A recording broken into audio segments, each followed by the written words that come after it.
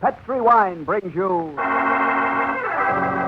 Casebook of Gregory Hood.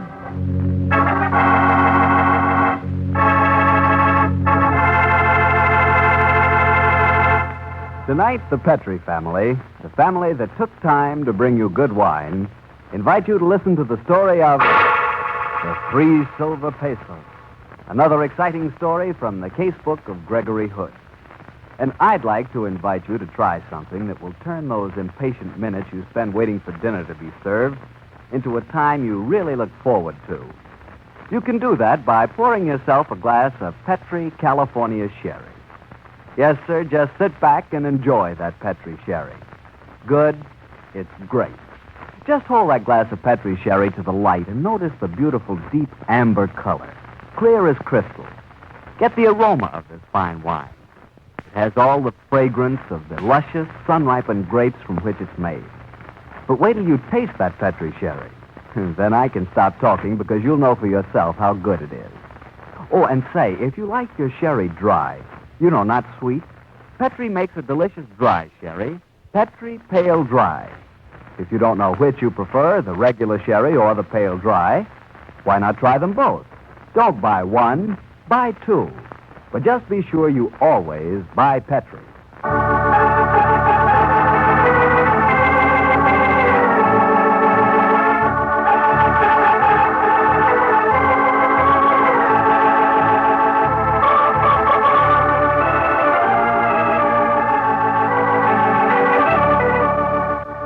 Well, it's Monday evening in San Francisco, and we have a date with Gregory Hood and his friend Sanderson Taylor.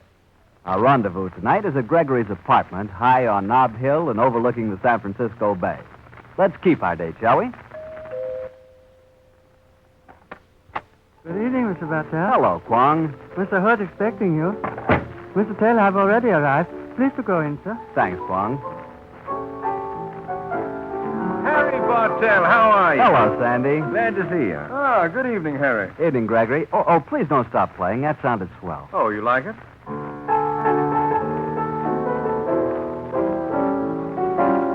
As this is our first appearance on the radio, I thought I'd whip up a little number in honor of the occasion. Oh? Other radio shows have a musical theme. I thought this might be appropriate for ours. So, as well as being the head of Gregory Hood and Company Importers and an amateur detective, you're also a composer, huh? In a very modest way, Harry. How about you, Sandy? I know that you're Mr. Hood's attorney as well as his closest friend. Do you have any unusual talents you've been hiding under a bushel? No, Harry. I'm a very dull dog compared to Gregory. I'm a good family man. I shoot an erratic game of golf, and I wield a writ of habeas corpus with moderate dexterity. Don't believe a word he says, Harry. Sandy has many hidden talents, the fact that you'll find out as tonight's story gets underway. Would you care for a glass of sherry? Oh, that'd be very nice, Gregory. Which particular page of the notebook have you decided to turn to for your first story? A page that has the heading, The Case of the 3 Silver Pesos. We thought it was an adventure that would show you, Harry, that Gregory and I really don't go looking for trouble, though we do have an uncanny facility for meeting up with it. And how did the 3 Silver Pesos catch up with you? Well, it was about 6 o'clock one evening a few weeks ago that Sandy and I started our drive across the Bay Bridge, bound for Sandy's home in the Berkeley Hills. Little did we think that what promised to be an evening of pleasant domesticity was destined to turn into as wild and woolly an adventure as we had ever. Bridge is beautiful in this light, isn't it, Gregory? Stunning. Just the same, I miss the ferry boat. Well, if you made the trip across as often as I do, you wouldn't. The bridge has knocked half an hour off the trip. Even so, Hey, look at that car. Why doesn't he stay in his own lane? He's an oozer. They drive me crazy. What's an oozer? Plenty of them on the roads. When they change lanes, they never give a signal. They just ooze. What the devil is... Watch out, Gregory. He's weaving from side to side. Now he's pulling in toward the rail. He's going to stop. Yeah, but you're not allowed to stop on the bridge. He must be ill. I'm going to pull up behind him. Well, look, he's opened the car door. Well, he's staggering toward the parapet. This looks like a suicide attempt. Come on, Sandy. Get away from that parapet. Yes, that's too high a jump for you, my friend. Sandy, help me hold him. Right. There we are. Say, who are you? Gun. Yes, a gun would be simpler. Come on, get in our car. We'll see you home. Gregory, I believe he's dead. Get into the car. Poor devil, I suppose his heart gave him his wish. We must get him to a doctor fast. We may be wrong. Oh, here comes a cop. Hey, you can't stop on the bridge. Get moving. We've got to get this man to a doctor, officer. He's seriously ill. What about his car? You get his car cleared off the bridge, officer. We'll call back when we get to the Oakland side and make our report. Okay, get moving.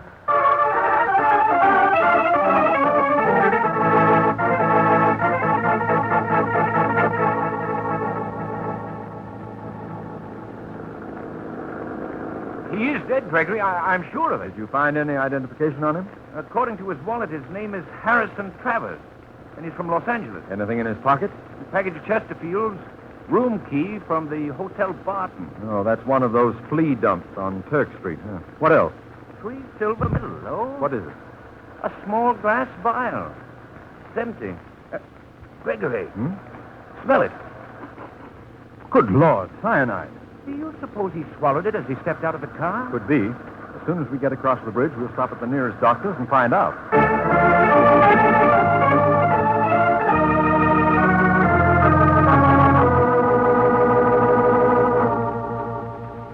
And that's our story, Dr. Arnold. What explanation can you give, Doctor? This is a fantastic case, gentlemen. You see that the man talked of the gun, carried an empty cyanide vial, tried to jump off the bridge, and apparently died of heart failure. That's right, Doctor. All very interesting, my friend. But this body happens to have been stabbed. Stabbed? What? He died from a sharp instrument piercing the chest near the heart. This gentleman is murder.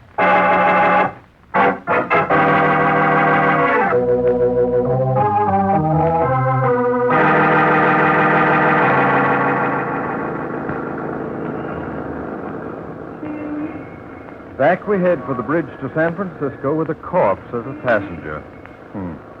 Just at the time we should be having a martini. Well, it's the only sensible thing to do, Gregory. The borderline between San Francisco and Alameda County runs right through the center of the bridge. The murder happened on the San Francisco side. So we hand a nice new corpse over to Lieutenant Magruder of Homicide, who hates me and probably won't believe a word we say. Well, we can't take any chances, Gregory. We're mixed up in a murder case. True. But Magruder will probably say the guy was stabbed to death in my arms. I'll have a heck of a job proving he wasn't. Magruder'd love to put the finger on me. Now, Gregory, I'm not going to allow you to get mixed up in this any further. But I am in it, Sandy, up to my chin. I've got to follow through to clear myself. But Dr. Arnold made that stabbing business perfectly clear, Gregory. A man with such a wound might easily think it a mere scratch. Walk around for an hour before he drops dead. The police surgeon will understand. I hope so. Did you call Mary? Yes. I said we'd be back by 7:30. It's all right. I suppose you told her we just had to run a corpse back to the city. Yes. A wonderfully understanding girl, Mary. When she knows I'm with you, Gregory, she's prepared for anything. Oh. Why are we stopping? Don't you see the damsel in distress teetering on the curb ahead of us? Damsel, nothing. Damsels don't thumb rides. Oh, you must guard against being snobbish, Sandy. Well, in any case, we've got a corpse in the rear. Oh, we'll say he's a bit under the weather. Hop in, young lady. There's room for 3 in front. Oh, Walter Raleigh, I was beginning to think you'd never come along. Thanks. I'm Penelope, Penny for short. My name's Taylor. And mine's Hood. What's wrong with your friend in the back? Him? Uh-huh. Oh, he doesn't feel very well. Stiff, huh? Oh, well, it's happened before. Don't you think it's a little dangerous for young girls to hitch rides across the bridge? Don't worry, Mr. Penny can take care of herself. I had a date at 7:15, and I just missed the train. I didn't want to wait. Well, I'm sure you didn't have to wait long for a ride. I didn't, but I'm choosy.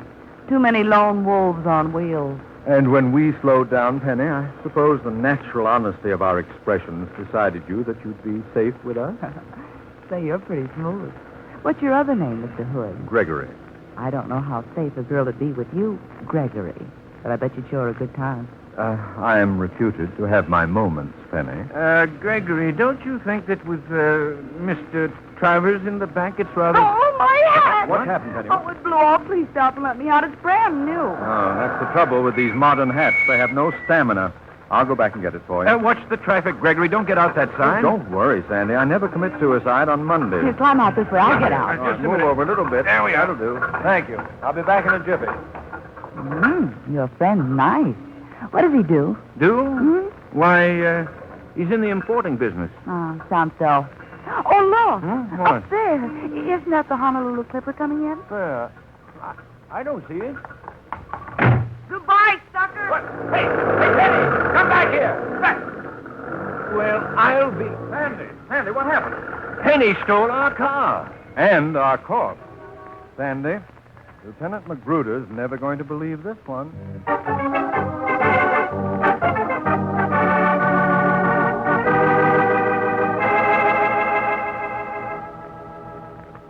And that's our story, Lieutenant Magruder. And you're expecting me to believe it, I suppose. What did I tell you, Sandy? Listen, Mr. Hood, you're in the importing business. I keep my nose out of that kind of stuff. Why do you mix yourself up with a homicide case? I didn't, Magruder. It mixed itself up with me. Yeah, don't give me that.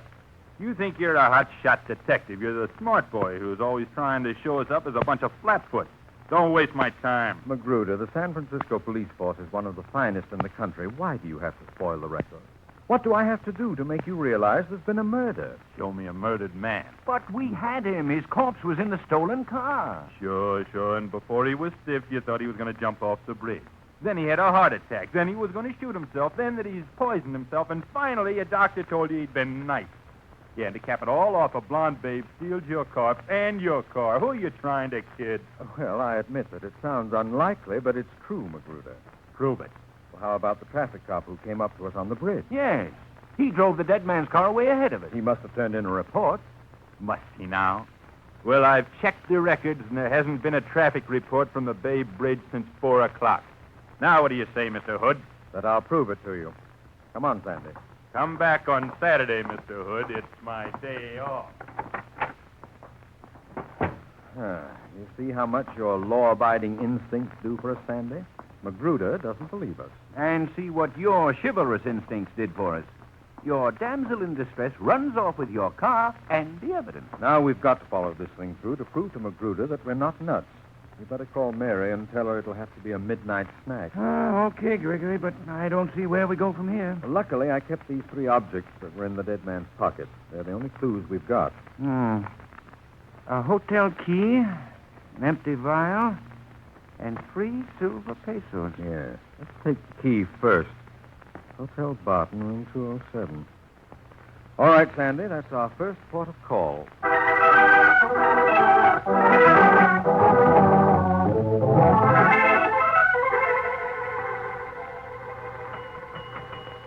What a ghastly dump, Gregory. But as you see, service with an alleged smile. Oh, good evening. We're full. I'm so glad. I hope you stay that way. What do you want? To see Mr. Harrison Travers. No Travers here. Never was. But this key. 207. Good. Glad to have it back. Stolen from us months ago. Thanks. Bye. Who's living in that room? I am. Good night.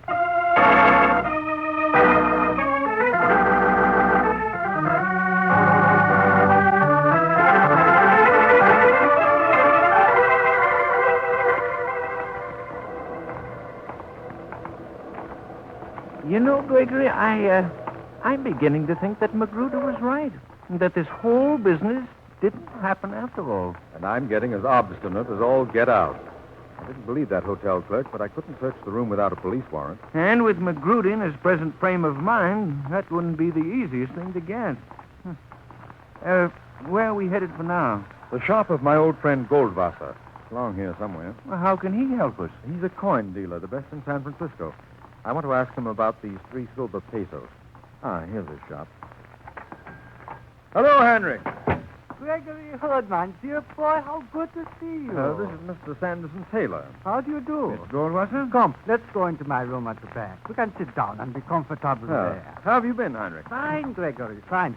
All the better for seeing you after this long time. So, sit down. This is a very special occasion. Perhaps you will join me in a little glass of port, my friend. Hey, wonderful idea. Heinrich, we're in something of a jam. I'm hoping you can help us.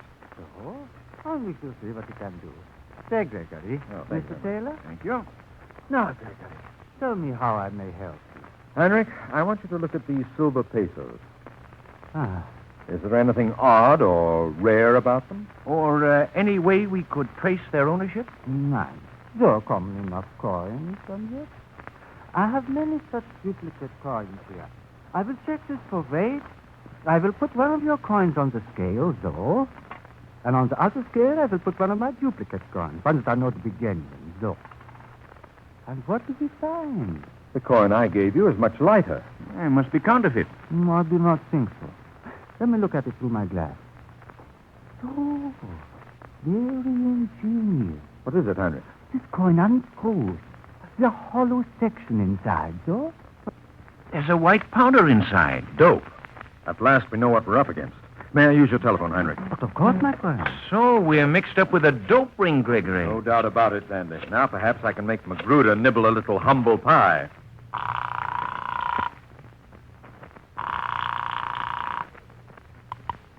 Police headquarters, homicide, Lieutenant Magruder speaking. Magruder, this is Gregory Hood. It is, huh? Where are you? Goldwasser's coin shop on Market. I've got some news for you, Magruder. And I've got some for you. We found your car deserted on Turk Street. With a corpse in it? Sure. Good. Then now perhaps you believe the story. Only it wasn't the corpse you described. It was a nice, fresh corpse by the name of Penelope. Penny? Dead? Stay where you are, Hood. I'll be right over to arrest you on suspicion of murder.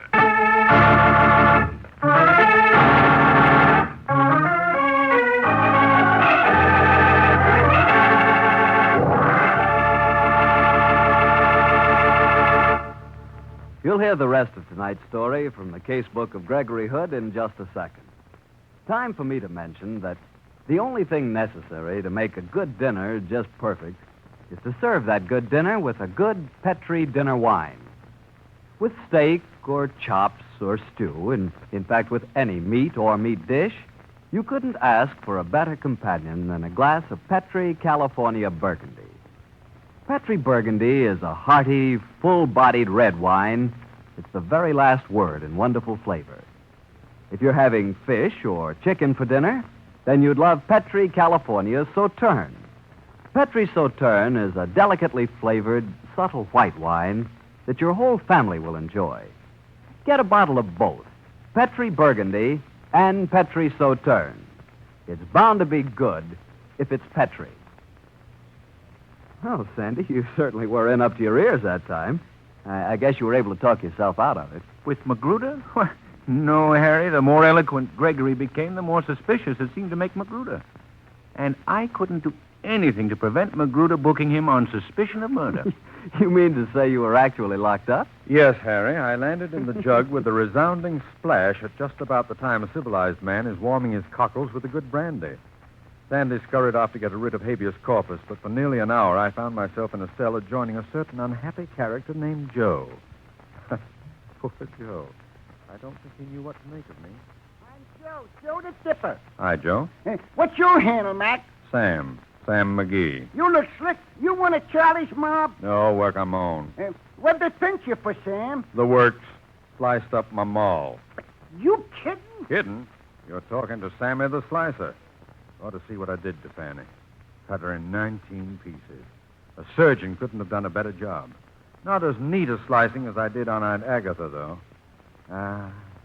I can still see her expression as I cut her head off. Look, I'm just a small-time craftsman. They shouldn't ought to put me next to you. Hey, Charlie! Hey, let me out of here! Hey, off it, Joe. I'm going to spring you. I'm going to spring both of us. I don't want to go nowhere with you. Hey, Charlie! Pipe down, Joe. I got a pineapple in my pocket. I'm going to toss it out there in the aisle and blow this coop sky high. Don't do it. Hey, Charlie, come here. Sam the Slicer's going to make a break. Get me away from him, will you? I stand in my constitutional right. A guy's got a right to be locked up nice and quiet. Pipe down, Joe. Your attorney's here, Mr. Hood. Oh. I'm sorry it took so long, Gregory. Come on. It's a cozy little cell, but I don't want to overstay my welcome. Oh, so long, Joe. You search him. The guy's a killer, and he's got a pineapple on him. Joe bother you, Mr. Hood? No. But he's got the gall down, just imagination. Did you get the car back, Sandy? No, still being held as evidence. Then we must grab a cab as fast as we can. There's a lot of unfinished business ahead of us.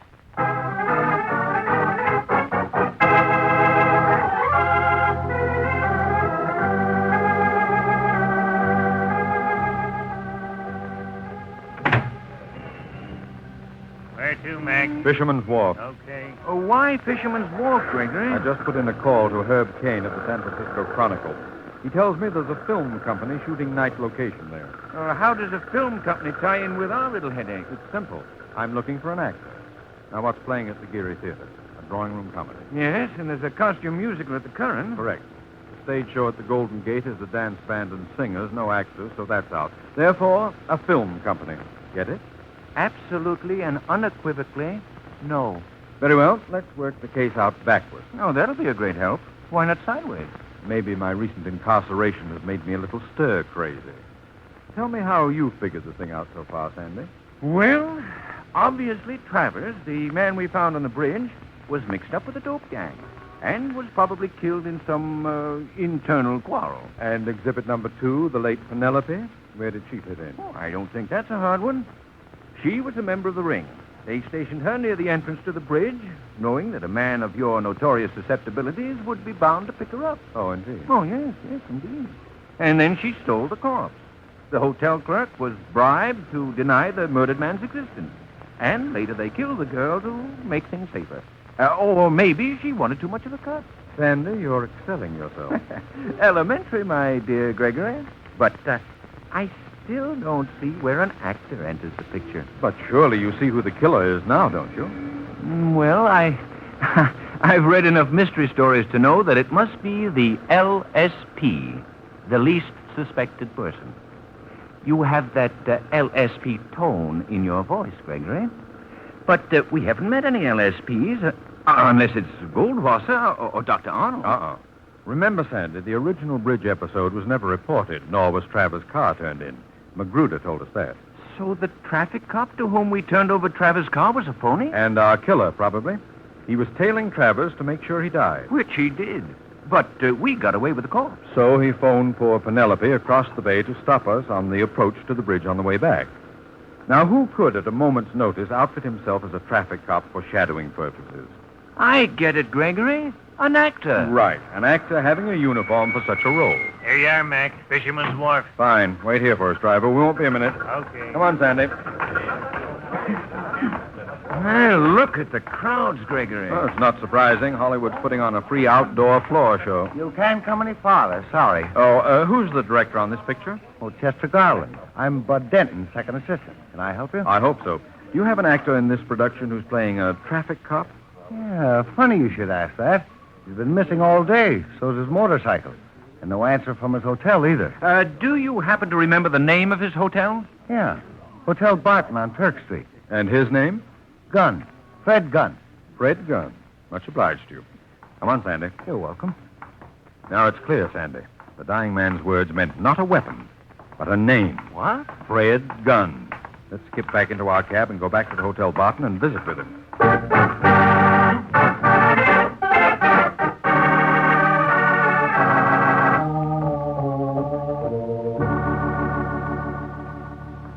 When I tell you there's no Fred Gunn been living here. And I tell you that he's still living in 207. Give us a pass key. Are you cops? No, but we're sending for them in a few minutes. You might as well keep yourself out of a bad mess. Here's the pass key. And don't tie me up in anything. I just did what I was told. And what were you told, my friend? To say that I was living in 207. I didn't see any harm in that. We don't ask too many questions here. Is Fred Gunn in his room now? Yeah, came in an hour ago with some drunken bum that couldn't stand up. They were plastered as hootie owls. Let's go, Sandy. Right. Might as well walk up. It's only the second floor. I suppose if I were in this game professionally, I'd be carrying a gun, Sandy. I'd feel safer if you were, Gregory. Looks as if we've got a killer cornered in a rat hole. He might shoot before he asks questions, you know. Sandy. Eh? I don't want to be melodramatic, but you've got a wife and 2 children. I wish you'd go back and wait for me in the lobby. Nice of you, Gregory. But this is Hood Company business. In any case, I don't want to miss the fun. You're a remarkably square man, Sandy. There are times when I'm quite fond of you. Yeah. Here we are. 207.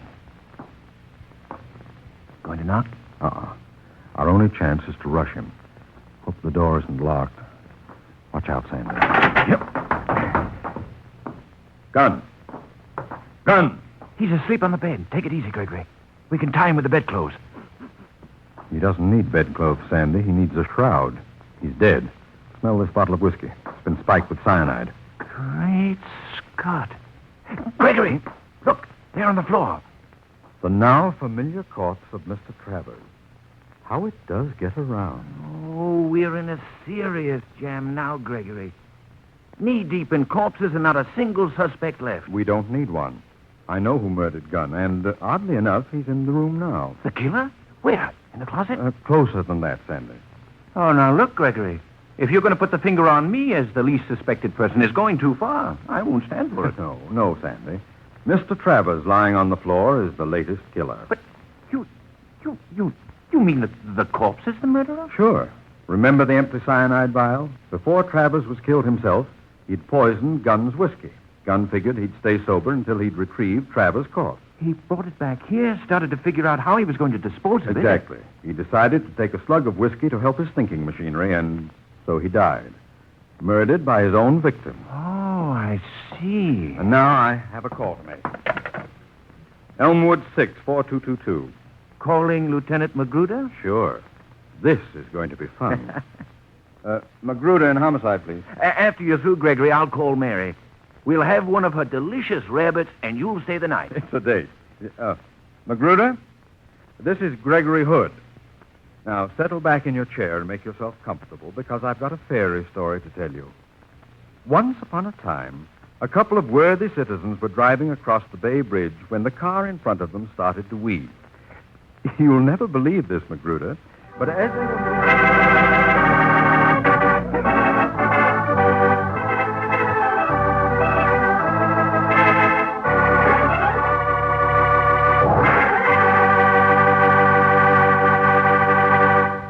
Well, Gregory, that was a swell story. Very different, too. Yes, and I might say it almost marked the end of my beautiful friendship with Magruder. That was quite a twist, Gregory, the murderer being murdered by his victim. And I'd like to point out a moral, if you'll pardon my pointing. Oh, go right ahead. The story proved that you get what you give.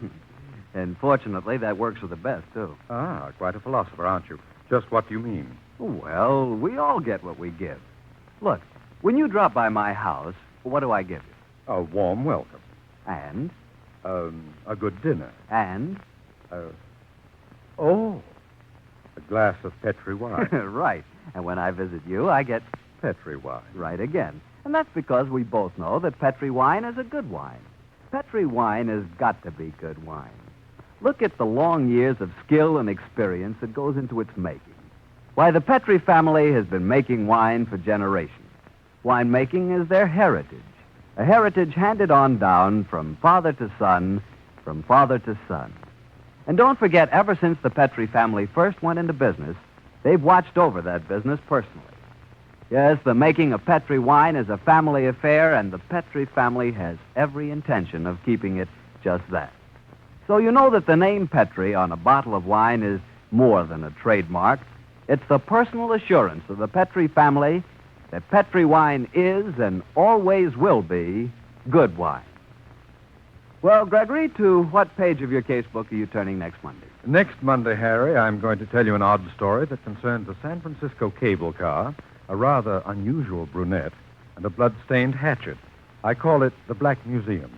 See you next Monday, Harry.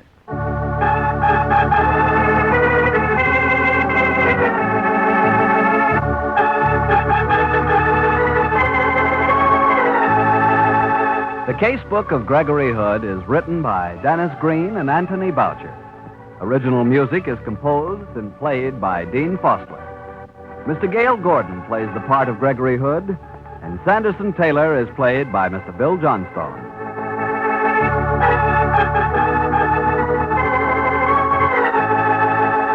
The Petri Wine Company of San Francisco, California, invites you to tune in again next week, same time, same station. The Casebook of Gregory Hood comes to you from our Hollywood studio.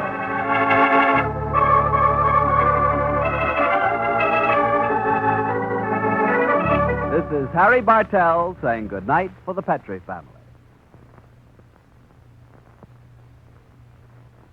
For a solid hour of exciting mystery dramas, listen every Monday on most of these same stations at 8 o'clock to Michael Shane, followed immediately by the Casebook of Gregory Hood. This is the Mutual Broadcasting System. Petri Wine brings you Casebook of Gregory Hood.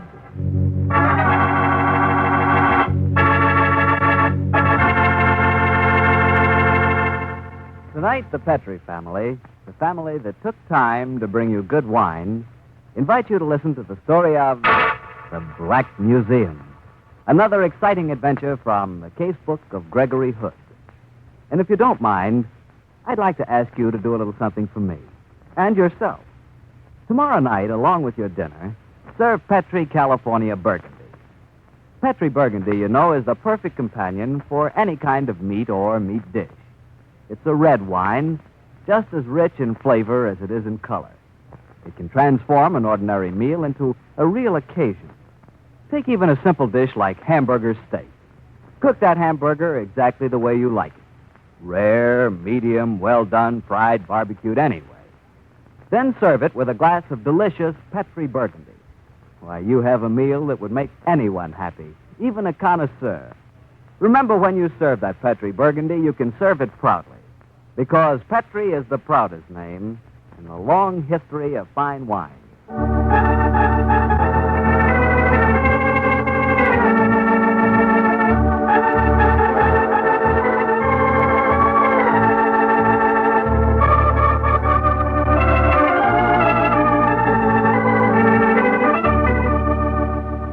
Well, it's Monday night in San Francisco, and we have a weekly date with Gregory Hood. Tonight's rendezvous is at one of this city's oldest and best restaurants, Fior d'Italia. The furnishings are tasteful, the service discreet, and the veal scallopini a la maison, so Gregory tells me, is incomparable. Let's join him, shall we? Good evening, Mr. Bartell. Evening, Mr. Lippy. You're joining Mr. Hood, of course. Yes. He tells me that life is incomplete until I've tried scallopini Fior d'Italia. We do pride ourselves on the dish. Follow me, please, Mr. Bartell. Mr. Hood always has the same table. He came in a few moments ago. What? This is his table, but where did he go? Into the kitchen, perhaps? I know he's an amateur cook of some note. It's more than likely. Please, do sit down, Mr. Bartell, and I will see if I can find him. Thanks, Mr. Lippy. Here he comes now. Oh, evening, Gregory. Hello, Harry. I see Basil Lippy's taking care of you. Thank you, Basil. It was a pleasure. Harry, this is quite an occasion. I've got it. You've got what? The secret. George and Frank Marinetti finally broke down and gave me the missing link to that scallopini. Into the olive oil, you must add a pinch of oregano, a wisp of thyme, and then no more than a faint murmur of chopped green mint. And the wine, Harry. That's where the fun starts. When you pour it into the Gregory, right now our listeners want an adventure out of the Casebook of Gregory Hood. It'll be much more profitable to learn how to cook scallopini Fior d'Italia, Harry. Crime is common, good cooking is rare. Maybe, Gregory, but I'll take the scallopini later if you don't mind. For the next half hour, how's about Gregory Hood versus the underworld? Well, if you insist. Let me see. What story did I promise you last week? One that you called the Black Museum. Yes. That was an odd adventure, Harry. I suppose it really began a couple of months ago in my apartment on Nob Hill. Sandy Taylor and I had a dinner date with some friends, and he dropped by for a martini. I thought I excelled myself with the martinis that night, but Sandy, though he's my best friend as well as my attorney, is the unfortunate victim of an overdeveloped sense of punctuality. After half an hour, he was champing at his bit to be off. Finally, with the devilish cunning of the seasoned bachelor, I convinced him that one more martini was almost a necessity. All right, Gregory, you win. The snap of your arm was positively deafening, Sandy. But let's watch the time. The Alstons are expecting us at 7:15. They're such nice people that I'm always astonished at their gastronomic indifference. Their cook deserves to be stewed in her own culinary juices. Pleasant thought, but she'd need a colossal saucepan. True. By the way, Sandy, did you know Tim Brady arrived back in town today? Tim Brady? Oh, yes, he's your agent down in Mexico, isn't he? Yeah. Has he unearthed any treasures this trip? Haven't seen him yet. He called me just before you arrived. I told him to drop by for a drink. Don't know what happened to him. Well, he'd better hurry. Oh, that must be Tim now. Oh, Lord, give him a fast brush, Gregory. Oh, there's a martini left. I'll give him that, and then he can walk down to the car with us. Hello, Tim. Good to see you again, Gregory. How are you, Mr. Taylor? Oh, hello, Brady. Too bad you arrived so late. We've got to rush. We're behind schedule now. Sorry, but I got tied up. Can I walk down to the car with you? Just what I was going to suggest. In the meanwhile, there's one martini that's homeless. Not any longer, Gregory. Thanks. How are things down in Mexico? Well, not too promising for Gregory Hood imported. Oh, government control? Yeah, most of the good stuff's sewed up. And smuggling's not what it used to be, huh? Did you get anything really choice? Well, just the one item. It's a honey. What did you think of it? Well, I went through your last shipment at the warehouse, but I didn't notice anything special. And what did you dig up, Brady? Oh, a knife. A sacrificial knife. It's a genuine pre-conqueror item. Obsidian blade, carved stone handle, and it's guaranteed to have been used in human sacrifices to the war gods. Good work, Tim. Of course, you didn't send it with a regular consignment. No, special packaging. But it should have been here by now. Oh, sounds like a real find. Did you pay a big price for it? No, got it for a song, but there's a reason for that. Its previous owner just got himself murdered with it. From what I hear, they usually do. Huh? The knife's got a curse on it, Gregory. Whoever has it in his possession is supposed to die soon and violently. Dear me. I must polish up my steel waistcoat. But in the meantime, I guess we must be moving. Want to walk down to the car with us? Oh, sure, Gregory. Get our hats, Sandy, will you? You mean I've really got you on your way? Wonders will never cease.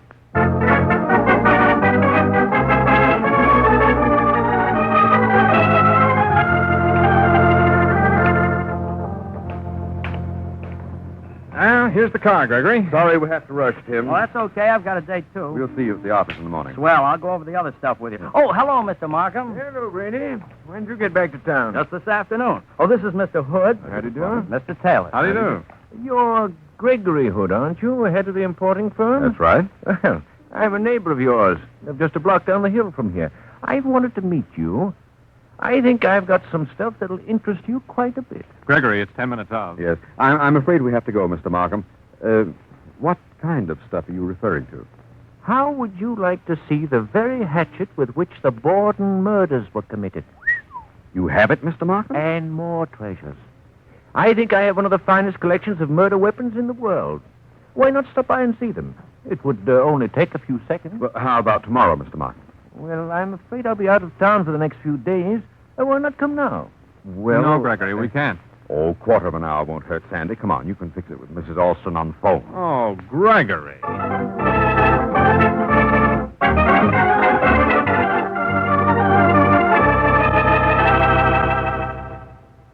And here, Mr. Hood, is the carving knife which Henry White, the Piedmont plumber, used to decapitate his wife. I remember the case. They never did find her head, did they? Strikes me as a rather grisly hobby, Mr. Markham, though I'm sure your collection's priceless. To a student of criminology like myself, Mr. Taylor, it's far from grisly. Naturally, I knew Mr. Hood's reputation as an amateur detective, and I was certain he'd be interested. I am immensely. It's a superb black museum. Just think of it. Every one of these choice implements has actually tasted human blood, and usually in a celebrated case. That's why I regard the hobby as a grisly one. You wouldn't consider selling any of these trophies, would you, Mr. Markham? Selling them? Great Scott, no. But I'd like to buy more to add to the collection. Excuse me, Mr. Markham. Yes, Paul, what is it? Your wife would like to speak to you for a moment. She's in the den. Oh, very well. I'll be back in a moment, gentlemen. Look after my guest, Paul. Mm-hmm. I'm Paul Jackson, Mr. Markham's secretary. You're Mr. Gregory Hood, aren't you? Yes, and this is Sandy Taylor. How How do you do? Gregory, it's nearly half past. As soon as Mr. Markham gets back, we'll be on our way. Mr. Hood, I've got a business proposition to make to you. Well, I'm a businessman. What's the proposition? You're an importer with connections all over the world, Mr. Hood. It occurs to me that occasionally you'd be bound to come across something that'd be a perfect addition to Mr. Markham's museum. I've just been thinking the same thing myself. Me, too. It would be the first opportunity I've ever had to put my interest in murder on a strictly commercial basis. The proposition, Mr. Jackson? I'd love to handle such a deal on a commission. That hardly seems ethical. Mr. Markham's your employer. He has more money than he knows what to do with. We could jack the price up and split the extra 3 ways. I don't want to appear stuffy, Mr. Jackson, but my firm doesn't do business that way. No dice, my friend. Now, here he comes now with his wife. Please don't repeat what I said.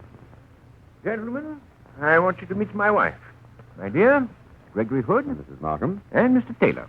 How do you do? I was telling Howard that I was so anxious to meet you, Mr. Hood. But I wish he'd warned me when he was bringing visitors. I look perfectly awful. You look charming, Mrs. Markham, but I'm afraid Yes, we do... Gregory, we must be getting along. Don't rush. You've seen the collection? Yes, it's fascinating. I bet Howard didn't show you my contribution. He doesn't think it's worthy of the rest of the stuff. Come in here and let me show you, Mr. Hood. Excuse us for a moment. Ethelby, it's never been proven to be authentic. So Howard won't let me keep it with his collection. It's banished to the study. What is the treasure? A jade inkwell. Somebody's supposed to have conked his 50 girlfriend on the head with it 43 times before she was ready for the casket. I bought it in Chinatown. Oh, is this it on the desk? Yes, that's it. Mr. Hood, Yes? we have to talk about inkwells. They bore me to scream. Okay, let's not talk about inkwell. You'll rush tonight. You have a date. Yes, and I'm late for it now. Blonde or brunette? White-haired, and in the late 50s. She must have a daughter. She has. She plays Chopin superbly. That's a new one. You have to go. Yes. Want to drop by later? Howard's going to the club. You're crazy about Howard, aren't you? Oh, sure. He was pen-up boy for 1901. What's the matter? Do you like me? Yes. Then why not do something about it? I'm suffering from a rush of ethics to the head. That's unfortunate. Well, if you change your mind later, our number's in the book. I'll let you go, Gregory. This time. Come along. Well, Hood, you think it's authentic? I rather doubt it, Mr. Markham, but then it's hard to say. Oh, Sandy, what's the time? 7 o'clock, Gregory. 7 o'clock? Sandy, you're a dope. Why didn't you keep an eye on your watch? We're late.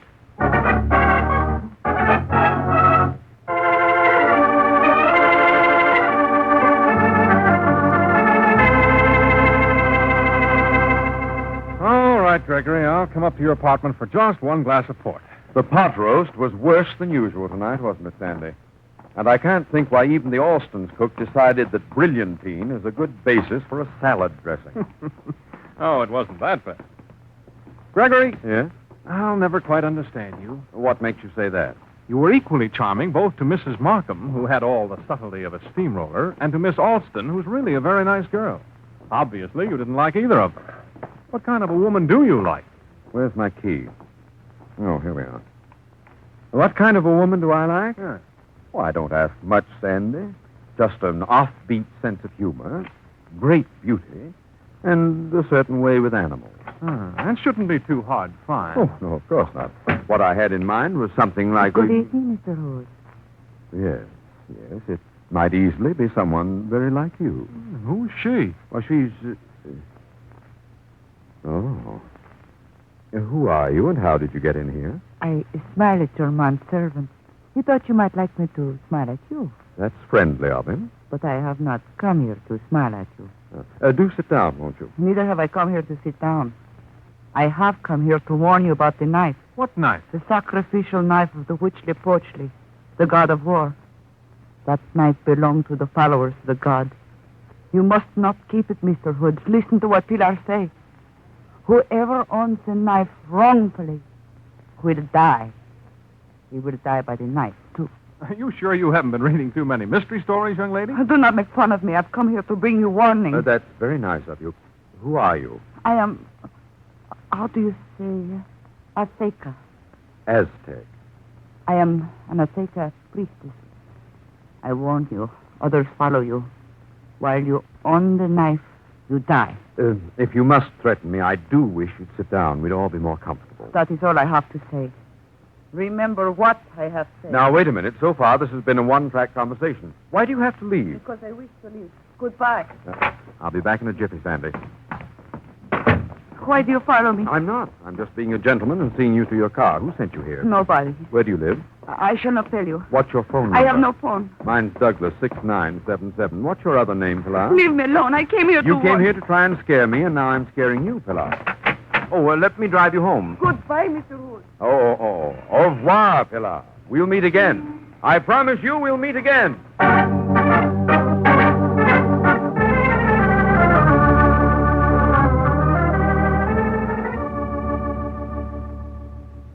There's the sacrificial knife, Gregory. It should have been here a week ago. Instead of which, it arrived this morning. Oh, strange things happen in the customs. Open the window, will you, Tim? It's stuffy in here.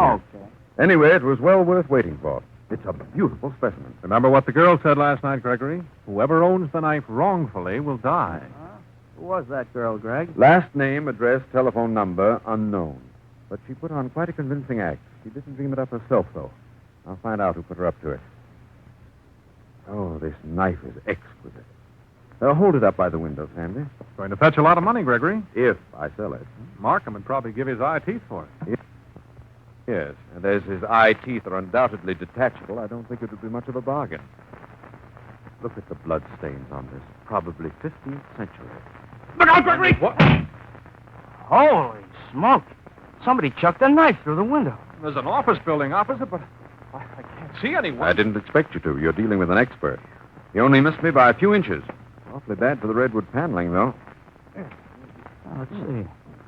Well, the knife's of modern make, Gregory, but it's the same pattern as the one I got in Mexico. Shall I call the police? No, Brady, this is Hood Company business. We can take care of it. Well, then what are you going to do? Thank this unknown individual for tossing me a nice new import for free, and plan to thank him in person as soon as possible.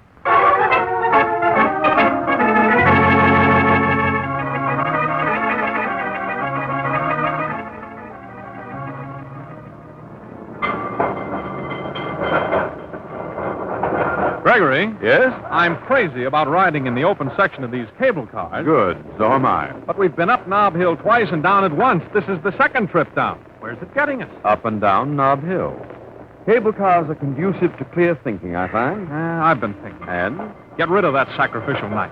It's the only sensible thing to do.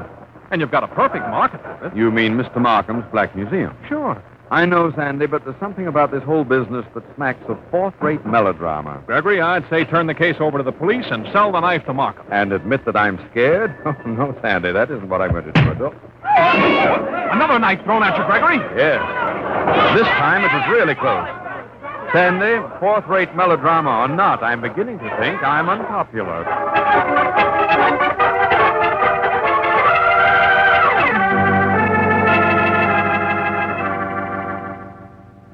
Miss Dixon, Yes, Mr. Taylor. take this letter, please. Dear Mr. Harris, with regard to your letter of the 16th instant, as attorney for the firm of Gregory Hood, Importers, I hereby give notice, and your receipt of this registered letter will acknowledge such notice, that whereas the party of the first... Excuse me, Mr. Taylor. Mr. Taylor's office. Is Sandy there? Oh, yes, Mr. Hood. He's right here. It's Mr. Hood. Oh, thank you, Miss Dixon. Yes, Gregory? Sandy, I'm phoning from a bar. How very unusual. Yes, isn't it? Listen, Sandy, let me tell you something. I phoned Markham, and he's crazy to buy the sacrificial knife. Good. Sell it, Gregory. But I had a bright idea. Supposing this guy who's been chasing me with knives decides to take a crack at Markham. If we sell the knife, could we be held liable? Don't worry, Gregory. I'll work it out. Formal waiver of damages or something. I'm glad you've come to your senses, though, and decided to sell. Oh, I haven't come to my senses, Sandy. I just wanted to know whether I... Gregory! What's wrong, Mr. Taylor? I heard a man scream. It wasn't Mr. Hood, was it? I hope not. Gregory! Gregory! Gregory!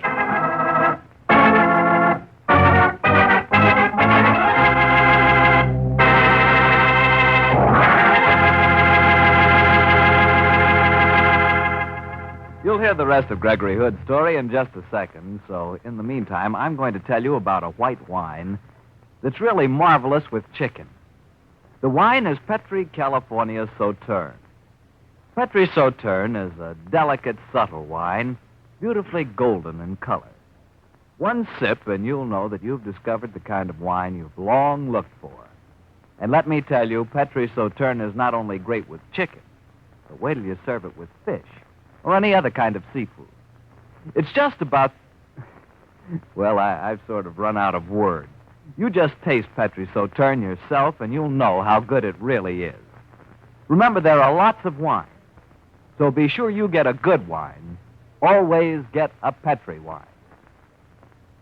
Well, that was a fine place to leave me cliffhanging. Were you killed, Gregory? This early in the series? No, Harry. By a happy quirk of fate, I wasn't killed. Oh, I'm so glad. I bet Sandy was worried, though. He was. He tried unsuccessfully to trace the call and waited anxiously until I called him back. Yes? This is Gregory. Gregory, you scared the daylights out of me. Sorry, I called you back as soon as I could. Well, what happened? Another knife thrown at you? Yes, but this time a neighboring barfly lurched in front of me. That was the yelp you must have heard. Did it get him? Nicked his shoulder, nothing serious except that he might sign the pledge. But it made me mad. It's given me an idea. I think I know how to settle this business now. Gregory, leave it alone, or at least let me... Okay, Counselor, you're in on it. Meet me at Sam Macklin's office, 450 Geary, in half an hour. Who's Sam Macklin? Theatrical agent. Well, what the heck? I'll tell you when I see you. Goodbye.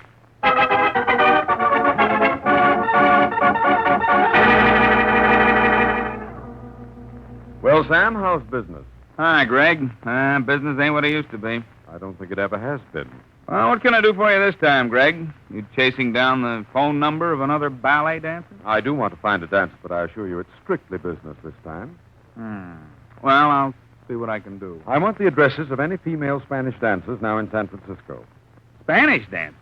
I can find you 100 Mexican ones. No, Sam. Real Spanish dancers, not Mexican. Okay, I'll look through my book. And while you're at it, see if you can track down any knife throwers for me. Spanish dancers and knife throwers. Gregory, my boy, your tastes are certainly changing.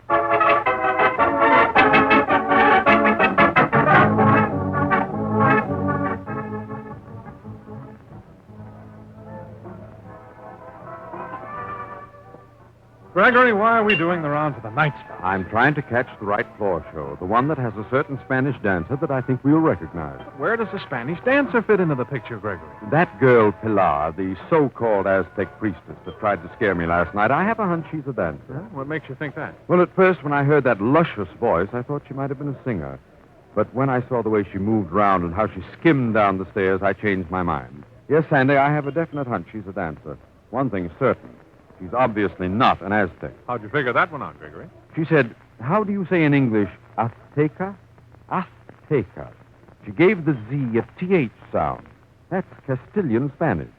Mexican or any Spanish American would say Azteca. So she's a phony. And that's why we're combing the nightclubs trying to find her. I hope she can lead us to whoever's at the back of this knife-throwing business. Well, we've seen 3 Spanish dancers so far, and you've made 2 dates. I hope this is the right place. I do, too. It is. Look who's stepping out in the spotlight, Sandy. It's the same girl, all right. Now what? As soon as her number's over, we're going to persuade her to take a cab ride with us. Where to? The offices of Hood and Company and Porters.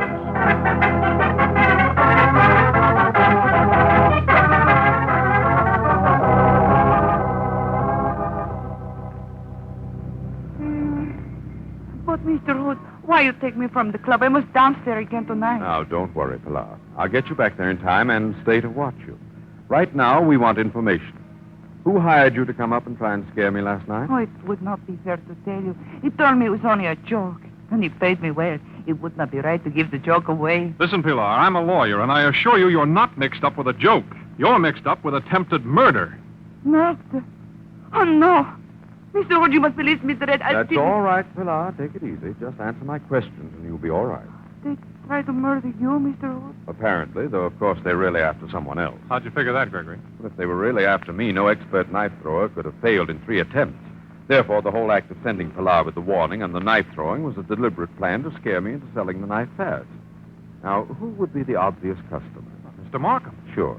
So what we've uncovered now is a plan to murder Markham. Oh, I understand it now. By making the killing seem to hinge on the knife, it casts suspicion away from a personal motive for killing Markham. Very clever of you to figure that, Gregory, if I may say so. You may, Sandy. Please, Mr. Hood. I do not understand what you both talk about. I'll explain it at supper, Pilar. Now, just tell me who hired you. I do not know his name, Mr. Hood. And I hardly saw his face. He came to the club and spoke to me outside the stage door. It was very dark. I would not know him again. But you'd know his voice, Pilar, wouldn't you? Oh, see, I never forget a voice. Then we're saved. But, Gregory, why are we going to your office instead of Markham's house? You know my method, Sandy. Yeah, as well as you do, which is that you make them up as you go along. All right. But you do recall one of my basic ideas. Find out what you want to know, then see the guy that knows it. That's why we're going to the office. Right now, I want to see our Mexican expert, Tim Brady.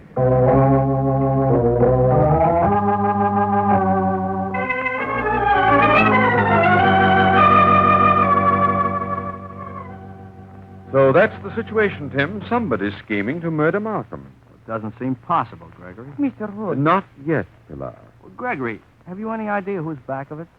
All right, Pilar. Now. You are Mr. Brady. You heard me. I recognize your voice. Are you crazy? No, Brady, she isn't. It had to be you, Tim, because Pilar approached me with the warning before I got the knife. At that time, you were the only man in California who knew that I was going to receive an ancient sacrificial knife. You didn't foresee the delay. Oh, but Gregory, you're nuts. What possible motive could I have? You know the Markhams. You introduced me, and the motive for any man of average susceptibility is obvious enough after you've met Mrs. Markham. Very ingenious. You could bring in Pilar as a witness, of course. You bet we will, Brady. And my old pal, Lieutenant Silvers, of the San Francisco Police, has put a tracer out for me for knife throwers. I imagine you told the man who threw the knives that it was a joke, too, this business of throwing near misses. The final knife that would not have missed Markham, I imagine you planned to wield yourself. You're making a good case, Gregory, but of what? No crime has been committed yet, All the better. A detective who forestalls a murder for a change. but it seems to leave me in the clear. Not quite, Tim. That man who was wounded in the bar when the knife nicked him this afternoon, infection set in. He died in the hospital an hour ago. I'm afraid it's a murder charge, Brady. He died? Okay, you're the only ones who can put up... This is a pleasure, Tim. That's a honey. Knocked him out cold. And to think that I selected that guy to represent our Mexican interests. Call the police, Sandy, will you? Yeah, right away. You did not hurt yourself, Mr. Hood. No, Pilar, just bruised my knuckles. Sandy, Tim pulled a gun on us. I imagine we can book him on assault with intention to commit murder, can't we? Sure, but this man that died, Gregory, why didn't you tell me? Because I only dreamed it up just now. It seemed the one way to make Tim show his hand. Gregory, you're completely unprincipled. Sure I am. I think you're wonderful, Mr. Hood. When Tim pulled that gun just now, you called me Gregory. Why go back to Mister? Very well. Gregory. Oh, but please, you must take me back to my club soon. Just as soon as the police get here, Pilar, the two of us will take you back. And later on tonight, we'll really show you the town. Oh, not me, Gregory. I'm going home to Mary and the children. Give me police headquarters. Then Pilar and I will do the town alone. It's a date, Pilar? Very much of a date, Gregory.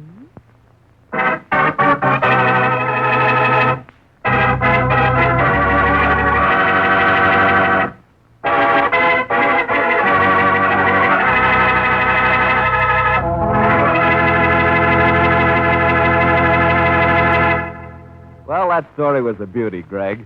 But there's one thing I'd like to know. I'd like to know if I kept my date with Pilar. Well, yeah, that's right. How'd you know I was going to ask that? Everybody else does. Why not you? And I can tell you that your next question is going to be... What's Pilar's phone number?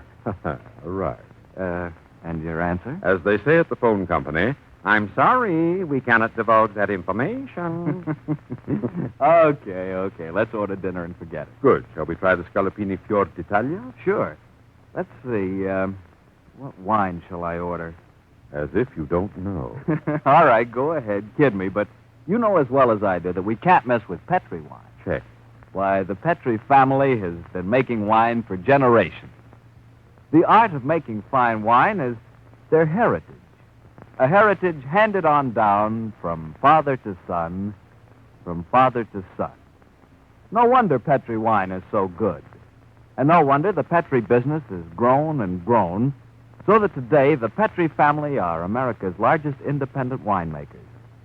Yes, the making of Petri wine is a family affair, and the Petri family intends to keep it that way, because by so doing they can be sure that every bottle of wine that bears the name Petri is and always will be good wine.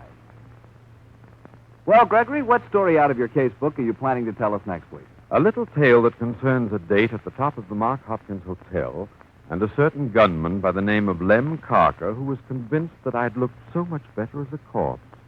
See you next Monday, Harry.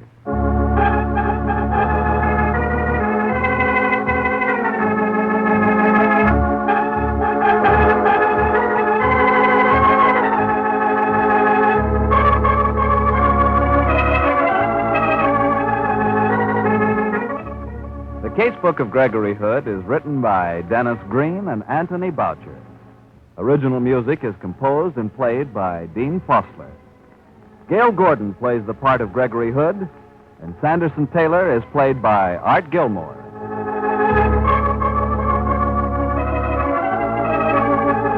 The Petri Wine Company of San Francisco, California, invites you to tune in again next week, same time, same station.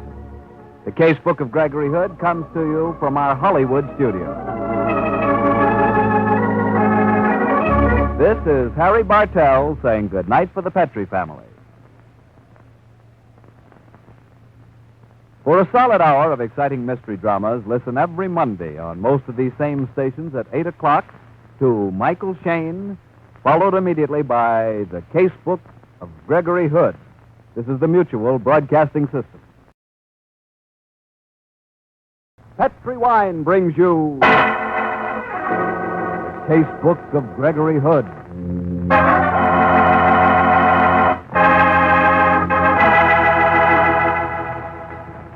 Tonight, the Petrie family, the family that took time to bring you good wine, invite you to listen to the story of The Murder of Gregory Hood, another exciting adventure from the Casebook of Gregory Hood.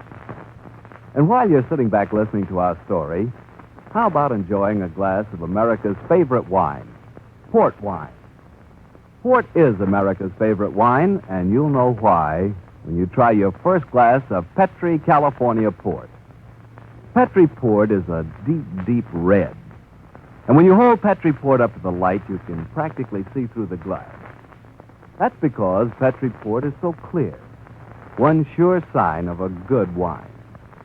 But the way Petrie Port tastes is what really counts.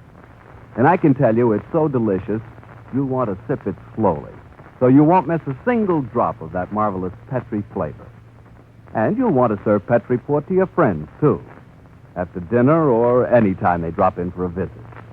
And naturally, you can serve Petrie Port proudly, because those letters Petri spell the proudest name in the long history of fine wine.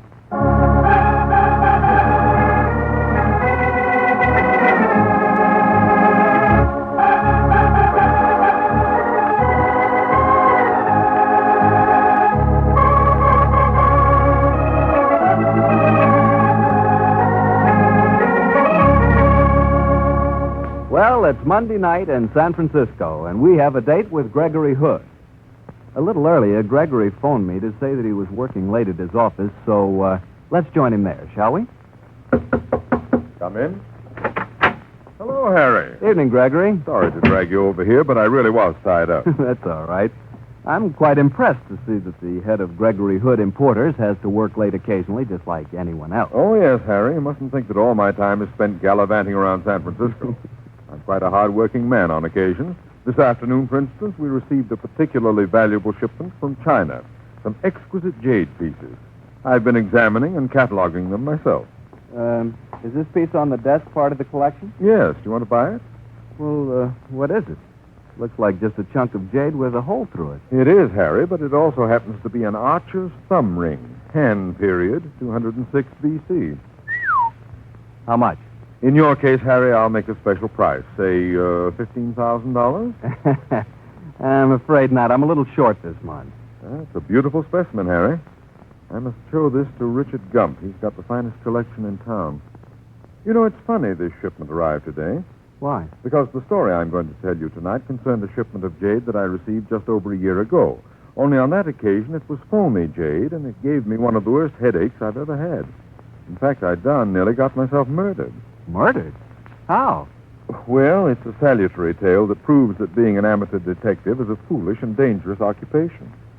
I suppose the story really began about 6 years ago in Lieutenant Silver's office in homicide. My old friend was patiently trying to sweat the truth out of a certain gent by the name of Lem Carter, a murderer with what appeared to be a perfect alibi.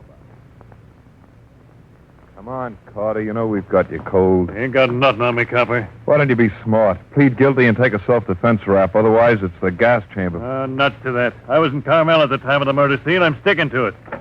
Hello, Stan. Oh, hi, Greg. Still at it, eh? Yeah, this is one rat that won't squeal, Greg. I've got a friend outside, Stan. I'd like you to meet her. Look, Greg, I've no time for wenches now. I don't know that I'd call her a wench, Stan. Inflation has set in somewhat. But I think she'll interest you, and you, Carter. I don't know no babes. Funny, she knows you. Her name's Dodo Waring, and she's prepared to testify that she spent an hour with you in San Francisco on the night of the murder. Okay, Gregory Hood. I know who you are, and I'll get you for this. I'll get you if it's the last thing I do. As a matter of fact, it was the last thing he did, too. But that comes later. How did you round up the girl, Gregory? I have my contacts, Harry. I'll bet. What happened to Carter? Well, he had a good lawyer and got off with manslaughter. He went off to San Quentin, still swearing I'd pay with my life for putting the finger on him. I never gave him another thought until one night just over a year ago when my friend and attorney, Sanderson Taylor, and I were having drinks at the top of the Mark. I, by an odd coincidence, was waiting there to keep an appointment with an exceedingly beautiful young woman. Gregory? Yes, Sandy? What's her name? Whose name? The girl you're waiting for. I didn't say I was waiting for a girl. You didn't have to. I know you well enough to recognize the symptoms. The red carnation in your buttonhole and the way you've been eyeing your watch tell their own story. What's her name? Sherry Drake. New conquest? Mm-mm. This is to be something of a business meeting, Sandy. And I'm sure you use the word business loosely. Don't be cynical, Sandy. By the way, much as I love your company, will you beat a snappy retreat when the young lady arrives? Afraid of competition, eh? You're aging, Gregory. Don't worry. As soon as I finish this last report, I'll be on my way. In any case, I have a wife and 2 children waiting for me in Berkeley. Hello, isn't that Lieutenant Silver standing in the entrance there? Oh, sure it is. Stanley? Here he comes. Hello, Gregory. Oh. Evening, Mr. Tail. Hi, Lieutenant. Gregory, my boy, you're stuck with a guest tonight. I know. She's due any moment. I don't know about a she. You're stuck with me for the evening. Look, Stan, you are a man of irresistible charm. Some of your anecdotes are fascinating, and you play a whiz of a game of chess. Another evening, we'll have a long session together, but I'm afraid I'm going to have to insist, Greg. What's up, Lieutenant? Lem Carter got parole today. Lem Carter? That's the man that you put the finger on 5 years ago, Greg. Remember, he threatened you at the time. I talked to guys who were in store with him, Greg. He's still swearing vengeance. Well, no need to take that very seriously, is there? I think there is. We put a tail on him the moment he got turned loose, but he gave us the slip. And I'm sticking with you, Greg, until he turns up. If he's toting a rod, there's a parole violation, and we've got him. But I'm keeping you safe until then. I appreciate your concern, Stan, but I can look after myself. It'd be safer to let the lieutenant stick with you, Gregory. But I've got a date, and 3's a crowd. Don't you worry, Greg. I can be discreet. Oh, but Stan, Well, I'm really. going. I'll leave you guys to fight it out. What's in the package, Lieutenant? A little present for you, Greg. What is it, a wigwam for grinding smoke? No, Greg, it's a lot more practical than that. And it's something we'd better discuss before your young lady shows up. All right, but that's not all we're going to discuss. You duenna.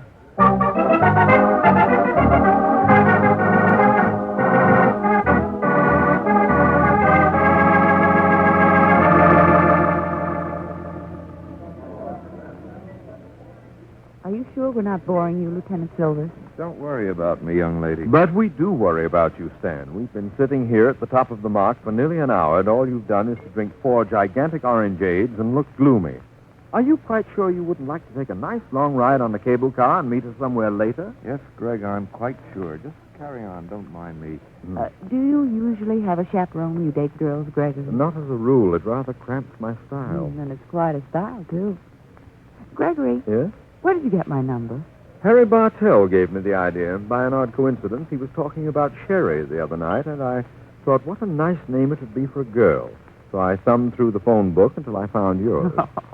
Seriously, Gregory, how did you get it? Oh, excuse me. Back in the jiffy. Don't hurry. Yes, Stan, take your time. Now, where do you suppose he's gone? My dear young lady, let's not pry into his personal life.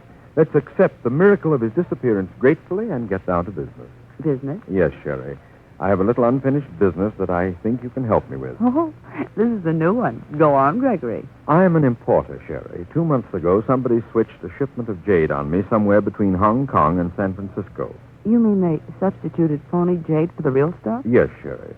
I've been doing a little private snooping, and I have a hunch that a gent by the name of Hilary Pearson is at the back of it. I found out that you knew him, and that's why I called you. Oh, yes, I do know him slightly. But I'm sure you're making a mistake, Gregory. Hillary's a straight shooter. I'd bet on that. I wouldn't. I found out quite a bit about the gentleman in the past few days. He's just about as straight as a wriggly worm. Good evening, Sherry. Oh, hello, Hillary. Introduced me to your friend, weren't you? Why, yes. Hillary Pearson, this is Gregory Hood. How do you do? How do you do? Hilary Pearson. I was just talking about you. I thought you might be. That's why I came to your table. I think I know what you're doing, Mr. Hood. You're interested in that shipment of phony jade that slipped by your agent, aren't you? I'd be a mighty poor businessman if I weren't interested, my friend. And you somewhere acquired the curious notion that Sherry knows something about it. Have you ever thought of taking up mind reading? Funny. Very, very funny, Mr. Hood. But I warn you, you're making a great mistake. I might even say you'd live to regret it if I thought there was the least likelihood that you'd live at all. Hillary, what are you talking about? Keep out of this, Sherry. You know what I'm talking about, don't you, Mr. Hood? Oh, sure. I can recognize a threat just like the next man. Listen, Mr. Pearson, we're being chaperoned by Lieutenant Silvers of Homicide. He'll be back in a moment. Why not sit down and wait for him? He'd love to meet you. I have no interest in meeting policemen. Don't forget what I said, Mr. Hood. He certainly had me fooled, Gregory. Why didn't you grab him? He threatened you. Oh, he's not dangerous by himself. I'll have Silvers put a tail on him. Maybe he'll lead us to the whole gang. Well, Sherry, do you still think he's a straight shooter? He's a rat. I'll never see him again. Well, perhaps you can help me nab him, Sherry. Oh, I'll tell you anything I can, Gregory, but there isn't much. I had a few dates with the guy. Oh, jeepers, here comes the lieutenant again. Welcome home, Stan. All is forgiven. Anything interesting happen in my absence, Greg? No, just another death threat. You're kidding. I'm not. People are queuing up to kill me. Oh, well, they start a line for anything these days. Come on, Greg, give. Well, a rather oleaginous gentleman by the name of Hilary Pearson just came up to our table. In a voice simply dripping with vitriol, he suggested, Great Scott, Sandy's come back. My, but I'm popular tonight. What's wrong, Sandy? Gregory, I was worried about what the lieutenant told us about Lem Carter, so I drove by your apartment. I didn't get too good a look at the man across the street, but I'm certain it was Carter. Good, we've got him now. Come on. How about me? I'm not letting go of you now, Sherry. Come along and watch the fun. But, Gregory, you can't bring a girl. Look, Sandy, whose murder is this, yours or mine? Come on. Come on, everybody.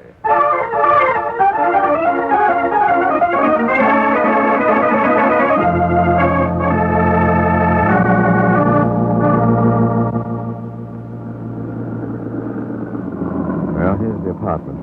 If there's any shooting, Sherry, drop down in the back seat and keep down. Don't worry about me, Gregory. The guy's still there. See him in the doorway? It's Carter, all right.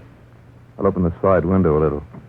I don't want to have to use this rod, but I'll keep it handy. Carter spotted us. He's moving back in the doorway. Well, let's see if I can talk a little sense into him. Carter, don't be a dope and try to get Down, Sherry. Okay, Carter, try this one on for size. You've got him, Stan. Come on. He fell down the steps when you winged him. Gregory, I think he's dead. Sherry, you should have stayed in the car. I can't feel his pulse nor his heart either. He is dead. He can't be. I wasn't aiming to kill. There's one of your bullets in his leg. He must have hit his head as he fell down the steps. Yes, that's it. His neck's broken. He must have died instantly. Sherry, darling, you seem remarkably handy with corpses. I was a nurse's aide, Gregory. I can take it. Oh. Oh, and so saying, she fainted. Okay, Sandy, I've got her. Poor kid, the whole thing's been a little too much for her. It's been a little bit too much for me, too. She's a brave girl, Greg. Yes, but this rather spoils the evening, doesn't it? Nothing left to do now but take the lady home and the corpse to the morgue. Oh, Stan. Yes, Greg? Thanks. What for? About Carter. I mean, well, he was gunning for me. Oh, skip it, Greg. Come on, let's get moving.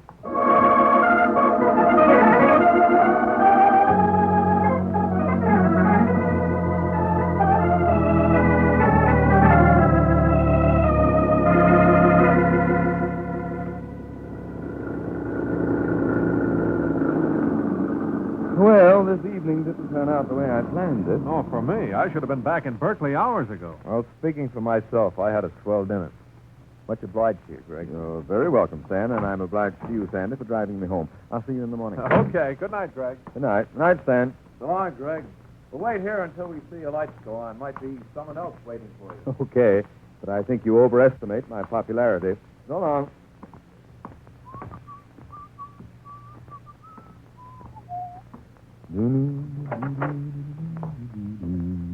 I get myself into the dungeon stand. Lem Carter gets the casket and my girlfriend's friends. Sandy's got his family. Who's there? Look, I know you're there. Come out of those shadows. Come on.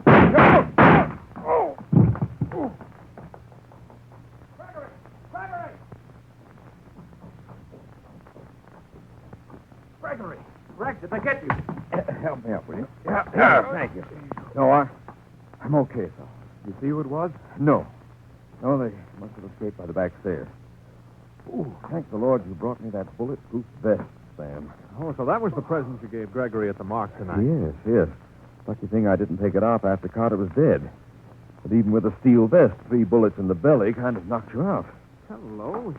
Here's a note under your doormat. What does it say, Mr. Taylor? Let's see. I told you I'd get you if it was the last thing I did. Well, and it's signed Lem Carter. But Lem's dead. Oh, I get the pattern now. Somebody who wanted to kill me took advantage of Carter's release to frame it on him, not knowing he was dead already. So it didn't work. Oh, yes, it did, Stan. I was murdered. What bright new trick is this, Gregory? I was killed, or at least we'll let the would-be murderer think so. It'll lull him. Good idea, Greg. I'll go ahead with an official investigation. Fine, Stan. You do that, and I'll comb the underground in my own way. Speaking as a very recent corpse, I think I may say I'm going to enjoy solving my own murder.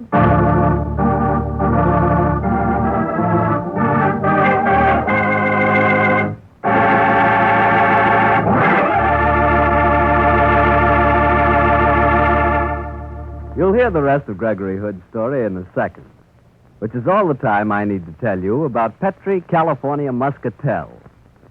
Have you ever tried Petri Muscatel? I've noticed that it seems to be a particular favorite of the ladies. Perhaps that's because Petri Muscatel has such a beautiful golden color, bright as sunshine.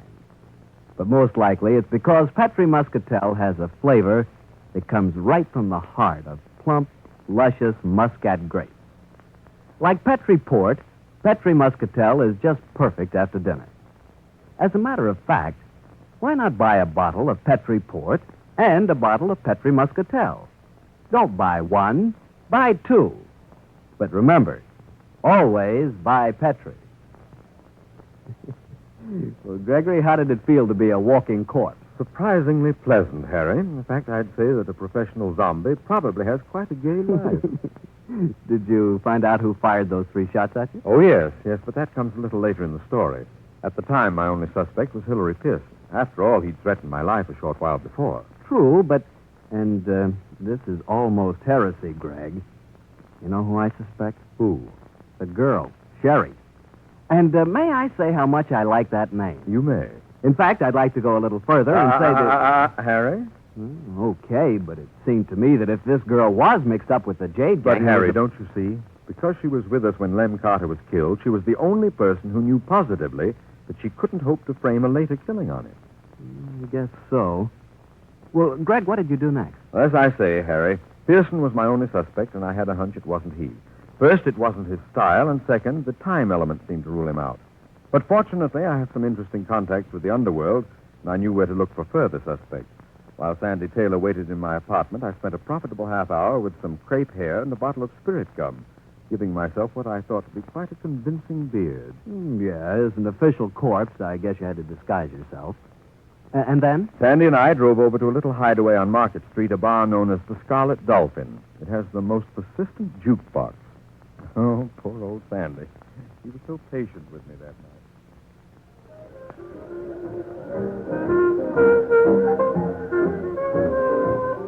I just called Mary. Well, Sandy, did you explain your absence satisfactorily? Yes, Mary's wonderfully understanding. Just the same, I can almost see that patient, knowing smile of hers when I tell her I'm going to a bar with you, strictly on business. Mary is a very remarkable girl.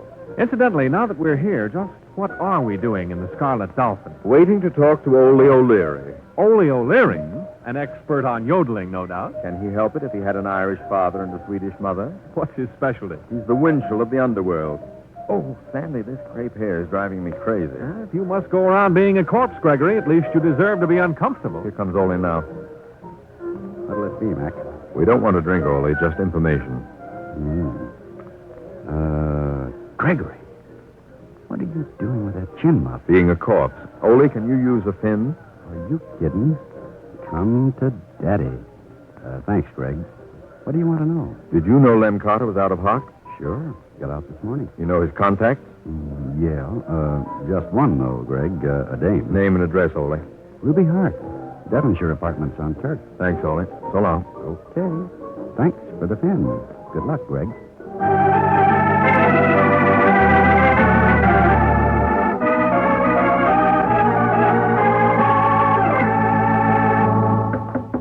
Now, when Ruby comes through the door, Sandy, remember that you're playing this scene. Oh, don't worry, Gregory. I'm not simple-minded. A child of 3 can... Yeah? Miss Ruby Hart, Yeah. may we come in? Who are you? I'm Mr. Gregory Hood's lawyer, and this is my secretary, Mr. Bunker. Gregory Hood's lawyer, huh? Yes.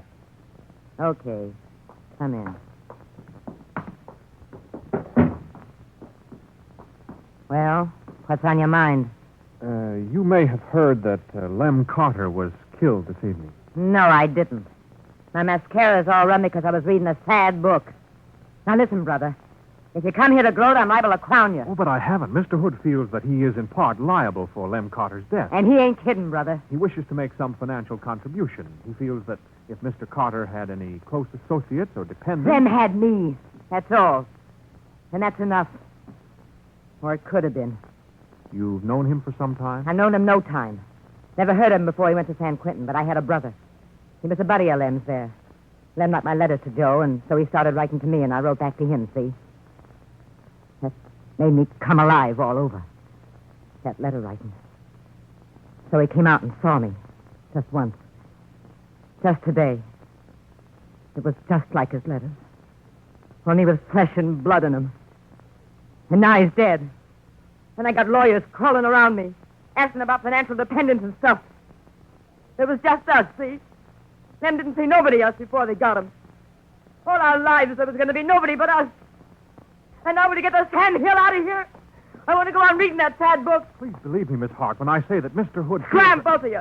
Go on, brother, get moving. I'm sorry if you think... Yeah, breaks your heart, don't it? Good night. Lem's sorry that he missed you. Sorry that was your job, Sandy. Yeah, me too. Poor girl, I'm sorry for her. So am I, Sandy. I feel like a rather elderly, near-white slug. And about those financial contributions, as Ruby would say, I ain't kidding, brother. Anybody that can find good in Lem Carter deserves all I can do. But this was a dead end. No clues there. What's the next move, Gregory? The Jade Trail and a girl named Cherry. It's only 11:30, not too late to call. Why not remove the beard? No, Sandy, no. She's a brave girl. Let's see how she faces up to Midnight Shadow. Incidentally, I'll play the next scene alone, if you don't mind. I don't mind. I'll wait for you in your apartment. Too late to drive back to Berkeley tonight anyway. If your wife only knew a smart attorney, she could cite me as good grounds for divorce. Okay, Sandy, wait for me back at the apartment. I have a feeling that the next scene won't take very long.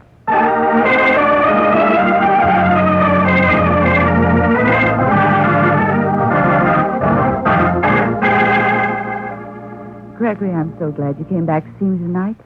Just the same when you walked in wearing that ridiculous beard. You down near fainted again, Sherry? I should have. Might have been smart, too. I understand that men like a ladylike swoon. Not to the extent of complete unconsciousness, Sherry. How are you feeling now? Fine, Gregory. Nice place you have here, Sherry. It's a modest little shack, but I like it. Gregory. Yes? You look worried. Quite frankly, I am. What's wrong? After I left you tonight, somebody tried to ventilate me with bullets. Gregory, no. Oh, yes, they did. Fortunately, I was wearing a tin vest. Otherwise, I'd be in the morgue now. Where did it happen? I was entering my apartment. Could you see who it was? No, it was too dark. Sherry. Yes, Gray. I've got a list of questions a yard long for you, but before I ask them, I want to do a little checking. Do you mind if I use your phone? Of course not. Go ahead. You see, officially, I'm supposed to be a corpse. Well, I wish you'd stop being one.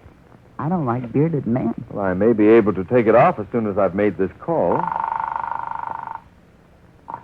Police headquarters. Lieutenant Silver's in homicide, please. Just a minute. All right. Did Hillary Pearson call you this evening, Sherry? Hillary? No one's called.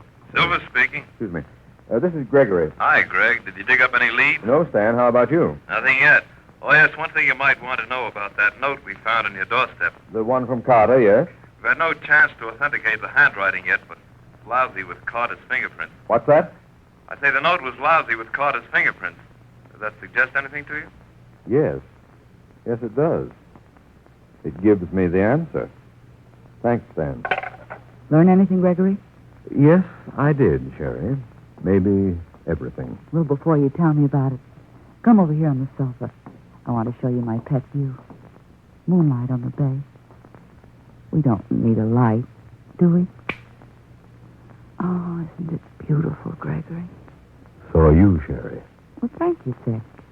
You're very beautiful. And you wore gloves this evening, didn't you? Oh, don't talk so much. Gregory, Yes? maybe I could learn to like beards. Why, you little devil! What's this coming in your rack? A knife! There's only one answer to that, darling.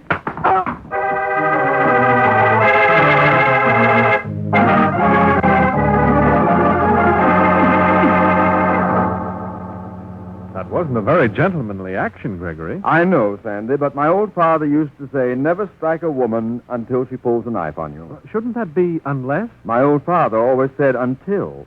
Maybe that's why I'm still a bachelor. Did you have much of a job getting her over to the station? No, she was out cold until Silvers got there. Then she screamed bloody murder and fought like a wildcat.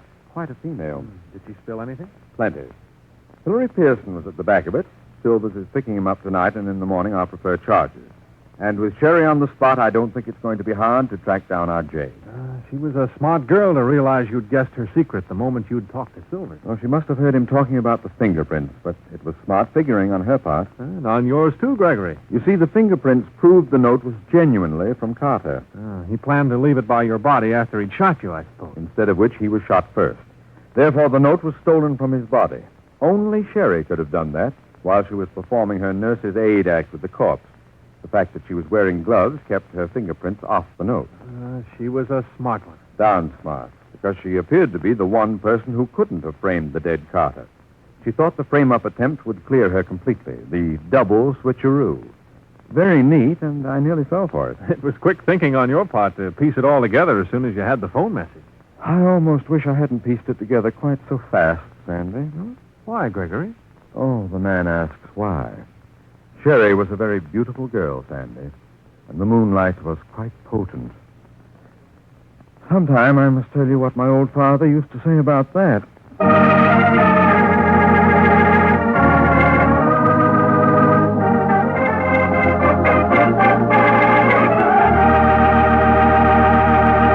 Well, Greg, as usual, that story was a knockout. You're the most popular corpse I've met in ages. Yes, Harry, it seems that everybody's just dying to kill me. Oh, and that girl, Sherry. You know, Harry, there's one woman who almost got me for life. You're not kidding. Tell me, Harry, if she'd succeeded, would you miss me? Greg, how can you talk like that? Would you really miss our little Monday evening get-together? Why, sure. I'd feel a little silly talking about Petri wine and myself. Oh, I should have known it. One-track mind Bartell. But I guess you're right. Good detectives are a dime a dozen, but good wine. And when you say good wine, naturally you mean Petri wine. Why, the Petri family has been making wine for generations. The art of turning luscious, sun-ripened grapes into delicious, fragrant wine is their heritage. A heritage handed on down within the Petri family from father to son, from father to son. No wonder Petri wine is so good. No wonder the Petri business has grown and grown, so that today the Petri family are America's largest independent winemakers. Yes, the making of Petri wine is a family affair, and the Petri family has every intention of keeping it that way, because by so doing they can be sure that every bottle of wine that bears the name Petri is and always will be good wine. Well, Gregory, what page of your notebook are you turning to next week? Next week, Harry, I'm going to tell you an odd story that took place in an extremely dense fog in the Berkeley Hills. It concerns a disappearing wife, a haunted house, and a hot clarinet player. I'll see you next Monday, Harry.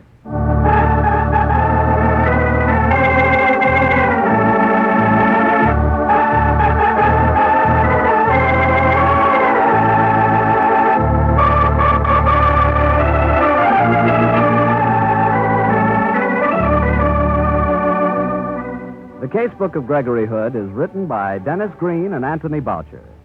Original music is composed and played by Dean Fosler. Gail Gordon plays the part of Gregory Hood, and Sanderson Taylor is played by Art Gilmore.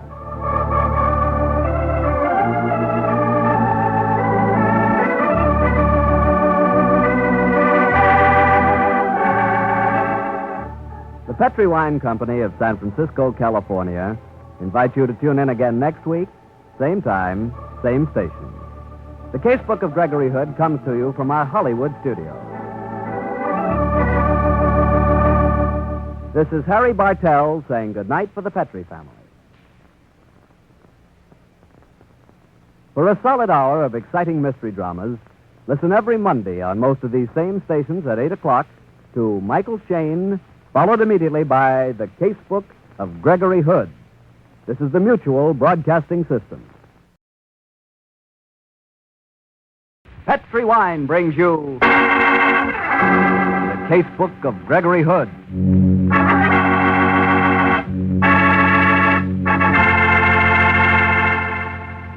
Tonight, the Petrie family, the family that took time to bring you good wine, invite you to listen to the adventure of the Beeswax Candle, another exciting story from the Casebook of Gregory Hood. I hope you're sitting back in a comfortable chair after a good dinner. Did you try my suggestion to start that dinner with a glass of Petrie California sherry? Petrie sherry is the best beginning a good meal ever had. When you pour yourself a glass of that Petrie sherry, just look at the color. A beautiful deep amber. Then hold that glass of Petrie sherry up to the light. Notice how clear Petrie sherry is. Just as clear as crystal. That, you know, is one sure sign of a good sherry. But only when you put that glass to your lips do you really know how good Petrie sherry is. It has a flavor that comes right from the heart of luscious, sun-ripened grapes. Oh, and say, if you like your sherry dry, you know, not sweet, Petrie makes a fine dry sherry. It's called Petrie Pale Dry. If you don't know which you prefer, the regular or the dry, why not try both? Don't buy one, buy two. But just be sure you always buy Petrie.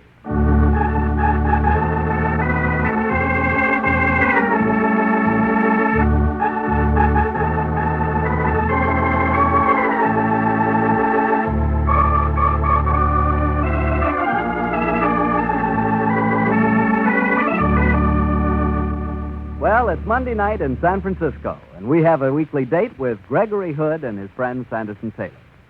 Tonight's rendezvous is at one of this city's favorite and most colorful meeting places, the top of the Mark Hopkins Hotel. Let's join them there, shall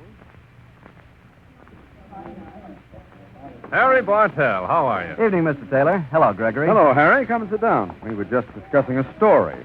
It's really Sandy's story, so I'll let him set the stage for us. And go ahead, Sandy. Well, Harry, though it's an adventure that happened last January, it's as vivid in my memory as if it had taken place yesterday. It all began one evening when Mary and I were driving home from a party in the Berkeley Hills. Mary, for your edification, Harry, being what Earl Wilson would refer to as Sandy's B.W. B.W.? Beautiful wife. I get it. Go on, Sandy. We were driving the Packard convertible, but even with fog lights, we could barely see the white line in the middle of the road. Everything was a grayish blanket. And though it was only a couple of miles from the party to our home, we managed, among the twistings of all those unaccountable streets in the hills, to get completely and utterly lost. I didn't dare drive beyond the pace of a somewhat depressed and anemic snail, and as we crawled along, I prayed that the white line would lead us somewhere familiar. Sandy, this fog's rather exciting, isn't it? It doesn't make driving exciting, Mary. I can hardly see the white line. I'm afraid we're lost, darling. It's like a dream world. The kind of night when anything could happen. A night for adventure. You sound like Gregory. All I want is home and bed. Oh, that's nice, too. But tonight I think it's rather gay and romantic to be lost with you in the hills. After 7 years of marriage, darling, that's very flattering. Listen to that man playing the clarinet. Isn't it good? Excellent. I wonder who lives around here that plays like that. Sounds like a professional. Darn it, even the street lights are off. Power failure, I guess. My, but it's quiet. The sort of night that... The devil's that? Somebody's in trouble. Stop the car, Sandy. But, darling, it's the middle of the night. We can't see a hand in front of us. Stop the car, Sandy. That sounded like a woman screaming. Come on, Sandy. It came from this direction. Oh, wait for me, Mary. Wait for me, darling. Where are you? Mary! Mary! Mary!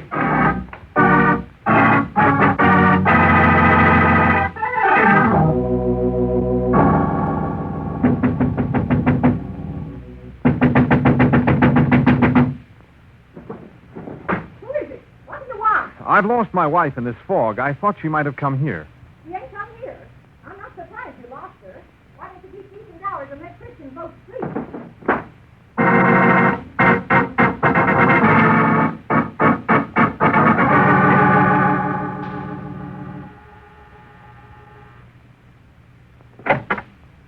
Yep. I've lost my wife in this fog. She didn't come here, did she? No, mister. How'd you lose her? I'd like to learn the trick. Look, I've no time to joke. Do you have a phone? Nope. Still hoping for one, though. Well, how about the house next door? Mrs. McIntosh lives there. She's got a phone. Thank you. You're welcome.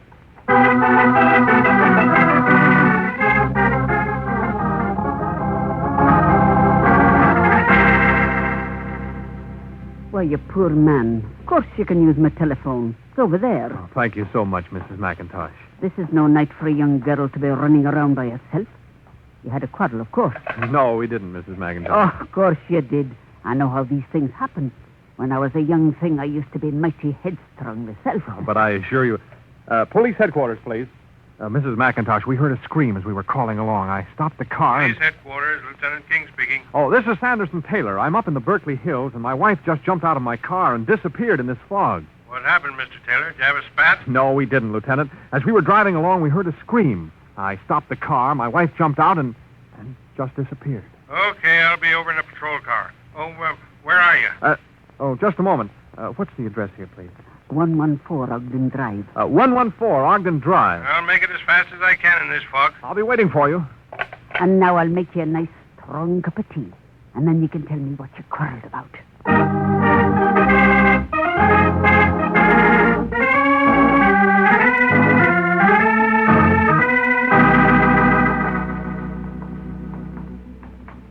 Mr. Taylor, we've been in every house on this street, and there's no trace of your wife. But, Lieutenant King, she can't just have disappeared. Well, it looks as if she has.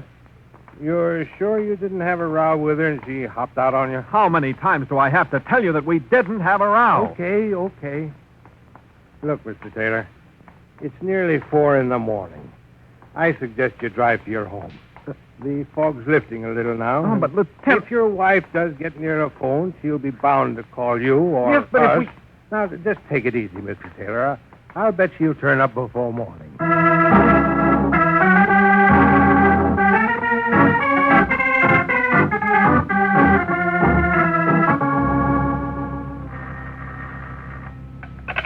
Good morning, Gregory Hood, importers. This is Sanderson Taylor. Hello, Mr. Taylor. Is Mr. Hood there? He just left. Oh, Lord, I've been calling him all night. Do you know where he went? Yes, Mr. Taylor. He's down at the dock supervising the unloading of a cargo. Do you know the name of the boat or the pier number? I don't know the name of the boat, but I think he said pier number 16. Pier 16, okay. If he should call you, tell him I'm driving over there right away.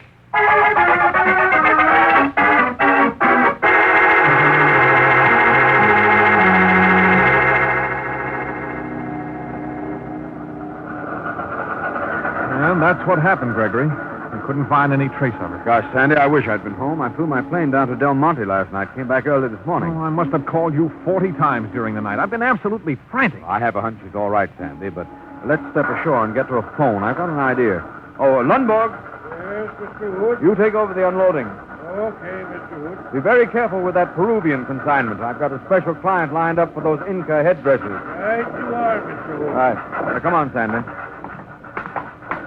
Now, let me get this quite straight. You checked at all the houses near where Mary got out of the car? Yes, as far as we know. As I told the police, though, it was hard to spot the exact area. We were completely lost in that darn fog. Then your only real clue as to your location was that guy who was playing the clarinet just before you heard the scream. Yes. You say he was a good player? Oh, top notch. I remember that Mary said he sounded like a professional. Then that's our only lead, huh?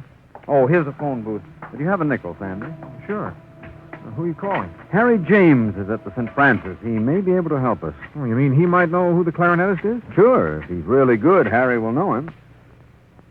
Mr. Harry James, please. Oh, it's a slim chance, Gregory. True, but it's worth trying. Oh, Harry? This is Greg Hood. I know I must sound like the crack of dawn. I'm sorry. Yes, I'm in a jam. Perhaps you can help me. Well, my best friend's wife disappeared in a fog in the Berkeley Hills last night. The last time she was seen, somebody was playing a mighty sweet clarinet quite nearby. I thought you might know if there are any really good clarinet players living in Berkeley. You do? Yes, I will. Name of Bill Cooper, huh? Do you have his address, Harry? We're in luck, Sandy. Oh, he knows a clarinet player in Berkeley. Yes, he's looking up his address. Oh, yes, Harry? His address is 109 Martin Way. Much obliged to you, Harry. Yes, I'll call you later. We might have dinner together. So long, and thanks a lot. You have your car here, Sandy? Sure. Good. Then let's head out across the bridge and pay a visit to Bill Cooper, the sweet clarinet player.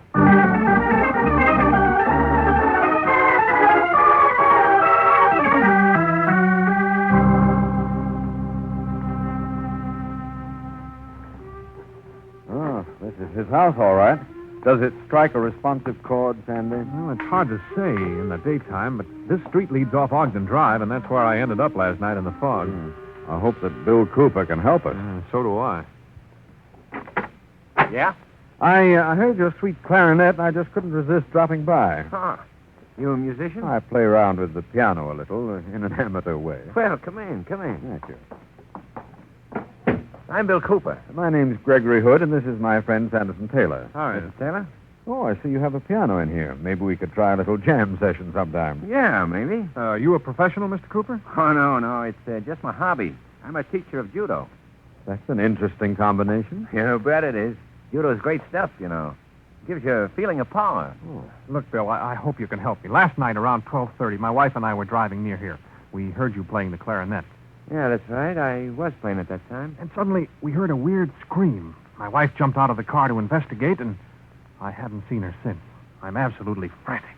Yeah, that's tough, pal. What can I do to help you? Well, did you hear that scream, Bill? You'd stopped playing a few seconds before. About 12:30, you say? Yeah. Say, I do remember hearing a kind of squawk. I thought it must be the radio over at the professor's. It certainly came from that direction. The professor? Yeah, Professor Meyer. He lives across the street at 112. Then let's pay him a visit, Sandy. Much obliged to you, Bill. Well, that's okay, Mr. Hood. And when you straighten out on your mix-up there, why, come back and hit that keyboard. We might knock out a couple of hot licks together.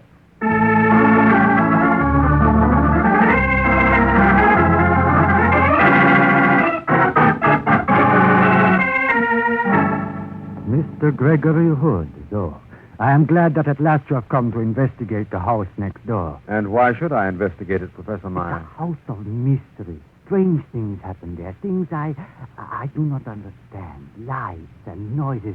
And last night, when I am in bed, I think I hear a scream. You don't mean the house across the street, do you, Professor, where Bill Cooper, the clarinet player, lives? No. I mean the house next to me. It's supposed to be empty. An empty house in this day and age?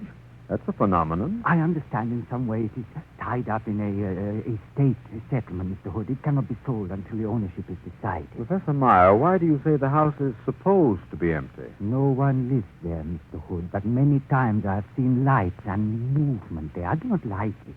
And one night I think I hear... No, it is impossible. We'll check with you later, Professor. Come on, Sandy. Right now we'll take a look at an empty house that screams.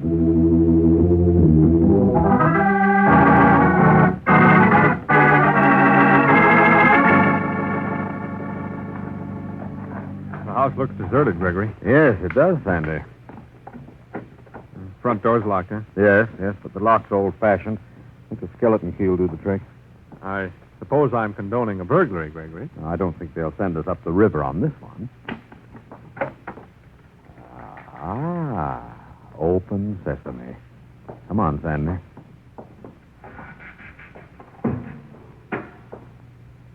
Gregory, I'm scared.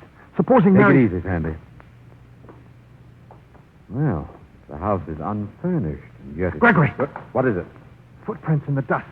A woman's footprint. Leading into the front room. Come on. Look, lying by the fireplace. It's Mary. Mary, darling. It's all right, Sandy. She's breathing. She must have been drugged. I'll run back to Professor Myers and call the police and get them to send an ambulance. Do that, Sandy, though. Before you go, I suggest you take a look by the window there. Huh? God. A bearded man lying on the floor. He's unconscious, too. If you look closer, you'll see that he's wearing a knife in the breast pocket. A knife that's in up to the hilt. Sandy, I'm afraid we're now mixed up in murder.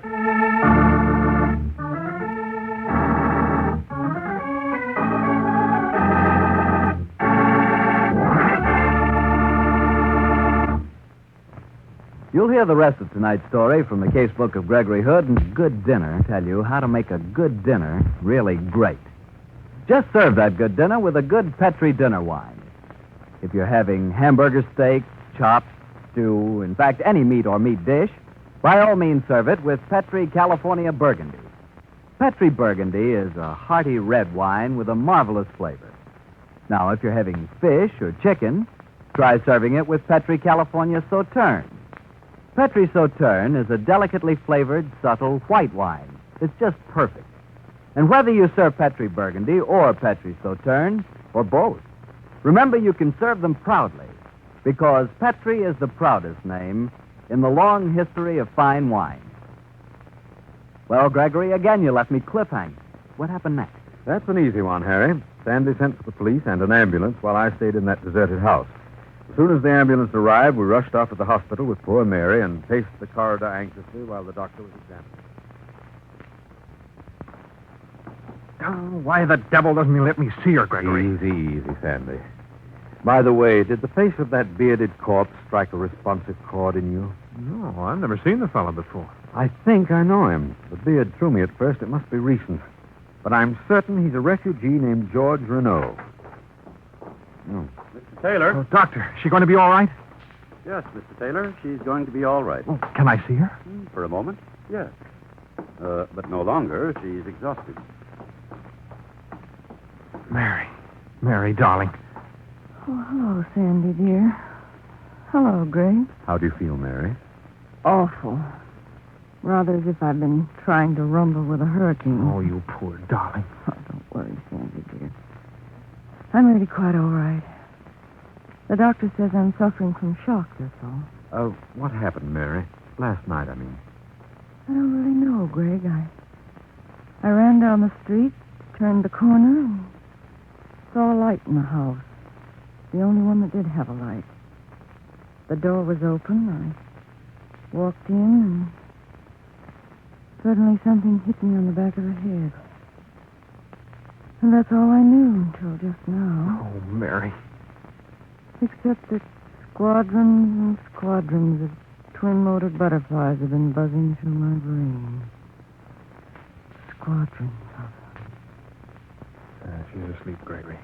Thank the Lord she's safe. Yes, we'll come back later.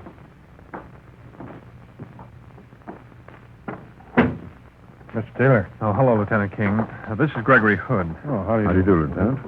The doctor tells me your wife will have to stay in the hospital a couple of days. I guess so. I wish I could take her home right now. Well, I'm not at all sure you'll be able to do that when she's well, Mr. Taylor. Oh, what are you driving at, Lieutenant? I may have to book her on suspicion of murder, Mr. Hood. Suspicion? Oh, Lieutenant, are you crazy? No, but your wife may be. We found her fingerprints on the dagger that was sticking in the dead man's chest. But the blow on her head, Lieutenant. She was knocked cold by a blow on the back of the head. That's her story, Mr. Hood. But I just talked to the doctor. He tells me there's absolutely no evidence of her having had a blow on the head at all.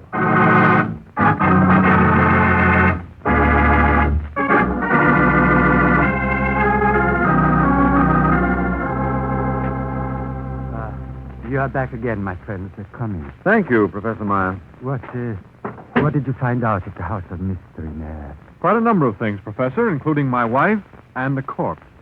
Your wife and the corpse? I knew it. It is a house of evil. I also found this book, Professor Meyer. It was lying under Mrs. Taylor's unconscious body. I thought it would interest you. This is a 16th century book. The House of the Mirror of Malevolence. This confirms my suspicion as to that house next door. This is a book. A grimoire. What's a grimoire, Professor Meyer? I think Mr. Hood knows, don't you? I think so. It's a handbook of black magic. A collection of all the most evil and supposedly potent spells, isn't it? Correct, my friend. And this book, this Mirror of Malevolence, is one of the most celebrated and horrible of all grimoire. As a scholar, Mr. Hood, I would beg you to give this book to the university library. As a man, I say, burn it. I can do neither at the moment, Professor. I must study it. Within these worm-eaten covers lies the answer to murder.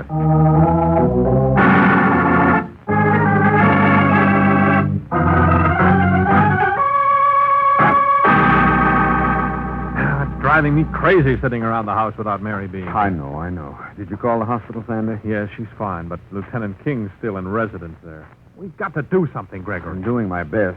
While you were driving the children over to your aunt's, I devoured the Mirror of Malevolence from cover to cover. And? I'm confused, Sandy. This case isn't pleasant. In fact, it's very messy. We're mixed up in black magic. And black magic spells a nasty, vicious, evil mind at work. And it means even worse than that. Gregory, for Pete's sake, stop strumming on the piano. Okay, Sandy, okay. I'm sorry, son. Oh, sorry, I didn't mean to yell, Gregory. I know, Sandy. What did you mean just now when you said it was vicious and evil and worse than that? Well, I was thinking what the police might imagine if they realized this was a black magic case. If that scream you heard last night was not a death scream, but some part of the filthy ritual. Supposing Mary wandered in and something happened. Well, Sandy, wouldn't it be possible that she killed him herself? Gregory, you can't believe that. I couldn't, but Lieutenant King could, and I wouldn't blame him. What we have to get is a confession. From whom? Oh, I know from whom, all right. It's a question of how. If only this darn book would... Sandy, I deserve to be kicked from here to Sacramento. What are you burbling about? I've got the answer. It's right here in the book. Let me see. Yes, here it is. Listen. I'm reading from page 96 of the Mirror of Malevolence. How you may make a murderer confess his crime. In a candle of pure beeswax, insert the cuttings of the nails of the dead man. Burn this in the presence of the murderer, and the spirit of the dead man will descend upon him and torment him until he do confess his murder. Gregory, I'm willing to ride along with you most times, but if you put any faith in that kind of stuff... Never mind that, Sandy. I think this is going to work. Get your nail clippers. Then we'll go out and find a nice white beeswax candle. And after that, I'm planning on playing a hot duet with Bill Cooper, amateur clarinet player. I think we may smoke out a murderer.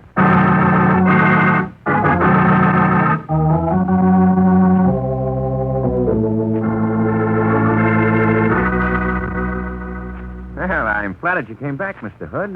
What do you want to play? Well, let's ad lib, Bill.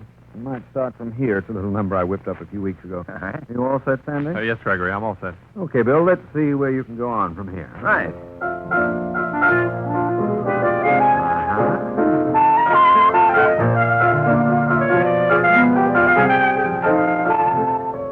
Smooth, Bill, and very much in the groove. And now, Gregory? Yes, Sandy, now. Hey, what's burning? A beeswax candle with George Renault's nail paring stuck down it. Put it out. What's the matter, Bill? Put that candle out. Grab him, Sandy. I've got him. Put it out. Let go of me. Oh, no, Bill. We'll hold you so you can watch the candle burn. It's pretty, isn't it?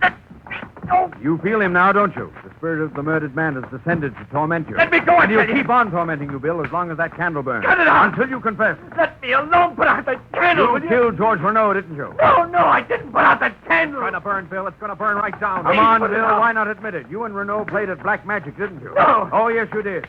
You admitted before that you had a taste for power. You thought you could get it that way. I tell you, and I finally didn't. you killed him because nothing could give you more power than human sacrifice. I didn't kill him, boy. That candle, please. You did, Bill, and when Mrs. Taylor walked in on the killing, you slugged her with one of those paralyzing blows that are peculiar to judo. It left no mark, and you planned to frame her for the killing. You put her fingerprints on the dagger. Oh, that candle. Heck, we will. You're in for it, Bill. You can't escape. George Renault's murdered spirit has returned. It'll never leave you, never, unless you confess. We'll burn candles until you've forgotten what daylight looks like. Oh, no. Okay. Don't. But before I do blow out that candle, it's driving me crazy. Blow it out, will you? Then I'll tell you everything.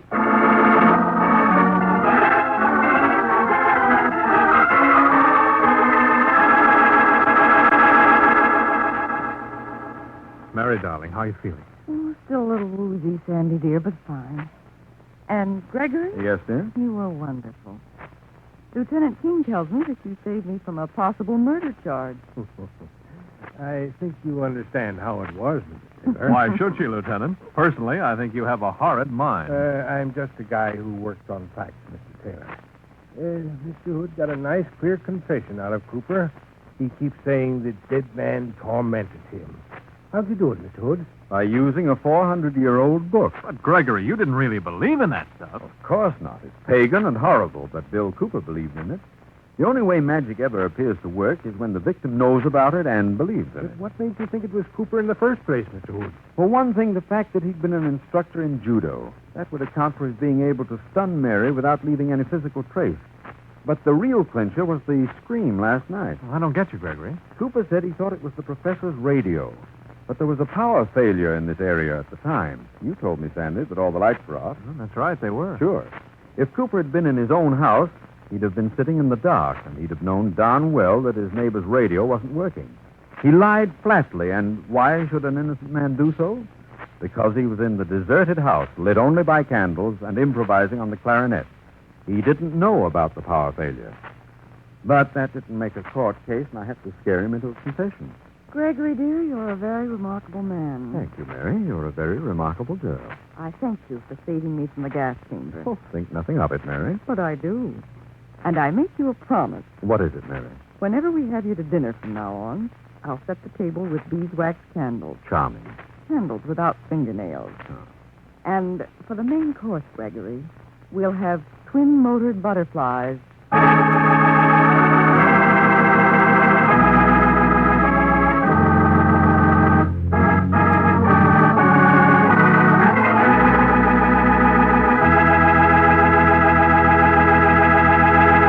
Well, Greg, that was some story. I didn't know you knew so much about black magic. I'll let you in on a little secret, Harry. I don't know a thing about it. The only kind of magic I know is what my old father taught me. He did the most wonderful act of sawing a woman in half. But it never works with me. You mean you couldn't master the trick, Greg? No, it requires lots of practice. Oh, and you couldn't find the time? No, I couldn't find the woman. Oh, no. But, Harry, you must know a few pretty good tricks yourself. No, not one, Greg. Now, come on, Harry. How is it every time I come to your house, you dish up such marvelous meals and you're no cook? Greg, that's because of the Petri wine. Didn't your old father ever tell you what a good dinner wine does for any meal? It all comes back to me now. And you know Petri wine is good wine.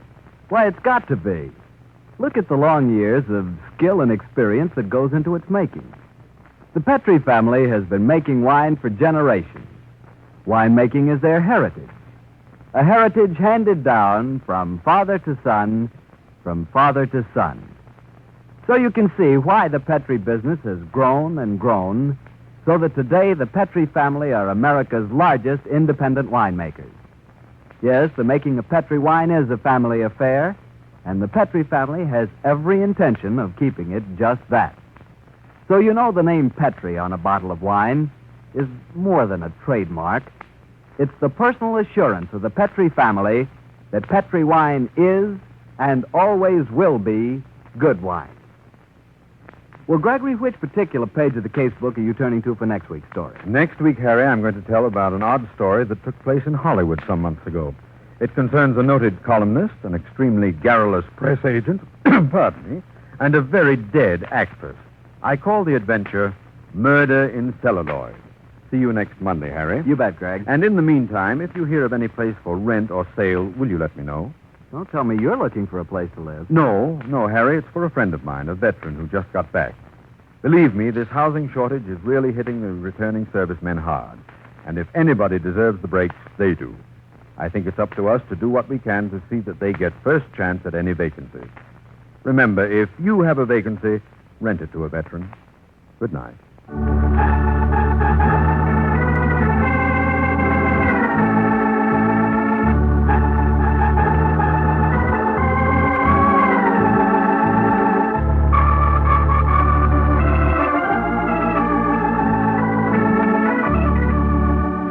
The Casebook of Gregory Hood is written by Dennis Green and Anthony Boucher.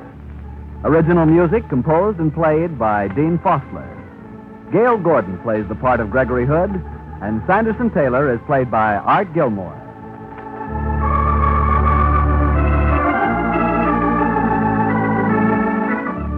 The Petri Wine Company of San Francisco, California, invites you to tune in again next week, same time, same station. The Casebook of Gregory Hood comes to you from our Hollywood studios. This is Harry Bartell saying good night for the Petri family. For a solid hour of exciting mystery dramas, listen every Monday on most of these same stations at 8 o'clock to Michael Shayne, followed immediately by the Casebook of Gregory Hood. This is the Mutual Broadcasting System. Petri Wine brings you the Casebook of Gregory Hood.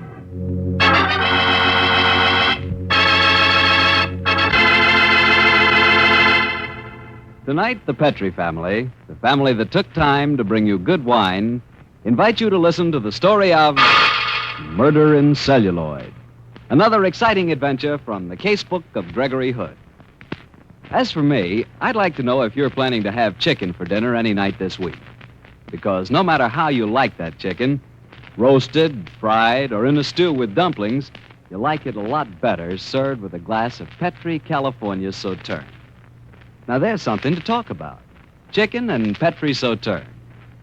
Petri Sauterne is a clear white wine, delicately fragrant. And what a flavor that Petri wine has. It's, well, all I can say is, it's the wine you've been looking for. A wine that brings you the luscious flavor of big, plump, sun-ripened grapes. And say, Petri Sauterne is not only great with chicken, but you like it served with fish or any kind of seafood, too. So try a bottle of Sauterne.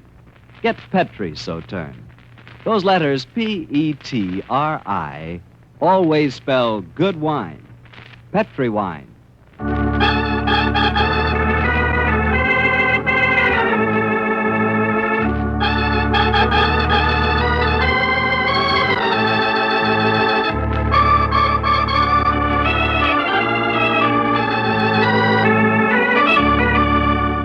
Well, it's Monday night in San Francisco, and we have a date with Gregory Hood.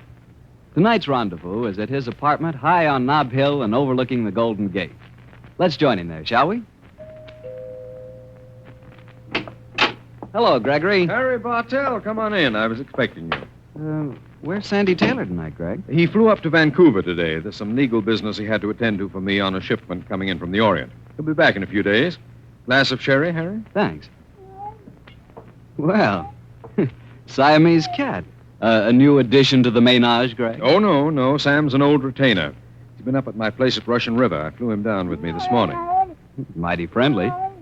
What did you say his name is? Well, officially it's Sing Lo, but his host of friends decided it was too dignified a name for such a whimsical character. So he was christened Sam Thurber.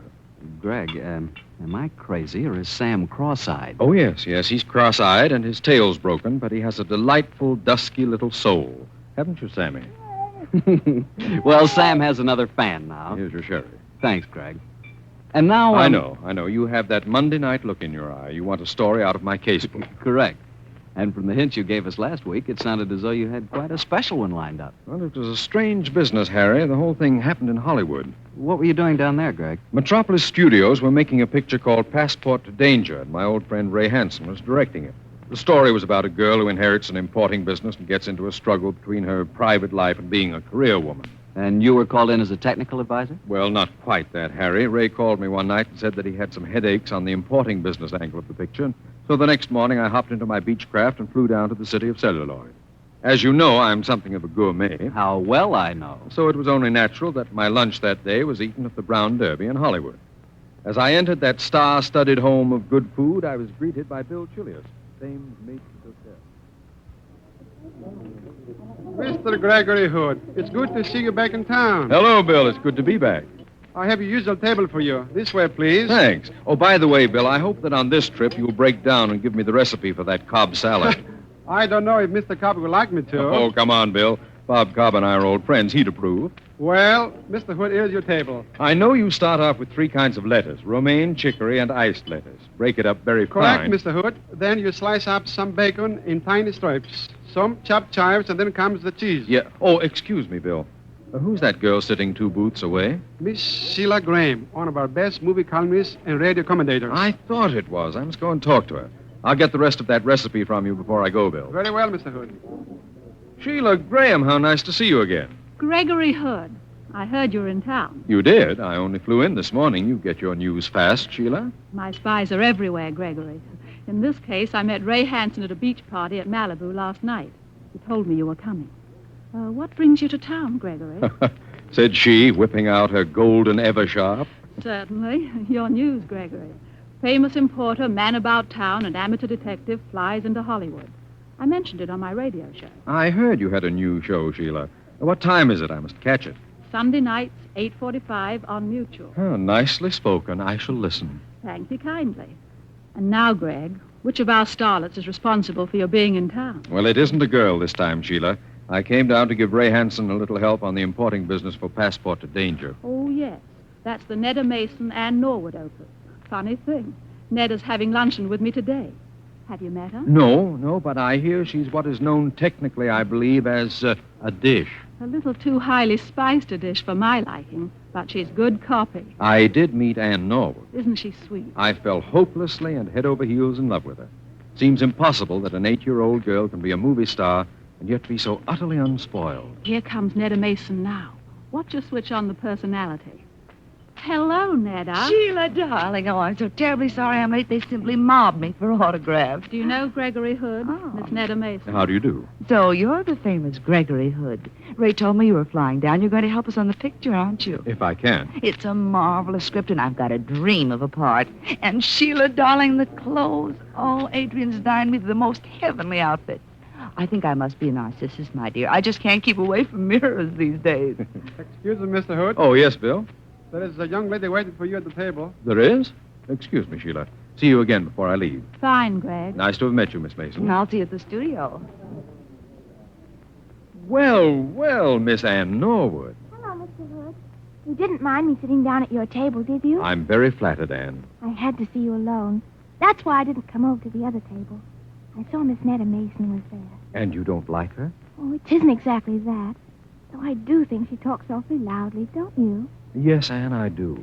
Mr. Robin Hood, you're a detective, aren't you? In an amateur way. And incidentally, Ann, the name is Gregory, not Robin. I know, but I think you're just like Robin Hood. And he was wonderful. And so I think of you that way. I'll admit that my prices might be called stealing from the rich, and I do give to the poor, but that's where the resemblance ends, I'm afraid, Ann. But I'm very flattered that you think of me that way. I do, Mr. Hood.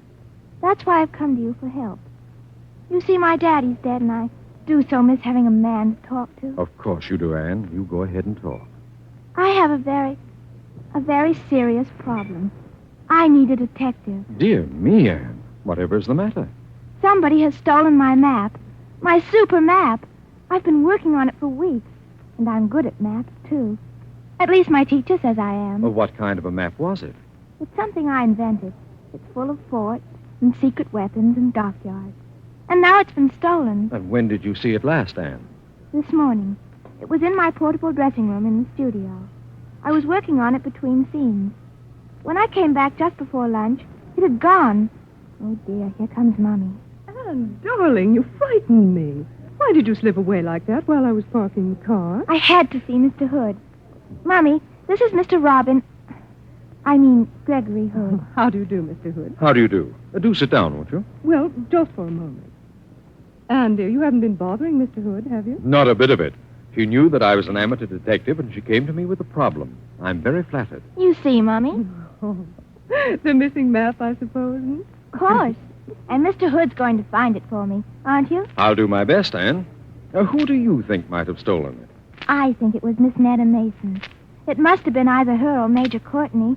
They were the only two people in my dressing room today, except Mother. Major Courtney. That name seems familiar. Who is he? Well, I suppose you might say he's a suitor of mine. He's terribly stuck on Mommy. Anne, dear, that's not very nice. What branch of the Army is he in, Mrs. Norwood? Honestly, I don't know. And if I did, I shouldn't tell. It's all some terrific secret. He doesn't even wear a uniform. Well, I'll tell you what let's do. You both have lunch with me. Then we'll drive over to the studio and see if we can find that map for you, Ann. Oh, Mr. Hood, you're so wonderful.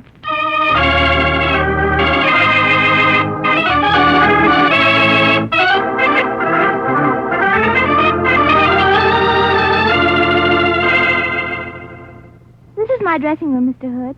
Do you like it? Very much, Ann. You don't think it's a little young for me, do you? Mother had it decorated. Ann, I think it's perfect for your personality. Clean and fresh and cool. Mr. Hood, you say the loveliest things. Are you married? No, Ann. I've always been waiting for the right girl. Keep waiting, Mr. Hood. She'll come along. I just know she will. Very well, Ann.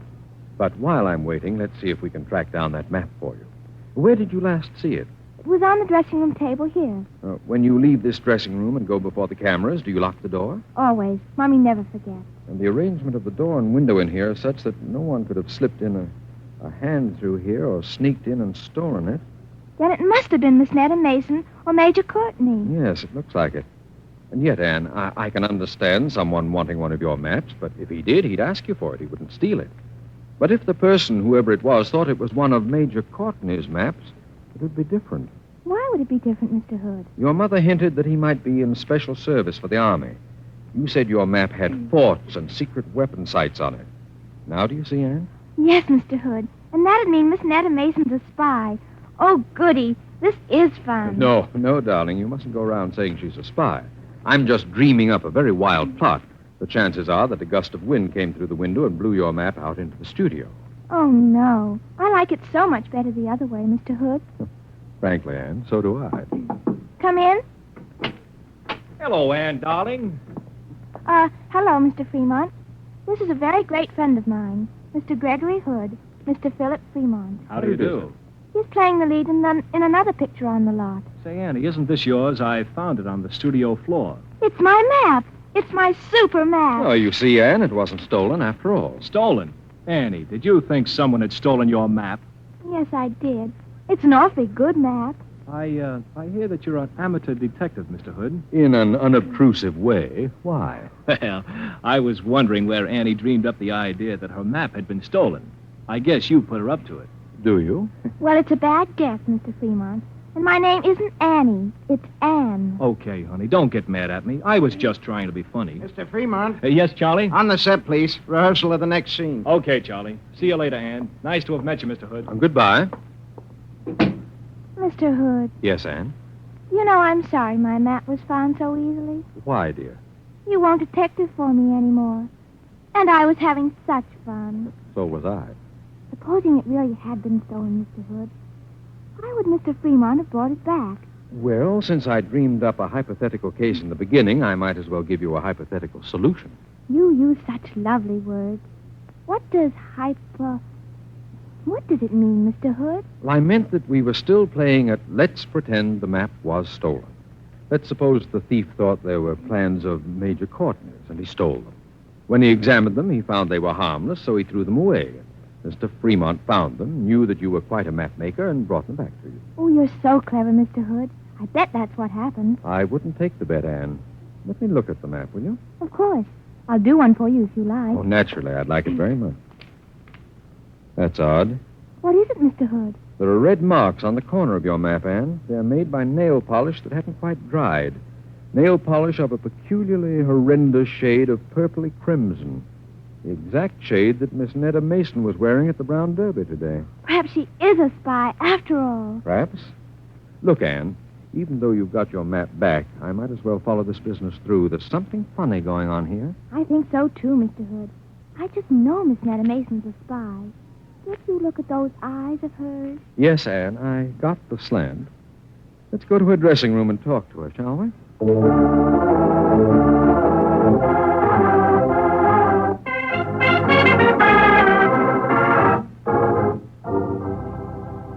This is her dressing room, Mr. Hood. You better knock. I always knock, Anne. It's lucky. Oh. Hello, Mr. Latimer. It's my dreamboat, Annie. How are you, darling? Mr. Lou Latimer. Mr. Gregory Hood. Glad to meet you, Mr. Latimer. Oh, just call me Lou. Say, you're Greg Hood. I know about you. You sell old hunks of ivory for big dough in San Francisco. And you're an amateur sleuth who can show up the pros. And you're a wolf in good standing. Listen, Lou, I also pack a mean left. Clean it up a little, can't you? Oh, little Lord Fauntleroy character, huh? Okay. Beat me to a pulp and call me Juicy. Ah, ha, ha. Get it? Pulp, Juicy? Don't overplay it, Lou. It gives me ideas. Character, huh? But deaf. Listen, I'm handling the publicity on this little super-duper colossal hunk of picture. I've got an idea. It'll slay you, Greg. I'm mortal, just like the next man, but I'll listen to it later. Right now, Anne and I want to see Netta Mason. Is she in her dressing room? Oh, deaf. She went in about half an hour ago, and I've been sitting here ever since, dreaming up ideas. Anyone else been in to see her? Natch. Philip Fremont, the alleged actor, went in. Also Major Courtney, the man of mystery. They've both left now, though. So, Anne, I'm going in alone. Stay here with Mr. Latimer, will you? Why can't I go with you, Mr. Hood? You know how it is, Anne. You're a sophisticated girl. When you go to see a beautiful spy, you go alone. I know. It's just like in the funnies. Like if she was a dragon lady. You wouldn't want another woman like me along. That's right, Anne. You're very understanding. I'll be back in a moment. Character. Greg Hood is a definite character, but in dube. I love Mr. Hood. Why, Natch, Annie. Oh, by the way, Dreamboat, I've got a terrific angle for you on this picture. Oh, no, Mr. Latimer.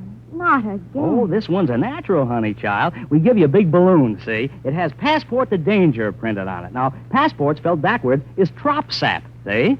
No, Mr. Latimer, I don't see. Look, baby, Trop Sap is the name of a cereal, see? Now, we'd get him to ask you why you're so healthy. And you say you always breakfast on Trop Sap because backwards it spells passport. And that's in the title of your super-duper smasheroo. You get it, Annie? No, Mr. Latimer. I don't eat Trop Sap. I've never even heard of it.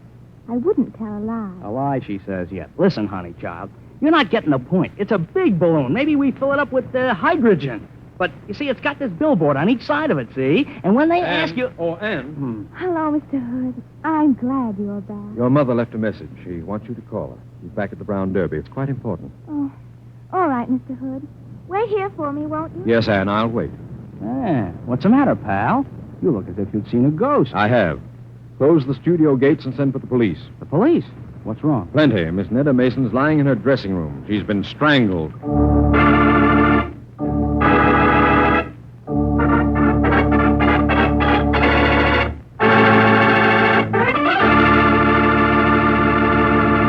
You'll hear the rest of Gregory Hood's story in just a second. So I'm going to tell you about a red wine that's really marvelous with any kind of meat or meat dish. The wine is Petri California Burgundy. Petri Burgundy is a rich, full-flavored wine, a wine so unusual that it can turn a simple meal into a real feast. For proof, next time you have hamburgers or your favorite kind of stew for dinner, serve it with a glass of Petri Burgundy.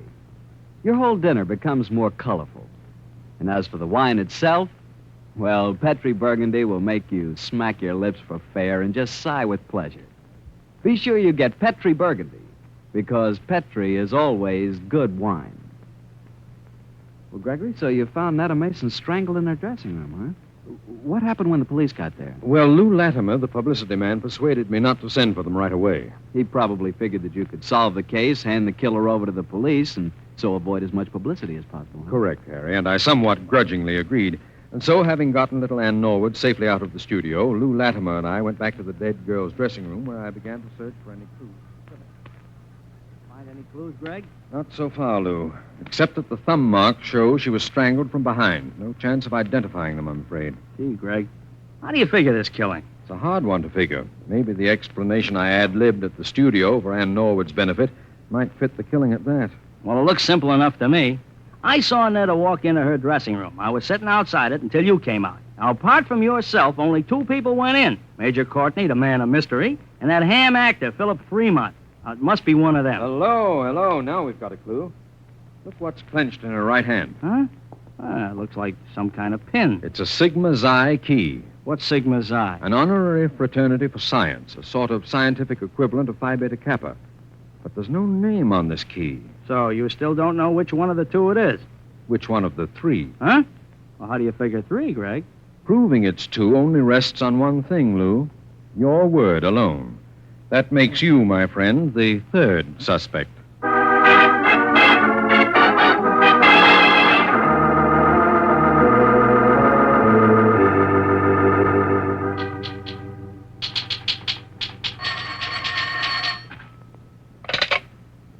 Sheila Graham speaking. Gregory Hood.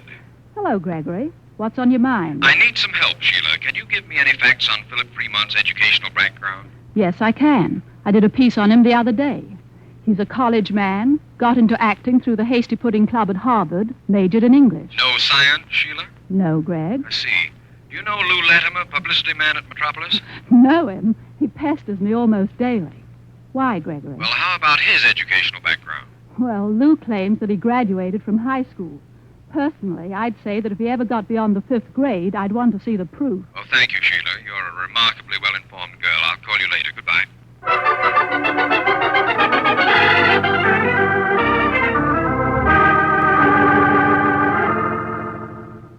Mrs. Norwood, why did you bring Ann back here to the studio? Oh, I simply couldn't keep her away, Mr. Hood. Where is she now? In her dressing room, talking to Major Courtney. Oh, I'm anxious to meet him. Oh, well, come along then. Let's go in.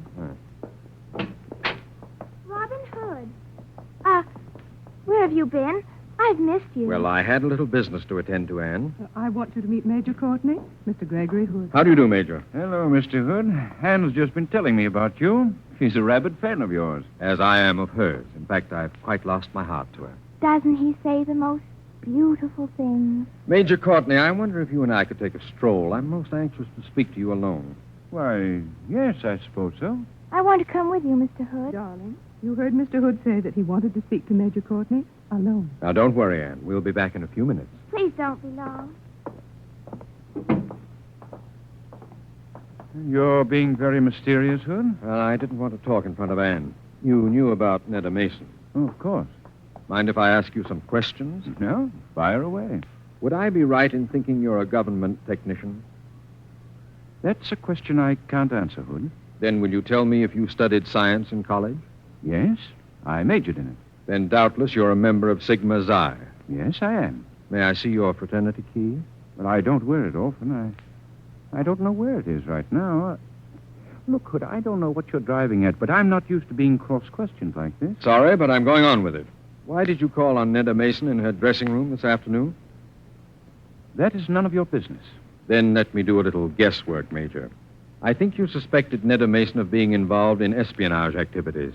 Perhaps she displayed too much interest in your briefcase and you went in to talk to her about it. Listen, Hood, if you must know, when I went into Netta's dressing room, I found her murdered.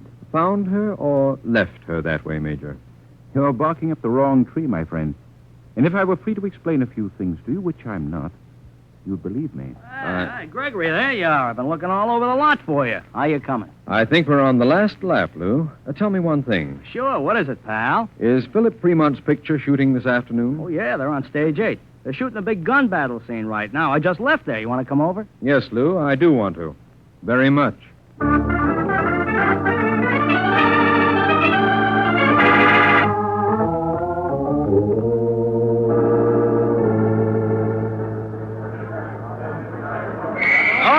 All right, that's all for today. We'll pick up the reverse shot in the morning.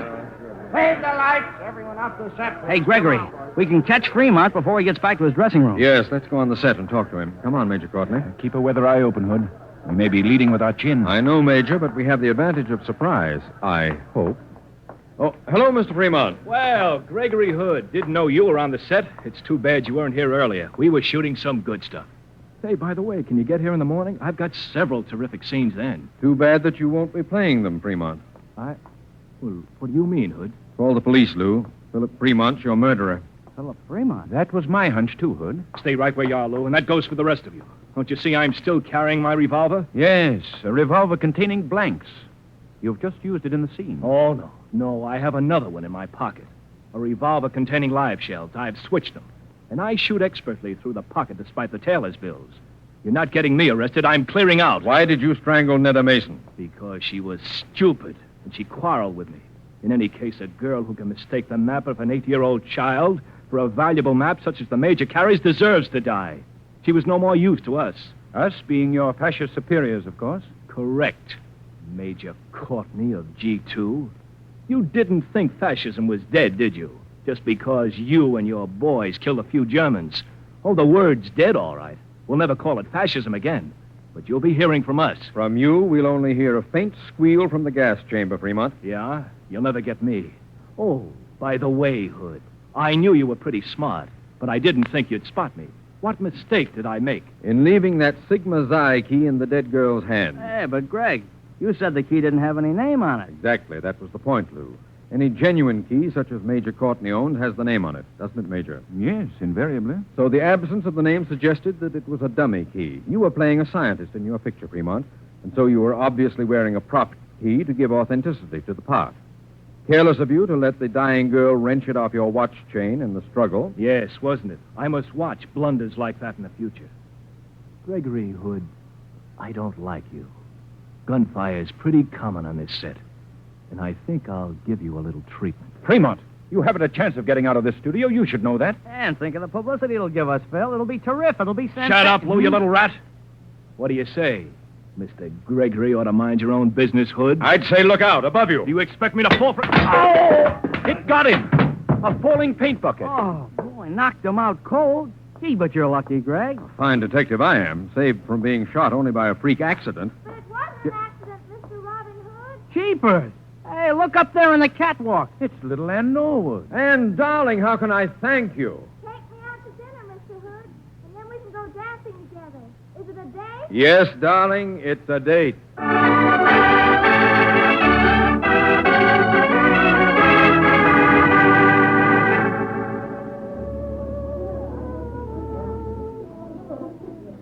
Anne, you dance beautifully. So do you, Mr. Hood. I'm afraid I'm a little short for you, though. Not a bit of it, Anne. I like my women petite. By the way, young lady, perhaps you'll tell me how you happened to be up on the catwalk this afternoon. Well, Mr. Hood, when you went out of my dressing room with Major Courtney, I could see by your face that something was wrong. I got scared for you, so I stepped out of the dressing room and... And shadowed me, huh? Yes. I got to stage 8 ahead of you and climbed the ladder to the catwalk so that I could see what was going on. Did I hurt Mr. Fremont when I toppled that paint bucket over on him? Not seriously, Anne. But you stunned him and probably saved my life. How can I ever repay you? Well, there is one way, Mr. Hood. What is it, Anne? You told me at lunch that you'd never married because you hadn't met the right woman. That's right, Anne. Keep on waiting, Mr. Hood. Please keep on waiting.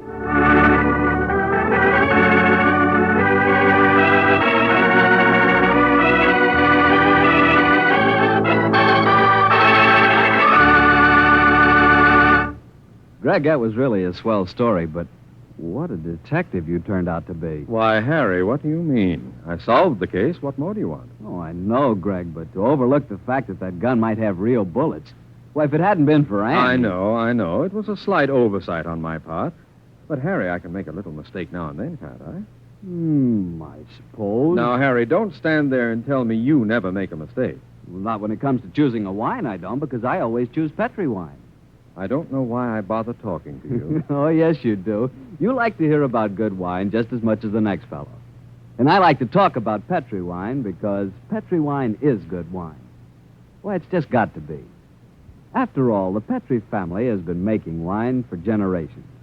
Winemaking is their heritage, a heritage passed on down from father to son, from father to son, from generation to generation. It's easy to understand why the Petri family knows so well the art of turning luscious, sun-ripened grapes into fragrant, delicious wine. And it's easy to understand why the Petri business has grown and grown so that today the Petri family are America's largest independent winemakers. Yes, the making of Petri wine is a family affair, and the Petri family intends to keep it that way, because by so doing they can be sure that every bottle of wine that bears the name Petri is and always will be good wine. Well, Gregory, which particular story from the case book do you have lined up for us next week? Next week, Harry, I'm going to tell you about a strange woman who claimed to be able to see into the future.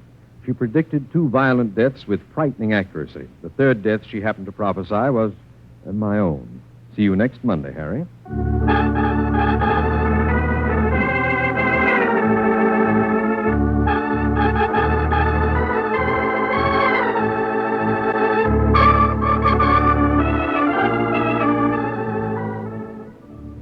The Casebook of Gregory Hood is written by Dennis Green and Anthony Boucher.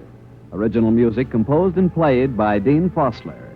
Gail Gordon plays the part of Gregory Hood.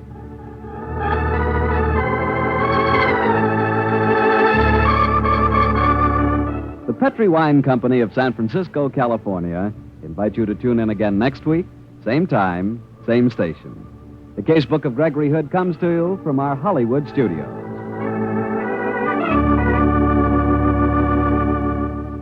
This is Harry Bartell saying good night for the Petri family. For a solid hour of exciting mystery dramas, listen every Monday on most of these same stations at 8 o'clock to Michael Shane, followed immediately by the Casebook of Gregory Hood. This is the Mutual Broadcasting System. Petri Wine brings you Casebook of Gregory Hood.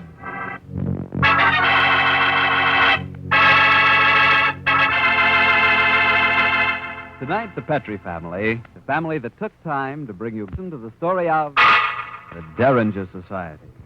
Another exciting story from the Casebook of Gregory Hood. And right now, I'd like to talk about those few minutes you have while you're waiting for dinner every evening. That's the perfect time for a glass of Petri California Sherry. It's the best beginning a good meal ever had. You really feel like you're enjoying the good things of life when you take time for a glass of Petri Sherry. Hold that glass of sherry to the light. Look at it. It's a beautiful dark amber. Yes, and Petri sherry is clear and fragrant, The way a good wine should be. Now taste it. Ah, you've got something.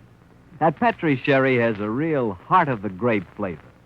And look, if you like your sherry dry, not sweet, Petri makes a fine dry sherry. It's called Petri Pale Dry. And if you don't know yet which you prefer, the regular sherry or the dry, why not try both? Don't buy one, buy two. But just be sure you always buy Petri.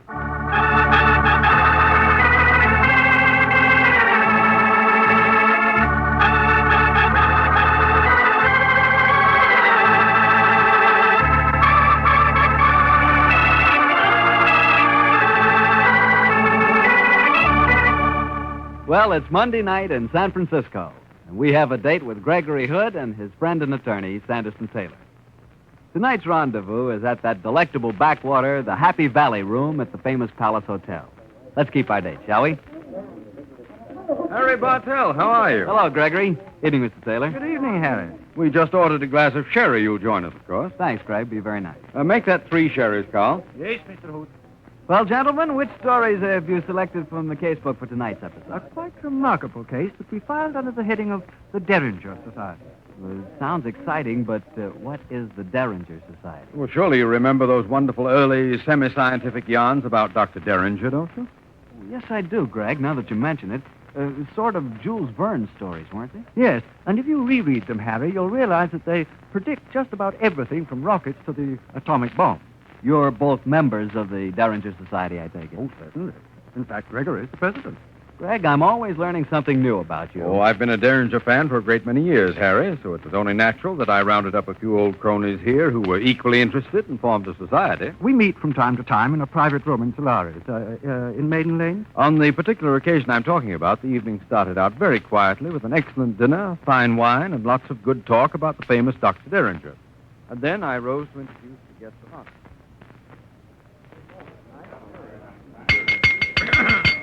Fellow members of the Derringer Society, you will already have noticed that we have violated our long-standing stag rule. We have a lady among us. Oh, shame. No, George. We've broken the precedent for a very particular reason.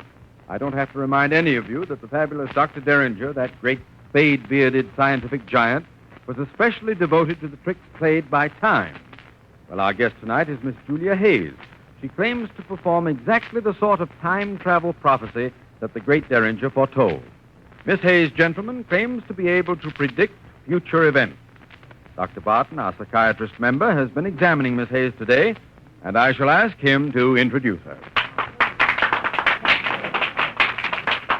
Thank you, Mr. President. Fellow members, I must preface my remarks by stating that if I appear to speak of our guest in a slightly clinical manner, I do so with her full permission.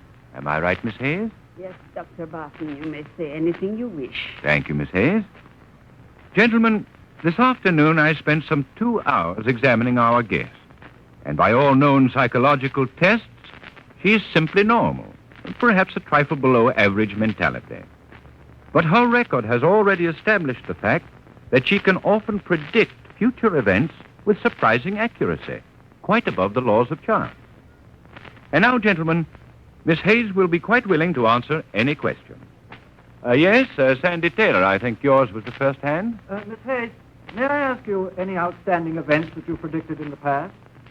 On May the 4th, 1937, I predicted that 2 days later the German airship Hindenburg would be destroyed. I predicted the death of both Mussolini and his son-in-law Count Ciano. I was right as to both date and time. I am seldom wrong. Miss Hayes, how do you explain your unusual ability? I cannot explain it. It is beyond my understanding. It is a gift. When I let my mind go blank, I can see into the future. Miss Hayes, can you tell me what horse is going to win the second race at Arlington tomorrow? Mr. Chester, Miss Hayes is our guest. Oh, sorry, Hood. I beg your pardon, Miss Hayes. I was just being facetious. Let me ask you a serious question. Are you able to see into the future at will? Yes. If I make my mind a blank, I can usually see into the immediate future. Would you consider making a prediction for us now? I will try. I can promise nothing, but I will try. Monday. It is Monday at 8:15. I see the future, but not far ahead. This same night, 3 hours from now, at 11:15 tonight, I see a small man, a bald man with glasses. His name is Chester. No, look, Miss Hayes, the joke's a joke. Quiet, Mr. Chester. Don't spoil it. She's still talking. Tonight, Mr. Chester, at exactly 11:15, you will be murdered.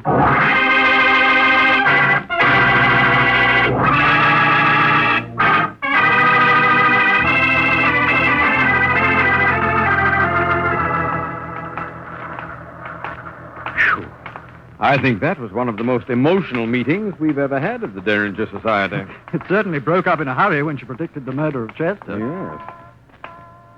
What do you make of that woman, Gregory? Well, it's hard to say. Time travel into the future is all very well in the Derringer stories. Otherwise, I don't care for it too much. Life's complicated enough in a straight line these days. Mr. Hood, Sandy Taylor, wait for me. It's Alfred Chester. He's chasing us on the double. He really must be scared. Oh, I'm glad I caught you fellas before you left. What's wrong, Mr. Chester? Are you taking that prediction seriously? Well, it sounded to me more like a threat than a prediction. My reason tells me it's foolish to take the thing seriously, and yet, well, after all, I did make that stupid remark about the horse races. She's a weird woman. She may have some odd powers that we know nothing about. What do you fellas think I ought to do? Get the police, perhaps? No, I think it'd be a little hard to convince them that you were in danger. Yes. It's 11:15 now. Would you like me to come home with you until after her 11:15 deadline has passed? Oh, no, Hood. I won't bother you. I'm probably being extremely stupid. Well, thanks for this little talk. I feel a lot better. Good night. Good night, Mr. Chester. Good night. He really is frightened, isn't he, Gregory? Badly. Oh, well, Sandy, I don't think we need take the business very seriously. Of course not. Just the same, I have a feeling that Mr. Alfred Chester may not sleep too easily tonight.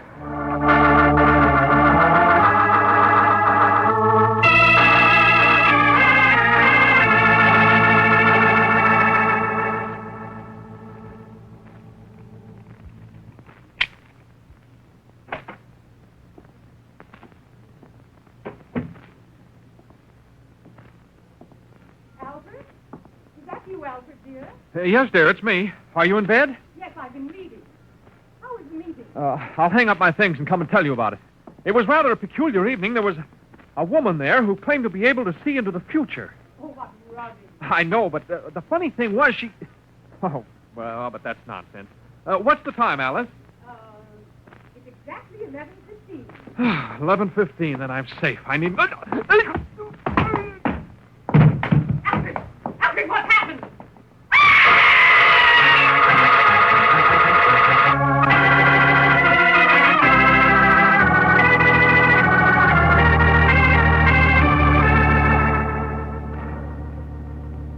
The top of the morning to you, Stan. Hello, Lieutenant Silvers. Good morning. What brings you to my office this early in the morning, Stan? Could we interest you in a small Ming vase for Mrs. Silvers? Oh, we have a nice line in Inca headdresses. You'd look rather fetching in one. Greg, I'm here on business. You saw Alfred Chester last night, didn't you? Sure, we both did. Why? Well, late last night, he was murdered. He was... What time, Stan? His wife says it was exactly 11:15. Great God. Then the prediction came true. What prediction are you talking about, Mr. Taylor? Chester attended a meeting of the Derringer Society last night. A woman by the name of Julia Hayes went into a sort of trance and predicted Chester would be murdered at exactly 11:15. Then that's a woman I've got to talk to. We'll all go and talk to her, Stan, but before we do, there's one thing I'd like to know. How was the murder committed? Chester was stabbed from behind by a medium-sized right-handed person. No fingerprints, no clue. Who are you calling, Gregory? Barton. He can tell us where Julia Hayes can be found. Get me Dr. Barton's office, please. Yes, Mr. Hood. Dr. Barton. I know him. He's a psychiatrist, isn't he? That's the man. He brought Julia Hayes to our meeting last night. Here's Dr. Barton, Mr. Hood. Oh, thanks. Dr. Barton? Yes? This is Gregory Hood. Oh, yes, Greg. Can you tell me where I can get in touch with Julia Hayes? Well, she's here in my office now. And I found out something very interesting about her, Gregory. So have I, Barton. Please keep her there until we arrive. We're leaving right away.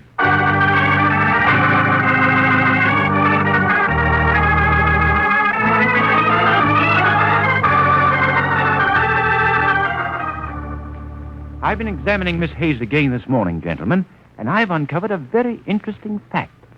Miss Hayes was left-handed in her childhood, but she's been forcibly trained into right-handedness since.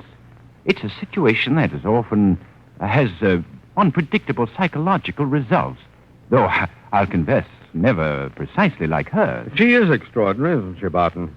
Lieutenant Silvers will tell you just how extraordinary. Dr. Barton, Alfred Chester was murdered last night.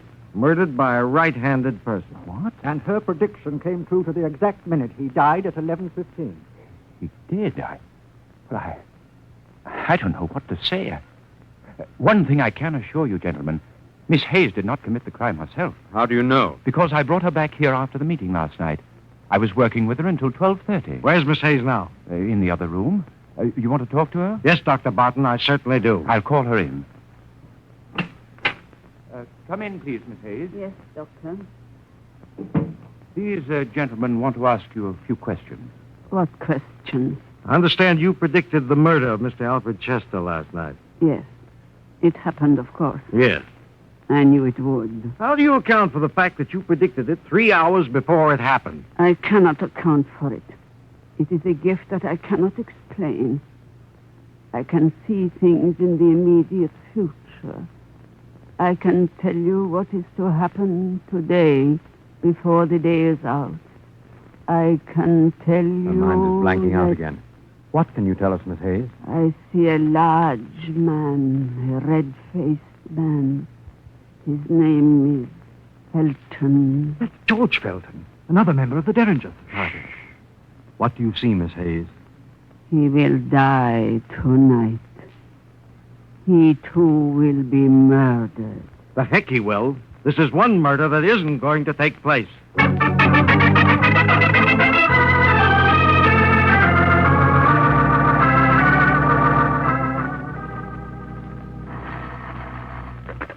George Felton speaking. This is Lieutenant Silvers again, Mr. Felton. Silvers, why don't you leave me alone? I don't want any police protection, and I won't have any. But, Mr. Felton, I've told you that Alfred Chester was murdered last night, right after he'd been threatened by this woman. His death was a coincidence, Silvers. It was probably a prowler.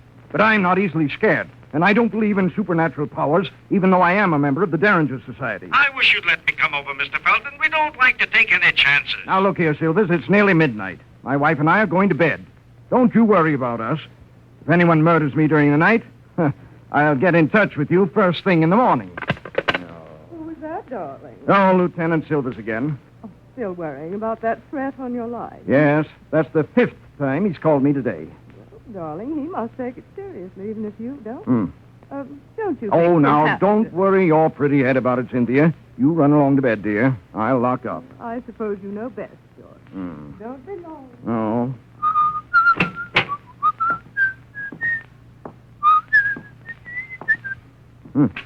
What's that? I heard something.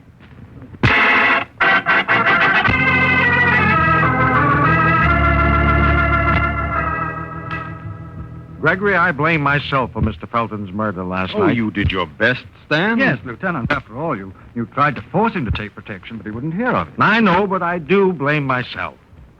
Well, let's see what Julie Hayes has to say about this one. She's waiting outside. Come in, please, Miss Hayes.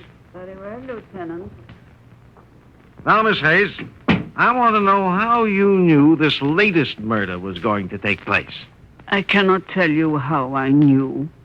It is just that when my mind is a blank, I have the ability to see into the future. Now, look, Miss Hayes, I'm a plain, straightforward police officer. One coincidence I can take, but not two. And I can't write on the police report that you knew about the murder because you can see into the future, you know.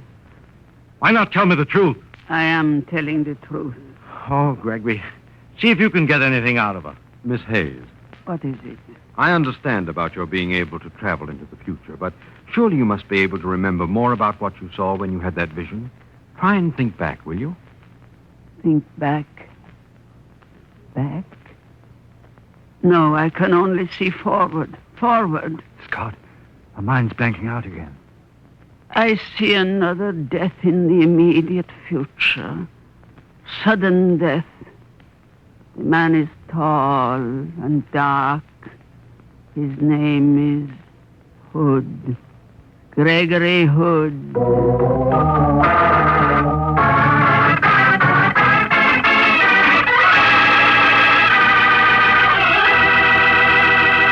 You'll hear the rest of Gregory Hood's story in just a second, so I'll tell you quickly about a wine I know you'll like.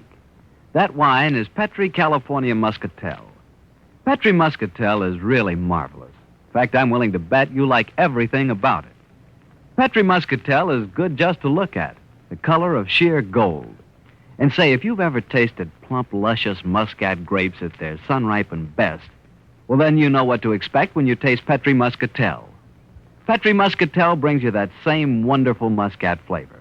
And you'll like Petri Muscatel after dinner, by itself, or served with fruit, for instance, peaches, or with cake. Just be sure it's Petri. Petri Muscatel, because Petri wine is always good wine. Well, Gregory, so yours was the third murder to be predicted.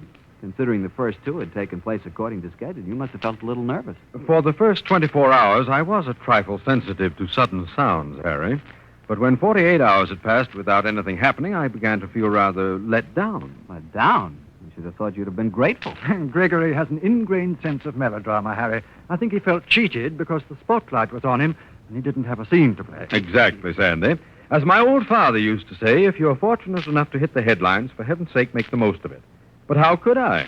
The other two killings had followed right on the heels of the prophecies. Now, mine had been predicted, and nothing happened at all. It was rather humiliating. Well, that's one way of looking at it.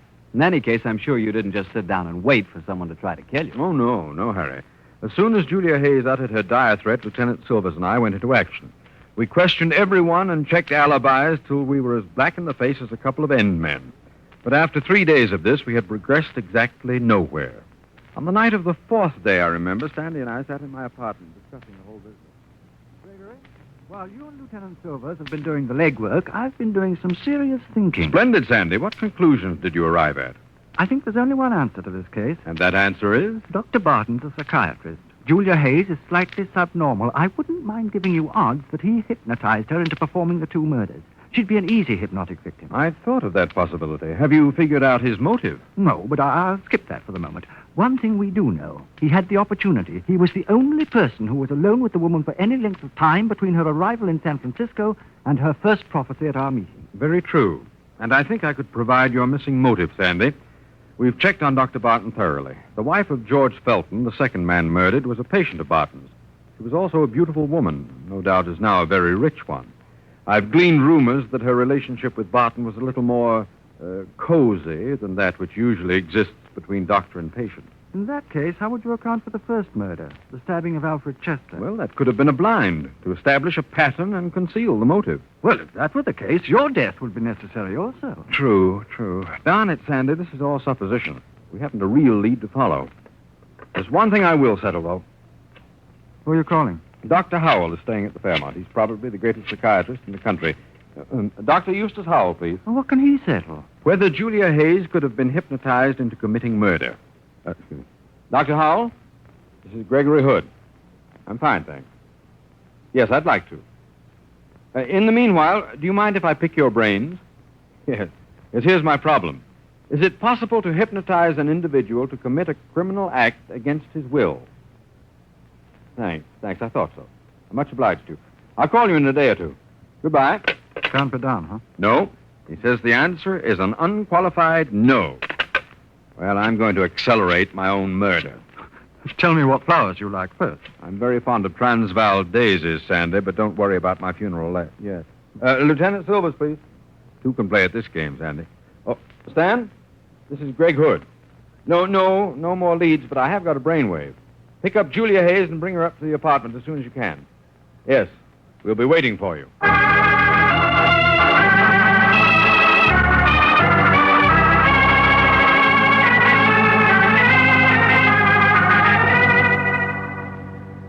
I cannot answer any more questions, Mr. Hood. But, Miss Hayes, you predicted that I would be murdered in this apartment.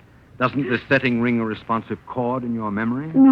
No, it does not. Your other prophecies came true. What happened to this one? I do not know. I cannot explain it. Perhaps you've lost your mysterious power, Miss Hayes. Oh, perhaps you never had it. Perhaps you made the whole thing up. Why not admit you're a murderess who poses as a prophet? I am no murderess. I can see the future, or I could. Something has happened to me. You never could see the future, and you never will. But I'll tell you your future, Miss Hayes, if you don't tell us the truth. You'll end up in the gas chamber, and I don't have to be a clairvoyant to know that. Stop talking like that. Leave me alone. I won't stay here. Come back! No, Stan. Let her go. I'll tail her, though, Greg. Good idea. She's upset. She might show her hand. I'll be back later. Well, we're still no nearer the solution, Gregory. I don't know. I swear there's still hypnotism in it somewhere. I have a hunch that Julia Hayes isn't conscious of it. That alibi of hers for the first killing might be a true one at that. Hello? Gregory, this is Dr. Barton. Yes, Barton? I have rather a serious confession to make to you. I lied to the police. About what? In saying that Julia Hayes was with me at the time of the first murder. She wasn't. Why did you lie? Well, the woman seemed such a unique psychiatric study, I wanted to complete my examination before the police nabbed her. Now I've finished my research with her. You can tell the police they can pick her up. Tell them yourself, Barton, and I wish you the worst of luck in explaining it to them. There's a man that danced at his father's wedding. What did he say, Gregory? He dynamited Julia Hayes' alibi for the first murder. But in doing so, I'm pretty certain he's put the finger on himself. Dr. Howell, please. Sandy, I think we're on the right track at last. I certainly hope so. Dr. Howell, this is Greg Hood again. I want just one more piece of information, please. Can a post-hypnotic suggestion include persuading the patient that he was never hypnotized at all? It can? Thank you, Doctor. I'm immensely obliged to you. There's our answer, Sandy. When Barton demolished the woman's alibi, he also demolished his own. Then he did hypnotize her? Sure. Then he planted the apparent prophecies in her mind. After she'd made them public, he committed the murders himself. I get it. And he thought that when he scuttled Julia Hayes' alibi, we'd think she'd tried to make her own predictions come true. That's it, Sandy. Fortunately for us, he's outsmarted himself and walked into his own trap. We've got him. Who's that? Is that you, Stan? What? Who turned off the light? Oh, no, you don't. Gregory! Gregory, where are you? What's happening? I'm trying to get at the light switch. Look out, Sandy. He's got a knife. Strike a match. Okay, Gregory. Hey, Gregory. Why are the lights off? What's going on? Watch out, Stan. The killer's here. He's got a knife. She's got a knife. It's Julia Hayes. She got away from me, but I trailed her back here. But it can't be. Oh, here's the light switch. It is Julia Hayes, Gregory. We've got you cold, Miss Hayes. Knife's in your hand and all. Well, what have you got to say for yourself? I'm sorry I did not kill you, Mr. Hood. Well, that's very friendly of you, Miss Hayes, but I'm completely confused. Well, so am I, Gregory. You just finished proving to me that she couldn't be the killer. Well, I don't know what more evidence you want, Greg. The knife's in her hand, and she admits she wished she'd killed you. Yes, I admit it. You all made fun of me. You did not believe in my gift. If you had died, then all my predictions would have come true. But I am no murderess. Of course you aren't, Miss Hayes. What are you talking about, Gregory? But don't you see? She's holding the knife in her left hand. There's the answer. Come on, Lieutenant. Let's go over and see Dr. Barton as fast as the squad car can get us there.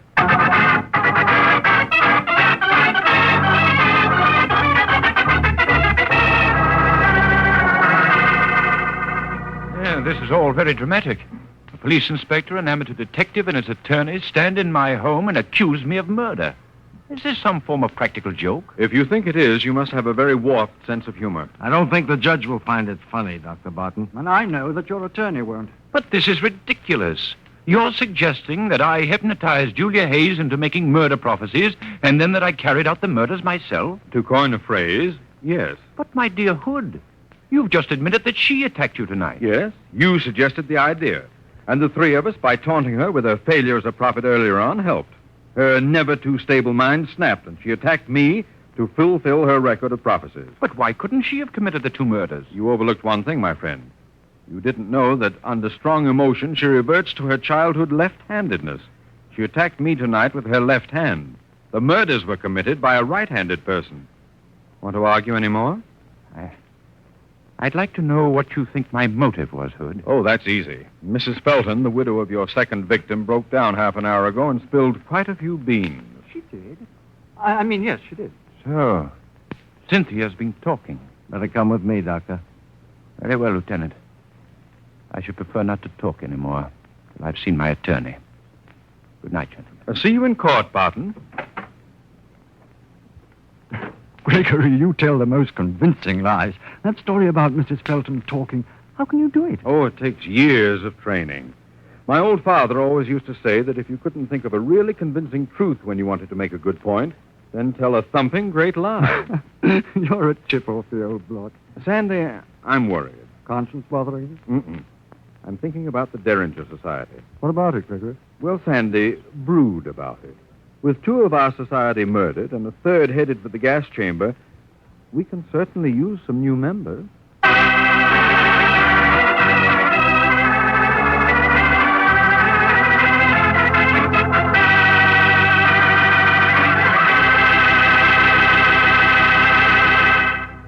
Greg, that was an exciting story.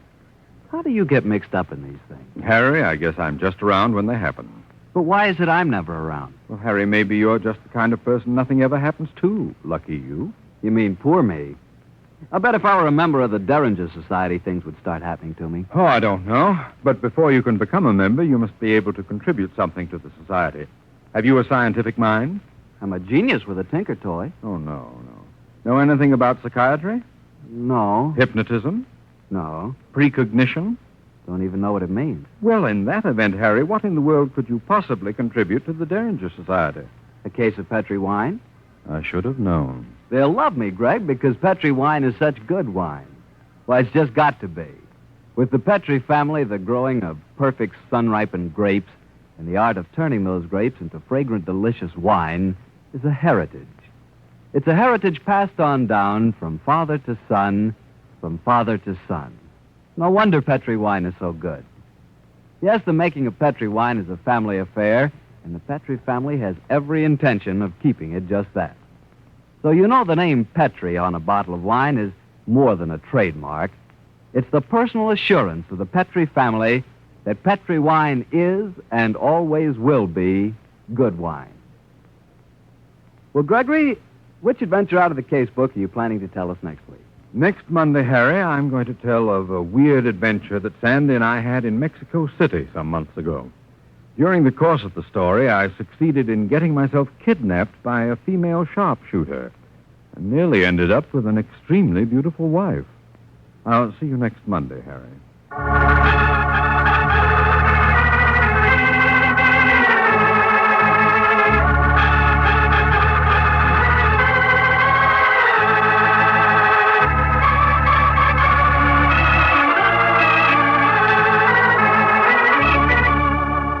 The Casebook of Gregory Hood is written by Dennis Green and Anthony Boucher. Original music composed and played by Dean Fostler. Gail Gordon plays the part of Gregory Hood, and Sanderson Taylor is played by Carl Harbord.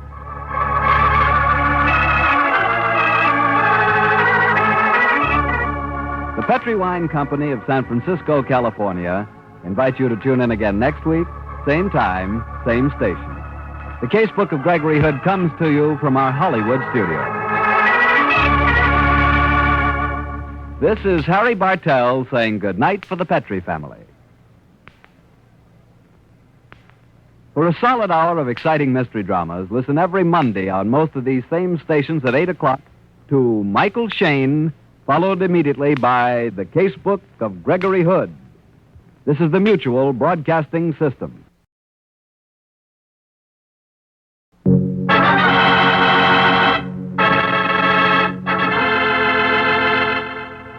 Tonight, the Petri family, the family that took time to bring you good wine, invite you to listen to the story of South of the Border, another exciting adventure from the Casebook of Gregory Hood.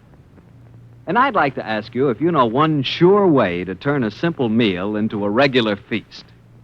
Just serve that meal with a good Petri dinner wine. Let's say Petri California Burgundy.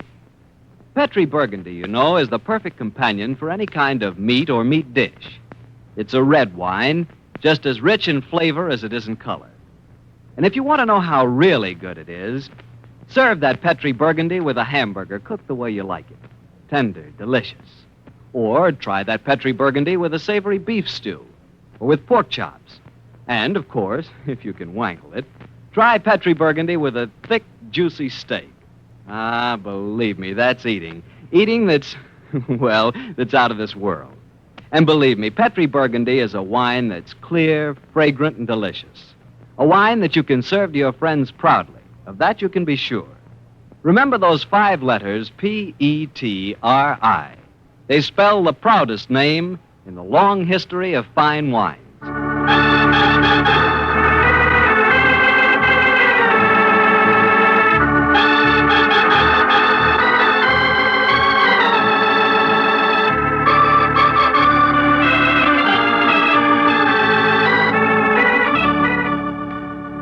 Well, it's Monday night in San Francisco, and we have a date with Gregory Hood and his friend Sanderson Taylor.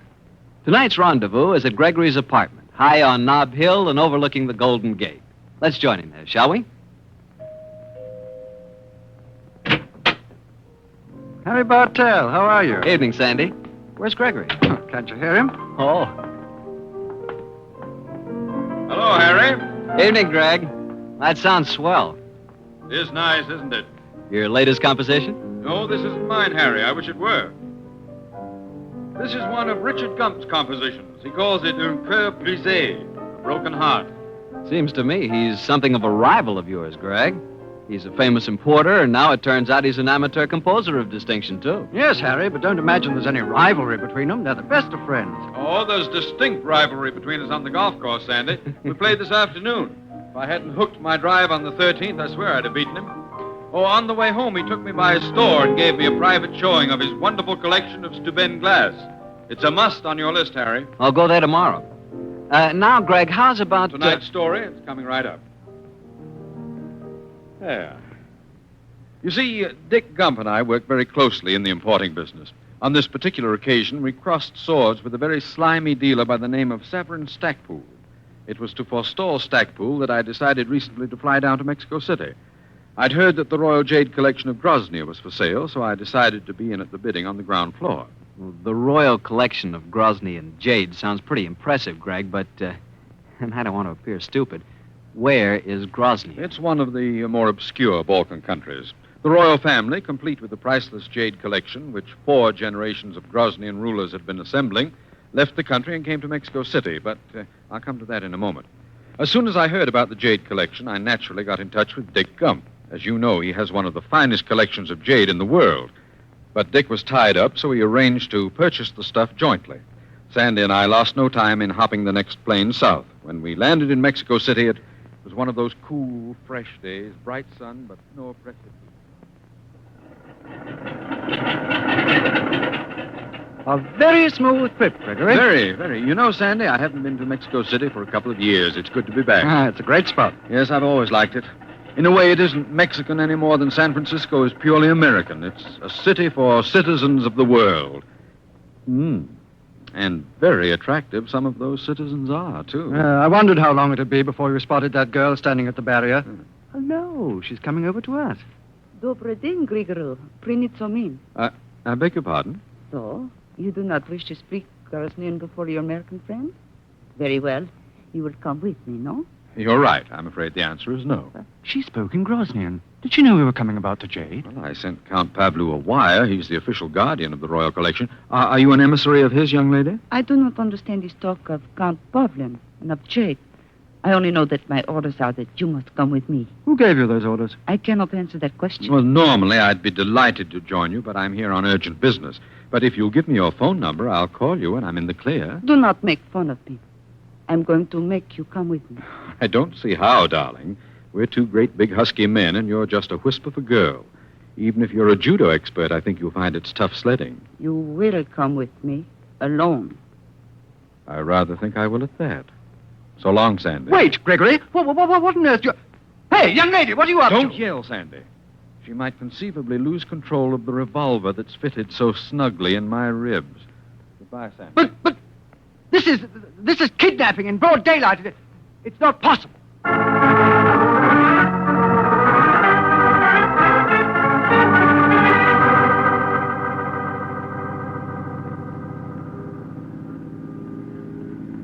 Where's your chauffeur driving us? To the house of Prince Petru Firasol. Where else? Who is he, and why are we going there? Oh, you know as well as I do. Was not this mainly your idea? Look, darling, you must have me mixed up with someone else. I've never heard of Prince Firasol. My name is Gregory Hood, and I'm an importer from San Francisco. You're still a playboy at heart, are you not, Gregory? Sure, but I'm not your Grigoru. By the way, what's your name? Oh, You know it as well as your own. Yes, but as my name seems to be a matter for discussion, it would be simpler if you told me yours.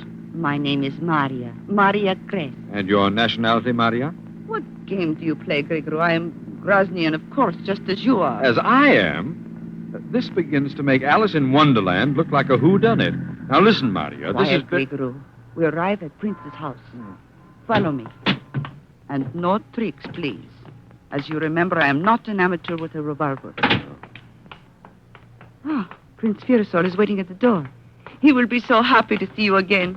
Gregory, my dear boy. Come in. I've been waiting your arrival with such anxiety. You mean you recognize me, too? What rubbish are you talking? How could I fail to recognize you, Gregory? Come in, my boy, come in. I have so much to tell you. We will go into my study. You wish me to stay, Prince Firasol? No, Maria, you may leave us. And you have done well, my child. You brought him here most speedily. I am pleased with you. Thank you, Prince Firasol. And now, my dear Gregory, let me look at you. It warms my old heart to see you. You must allow me an embrace. Look, this is all very touching, but will you give me some faint idea of what goes? You have me kidnapped at the airport. Oh, that pained me to have to do that, my dear Grigoro, but I could take no chances. You know how difficult it has been for me to handle you in the past. Let me ask you one simple question, Prince. Who the heck do you think I am? Who should I think you are? I, your old and trusted Prime Minister. Prime Minister? Who should you be but Gregory the 16th, hereditary king of Groznia?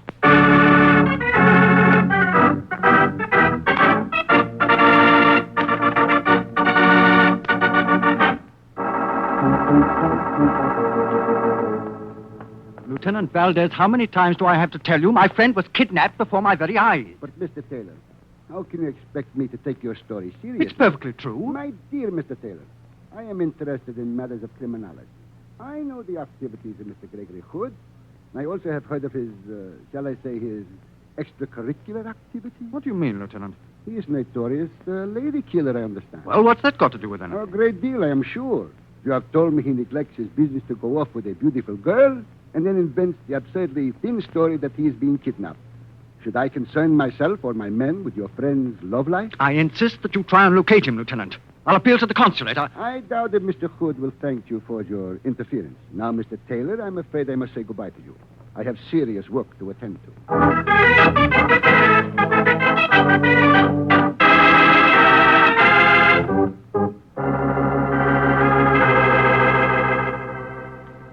But, Prince Firasol, I tell you my name is Gregory Hood. I'm an importer, and I live in San Francisco. Yes, Gregory. We are used to your many ingenious disguises and alter egos. But the time has come when you can shirk your royal responsibilities no longer. Your life as a playboy must finish. Oh, so I've been a playboy, have I? You have left a trail of broken hearts from Paris to Buenos Aires. But this must cease, Gregory. It is an unfortunate necessity of politics that a monarchist party must offer the people a monarch. That, Gregory, is why I've had you brought here. But how did you find me? I mean, Gregory. Only, of course, you haven't found him. What I mean is, what makes you think I am he? We knew you would come here to Mexico City for a very good reason. Anitra is in town. She's dancing at the Gato Azul. We know that for all your wanderings, you always return to her. I can see that I might have certain tastes in common with myself. But, Count Firasol, this game's gone far enough. It's a case of mistaken identity. Let me call the American consulate and prove to you who I am. No, Gregory.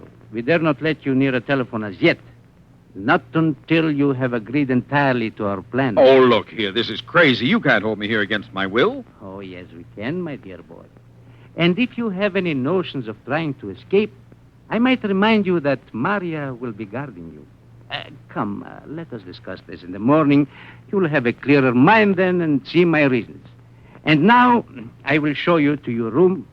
Queen Helena, your wife, is waiting for you there. My wife?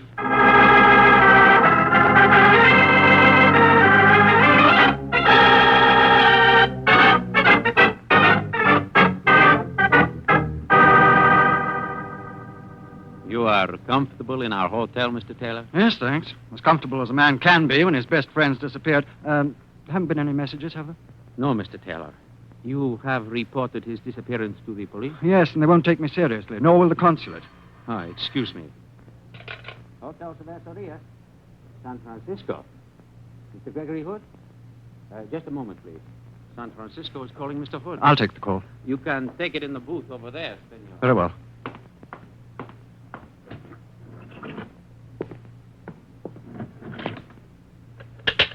It's Anderson Taylor speaking. Hello, Sandy. This is Richard Gump.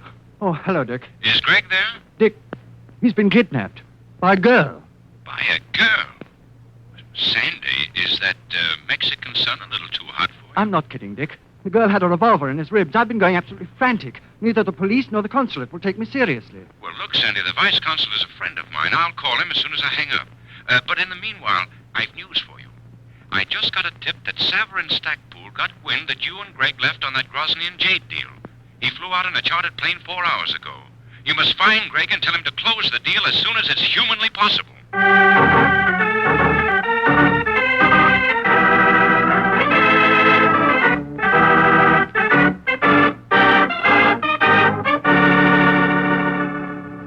And now, Grigorou, I shall leave you and Queen Elena together.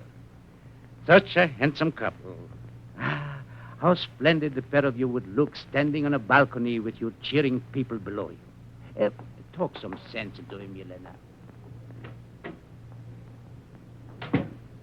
Well, Grigorou? Let's settle this down, charade, once and for all. You're supposed to be my wife.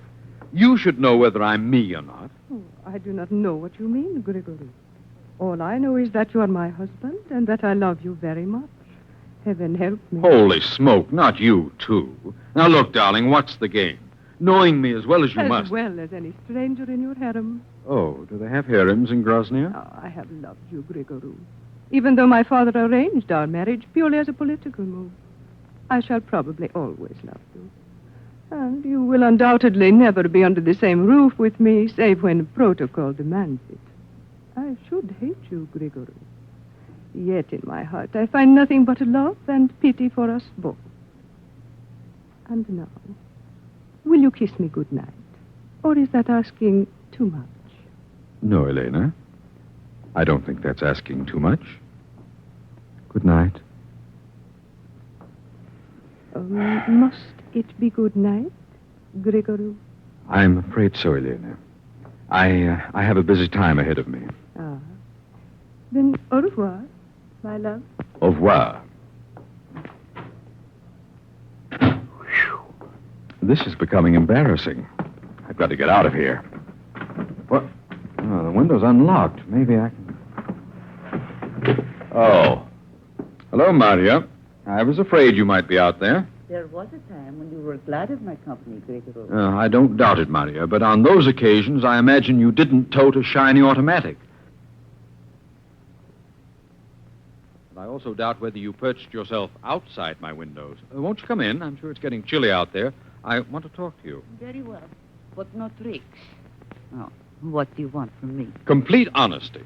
Count Firusul and Queen Elena went all emotional over me. You at least have played the thing straight. Yes, Grigorou. I think I've played my cards well. Now, look, Maria. One thing we have to get straight right away. I'll swear on any convenient stack of Bibles that I am not King Grigorou the 16th. Of course, I know that. At last, somebody's making sense. Oh, who should know better than I that you are not the king? Oh, I'm delighted, Maria. But what makes you so positive? For the most obvious reason. Did I not help you murder him?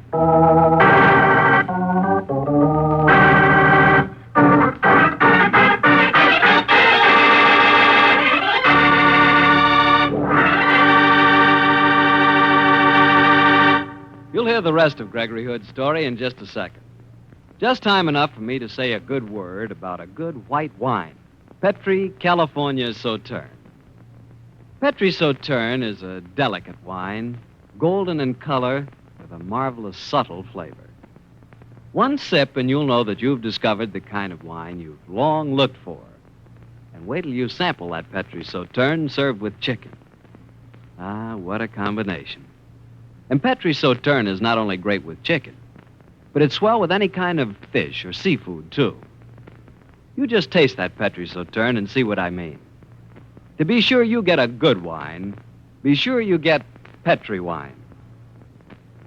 Well, Greg, this is one of the screwiest stories I ever heard. It sounds it, doesn't it, Harry? Yet it's perfectly true. It seems to me like a double case of mistaken identity. That's the way it seemed to me at the time. I figured that Maria had had a boyfriend who was a double for the real king. They had murdered the king and placed me, that is, the boyfriend, in his stead. Mm-hmm. Now they were deliberately letting me, that is, him, be found by the monarchist party to go back to Grozny and reign. As pretty a little mix-up as ever I heard. How did you get out of it? Well, as Maria made her remarkable statement, I had a sudden inspiration, Harry. I saw a way to play the impossible. Of course I know you're not the real king. Did I not help you murder him? You helped me to... Maria, you may be right at that. I may be. Gregory, whatever may have happened to your memory, I can assure you that I have not forgotten. I can't understand myself. My mind, it's been confused lately. I can't seem to remember things properly. Do you suppose... Could I really be the man you think I am? Am I suffering from amnesia? Oh, you poor darling, of course. That explains why you've been acting so strangely. That must be what's wrong. Maria, you have to help me regain my memory. Of course. But what can I do? I've often heard that a sudden shock can do the trick. Perhaps if I fired this revolver and screamed that you're trying to escape... No, darling, that's a little too violent. I feel that a more psychological treatment might be better. Tell me, Maria, I gather that my past has been a trifle sticky. Which of the women in my life were the closest to me? Oh, that is not hard to answer. Anitra, the dancing girl. Oh, yes, Prince Fiddlesole mentioned her. And she's in Mexico City at the moment, I understand. Yes, she's dancing at the Gato Azul. We know that you would not be able to keep away from her. Always, in whatever country you have been and with whatever women, you have always come back to Anitra. She sounds sensational. She's a devil. She knows that you killed the king, and yet she gave her heart to you before even his funeral had taken place. I'm even more of a cad than I thought. But look, Maria, you want to help me get my memory back, don't you? Yes, I will help you. Well, you're my bodyguard. Now, you escort me to the Gato Azul and let me take a gander at Anitra. Maybe my memory will come back. Perhaps I will, Gregory. But I shall keep this revolver handy. Okay, Maria. By the way, you still call me Gregory. If we're supposed to have bumped off King Gregory, how come I still have his name? Because it was agreed you would adopt the name. Your real name, when you served the prison term in 1937, was Stefan Ratnik. Something new has been added. So I served a prison term, did I? Curiouser and curiouser. What was my crime? Perhaps it will help your memory if I show you a copy of your police record, Gregory. I have a photostatic copy made from the file. Here. The photograph is an exact likeness. Hello. See these fingerprints on the record? Are these supposed to be mine? But of course. Then this, my sweetheart, is an occasion when you're in line for something of a shock. Now, here's my driving license. I want you to compare the two prints. I'm very much afraid you'll find there's a slight discrepancy. No, Gregory. The prints are identical. What? Let me see that. You must be quite... Holy smoke! They are the same. Of course they are. Oh, I'm beginning to wonder myself who I am. Well, there's only one way to clear this up, Maria. And that is? You and your revolver must take me to see Anitra, my great love. Come on, darling. Stop glowering at me and let's go.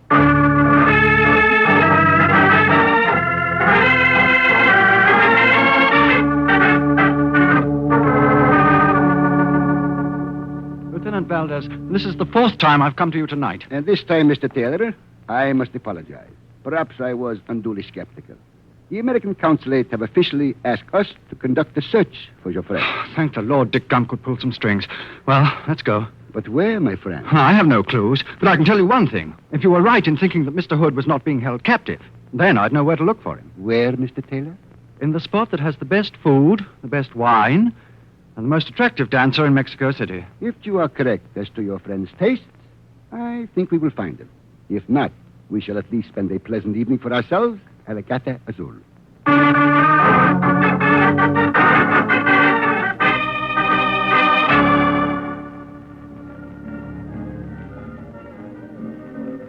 You like the Gato Azul, Gregory? Very shiny, very smooth, very nice. While we're waiting for Anitra to appear, could I interest you in a Roomba? Not this time, Gregory. You are too full of tricks. If we do not dance, I retain better control of my revolver. A very conscientious escort, aren't you, darling? It's lucky I'm fairly scrupulous. My old father used to say that... Oh, jumping Jehoshaphat! What are you staring at? Look who's sitting at the table across the floor. It's Sandy Taylor. So, it is your American friend from the airfield. And from the cut of his companion, I'd venture the opinion that he's a minion of the law. Maria, my love, I'm afraid the honeymoon is over. Sit down, Gregory. I've got some overdue business to attend to. The lighting here is discreet, and your friend has not seen you. If you leave this table, I shall fire. Maria, give me that revolver. No. Sit down, Gregory. Give me that revolver, darling. Thank you. I'm a weak fool. I could not do it. I could not shoot you, even when they said... We'll talk about them later. Come with me, Maria. You're a good girl, and if what I think is true, you may not be too safe. Come on, we'll cut through here. Hi, Sandy. Gregory. Great Scott, man, I've been worried to death about you. I've been a little worried about myself, too, Sandy. This is Lieutenant Valdez of the police. Mr. Hood, I'm proud to meet you. And I'm very relieved to meet you, Lieutenant. I need a little police protection. Please introduce me, Gregory. There's no time for that, darling. Right now, we're all going over to talk to Count Pavlou and see if we can buy some jade. Then we'll come back here and do a little celebrating.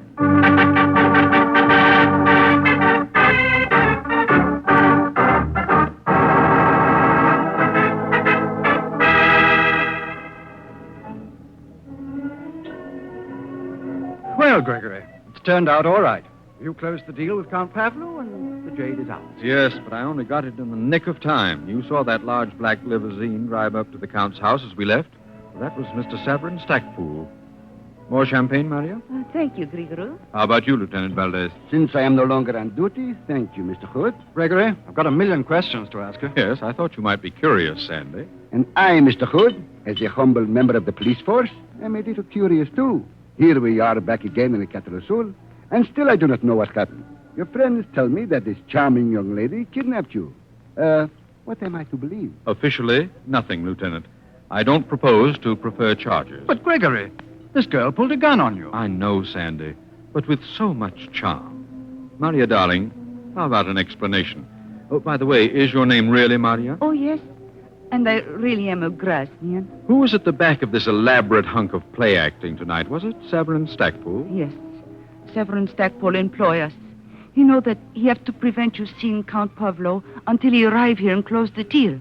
So he devised these plans. But listen, Maria, I know Severin Stackpool. His mind isn't capable of dreaming up such a wild and woolly plot as this. No, but his best friend here in Mexico City, Antonio Cernidio, the crazy mystery writer. Antonio knows your weakness for peculiar plots and whim. You're getting an international fame, Gregory. I know, quite flattering. So Antonio dreamed up this crazy plot full of excitement and danger and girls in the hopes that it would keep me occupied until Stackpool got here and closed the jade deal, I suppose. Yes. Prince Firasol, Queen Yelena, and I are all professional actors. We were paid handsomely to play our part. Prince Firasol, Queen Elena? What's this all about, Gregory? Gregory. Characters in a fantastic plot. But you can tell Antonio that he overdid it. One double I might have swallowed. But when I was also supposed to be the double of the king's double, it was a little too much. That is when you know it was a conspiracy. Yes, darling, and the thumbprints were the clincher. It was mathematically impossible that any double could have my exact print. So it was clear that someone had framed the whole thing. Had printed up that description, probably from my driving license, and wire photoed a photostatic copy. It was obvious that the whole affair was a pretext to get me out of the way. And who was the logical person? Severin Stackpool, QED. Well, I barely know what you're talking about, Gregory, but at least we've closed the deal. Yes, and we have some prized treasures for the Gump collection and some only moderately colossal stuff for my regular customers. Lieutenant Valdez, you're not asleep, are you? Just drowsy, Mr. Hood. The music is good, the conversation makes no sense, and the champagne is excellent. Please continue to talk nonsense. It is so soothing. A very sound point of view. How about you, Maria? Gregory, I'm worried about Severin Stackpool. He's a dangerous man, and when he knows that I have failed him... Very true, Maria. He isn't going to like you a bit. I'm afraid I have a duty to you for the rest of my stay in Mexico City. A duty to me? What is it? From here in, Maria, our roles are reversed. From now on, I am your bodyguard. day and night. Oh, Gregory.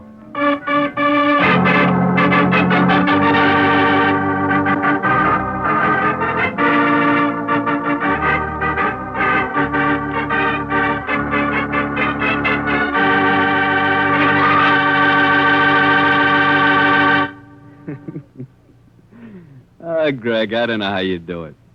You know, your stories get better all the time, but you, a king. Harry, when you say that, don't smile. Besides, I was beginning to like the idea. Greg, I don't know. I just can't visualize you as a king. Oh? I think I'd look quite dashing with a crown on my head and a queen by my side. I'd look kind of dashing myself in that setup. Maybe so. But as my old father would say, he who gets crowned is not always king. Yeah. Well, that's what your old father would say, but did I ever tell you what my old father said? No, what did he say? You can't go wrong with a Petri wine. Yeah, he said it and he was glad. And right, too. You said it because Petri wine is always good wine. Well, it's got to be. Look at the long years of skill and experience that go into its making. The Petri family has been making wine for generations. Winemaking is their heritage. A heritage handed on down from father to son, from father to son.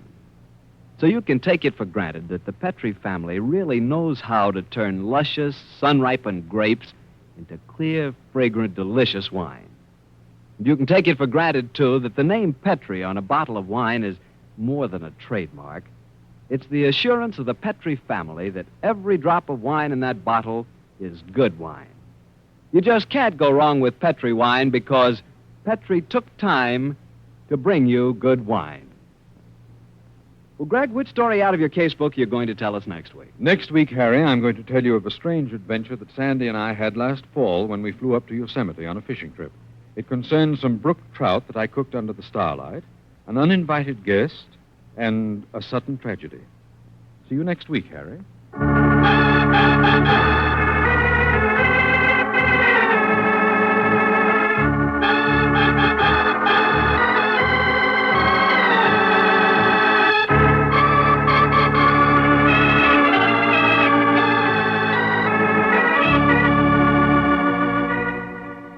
The Casebook of Gregory Hood is written by Dennis Green and Anthony Boucher. Original music composed and played by Dean Fossler.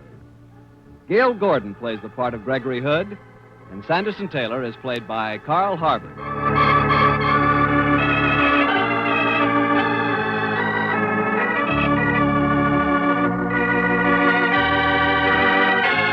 The Petri Wine Company of San Francisco, California, invites you to tune in again next week, same time, same station. The Casebook of Gregory Hood comes to you from our Hollywood studios. This is Harry Bartell saying good night for the Petri family. For a solid hour of exciting mystery dramas, listen every Monday on most of these same stations at 8 o'clock to Michael Shayne, followed immediately by the Casebook of Gregory Hood. This is the Mutual Broadcasting System. Petri Wine brings you the Casebook of Gregory Hood.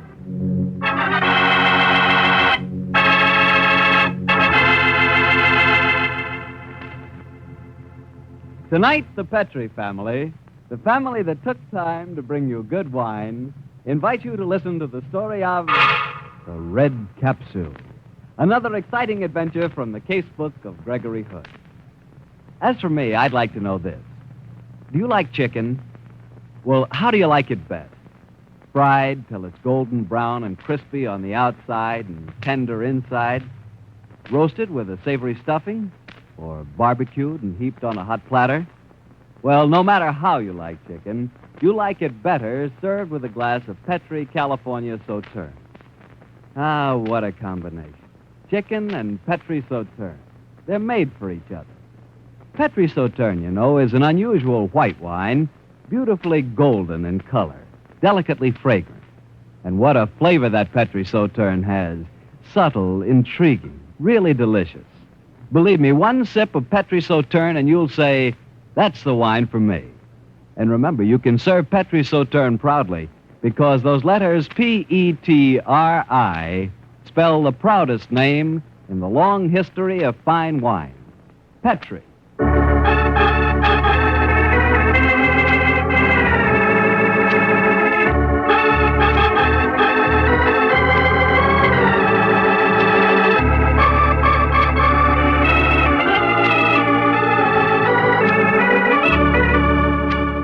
Well, it's Monday night in San Francisco, and we have a weekly date with Gregory Hood and his attorney and great friend, Sanderson Taylor.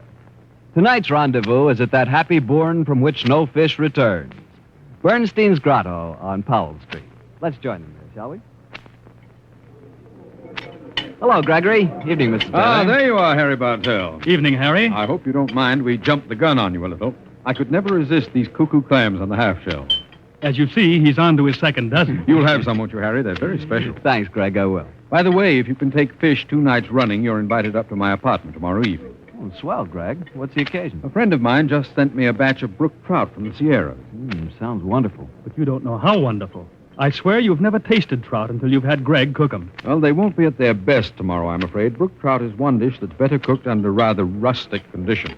For my money, the only proper way to cook them is in sizzling hot bacon grease in a skillet over an open campfire under the pine trees. And that, Harry, by one of those happy coincidences, cues us directly into tonight's adventure. Our story from the casebook began just that way on a certain star-clustered evening last fall. It sounds like a potent setting for adventure. Well, we found plenty of that, as usual. We'd flown out of San Francisco in my Beechcraft, complete with rods and flies and a week's camping equipment. We landed in the private field of a friend of mine in Yosemite County and hiked from there on up into the mountains. The gods were very kind to us. At first, we hit a heavenly stream teeming with hungry, vigorous fish. At the end of an exciting day's sport, we knelt by our campfire preparing the evening meal. These potatoes in the ashes are almost done, Greg. Yes, I'd better fan up the flames for the skillet. Did you slice the bacon? Yes, and clean the trout. Ah, this is the life, Sandy. And we're going to have a meal we couldn't equal in San Francisco's finest restaurant. First, the bacon. There we are. Did you hear that, Greg? I swear I heard someone calling. It's probably little Sir Echo out for his evening rehearsal for the Bohemian Grove. I did hear someone, Greg. Here in the forest primeval, where we've come to escape from dazzling wenches and murderers and all those fascinating encumbrances. What? There is someone, Greg. Yeah. Who's there? Friends to this ground and lineaments of the day. It's a girl. And one that quotes Hamlet yet. You'll make an interesting dinner guest.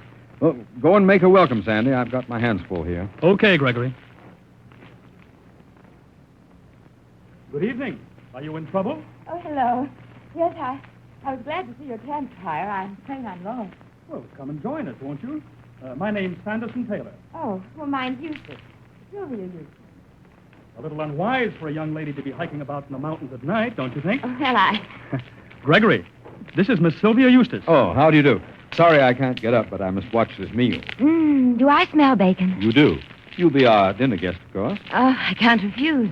I'm starving. How would roast potatoes, coffee, bacon, and brook trout a la nature appeal to you? Oh, I can't think of anything more perfect.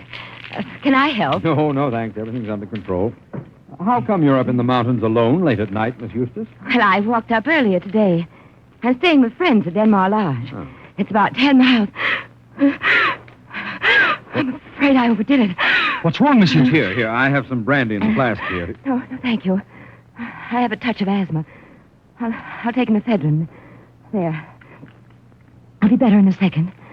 Don't worry about me. I do wish I could do something to help. Oh, it's all right. There. Oh. I'm sorry. And now, how's about the trout? Going into the skillet at this very moment. Ah, listen to it sizzle. Well, I don't know if I should eat so soon after an attack, but I'm sure I won't be able to resist it. I'll hope for the best. As Shakespeare says, let good digestion wait on appetite and health on both.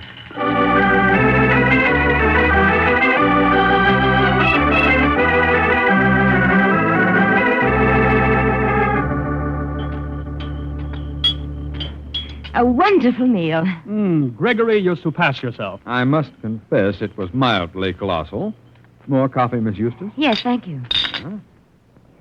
Oh? Your face keeps bothering me, Mr. Hood. It does have that effect on some people. Yours has the reverse effect on me. Oh, no. No, I mean, I'm certain I've seen it before. Probably in the Police Gazette. He's always getting mixed up with the underworld. Oh, of course. How stupid of me. You're Gregory Hood, the detective. Well, detecting is a hobby of mine. Well, I've seen your photograph in the San Francisco papers. Oh, dear.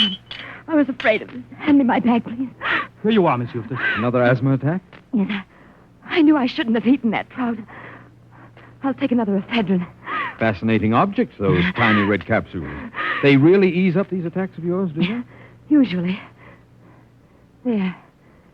If they don't do the trick, I can give myself a hypo. Oh! Help me! Help me! Lord. I never saw an asthma attack as severe as this. Look at her struggle. The way her body keeps arching. Sandy, this is no asthma attack. This girl's been poisoned.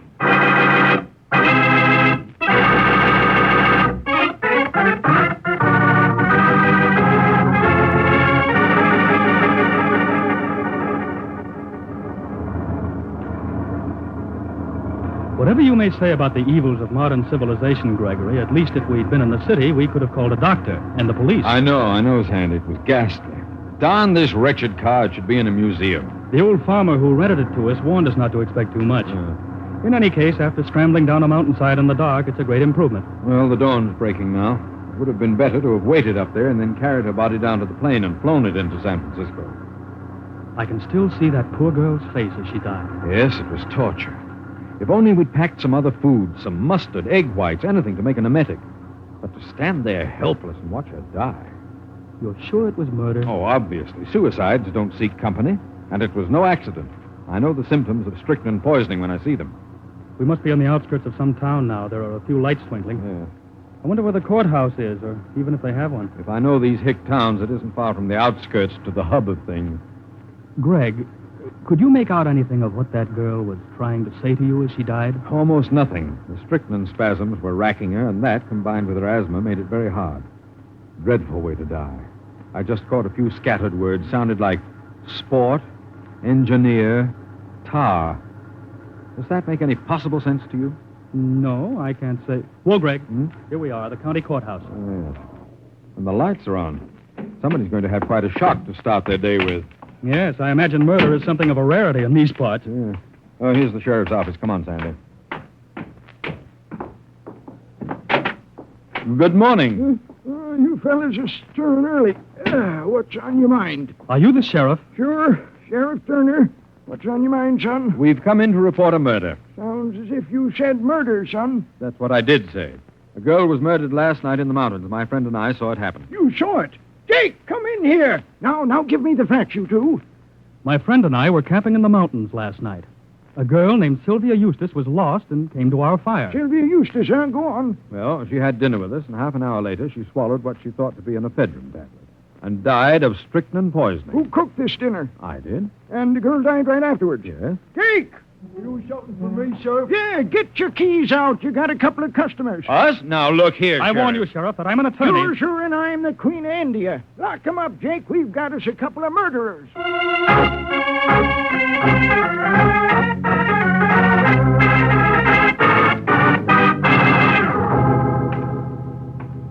Oh, this is a crazy situation, Sandy. We come in to report a murder and then get booked for committing it. Darn these small towns. The judge is off at the other end of the county, and I can't even apply for a writ. We've got to get out of here. There's only one way that girl could have been poisoned, but we must get to San Francisco to prove it. Sandy, I tell you, we've got to get out of here. Well, there's Jake, the moronic jailer, sitting guard up there. But I don't think we can do much with him. No, he looks more in Edgar Bergen's line. Yet, did you notice he was reading detective magazines? He may be vulnerable. No harm in trying. Jake? I'm coming. What's the idea, Greg? Take your cue from me. I'll play it as it goes. What is it, fellas? My friend and I have been arguing, Jake. Oh. Well, if you call yourself friends, why do you argue? I can see that you have a terrific sense of humor, Jake. Hasn't he, Sandy? Terrific. That was an extremely funny remark. Oh, nothing, fellas. Just comes sort of natural like. I'm sure it does. You must have your friends in constant stitches. How's that? Forget it, Jake. When I said my friend and I were arguing, what I meant was we were having a discussion about you. You see, Jake, I've always prided myself on my ability to read character. Now, is that a fact? Yes. You read tea leaves or something? No, not exactly. But I can tell if a man's smart the moment I look at him. I sized you up as soon as you walked into the sheriff's office. There, I said to my friend, is a really smart guy who's going places. Didn't I say that, Sandy? You certainly did. Well, what do you know? Say, you fellas like some breakfast? Settle our argument for us first, Jake, will you? You've got a little more on the ball than we have. I have. Well, you're pretty nice guys, too. What'd you argue about me? Well, here's the way it went, Jake. I noticed that you had a big stack of detective magazines over there, and you were reading them very seriously. Oh, read them all the time. Yes. Read them all the time. Uh-huh. I said to my friend here, there's a really smart deputy sheriff who knows a lot about criminology and wants to go ahead. Am I right, Sandy? Your exact words, Greg. Yes. What'd you say next? Well, Jake, I knew you'd heard our story of the murder, and I figured that you were the smart kind of a guy who would say to himself, nobody's going to be such a dope as to walk in and report an undiscovered murder when he's the only suspect. So these guys didn't do it. Yes, Jake, that's the clever kind of man my friend thinks you are. What else did you figure? Well, that you're smart enough, after hearing our evidence, to know darn well how the murder had been committed by slipping a red capsule of strychnine in among her red capsules of ephedrine. And then you'd say to yourself, I'll bet that was done in San Francisco, and that's where the case starts. San Francisco, huh? Yes. Well, maybe you're right, fella. Ah, you're a clever man, Jake. I'd never have been able to figure that out without your help. Gregory, that's amazing. Jake is certainly quick on the draw. Yeah. Oh, just a knack, fellas. Did I figure anything else out? Yes. Yes, I said that you'd follow the thing through logically and see where it might lead. I said that I'd bet you'd say to yourself, this Gregory Hood is kind of a detective, too, and he knows his way around in San Francisco, and if I let him go, he could solve the case and give me the credit. Me the credit? Yes. Then when the election comes around next spring, maybe I'd have a crack at Sheriff Turner's job. Me the sheriff? Yes. Didn't I say that, Sanders? Yes, you did. Word for word. You guys must sure talk fast. Was that the end of your argument? Nearly. But you see, my friend here maintains that you're just a dull, obedient deputy who takes his orders and then follows them out. Now, if he's right, you'll keep us here. But if I'm right, you'll let us go before Sheriff Turner gets back with the girl's body. What do you say? What do I say? Mister, I don't know how good a detective you are, but you're sure one swell judge of character.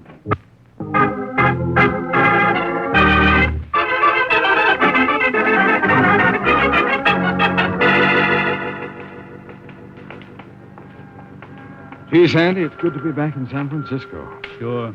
But I hope you realize, Greg, that in the eyes of the law, we're fugitives from justice. Yes, but the law peered at us with very sleepy eyes this morning. I'm afraid poor Jake won't be very popular. Well, I had to do it. That oaf of a sheriff would have tried to pin the rap on us. By the time we'd gotten clear, it would have been too late to do any real work at this end. I agree with you there. Just the same, I hope we never have to fly back across the Sierras in a thunderstorm. Yes, it was rather an exciting trip. In any case, it got us here in really fast time. Well, our first port of call is obviously at the dead girl's house. Yeah. Lucky she had those letters in her bag. What was the address again? 116 Marden Street. Ooh, it must be this next house. She didn't mention her parents.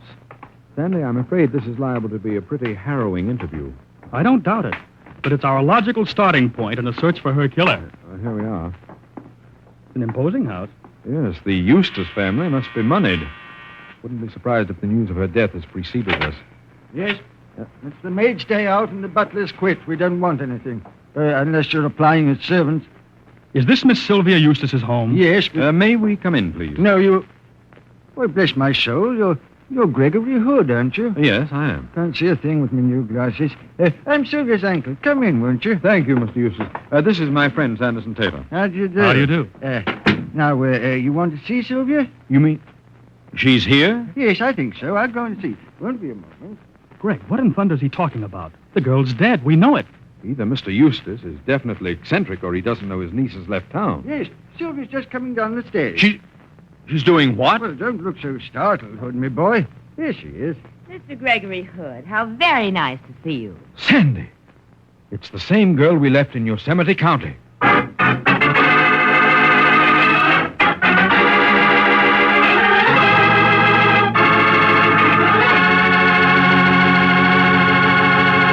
You'll hear the rest of Gregory Hood's story in just a second.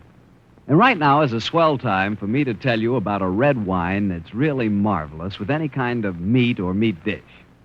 It's Petri California Burgundy. Petri Burgundy is a rich red wine, hearty and full flavor. A wine that can transform an ordinary meal into a real occasion.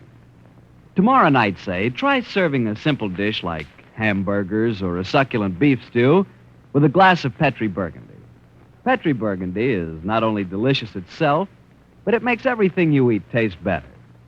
So if you've been wondering just how much a good wine can do for a good dinner, you'll find the answer in a bottle of Petri Burgundy. Just make sure it is Petri Burgundy, because all Petri wines are good wines. Well, Greg, this is beginning to sound like a ghost story. You and Sandy see a girl die. You get thrown into the clink for a murder. You escape and then get back to San Francisco and walk into the girl you're supposed to have murdered. Doesn't make sense to me. Well, it didn't to us either, but of course the answer was obvious. The dead girl, whoever she was, had an exact double. It didn't take us long to find out who that double was. You seem very startled at seeing me, gentlemen. Frankly, I'm staggered. So am I. Miss Eustace, do you have a twin sister? No, but you must have met my cousin, Hester. People are always astonished by our likeness.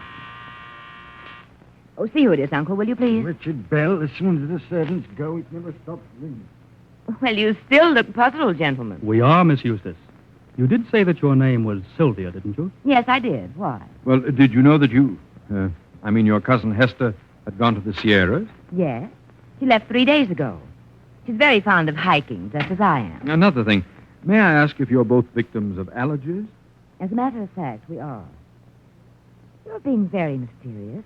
Has anything... You're very, very popular today, Sylvia. Here's a Lieutenant Silvers of Homicides. Most anxious to talk to you. Afternoon, Miss Eustace.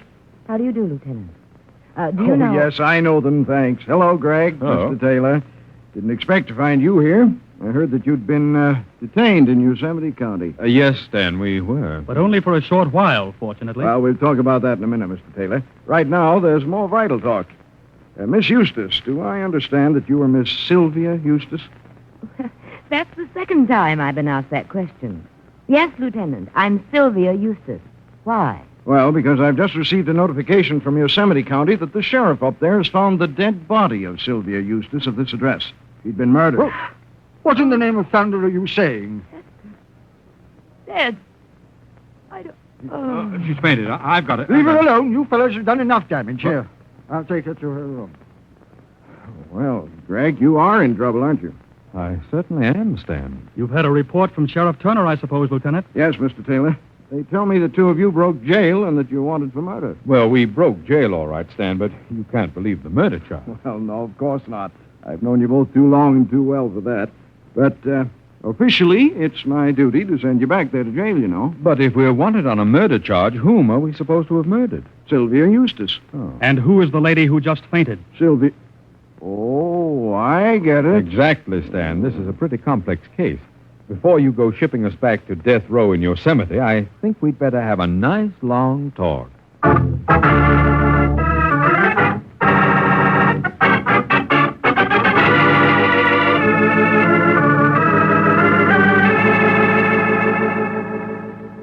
So there you are, Stan. That's the deal. Two girls, both identical in appearance, and both claiming to be Sylvia Eustace. But why, Greg? It doesn't make sense. I think it might, Lieutenant, when you consider that the Eustace family is obviously wealthy. Being the heiress might even be worth murder and impersonation. Correct, Sandy. I'm pretty certain that's the motive at the back of this mess. Well, then you think this girl is a cousin, posing as the dead girl Sylvia. Well, that's the way it looks to me. Shh, Greg, here she comes back now. Gentlemen, I think I can talk to you now. May I introduce my fiancé, Dr. Bacon? How do you do? How do you do? I'll have to warn you that Miss Eustace is in no condition to undergo any prolonged questioning. Well, we'll make it as short as we can, Dr. Dakin, but you must realize that you're involved in the murder case. How was poor Hester killed, Lieutenant? She was poisoned by strychnine contained in what appeared to be an ephedrine capsule. Oh, dreadful. Stan, do you mind if I ask a few questions? Okay, Greg. You've got to play it in your way. But if it doesn't work, it's back to Yosemite, remember. We know that, Lieutenant. Miss Eustace, are you in the habit of taking ephedrine? Very frequently, yes. What about it? Surely any person who suffers from allergies, as Miss Eustace does, would use the drug. Doctor, there's no need to get so heated. Miss Eustace, are you fond of Shakespeare? Not particularly. Certainly not the way poor Hester... I fail to see what the devil Shakespeare has to do with it. You'll find out in due course, Dr. Dakin. Tell me, Miss Eustace, to what substances are you allergic? I absolutely refuse to tolerate any more of this badgering. Oh, you call this badgering? Well, Doctor, perhaps as her physician, you'd care to speak for her. Well, I'm just a general practitioner. Dr. Sangerford is Miss Eustace, allergist. Oh, I see. Well, Miss Eustace, I'll make you an offer. I'll drop all questioning for the moment on one condition, that you let me come here tonight and cook dinner for you. What rubbish are you talking now, Hood? What do you say, Miss Eustace? In any case, your uncle commented on the servant problem, and I'm really quite a cook. Well, nothing you're saying seems to make any sense, Mr. Hood, or else I must still be dizzy. But, very well, you may cook dinner here tonight. What menu are you planning? Brook trout and bacon, Miss Eustace. It should give us the answer to murder.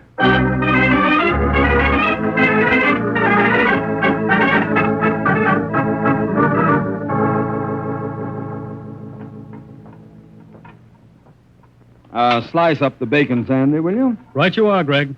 Greg, we've been friends for a good many years. If we hadn't, I wouldn't take the risk of stringing along with you on this case. Will you tell me what goes? Oh, now don't look so harassed, Stan. We're on the last lap. Our question is, which is the real Sylvia? Now, the old uncle might be fooled. He's half blind. And young Dr. Dakin might be in cahoots. True. So we seem to have established only two positive differences between the girls. The cousin, Hester, loved to quote Shakespeare. So did the girl in the mountains. Now, according to Dr. Sangerford, Cousin Hester was allergic to trout, but somehow he'd never checked Sylvia. Oh, now I begin to see why you're cooking a dinner of brook trout. Yes, Stan, if she eats the trout and nothing happens, she's in the clear. Well, I hope you're right, Greg. Maybe I'm a fool for even letting you try it. I've got a nasty feeling that this whole business is one occasion when you've outsmarted yourself. At last, you're due to be hoist with your own...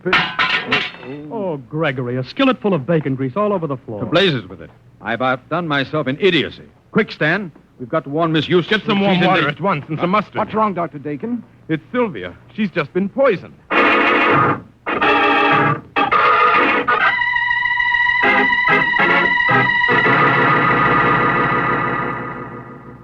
How are you feeling now, Miss Eustace? Weak, Mr. Taylor.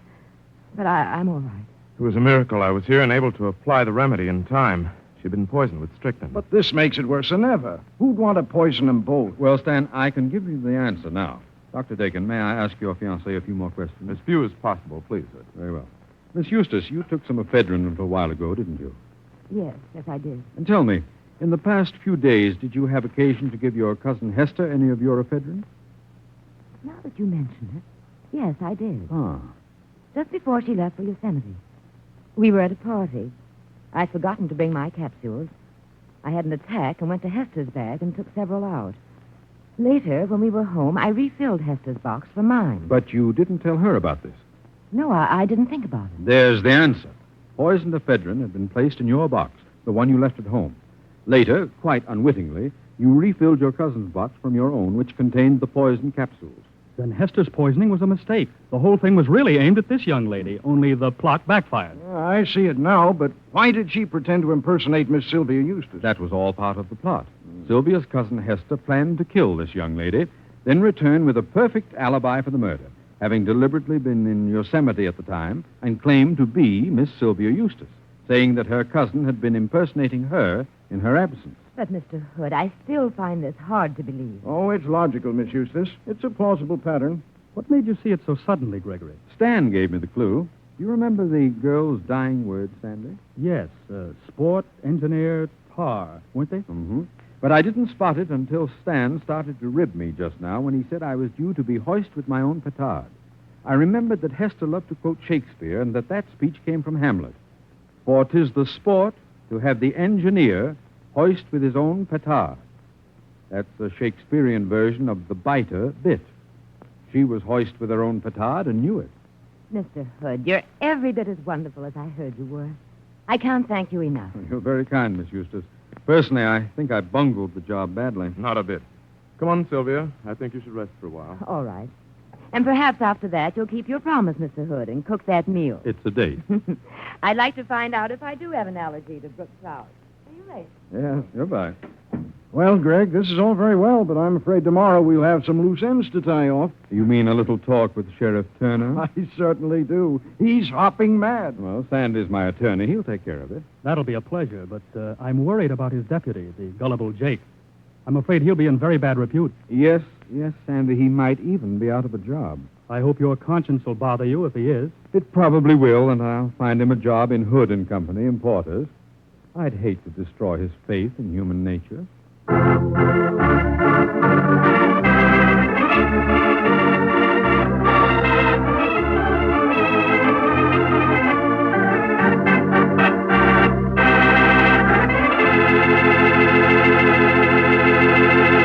Greg, as usual, that story was a honey. You know, come to think of it, I'm not so bad at quoting Shakespeare myself. Why, Harry, I didn't know you were a student of the immortal bard. You should just see me do a balcony scene. And personally, I'd rather sit in the orchestra myself. Oh, now cut it out, Greg. Look, let's run through Shakespeare's Romeo and Juliet. I'll be Romeo. If you think I'll play Juliet to your Romeo, you're crazy. Besides, I know you too well. What do you mean? Well, when Juliet says, Romeo, oh Romeo, wherefore art thou Romeo? Your answer will be, getting a bottle of Petri wine. Well, can you think of a better answer? Look, if Shakespeare knew about Petri wine, he'd rave about it, too. It's great, Greg. Well, it's got to be. The Petri family has been making wine for generations. With the Petri family, the growing of perfect sun-ripened grapes and the art of turning those grapes into fragrant, delicious wine is a heritage. It's a heritage handed on down in the family from father to son, from father to son. And the skill of those generations of winemakers is evident in every drop of Petri wine. So the name Petri on a bottle of wine is more than a trademark. It's the personal assurance of the Petri family that Petri wine is always good wine. Oh, but you'll discover that for yourself. You'll learn that no matter what type wine you prefer, you like it better when it's a Petri wine, because Petri took time to bring you good wine. Well, Greg, what story from your casebook are you going to tell us next week? Next week, Harry, I'm going to tell you an adventure that I call The Forgetful Murderer. It concerns itself with one of the strangest series of murders that I've ever encountered.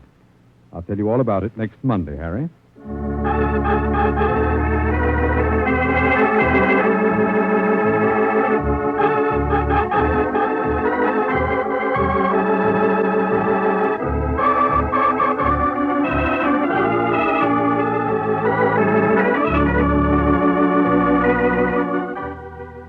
The Casebook of Gregory Hood is written by Dennis Green and Anthony Boucher. Original music composed and played by Dean Fosler. Gail Gordon plays the part of Gregory Hood, and Sanderson Taylor is played by William Bakewell.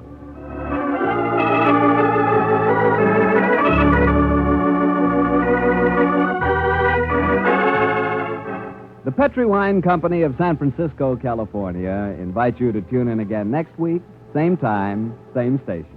The Casebook of Gregory Hood comes to you from our Hollywood studio.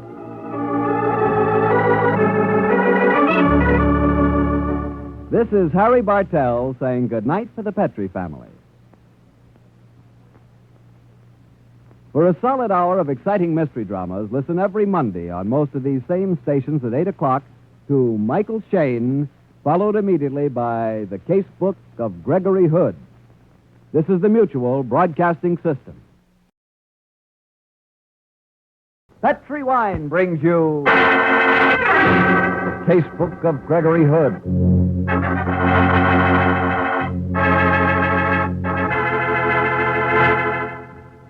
Tonight, the Petri, to bring you good wine, invite you to listen to the story of The Forgetful Murderer. Another exciting story from the Casebook of Gregory Hood. And if you don't mind, I'd like to repeat something I've said before. It's simply this. The best beginning a good meal ever had is a glass of Petri California sherry. Try serving for dinner and you'll know what I mean. That Petri sherry is a marvelous wine. Just look at its deep amber color, so rich and inviting. And as for the wine itself, what a flavor. Petri sherry has a flavor you know comes right from the heart of luscious, sun-ripened California grapes. And say, if you like your sherry dry like I do, you know, not sweet, Petri makes a delicious dry sherry, Petri Pale Dry. If you don't know which you prefer, the regular or the pale dry, don't buy one, buy two. Try them both. But remember, always buy Petri.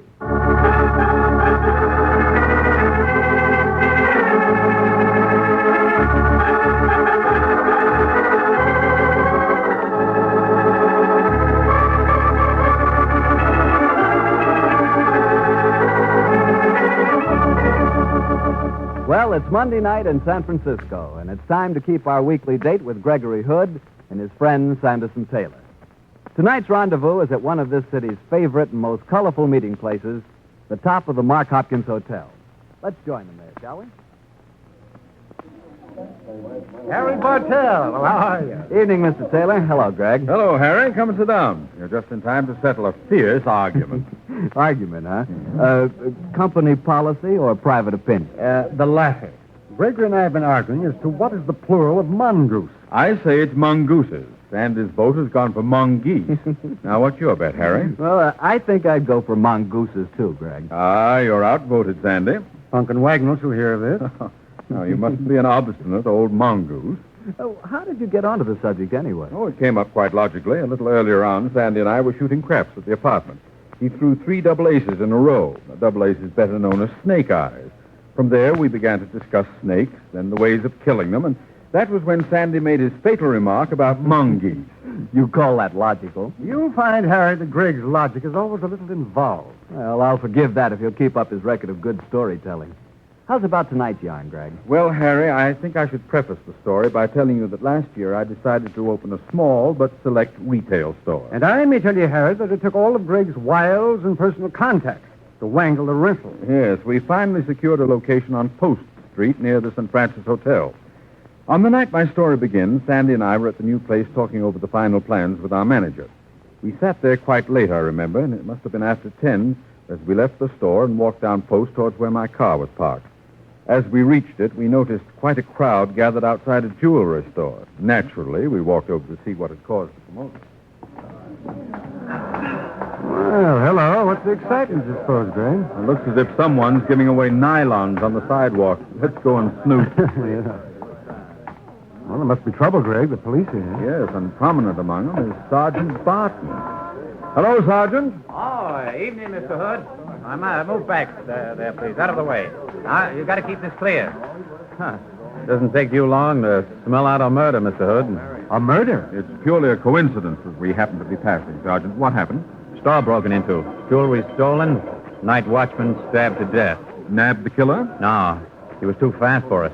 Made a clean getaway, Mr. Hood. Oh, can I come in and take a gander? Oh, Greg. Now, keep out of it. Let your curiosity alone for one. I'm afraid I've got strict instructions, Mr. Hood.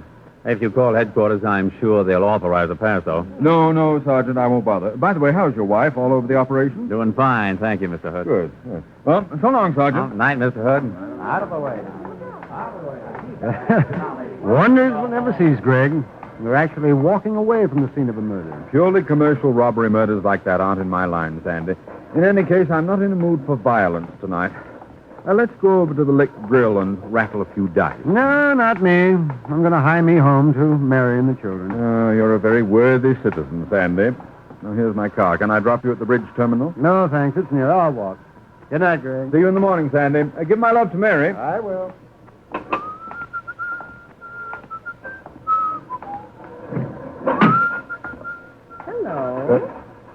Hello.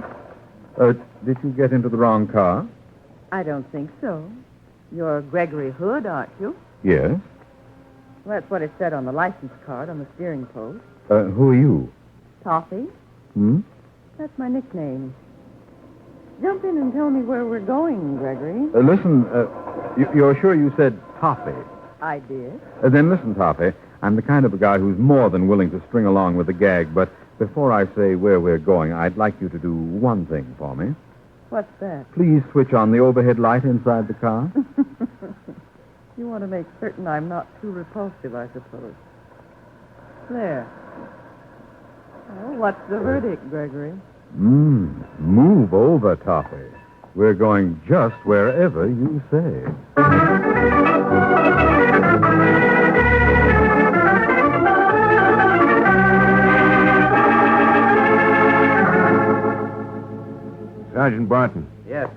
Lieutenant Silvers. Anything from the lab reports on the jewelry store killing? Not a thing, Lieutenant. Never saw a cleaner job. Looks like we've got nothing at all to go on. Yeah, nothing but this. It was found at the scene of the murder. What is it, Lieutenant? Your guess is as good as mine. Looks like just a hunk of metal to me. The owner swears it doesn't belong in the shop, so we must assume the killer dropped it. Can I look at it, Lieutenant? Ah, sure you can. Yeah. Thanks. Piece of metal, about 6 inches long. Thicker than a wire, but not much. Sharp at one end, and a ring at the other. Could it be a meat skewer, Lieutenant? Don't ask me, Sergeant. 3 days since the killing now, and after exhaustive tests, all I've been able to find out is that the murderer dropped the what's-it. Maybe I should ask Greg Hood to come in on this one. He was on the scene a few minutes after the murder was discovered, Lieutenant. Oh? Take it, will you, sir? Police headquarters, homicide, Sergeant Martin speaking. Yeah. Yeah? Yeah. Yeah. You know what, Lieutenant? No, I don't. If I'd been on my toes, I guess I should have deduced from your conversation, but I didn't quite make it. What's happened? There's been another robbery killing. Sounds like the same guy down on Market. Well, let's get moving and keep your fingers crossed, Sergeant. Perhaps he's left another clue for us this time. A clue that we'll be able to pick up.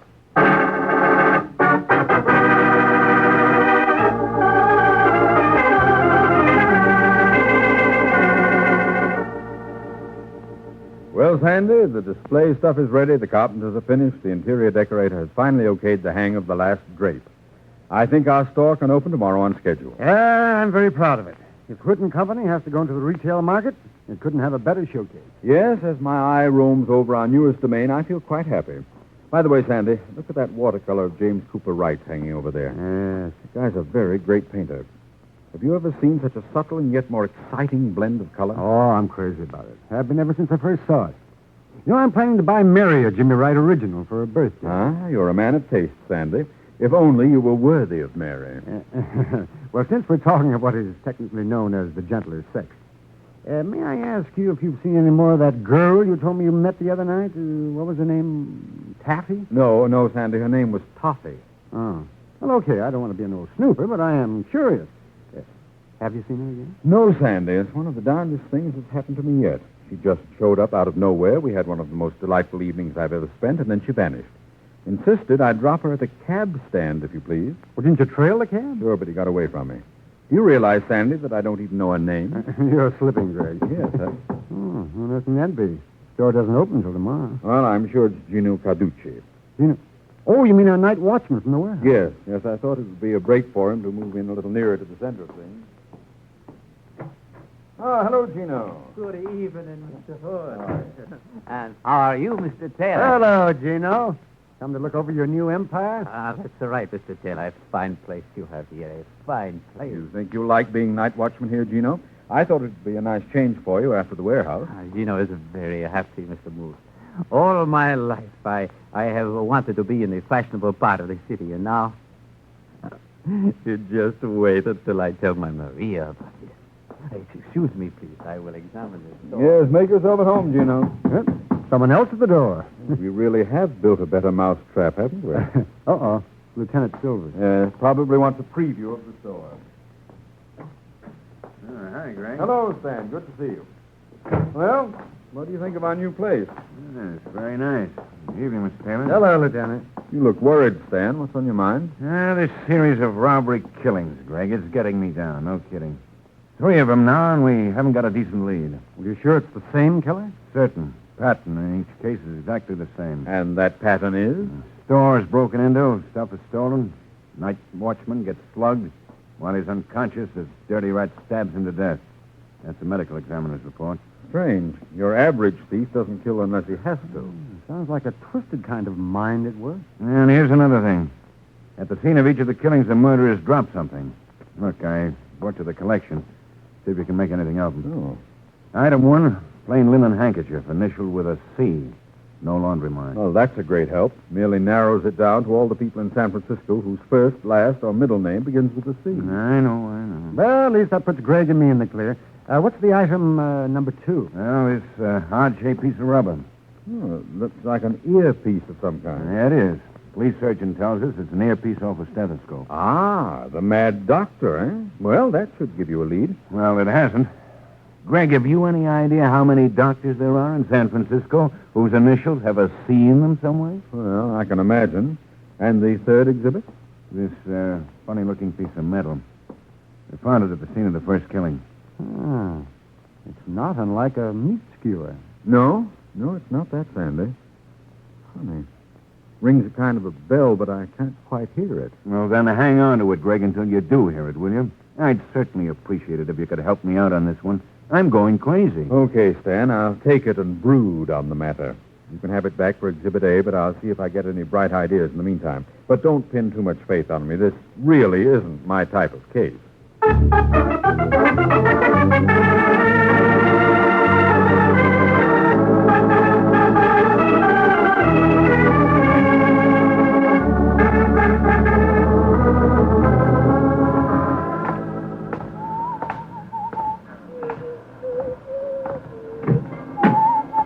Hello, Gregory. Toffee! You ought to lock your car, you know. I always used to until that night I forgot. Now I leave it open hoping I'll find you here again. Move over, darling. Well, where are we going? I think a bite of supper at the palace is indicated. The lights are so discreet there, admirably suited to your mystery and your beauty. My, but you're in great form tonight, Gregory. And after that? After that, darling, we might take a drive up to Twin Peaks. The view from there is quite lovely. I doubt if you've ever seen it, Gregory, but come on, let's go.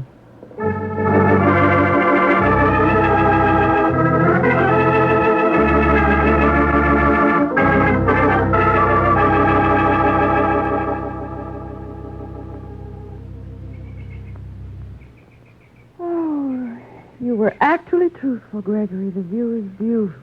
You're right, Toffee. It's quite beautiful. You aren't even looking. Oh, yes, I am. My old father used to say that even the Taj Mahal in the moonlight didn't compare with the sparkle in a beautiful girl's eyes. I wish I'd met your old father. So does he. In the meanwhile, how's about his son? He's not bad. Darling. Oh, ooh. What's wrong, Toffee? What have you got in your pocket? The razor blade? Something pricked me. Oh, it must be this gimmick. See? Oh, fine things, sir. Carrying concealed weapons. This isn't a weapon, my sweet. It's the vital clue to a murder case. The only trouble is no one knows what it is. I bet I know what it is. What? It's a thing for cleaning pipes. Oh, no, darling.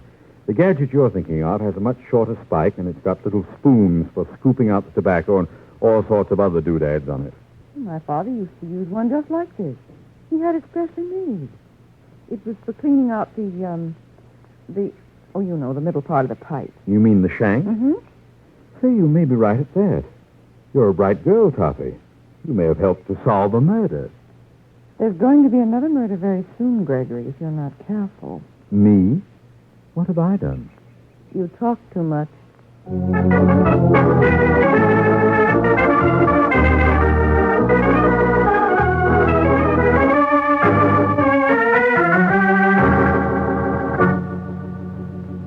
Hi, Stan. Oh, hello, Gregory. What brings you over to police headquarters? Did you get any brainwaves from that steel gimmick I gave you? Yes, Stan. I went out with a beautiful girl last night, and she gave me an idea.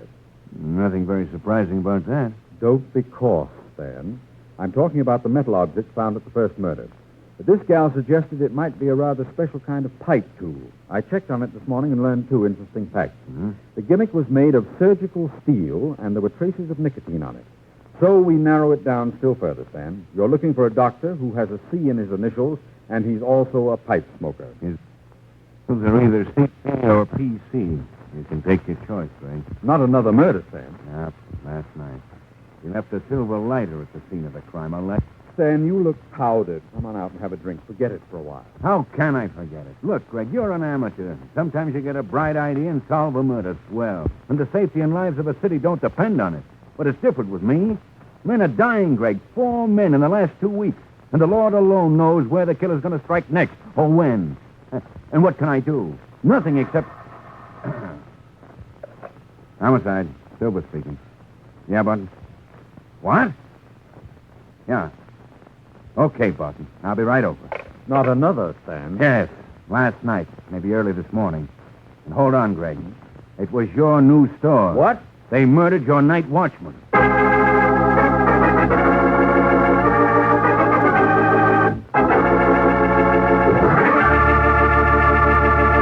You'll hear the rest of Gregory Hood's story in just a second. Just time for me to tell you the simplest, easiest way I know to make a good meal taste better. Serve that meal with a glass of good Petri wine. If you're having hamburgers or a swell pot roast for dinner, then you've just got to try it with Petri California Burgundy. That Petri Burgundy is a hearty red wine that's just made to go with any meat or meat dish. Personally, I think it's great. Now, if you're having chicken for dinner or maybe fish or seafood, then by all means try a Petri California Sauterne. Petri Sauterne is a subtle, intriguing white wine that's really something.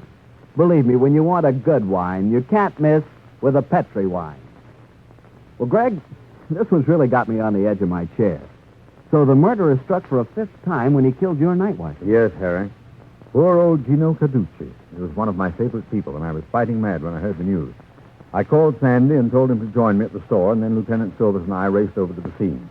As the three of us stood there, I swore a silent vow that this was to be the last. Greg. But I do, Sandy. While I was out having a romantic adventure with a mysterious girl last night, poor old Gino was killed, protecting my property. I don't see that you could have done anything to save him, Greg. The murderer didn't write a postcard and say he was going to be here last night. I know. Your men have searched the place thoroughly, I suppose. Yeah. Now I've got him on a routine job that may lead us somewhere. Huh? What's that, Lieutenant? Checking on a list of every medico in San Francisco who may have the initials CP or PC. Did the forgetful murderer leave us any clue this time? Yeah. These few pages torn from a novel. Sergeant Barton said they were lying beside the body. But they're not much help. No fingerprints on them. Let me see him, Lieutenant. Yeah, here. See what you make of them. Well, meanwhile, I'm going back to headquarters. I'll be in touch with you later. Okay, Stan, okay. Oh, what do you make of the pages, Sandy? Well, they seem to be torn from one of those novels about the gallant young doctor. Can't say I feel too kindly disposed toward doctors at the moment. Let me see those pages. Mm-hmm. Wait a minute. You were wrong, Sandy. These pages weren't torn from a novel. They're loose sheets. They've never been bound. What does that tell you?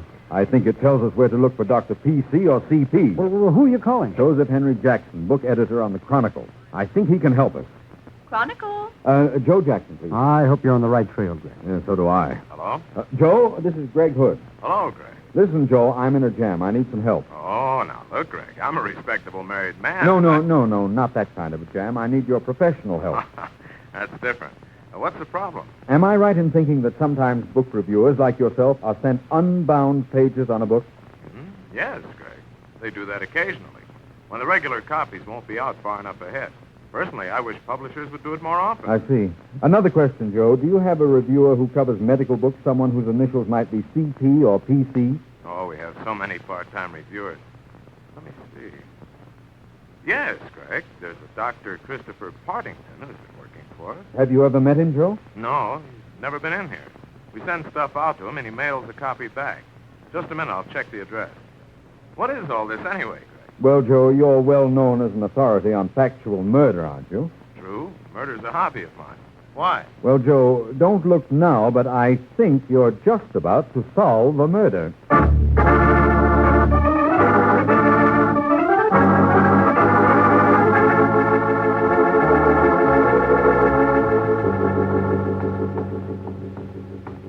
Well, Sandy, this is the house of Dr. Christopher Partington. Yes, very nice, too. You know, it's pleasant out here in the marina. Yeah. Aren't you going to ring the bell, Joe? Not since the door's unlatched. Surprise is always an advantage when you're dealing with a murderer. You really think he's your man? Well, the evidence would point that way. Come on, Sandy, keep your eyes sharpened. This guy probably knows all the answers.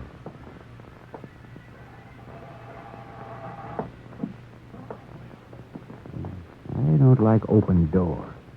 This might be a trap. We'll soon see. You should have called Lieutenant Silver. No, Sandy. Since poor Gino got killed, this is a private battle. Oh. Here's the living room. It's empty. So recently occupied by a pipe smoker, you'll notice. I don't see any pipes lying around. Look at that ashtray. Lots of ashes and burned matches, but no cigarettes.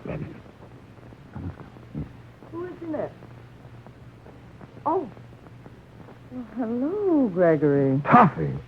What on earth are you doing here? Well, I'll tell you that when you tell me how you tracked me here. Well, I have my methods. By the way, Toffee, let me introduce my friend, Sanderson Taylor. Well, how do you do, Mr. Taylor? Well, how do you do, Miss... Since your friend has tracked me here, he really should be able to tell you my name. While he's thinking about it, I'll go and get you both a drink. You look as though you could use one. Quick, Sandy, scram. Get the number on that phone, slip out of the house and go to the nearest public phone and call here. Ask for Dr. Christopher Pottington. Oh, I get it. That'll smoke him out without your having to mention it. That's a good idea, Greg. And then I'll come right back. Right. I have some sherry. Will that be... Oh. Where did your friend go? Out for cigarettes. We wanted some. I didn't notice any here. Oh, I'm a shocking hostess, aren't I? You'd like some sherry, Gregory? I'd love a glass. Toffee, Yes. do you live here Sure. with Dr. Pottington? Yes. Here's your sherry. Thank you. Toffee, have you been reading about these night watchman murders in San Francisco? Yes, Gregory. I've been devouring the newspaper reports. Why? They're most unusual murders. The killer always leaves a clue. Now, these clues might be deliberately false ones, but I think not. I think it's a phenomenon a psychiatrist might enjoy. A murderer subconsciously compelled to betray himself. You know, Toffee, they say that absent-mindedness is never accidental. It's always the result of subconscious desires. Do they? Gregory, darling, you're being dreadfully serious. I feel dreadfully serious. You see, an old friend of mine was murdered last night. Excuse me. Hello? Yes, speaking. Who's this? That's funny. He hung up. Oh, well. He asked for Dr. Christopher Pottington, didn't he? Did he? And you are Dr. Christopher Pottington, aren't you, Toffee? It's not a common name for a girl, but I've heard of a few others. I've heard of Christopher Pottington Candy, so that your nickname of Toffee was another clue, wasn't it? Gregory, darling, I'm afraid I'm losing my illusion for you. But go on. It's fascinating. I've known of women who privately smoked pipes, too. That was another clue you gave me. And women doctors are commonplace these days. The subconscious is beautifully tricky, isn't it, Toffee? Even while seeking to betray you, it left a series of clues pointing to pipe-smoking Dr. Pottington. All misleading factors not to be associated with a beautiful girl nicknamed Toffee. You're very silent, Dr. Pottington. I told her not to, Greg. I kept telling her not to kill those people. But she wouldn't listen to me. She was a surgeon, you know, and she loved to use a knife. And it was so easy for her to fool a night watchman. She went right on killing. So I had to try to betray her. That's why I waited in your car that first night. I thought I might be able to help you catch her. Her? Who? Cassie Peters. She's bad. Very bad. She kills people. Cassie Peters. C.P. Holy smoke, don't tell me I figured this out all wrong after all. Where is she, this Cassie Peters? Here. Here in me. Inside of me. We use the same body, but she's bad. I hate her. I did so want you to catch her, Grace. It's all right, Toffee, dear. I've caught her. Then lock her up, Grace. Please lock her up.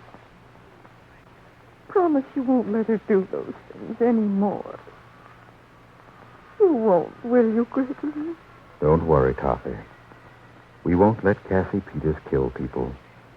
Not anymore. Ever.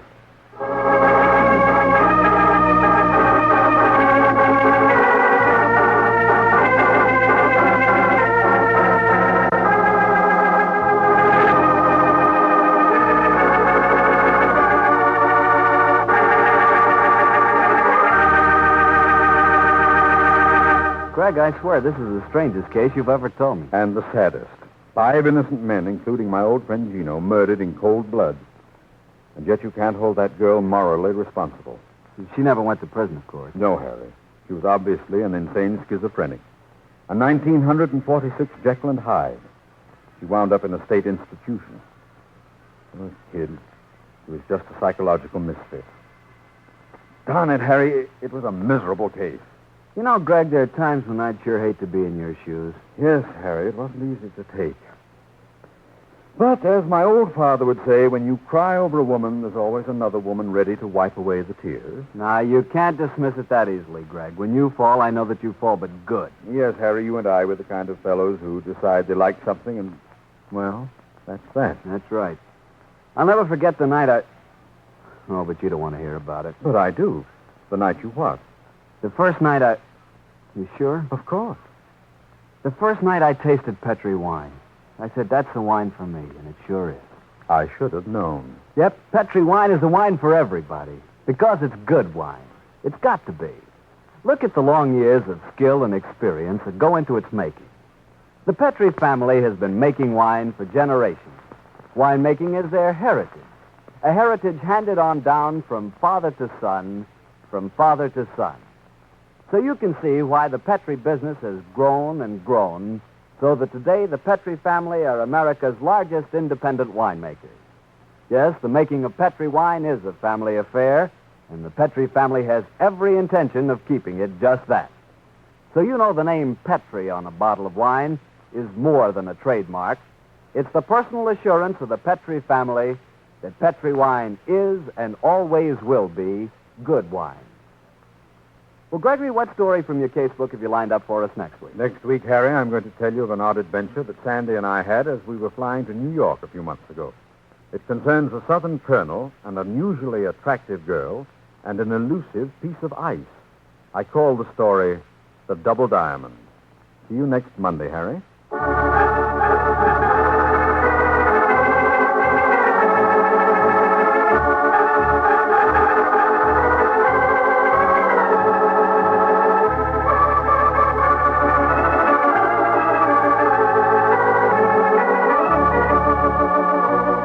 The Casebook of Gregory Hood is written by Dennis Green and Anthony Boucher. Original music composed and played by Dean Fossler. Gail Gordon plays the part of Gregory Hood, and Sanderson Taylor is played by Howard McNear.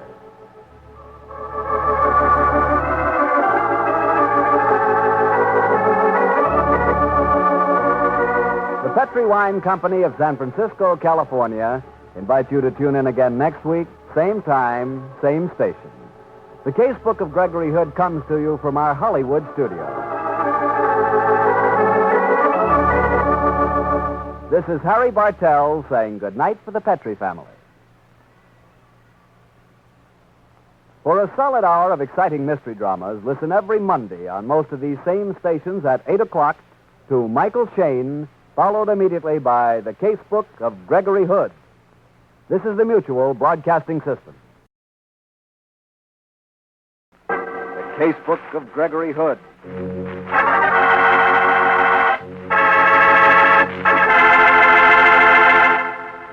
Tonight, the Petri family, the family that took time to bring you good wine, invite you to listen to the story of The Double Diamond, another exciting adventure from the Casebook of Gregory Hood. As for me, I'd like to tell you about a wonderful red wine. It's Petri California Burgundy. Now, there's a wine for you. That Petri Burgundy is really perfect. Serve it with any kind of meat or meat dish, and you'll see what I mean. It's a hearty red wine, just as rich in flavor as it is in color. So you couldn't find a better companion to a thick, juicy steak or a piping hot beef stew or a good hamburger. Petri Burgundy certainly has a way of turning a simple meal, like, say, a hamburger sandwich, into a feast. Believe me, here's a wine that's clear, fragrant, and delicious. A wine that you can serve to your friends proudly, Petri Burgundy. Remember those letters P-E-T-R-I spell the proudest name in the long history of fine wine. Petri.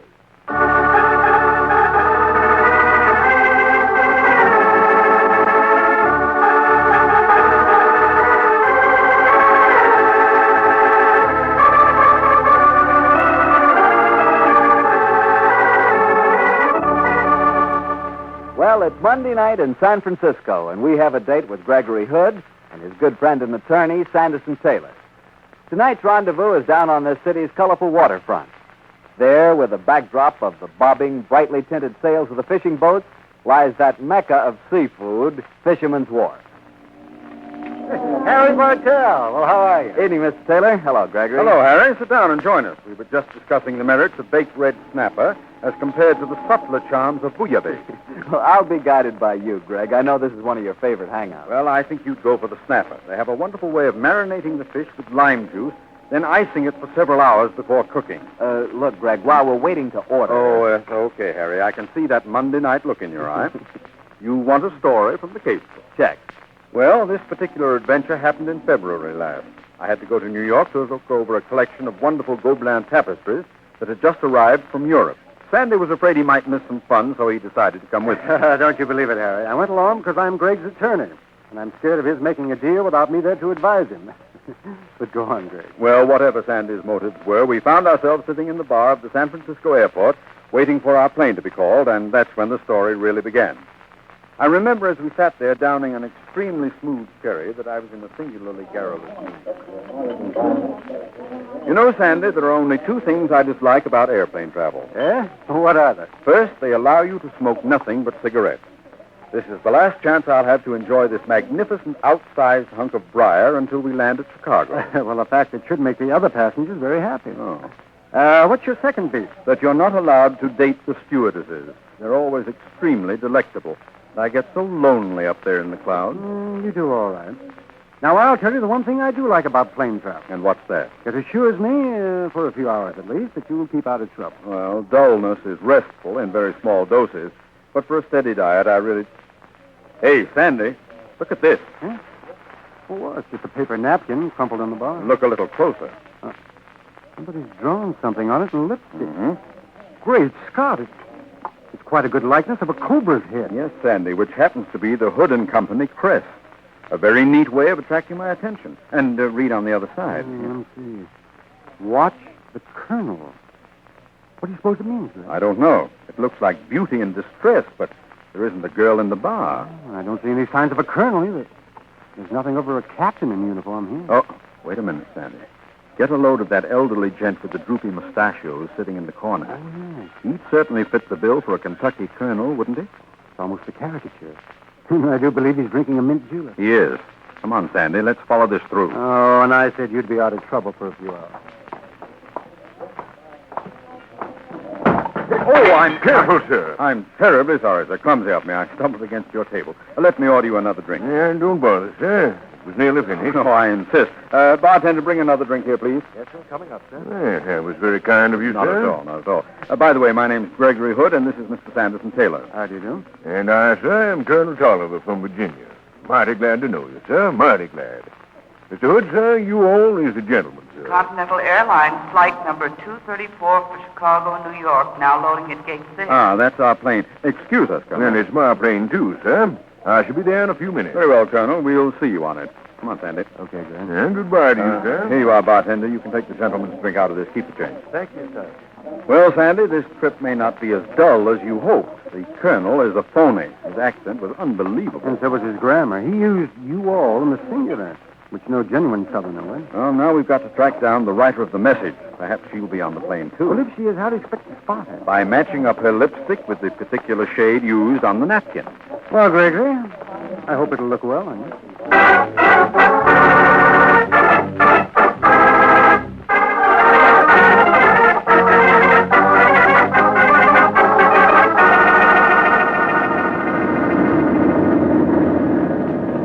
Smooth flight, isn't it? Yes, sure. Oh, Gregory, I've been watching the Colonel for over an hour now. Nothing's happened. Me, I'm getting sleepy. I've been watching more than the colonel. Did you notice that girl sitting 3 seats behind us? Yes, even my tired old eyes spotted her.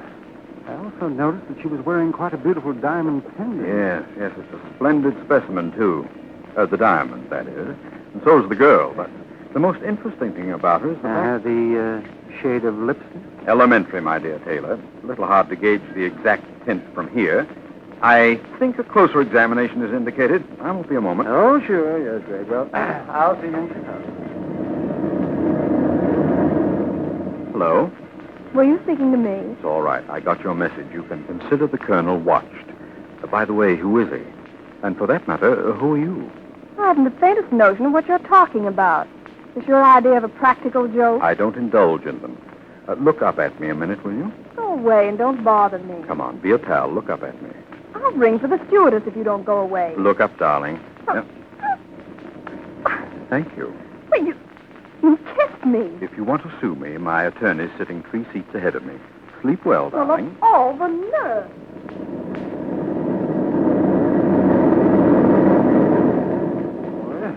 Back so soon, Greg? Don't tell me she repulsed you. It's a funny thing. The girl pretended not to know me. Yet I'll swear her lipstick was the exact shade, which might prove nothing, of course. Well, we'll soon see. I wipe off this delightful artificial rosebud I just stole with the same napkin. So, how do they compare? It's exactly the same shade, Sandy. Oh, that doesn't really prove she's the one that wrote the note. I admit that it is an unusual shade of lipstick that 100 different girls might easily be using. True. In fact, it doesn't really prove the note was written by a girl. A man could have taken a girl's lipstick and used it. Oh, yeah, just a fascinating problem. Yes, you're darn right it is. There's skullduggery going on in this plane, and I'll lay you dollars to a large stack of donuts that little Miss Goldilocks back of us is mixed up in it. Yes, for sure. Well, I'll let you take care of it. Okay, Sandy, one of us is enough. I'll stay awake, though I'm not quite certain what for.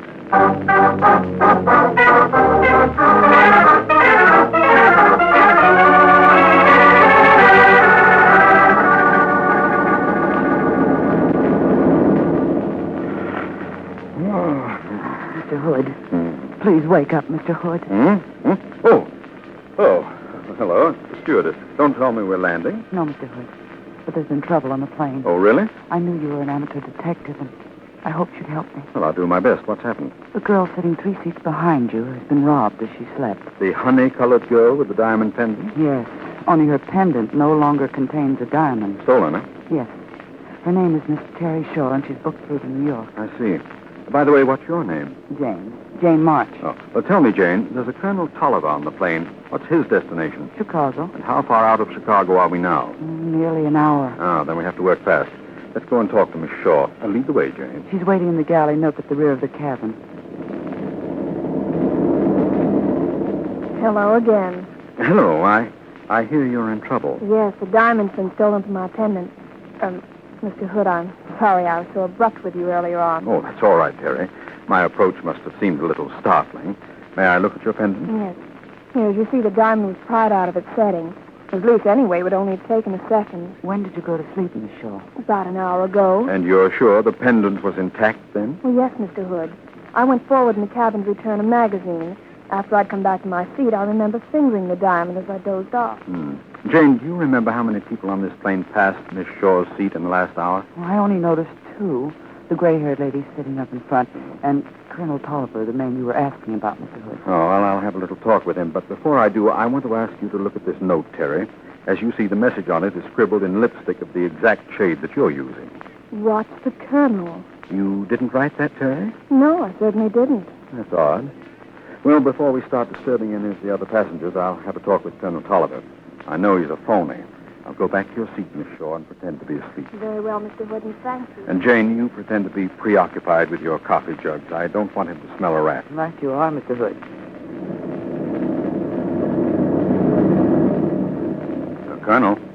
Colonel Tolliver. Did you address me, sir? Yes. Oh, it's Mr. Gregory Hood, my friend from the airport.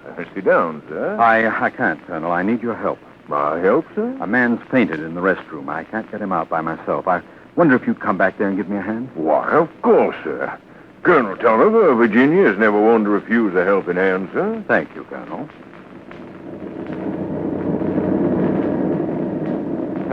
Here we are, Colonel. Poor fellow, I do hope that... Well, there's no one here, sir.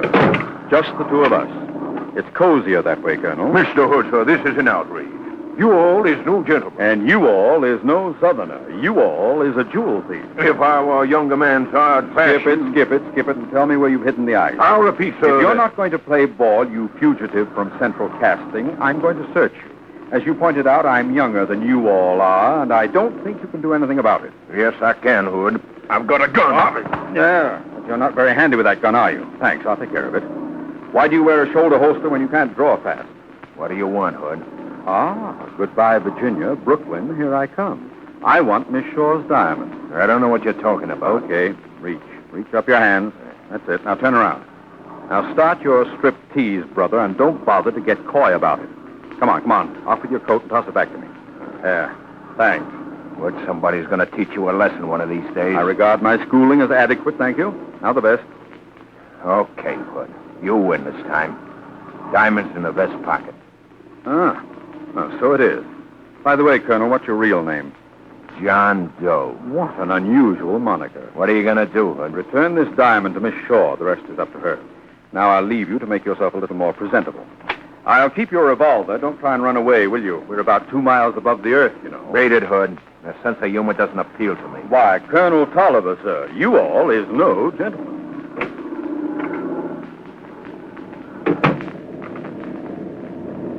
Any luck, Mr. Hood? Yes, Jane, I got it. Oh, wonderful.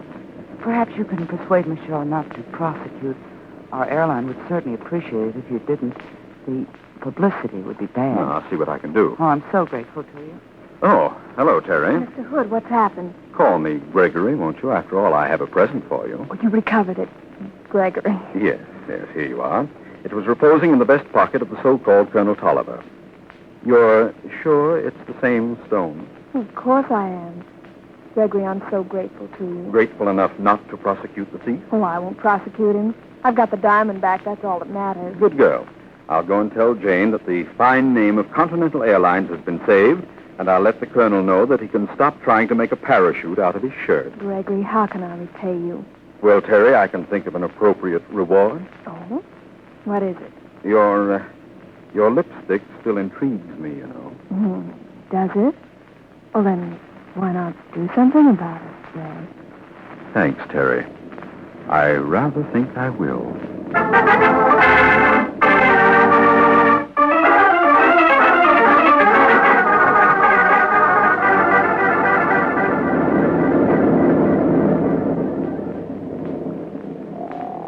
Sandy. Wake up, Sandy. Yeah, what's that? Oh, We're coming into the airport at Chicago. Oh, are we, Greg? Yes. Oh, boy. Well, Greg. Been a nice, quiet trip after all. Oh, yes. Very quiet. All that's happened since you've been asleep is that a diamond's been stolen from a very beautiful girl. I've just recovered it for her. Her gratitude was boundless. A diamond was stolen? Oh, Greg, you're kidding. I'm perfectly serious. Well, tell me about it. Okay, and I'll start at the most interesting point. As you know, in my trade, I've had to develop a good eye for gems. Uh-huh. And I'll swear by my old father's finest brandy that the diamond which I recovered is not the same stone as the one that was stolen. No? Sandy, this case has only just started.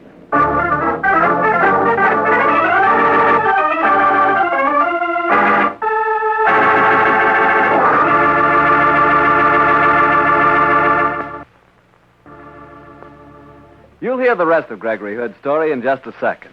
And right now is a swell time for me to tell everyone who enjoys good food how to make chicken taste even better. And that is, serve it with Petri California Sauterne.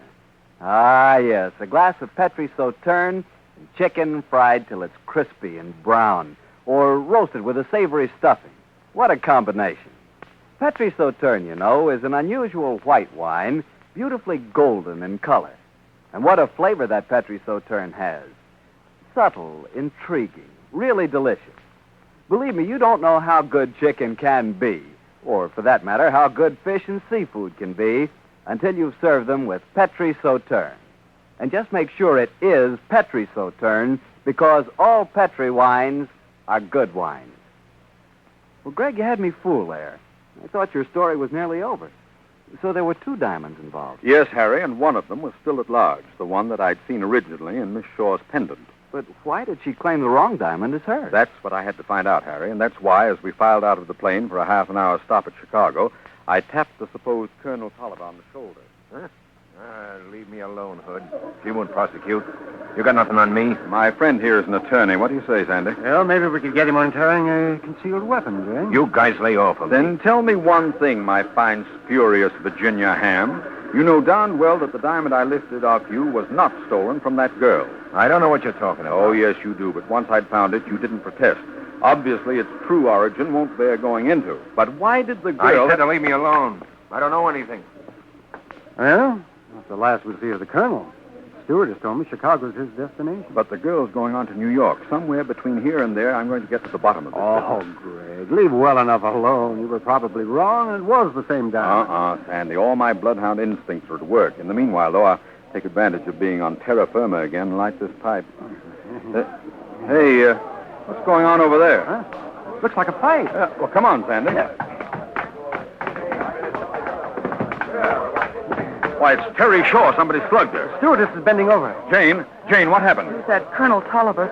He struck Miss Shaw, snatched her bag, and got away. And that bag had the diamond in it. Let's see if we can catch him, Sandy. There's not a chance. There he goes, Greg. Hop the fence and into a waiting car. All part of a prearranged plan, darn it. Let's get to a phone and call the police. Is she going to be all right, Jane? Yes, she's just fainted. Oh, well, look after her. We'll get to the nearest phone. Very well, Mr. Hood. We've got to try and head him off, Sandy. Yeah, sure, but how? We haven't got the license number of the car. We don't even know what he looks like under those false whiskers. I know, but he must be a known criminal in Chicago. I wonder if...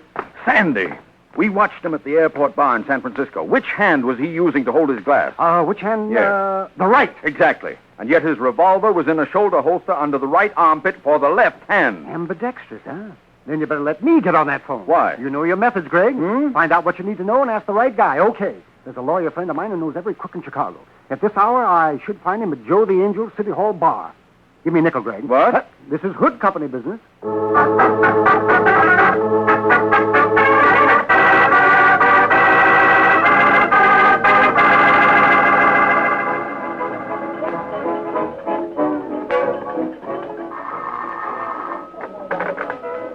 Joe the Angel's City Hall, bar. The Angel's speaking. Is John J. Malone there? Oh, sure. It's for you, Mr. Malone. Okay, slide the phone over, Angel. Malone speaking. This is Sanderson Taylor. Sandy, how are you? What brings you to town? I'm on my way through to New York. Say, listen, Malone, I need some help. And I need a fee. Bear that in mind, Sandy. What's your problem? Well, Greg and I are on the trail of a jewel thief. All I can tell you is that he's ambidextrous and he's a rotten actor. Where does the acting come He's in? been posing as a Southern colonel, and it was a most unconvincing performance. Oh, I know the man. That's an old trick of his. His name is Keister, better known as Ice Keister. I've defended him 5 times and got him off 4. What's he been up to? Well, he made a snatch and grab out here at the airport a few minutes ago. Say, does he have a hideout near here? Yes, back of a warehouse on the city road. It's just a shack kitty-cornered across from a bar called the Purple Cow. The Purple Cow. Well, fine. Much obliged, Malone. I'll see you on the way back. Fine. I hope you catch him, Sandy. Yeah, so do we. Yeah, but my motives are different. If you catch him, he'll be sure to hire me. And that blonde hat check girl at the casino has such expensive taste. So long, Sandy.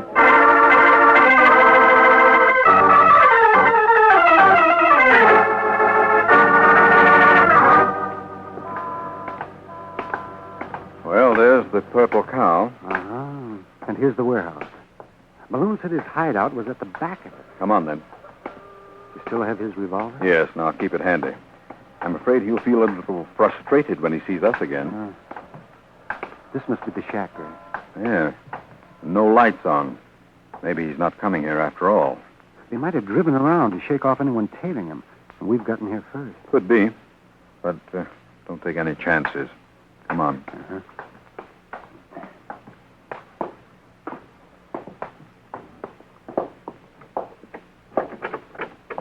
Front door's locked. This window's open. Oh, yeah. We can lift the lower sash. There we are. Now, climb in. Take it easy. Don't make too much noise. Careful. I'll strike a match, Greg. Keep it below window level. We don't want to advertise our presence. Well, I guess this is what passes for the living room. Let's sit down and wait for them. Here's a car now, Greg. And it's turning into the alley, too. Yes, it's him, all right. We've timed this perfectly, Sandy. Got your gun handy? It's pointing straight at the front door.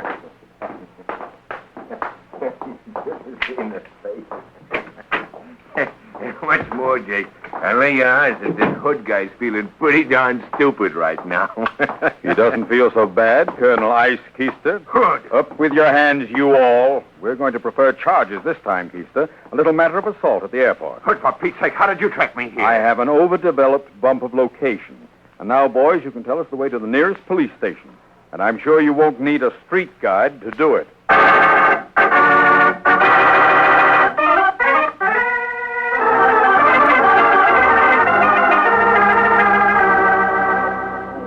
Continental Airlines, Flight 234 for New York, loading in 10 minutes at Gate 4. Well, how convenient that the plane was delayed half an hour. They might have gone off without us. As it is, we've time for a drink. What'll it be? Well, I'll have a glass of sherry. 2 dry sherries, please. Yes, sir. Say, Greg, you still think there was another diamond? I know there was, Sandy. Where the heck is it? I wish I knew. Well, hello. Look who's coming in. Oh, well, it's Miss Shaw. Hello, Gregory. You really are wonderful. The stewardess tells me you got my purse back. Yes, Terry, and the diamond. Oh, do you care for a drink? We're not loading for 10 minutes. What are you having? Sherry. I'll have the same. Make that 3 sherries, please. Coming up. How you feeling, Miss Shaw? That blow didn't do any visible damage. Well, I think I just fainted with fright.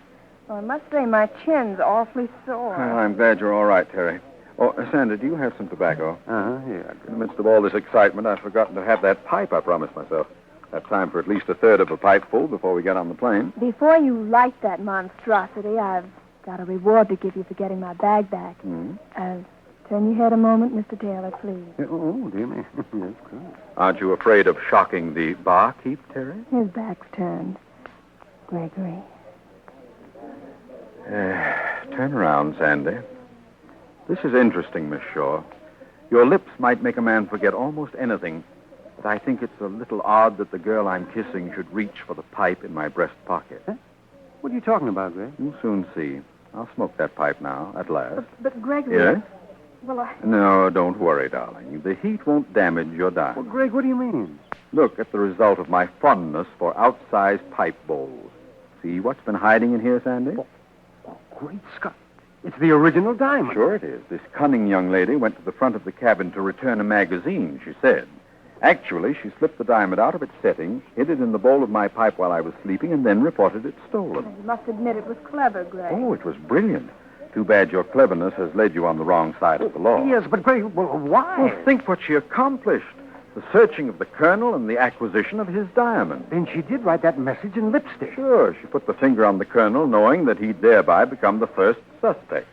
The prettiest hijacking trick I've ever seen. I was rather proud of it. You knew that Keister was carrying the loot from San Francisco to Chicago, and you devised this plot whereby I, in person, should lift the loot from him and return it to you. Yes, but the original diamond, the one that she took out of her pendant and hid in your pipe while you were asleep. She knew that she'd intrigued me sufficiently to find an opportunity to get it back before I discovered it. Darn it, Greg, you've ruined a beautiful plan. Well, young woman, in all my experience in law, I've never seen such complete self-possession. Well, you're an admitted thief. Have you no conscience? Absolutely none. What are you going to do, Greg? The original diamond is presumably yours. You may keep it here. The other diamond, the one I lifted from Keister, I shall return to the San Francisco police. Doubtless they'll know where it came from. And what are you going to do? Not me. Sandy, you're my attorney. I imagine we can prosecute, can't we? Oh, yes, we can, but I know what'd happen. Mm-hmm. She'd simply say she'd made a mistake in identifying the jewel, smiled at the jury, cross her legs a couple of times, and walk out. Here's your drinks, folks. Oh, yes, thank you.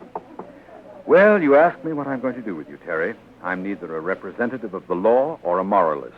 But if you do get away with this, I warn you I shall be on your trail. Well, sounds cozy. Crime really doesn't pay, darling. I'll make it my mission to prove that fact to you. Oh, conscientious, aren't you? In the meanwhile, I'm going to drink a toast to you. I pledge the good fortune which has presented me with such an ingenious and attractive criminal antagonist. It's been fun crossing swords with you. Thank you, sir. And I shall drink to a return engagement, Gregory. And I shall drink to the amazing good fortune that has enabled Gregory Hood and Company to be successful when it's headed by a sentimental idiot. Amen to that, Sandy.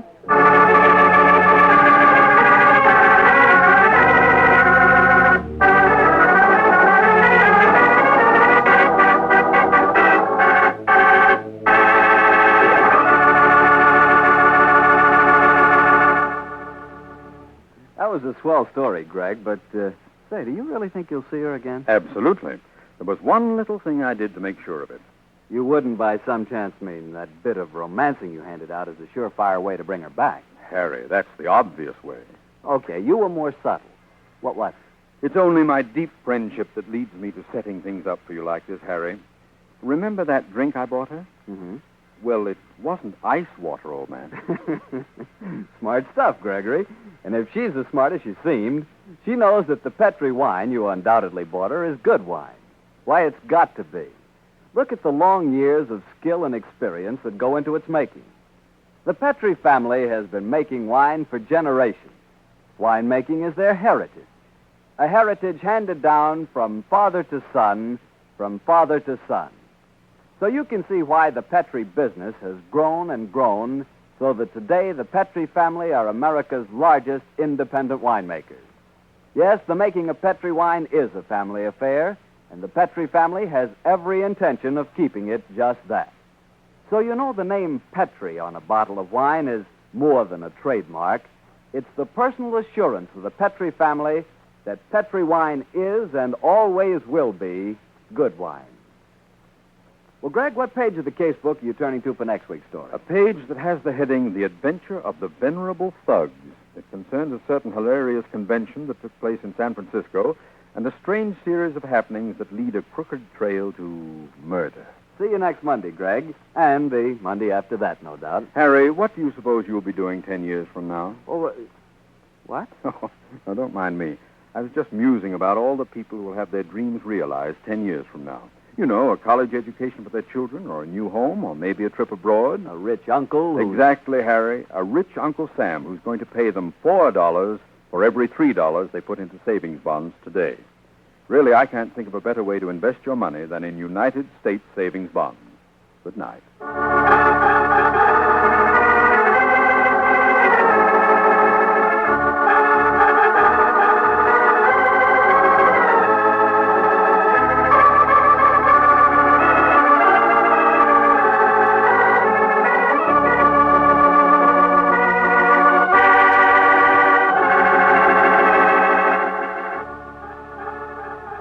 The Casebook of Gregory Hood is written by Dennis Green and Anthony Boucher. Original music composed and played by Dean Fossler. Gail Gordon plays the part of Gregory Hood, and Sanderson Taylor is played by Howard McNear.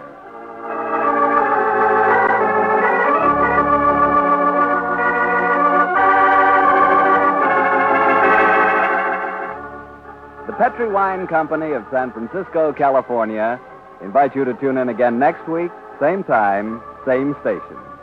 The Casebook of Gregory Hood comes to you from our Hollywood studio. This is Harry Bartell saying goodnight for the Petri family. For a solid hour of exciting mystery dramas, listen every Monday on most of these same stations at 8 o'clock to Michael Shayne, followed immediately by The Casebook of Gregory Hood. This is the Mutual Broadcasting System. Listen, ticket. I do think the curtain might go up on time. I gave up expecting that years ago, Stanley. Meanwhile, I was studying the program. Look at this photograph of Fedor Gabor. Not only did he replace the great Slavnik, but there's actually a strong physical likeness between them. Yeah. Well, if he can dance anything like him, I'll be satisfied. And look at this picture of Madame Slavnik. Oh, my. Stunning-looking woman, isn't she? Yes, she must be past the middle 40s now. A difficult age for someone who's been a prima ballerina. My old father saw Igor Slavnik in Vienna in 23. As a rule, he only had eyes for ballerinas, but the great Igor completely captivated him. Ah, well, there's only one Igor Slavnik. Let's see what his successor can do.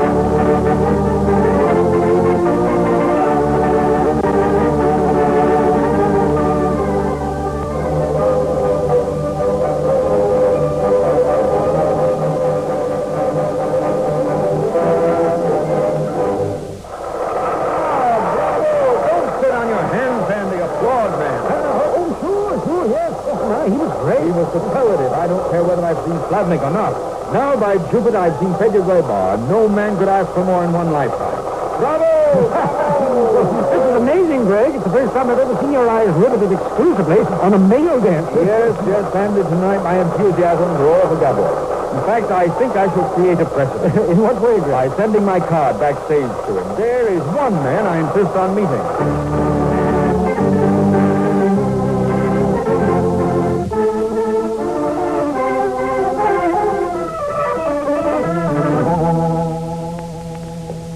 Mr. Gregory Hood, no? Yes, madame, and this is my friend, Mr. Sanderson Taylor. Oh, how do you do? Major Garbo asked me to receive you while you change, Mr. Hood. I hope you don't mind waiting a few moments. No, of course not, madame. Most interesting to be backstage at the ballet. So colorful. Yes, Sandy, it is. Madame Slavnichna, isn't that Alicia Niles standing over there by the spiral staircase? Where? Oh, yes, that is Niles. Well, perhaps while we're waiting for Monsieur Gabor, you'd introduce us to Miss Niles. We admired her work greatly. Yes, I'm curious to see if she looks as beautiful behind the footlights as she does from in front of them. That cat. That touriste have all the grass of a dropsical rhinoceros. Your attitude of arresting? It is beyond belief a child of 6 could do better. I see you now. Oh, Freddy is ready for us. Come, I take you to his dressing room. This is very kind of you, Madame Slavnichna. Freddy, this is Mr. Gregory Hood and his friend, Mr. Taylor, Sanderson Taylor. I am happy to meet you, gentlemen. Thank Great you. pleasure. I'm glad to know you. Please to come in. I fear I must ask you to make your stay a short one. I'm tired. Very, very tired. I quite understand that, sir. I just wish to have the privilege of telling you personally how magnificent I thought your dancing tonight. I'm quite a ballet-main, and I've never been so moved at a performance in my life. Yes, sir, you were magnificent. You are very kind, gentlemen, but I was not at my best tonight. Was I, Slavnichna? You were good, Freddy, very good. But I can see you dance better. It is because I'm tired. Then we won't bother you any longer, sir. If you should ever come to San Francisco, I should be very proud to do anything I can to make your stay a pleasant one. Goodbye, sir. This has been a great honor. Yes, well, goodbye. Thank you, gentlemen. Goodbye. Poor Freddy. These days he does not seem to be himself. Always seems so tired. I worry for him. What?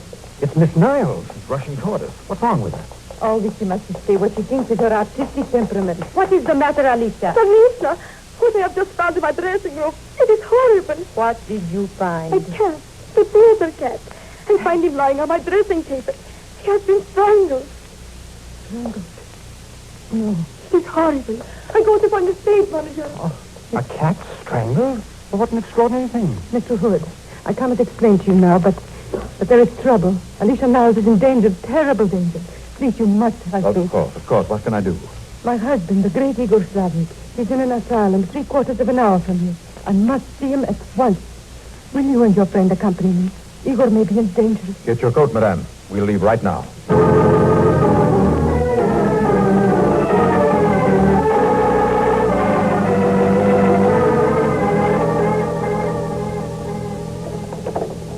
Who is it?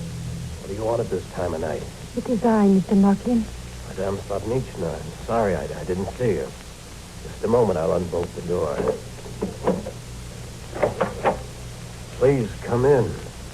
These men are friends of yours? Yes, Mr. Markin. I wish to see my husband. It's against my orders, ma'am, at this time of night. Here, Martin, perhaps this will persuade you. Thank you, ma'am. Well, I guess just this once. Follow me, please. What a ghastly place, Gray. Not unlike solitary cells in a prison. This must be where the violent cases are kept. I can only stay a few moments, ma'am. That will be sufficient. Tell me, has he been bad today? Well, ma'am, you know he varies. Here we are. He's still awake. Now, please try not to excite him. Igor Slavnik. What is it? Is the curtain going up? I do not hear the music. Igor, it is I, your Slavnichna. Quiet, woman, I do not know you. Who are these men? My name is... Quiet! Do not tell me your name. I know you. You are Diaghilev. You have come to see me dance. Igor, my dear husband, try to understand. We are... Take this woman out of the theater. She annoys Slavnik. Now, you wish me to dance. So, music. That is good. But louder, much louder. Now, I will dance. See? My balance. It is still good. My arabesque. Oh, magnificent. Take it easy there, Igor. You know you should. Silence! Who are you to tell Slavnik what to do? Now, see, I shall do my grand jeté for you. There. You are fools, all of you. Go. I will not dance for you, the ugliest. Leave me. You'd better go. He's getting into one of his moods again. I'll give him a sedative. Very well. Poor Igor. He does not know me. But I'm relieved to find that he's still here. Yes, it's tragic, Madame Slavnik seems to have failed him. Those leaps of his were no better than top second rate. He must be terribly out of practice. Madame Slavnichna, I asked no questions before we left New York. May I ask you now why it was imperative that we came to see your husband at this time of night? When I heard there's a strangled cat in the theater, I was afraid that Igor might have escaped. I cannot explain, my dear. Perhaps I could explain them for you. You see, Madame Slavnichna, I know your husband's history. I know of the murder of Rostovska in Paris in 1926. But did you know that her murder was preceded by the strangling of a cat under the same circumstances as happened tonight? Oh, now I see why you were frightened, madame. You thought that Miss Niles was in danger of suffering the same fate as Krasovska. Yes, Mr. Taylor. That is why I had to be sure that Igor was safely here. And since he is, we may assume that someone not your husband is attempting to repeat the pattern. I think to be on the safe side, we will drive back to the theater as fast as we can. We may be in time to prevent a murder. What possible motive could we have? Yes, the only reason I have any knowledge of the case at all is because Madame Slavnichna asked me to do her a favor, and I've told you all about that. Inspector, if you're really doubtful, I suggest you teletype a check on us to San Francisco. Lieutenant Silvers will vouch for Greg's honesty. They've been together on many occasions. Is that a fact? Well, Hood, perhaps you can help me on this one. Oh, I'll do my best. Now, the only clue we have is your visiting card. And we know that was in the possession of Fedor Gabor before it was found beside the corpse. It's slim evidence, I admit, and I think I'd better arrest him on suspicion. Please don't, Inspector. Leave him at large under whatever surveillance you think necessary until after tomorrow's matinee. Well, what's tomorrow's matinee got to do with tonight's murder? In my opinion, it'll give us the one missing link. Greg, can't you be a little more specific? There's a clearly defined pattern to this case. I think it'll take a choreographer to give us the key to that pattern. At tomorrow's matinee, I intend to ask a friend of mine to accompany me and watch the performance. I think she'll give us the answer. She? I might have known it, Greg. Who is she, Mr. Hood? Miss Agnes DeMille, one of the greatest choreographers of our day, and, for good measure, an extremely knowledgeable student of murder. Tomorrow afternoon, Inspector, I think she can help us crack this case.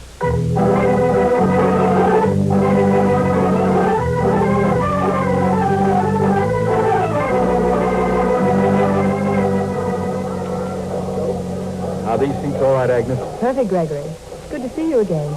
But I can't imagine why you want me to catch this show for the second time. I thought opening night, you know. How did you like Fedor Gabor? Good, quite good. But very far from great. Why? I want you to watch him now. I think you will revise your opinion. Well, I have an open mind. Incidentally, I see that poor Alicia Niles has been replaced by Slavnichna. It's going to be a little hard to watch. Slavnichna was good in her day, but she's passé by now. She was understudying Niles. I imagine they didn't have time to get anyone else. And now, Agnes, watch Gabor. Watch him closely. An awful lot depends on this.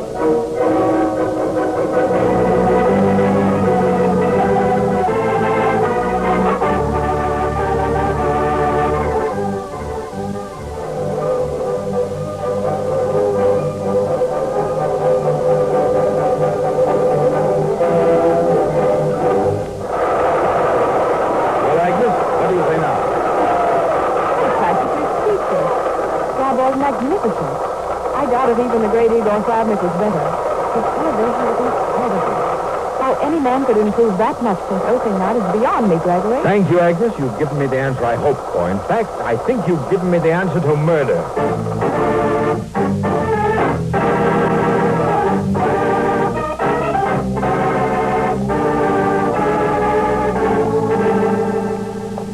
Ford, I'm glad you think you're on the right track.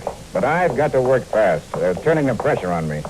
I've got to make an arrest. You're not going to arrest Gabor, are you? Well, I'm going to talk to him. And I'd like you and Mr. Taylor to come in with me. Fedja cannot be disturbed. He's not well. I'm afraid I'm going to have to insist, ma'am.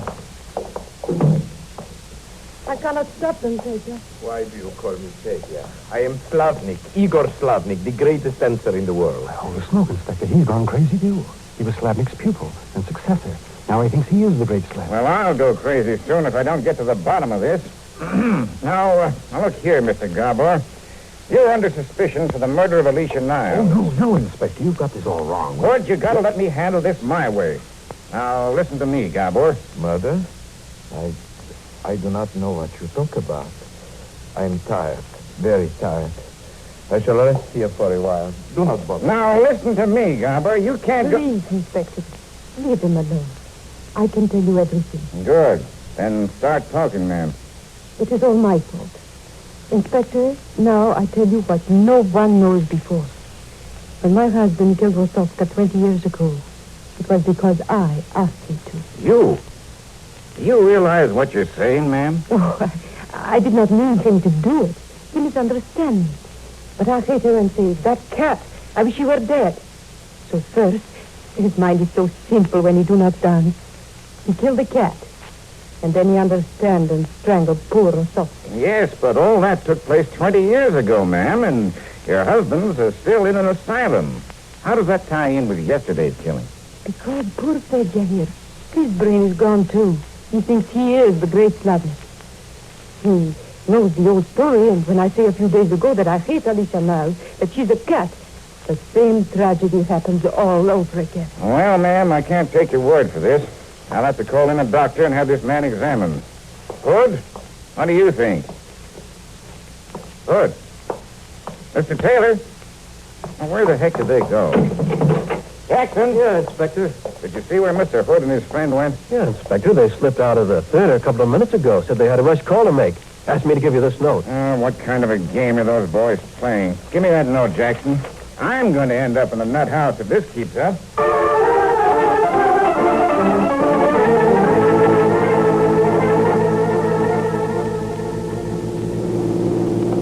Greg, I hate to interrupt a great mind at work, but you condescend to tell a mere mortal why we're speeding up the Slavnik sanitarium? Well, surely it's obvious, Andy. Madame Slavnichna is the culprit. She saw herself slipping, wanted to get back on top again, so she arranged to have a modern version of the old case happen all over. Oh, then it was the great Slavnik we saw dancing last night. Yes, and this afternoon. Nothing else could account for the change Mr. Mill testified to.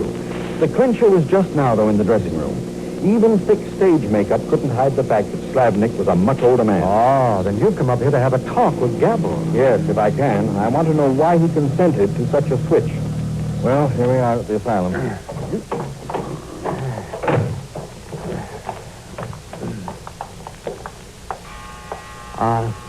Greg, do you suppose Macklin, the male nurse we met last night, is in cahoots? That's one of the things we have to find out. Yeah. We want to see Igor Slavnik at once. We're friends of Mr. Macklin's. Where is he? In his quarters. I'll get him. Don't bother. Will this get us in to see Slavnik? Well, okay. Come in. How's about giving us the key to his cell? We want to see him alone. I shouldn't. Perhaps another fin will make you change your mind? Okay. Here you are. Don't put me on a spot if they catch you. Come on, Sandy. Okay, Greg. Here's his cell.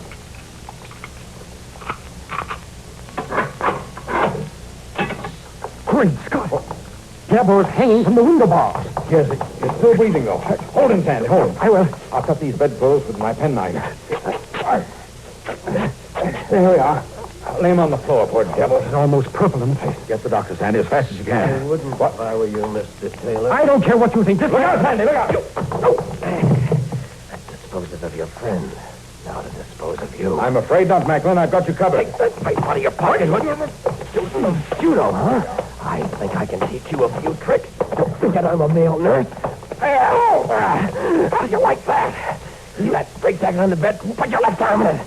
That's it. Now, let's go your right. Slip it in. Swell. Now I lace up the back. So, okay, Hood. You can't do much harm now. All right, Macklin. You win. What are you going to do? That depends on how much you'll know. Well, I know that you've switched patients here, that the real Slavnik is in New York. This man is Fedor Gabor. You don't know that, do you? But I can't figure how he consented to make the switch. And I'll tell you, Hood. This guy Gabor thought Slavnik was the greatest man in the world. Huh? But Slavnichna sold him on the idea of getting the genius out of the madhouse and back on the stage. A duty to art, she called it. And this sucker fell for it. And how did she sell you the idea? Cold, hard dough. Oh. Slavnichna said, give her the chance of being a star. I don't know about that, but dough talks plenty loud to me. Even the staging of an apparent suicide. Now, I've got a couple of more murders on my hands. That'll cost her plenty. Don't be a dope, Macklin. You can't get away with murdering us. Sure I can. I've got it all figured out. I'll throttle you and your friend. Hang Gabor back on the window there. When we find you, it'll be a tragedy. The great Slavnik murdered 2 of his visitors, then committed suicide. It's a cinch.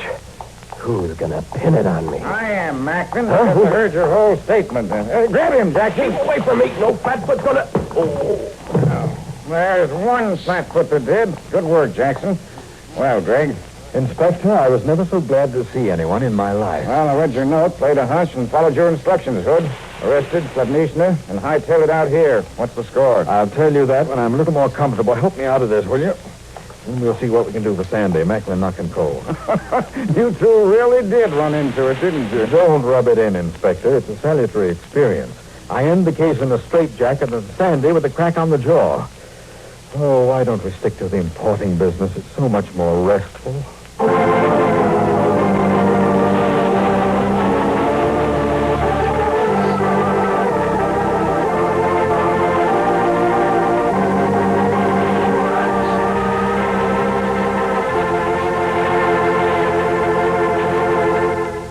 Some story, Greg. And a very pretty picture. The famous Gregory Hood at home in a straitjacket. It wasn't funny. No, I guess it wasn't at that. Must have been the strangest case you ever connected up with, Greg. There, I'll agree with you. No, wait a minute. There was just one other case that was stranger. What was that? One night when I was dining with friends, we had a marvelous dinner, very rare prime rib, small new potatoes, tossed green salad with a very special dressing. Well, what's strange about our lunch? No Petri wine on the table. I beat you to it, Harry. I beat you to it. Me? Well, I wasn't even going... Well, since you brought the subject up... The floor is yours, old man. Well, I would like to say that having Petri wine on the dinner table every night is practically a tradition. Petri's such a wonderful wine, and it should be. Because after all, the Petri family has been making wine for generations now. Long years of skill and experience go into making Petri wine really outstanding. Well, making good wine is a heritage in the Petri family, passed down from father to son, from father to son. That's why the Petri business has grown and grown so that today the Petri family are America's largest independent winemakers. Yes, the making of Petri wine is a family affair, and the Petri family has every intention of keeping it just that. So you know the name Petri on a bottle of wine is more than a trademark. It's a personal assurance of the Petri family that Petri wine is and always will be good wine.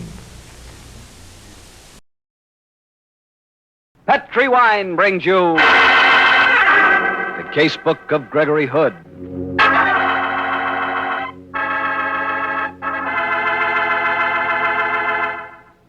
Tonight, the Petri family, the family that took time to bring you good wine, invite you to listen to the story of Gregory Hood, Suspect.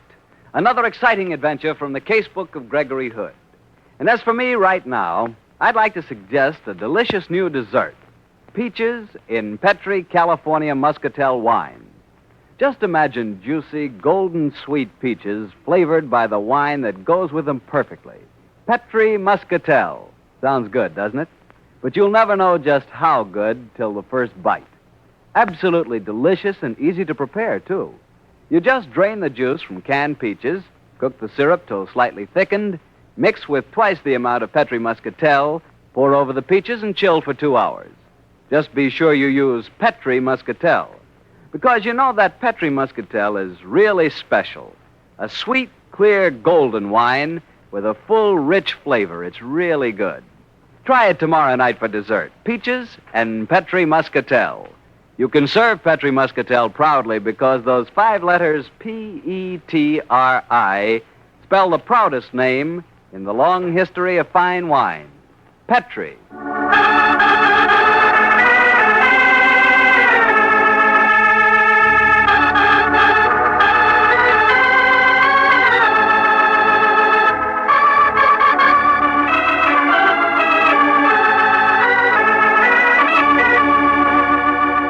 Well, once again, it's Monday night in San Francisco and time for our weekly date with Gregory Hood and his friend and attorney, Sanderson Taylor.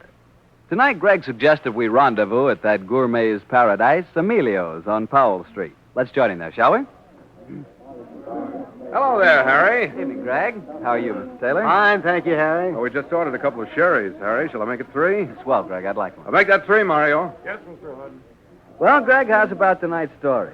From the hint you gave us last week, it sounded like quite a yarn. It was, Harry. Though if Greg had listened to me, he'd never been mixed up in the mess. If I listened to you, Sandy, I'd keep out of a lot of trouble, I'm sure, but I'd probably die of boredom. In any case, I always was a sucker for beauty and distress. That's the way a good many stories of yours start, it seems to me. Well, me, I'm just the poor man, Sir Walter Raleigh. Who is this particular damsel in distress? A sultry brunette by the name of Daphne. Daphne Bloggs. Oh, now we'll skip the blogs, Sandy. It strikes a discordant note. Daphne was a girl I'd known quite well when I was staying down in Burlingame a couple of summers ago. I lost track of her for a while, and then we ran into each other at the theater a few weeks ago. I was catching a performance of that swell play, The Hasty Heart. Oh, yeah. During intermission, I was getting some air when a voice behind me said, Hello, Greg. Daphne. Well, how nice to see you again. Thanks, Greg. I saw you inside, so I thought I'd catch you at intermission and say hello. Well, I'm glad you did. How about some supper after the performance tonight? Well, yes, I suppose so. Said she with violent enthusiasm. Oh, what's wrong, Daphne? Where's that champagne sparkle you used to have? Haven't you been getting the proper vitamins lately? Greg, I'm in trouble. Desperate trouble. I'm sorry, Daphne. What's wrong? I'm being blackmailed. Blackmailed? Greg, I'm frantic. Oh, wait a minute, darling. Take it easy. Uncle Greg's in charge now. Now, let's step over here. Now, let's get the deal straight. Who's trying to blackmail you and what's his hold?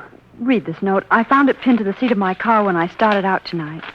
Uh-huh. Plain manuscript paper typed in capitals. The blackmailer's usual bold approach. If you don't wish your father to have proof of last week's convenient car breakdown in Reno, bring $1,000 to the office of Jethro Bronson on Montgomery. If you don't tell the story, with photostatic copy of proof will be sent to your father. Dirty rats. Do you know this Jethro Bronson, Daphne? No, Greg, I've never heard of him. What's the true dope on this Reno story? Oh, it's all perfectly innocent. I was up there with Martin Johnson last Friday. Martin Johnson, he's married, isn't he? Of course, his wife's my best friend. She's in New York, and Martin and I thought it'd be fun to drive up to Reno for the day and do some gambling. I see. We started back late, and the car did break down. We couldn't get it fixed, and we had to spend the night in an auto court. But it was all perfectly innocent, Gray.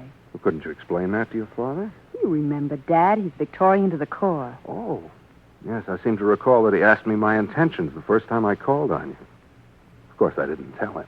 He'd never understand. In any case, I've already lied to him simply because I knew he wouldn't believe the truth. I said I spent Friday night with a girlfriend, and he checked on that alibi. Of course, the girl backed me up. And now, if you did tell him the truth, he'd think the worst, huh? Of course he would.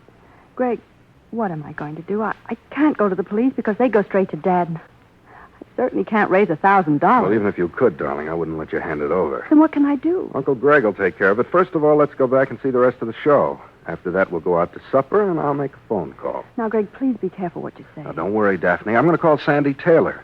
He's my pal and a very smart attorney, and discretion is his middle name. I think this is a case where we don't make any move without taking legal advice.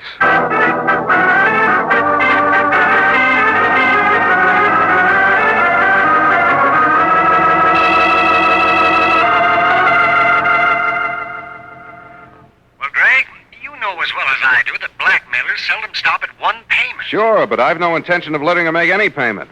She hasn't the dough in any case. Sandy, have you ever heard of this guy, Jethro Bronson? Never.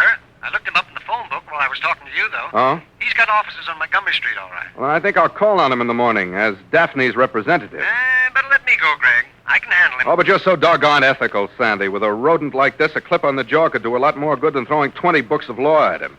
Oh, Sandy, I think I'll call on Mr. Jethro Bronson. Well, okay, Greg, but watch your step.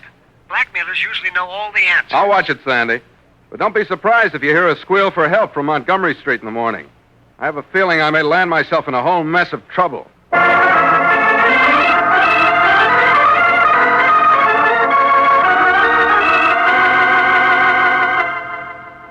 I'm Miss Carter, Mr. Bronson's secretary, Mr. Hood. You have no appointment. No, Miss Carter, but I think if you tell him I'm a friend of Daphne Bloggs, he'll see me. Miss Daphne Bloggs. Just a moment, please.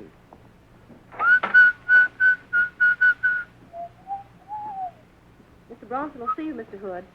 Oh, the name of Bloggs works miracles, doesn't it? Thank you, Miss Carter. You're welcome. Yeah, come and sit down, Mr. Hood. I'll walk around, thanks. You have quite an office, Mr. Bronson. I'm so glad you like it. I do. I was admiring the chaste simplicity of your lettering on the outer door. Jethro Bronson. Nothing more. Is more necessary? You might have added abandoned hope, all ye that enter here, or something equally appropriate. I don't think that I understand you, Mr. Hood. Sure, you're just a bewildered businessman who can't understand a new client. Hey, you have a swell view of the bay from here, as far as I can judge by peering through these dirty windows. You're due for a cleaning, Mr. Hood. And so is Daphne Bloggs. I presume you represent her. I do. You brought the money? Ah, the businessman is confused no longer. No, Bronson, I didn't bring the money. I thought first I'd like to see the evidence. You can see a photostatic copy of it. Here. Oh. Bronson, you'd have to get on a stepladder to pass the time of day with a louse, wouldn't you? Very funny, Mr. Hood. You own these auto courts, Bronson? Yes. It was a profitable investment. I'll bet, especially when you can fix up the registrations this way. You knew that Miss Bloggs' father was a rich man, I suppose? Mr. Hood, I assure you I know all that's necessary about the family. When do I get the money? I'll give you a check now. A check? Oh, no, Hood, I'm no fool. I want cash, and I want unmarked bills of low denomination, and I'd like the cash today. Okay. I'll go over to the bank. Hood, I don't like the way you're fingering that paper knife of mine. Don't let its sharpness give you any stupid ideas. I have a revolver in this drawer, you know. Don't worry, Bronson. If I did anything to a rat like you, I wouldn't use a knife. I'd use... Yeah, why not? Keep away from me! Ah, that was a pleasure. Have a nice nap, Mr. Bronson. I'll be back in a flash with the cash.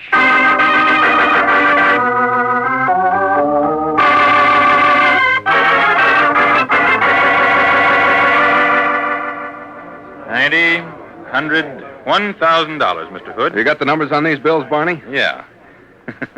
Up to some new trickery on one of your cases? Well, fairly old trickery, I'm afraid. Thanks. Just a minute. I'll let you out. Oh, you locked up? Yeah. You got in just under the wire.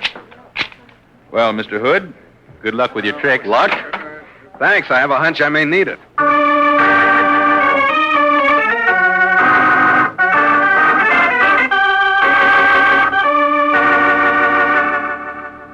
You wish to see Mr. Bronson again, Mr. Hood? I don't wish to, but I have to, Miss Carter. Senator Harrison is waiting to see him, too. Oh, well, I'll take my turn. How are you, Senator? Oh. I haven't seen you since that last get-together at the Bohemian Grove. Well, bless my soul, it's young Gregory Hood. How are you, my boy? Fine, thank you, sir. And what is the great politician doing here, may I ask? Or maybe I shouldn't. Well, I have certain business with this fellow Bronson. And what, may I ask, is the celebrated Gregory Hood doing here? Certain business also, Senator.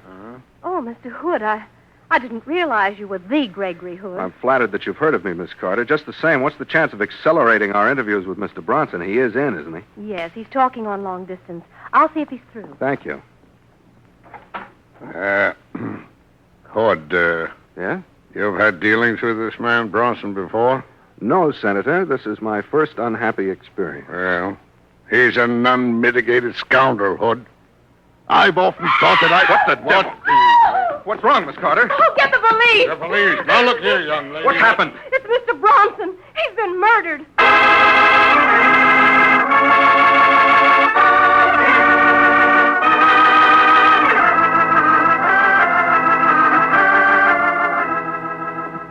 The police are taking the devil's own time with their examination, Sergeant. Why don't they question us? I'm a busy man. I'm sorry, Senator, but there's nothing I can do. Well, who's in charge of this case, Sergeant? Lieutenant Magruder, Mr. Hood. Magruder, huh?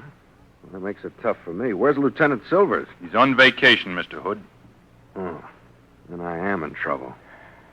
Good thing I put in a call to Sandy Taylor. I may need a smart attorney. Okay, Miss Carter. Don't leave the office. Come in, Hood. But, Lieutenant, I'm a very busy man. Can't you take me first? No, Senator, you'll have to take your turn. Come on, Hood. Sit down. I find your old world charm irresistible. Thank you, Lieutenant. Hood, I've waited a long time to catch you out on a limb. Now I've done it. Why do you hate me so much, Magruder? Because you're an amateur dick who thinks he can make monkeys out of the police. We don't tell you how to run your business. Why do you mix yourself up with ours? I don't. Consciously, it mixes itself up with me. Is that a fact? Well, you're mixed up in this one, but good. Let me see your right hand. Oh, it's a little dirty, but there. No. Your knuckle skin. There's a bruise on the corpse's chin. You socked him, didn't you, Hood? Yes, Sherlock, I did. Why? Because I didn't like him. Why were you here? We know he was a blackmailer, though we could never pin anything on him. Do you have something on you? On me? No. Then you were stooging for somebody else. Who was it? I ain't talking, as they say, Magruder. Well, you'll talk to the judge, Hood, because I'm arresting you on suspicion of murder. Wow, that's very interesting. If you do that, Magruder, you'll end up with those tired arches of yours pounding a beat again. Skip the comedy, Hood. It won't get you off this spot. Oh, Greg. Sandy, I'm certainly glad to see you. Yeah, I got here as fast as I could, Greg. Lieutenant Magruder, meet my attorney, Sanderson Taylor. You don't have to introduce us, Hood. Mr. Taylor and I know each other. Yes, what goes, Greg? The lieutenant's got a vacancy for me in death row, I think. Mr. Taylor, I'm just about to arrest your friend on suspicion of murdering Jethro Bronson. What? On what evidence? He admits that he slugged the dead man. That doesn't prove murder, Lieutenant. But this paper knife does. Bronson was stabbed with it. I powdered it for fingerprints. Your prints are on it, Hood. I had them checked. This fast? Uh-huh. I've been looking forward to this day ever since that fisherman's wharf business. Oh. You really do have it in for me, don't you, Lieutenant? Greg, did you handle this knife? Sure I did, but I didn't stab the guy with it. Can I look at those prints on the knife, Lieutenant? Yeah. But don't handle it. Don't worry. I won't mess up Exhibit A. I want to arrest him, Mr. Taylor. If you do, Lieutenant, I'll have him out on a writ before you can spell habeas corpus. Well, that should give us several hours' start. You're very funny, Mr. Hood. But you're not going to laugh your way out of this one. Hey, Magruder, even though you hate me, I'd like to save your badge and your arches. Come here. What you got? What is it, Greg? You're planning to book me on the evidence of these prints, Lieutenant? Sure. And I'd like to point out a small inconsistency. The faint old prints are Bronson's, I suppose. Yeah? And these two heavy new ones are mine? Sure they are. Fine. But there are only two prints. The thumbprint on the face of the handle, the forefinger print on the back. That's the way you hold a knife when you play with it, as I did, or when you open letters. But you couldn't possibly hold it that way, and only two fingers to stab a man. Why, of course not. If you were stabbing a man, the prints of all the fingers would be on the handle. And the thumbprint would point toward the end of the handle. What do you say, Lieutenant? I guess you're right. But why aren't there murderer's prints on here? I'd say the answer to that would be a pair of gloves.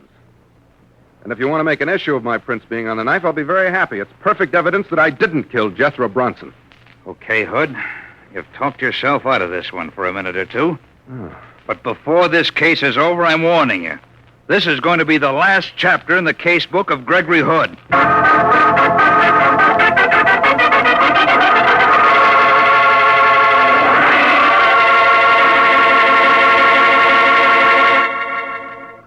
While Gregory Hood takes a brief time out from tonight's adventure, I'd like to remind you again about that swell Petri California Muscatel and peaches. Petri Muscatel goes mighty well with peaches in most any form, such as peach cake, peach cookies, and peach shortcake. Yes, the wonderful flavor of Petri Muscatel really does something to desserts made with peaches. There are plenty of luscious canned peaches in the markets now. You can always get Petri Muscatel at your store, and in nearly every locality, your dealer will be glad to give you a little recipe folder which gives 4 wonderful ways to serve peaches with Petri Muscatel. Just be sure you buy Petri Muscatel, because all Petri wines are good wines. Greg, for a moment there, you had me worried. I thought my favorite amateur detective was going to be arrested for murder. For a moment there, I had me worried, too. Lieutenant Magruder's a tough hombre, and Gregory Hood is very far from his favorite detective. But he let you go. Yes. Sandy and I gravitated to the Prosperity Corner bar and quickly went into a huddle. Oh, Greg, you're still under suspicion, and we've got to clear you. Very true, Sandy, and the more I brood about the case, the more I incline to one opinion. Huh? And that is? Well, Sandy, Magruder told us what Miss Carter testified. Yes. She said that she talked to Bronson before he made the phone call. She came into the outer office where you and Senator Harrison were waiting. And the next time she went in, Bronson was dead. Exactly, which would mean that if her testimony is true, that she's the only person who could have committed the murder. Unless, of course, an especially adroit seagull flew through his window and did the deed. If she did stab him, it wouldn't be hard to think of a motive. I've known people before who worked for blackmailers simply because their employer was blackmailing them, too. Sure, but if she were the killer, surely she'd dream up an alibi. Yeah. Maybe she saw you handling the knife and thought your fingerprints would pin the rap on you. Well, it's possible. Or it might have been Senator Harrison. It's pretty obvious that he wasn't there purely for a social call. Yes, Sandy, I can see the possibility of motive. It's the how of this killing that worries me. The dead man's office was on the 9th floor. The only exit was through his door. Miss Carter saw him alive, walked outside to where the senator and I were waiting. She goes back a few minutes later. He's dead. Yeah. Well, the evidence would certainly point towards the secretary. Say, Greg, how's about the girl Daphne Blargs? She'd know as well as we do that Bronson's death would put her in the clear. That's a good murder motive in itself. Well, true, Sandy, but I repeat, how? Daphne's a very cunning girl, but she can't float through a window 9 stories high. No, that's true. Looks like a blank wall, Greg, but we've got to get around Or over it. Well, Sandy, I think the next step is obvious. To go and see the secretary, Miss Carter. Right. Huh? I have her address. She lives on Russian Hill. But I'm worried. Huh? What? I'm an ardent whodunit fan, and she's the obvious suspect. By all the rules, it can't be her. Oh, well, this is real life. Let's call on her and see what happens.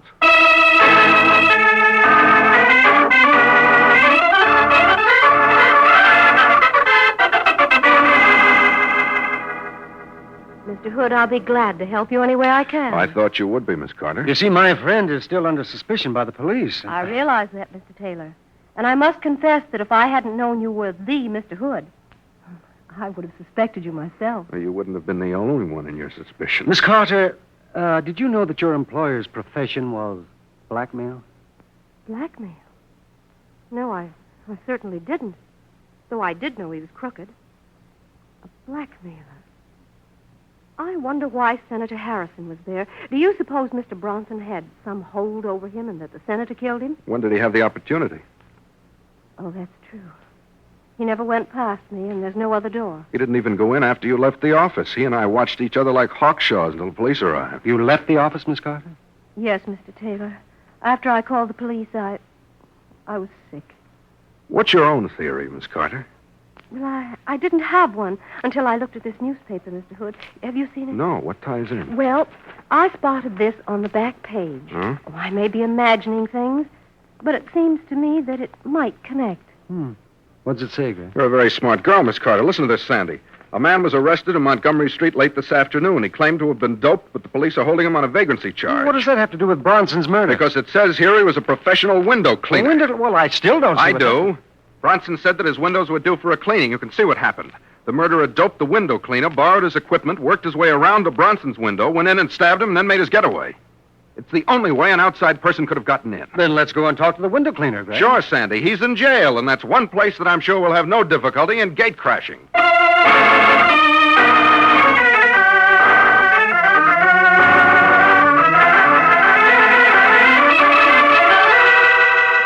That's the way it was, Mr. Hood. I was standing in the corridor just filling my pipe, and I smell something sweet. Next thing I know, I'm down in the basement. Must have taken me down the service elevator. Sounds like chloroform, Sandy. Yes. What time was this, Hank? Oh, I don't know. Middle of the afternoon, I guess. Well, don't you carry a watch? No. My profession, it's too risky. Might fall down and break the bejeepers out of it. Occupational hazard. Yeah. Have you any idea what time it was, Hank? No, but it was sometime in the afternoon because I could hear a radio in one of the offices, and they was giving the race results, and they're always at the same time in the afternoon. How much of it did you hear? The announcer was starting to give the results of the fourth race, just as he named the horse. It was Lady Bess. I heard that, and next thing I knew, I was waking up downstairs. Track broadcast. Swell, Hank. Though you don't carry a watch, you've given me a dandy time check. Well, how do you mean, Greg? All I have to do is call the radio station. Hank was knocked out as the fourth race was announced. As soon as I know the time of that, I think we'll have the answer to murder.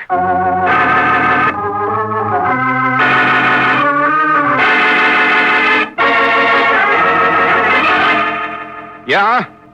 Yeah. Well, then the fourth race was announced at exactly 12 minutes past 3. I'm much obliged to you. There's our time check, Sandy. Well, I don't get it, Greg. I think I do. This whole case revolves around time. The bank closes at 3. How long do you suppose it took me to walk from there to Bronson's office? Well, it isn't more than a block, a couple of minutes. Just about, and maybe another minute in the elevator. I think this gives us the answer, Sandy. Let me make another phone call to Lieutenant Magruder, and then we'll go back to Miss Carter's apartment on Russian Hill. I think that's where we're going to get the final payoff.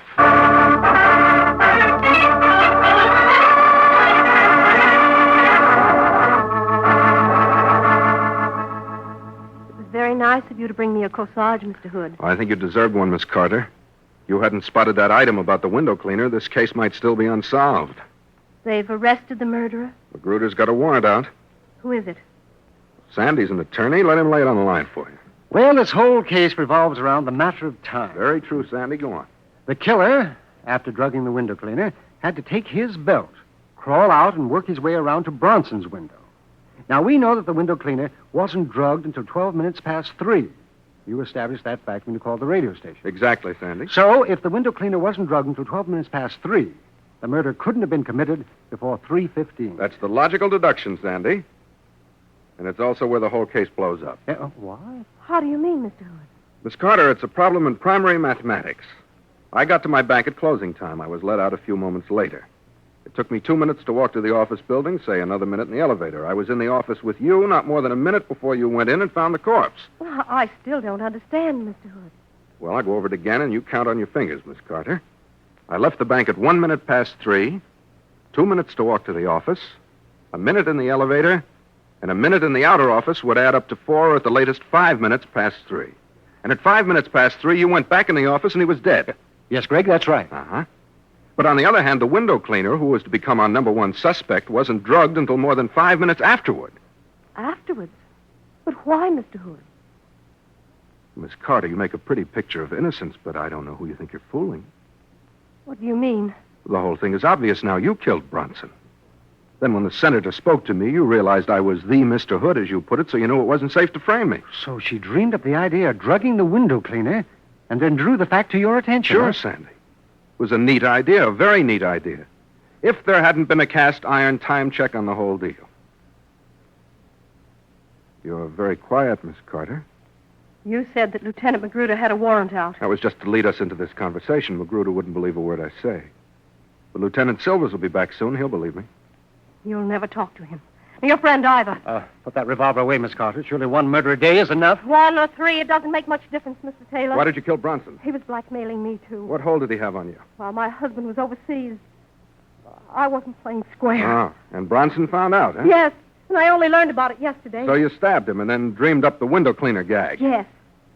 I knew that the windows were due to be cleaned today, and I suddenly saw how I could establish a perfect cover-up. It was a perfect cover-up, Miss Carter, if it weren't for the fact that we can establish the time element. Wait a minute, let me get this straight. You went into Bronson's office after I left. You found him where I knocked him out cold. You stabbed him. Then after you called the police, when you said you were sick, you left the office and drugged the window cleaner, took him down in the service elevator, and hoped we'd fall for the idea that the murder had been committed by someone coming in through the window. That right? Yes, that's what I'd hoped. It's a pity you had to be so smart. I really don't want to shoot you, but I must. Miss Carter? It's the only way. Magruder! Gun, Miss Carter. Thank you. I'll take care of that gun.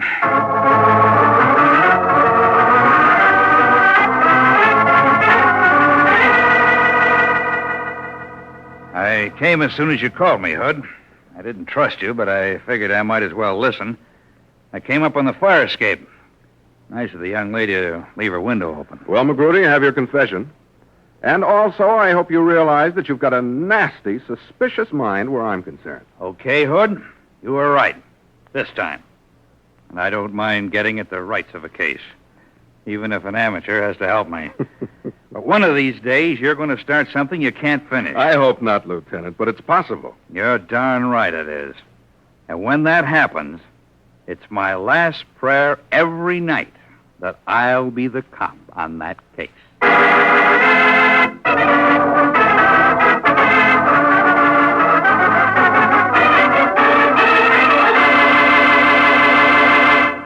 What a story. What a story. But say, Greg. Yes, Harry. I'm more convinced than ever that Magruder just doesn't like you. Why, that couldn't be. Oh, no? Why, he's very solicitous about my health. Seems determined that someday I'm going to take a long rest at San Quentin. Possible. Magruder doesn't think so. No, I mean impossible, because then who'd toss me those wonderful cues to give out about Petri wine? Well, fella, you tossed yourself that one. But carry on. You bet, Greg. Especially today, because there's something new about Petri. You know, the Petri family has been making fine wines for generations now. It's a heritage passed down from father to son, from father to son.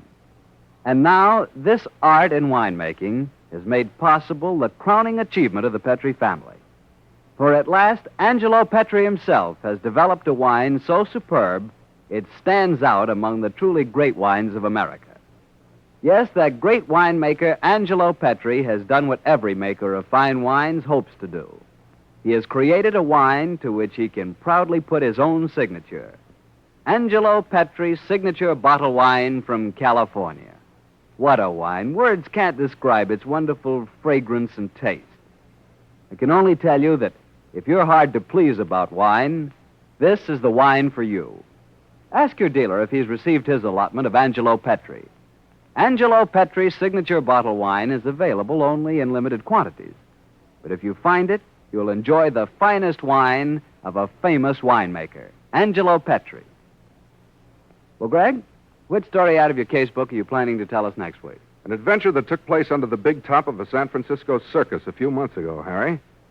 The story tells of a very colorful girl who trained snow leopards and of a sad clown whose first smile proved to be a smile of death. See you next Monday, Harry.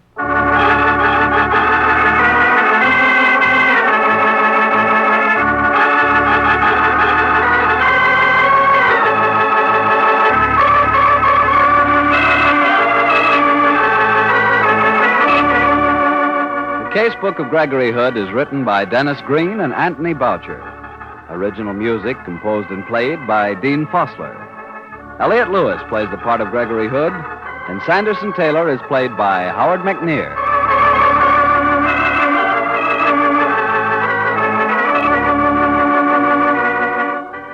The Petri Wine Company of San Francisco, California, invite you to tune in again next week, same time, same station. The Casebook of Gregory Hood comes to you from our Hollywood studio. This is Harry Bartell saying goodnight for the Petri family. For a solid hour of exciting mystery dramas, listen every Monday on most of these same stations at 8 o'clock to Michael Shayne, followed immediately by The Casebook of Gregory Hood. This is the Mutual Broadcasting System. Petri Wine brings you The Casebook of Gregory Hood.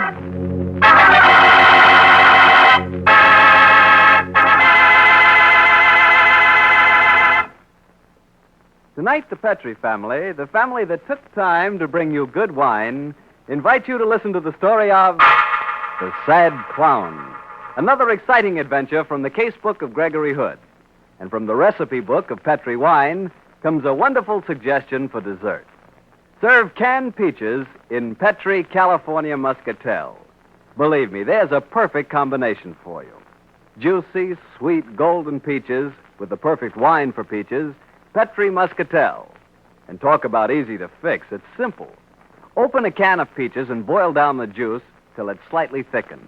Then mix that syrup with twice the amount of Petri Muscatel, pour over the peaches, and chill for 2 hours. And wait till you taste that dessert. It's absolutely delicious. Of course, it would be with Petri Muscatel, because Petri Muscatel is something special in wines. It's a clear golden wine with a full, rich flavor that's wonderful with peaches or any kind of fruit. And remember, you can serve Petri Muscatel proudly, because those 5 letters, P-E-T-R-I, spell the proudest name in the long history of fine wine, Petri.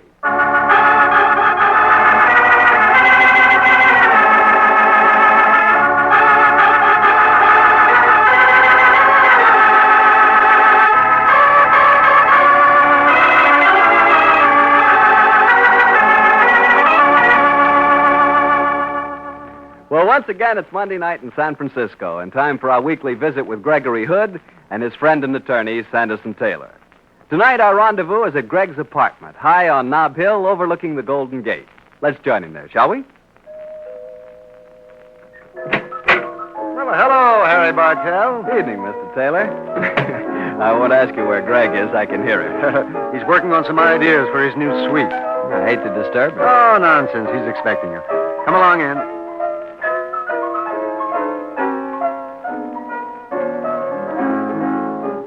Oh, hello, Harry. You sneaked in so quietly I didn't see you. Evening, Greg. Don't stop playing. Oh, you like it? I think I'll call it Saraband for a sad clown. Might be rather effective, if I can get past this phrase.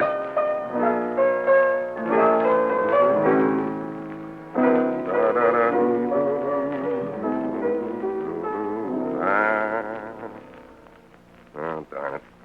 Well, you haven't come here to listen to me composing. Well, it does put us in the atmosphere for tonight's story, Harry. Oh, you mean the circus motif? Yeah, last week you told us the adventure took place under the big top. That's right, Harry, and these cameos lying on the table here helped me to put me in the mood, too. Say, they're beautiful, Greg. I bet they're old, huh? 16th century. They're the complete set of Maltrever cameos, and they have quite an exciting history.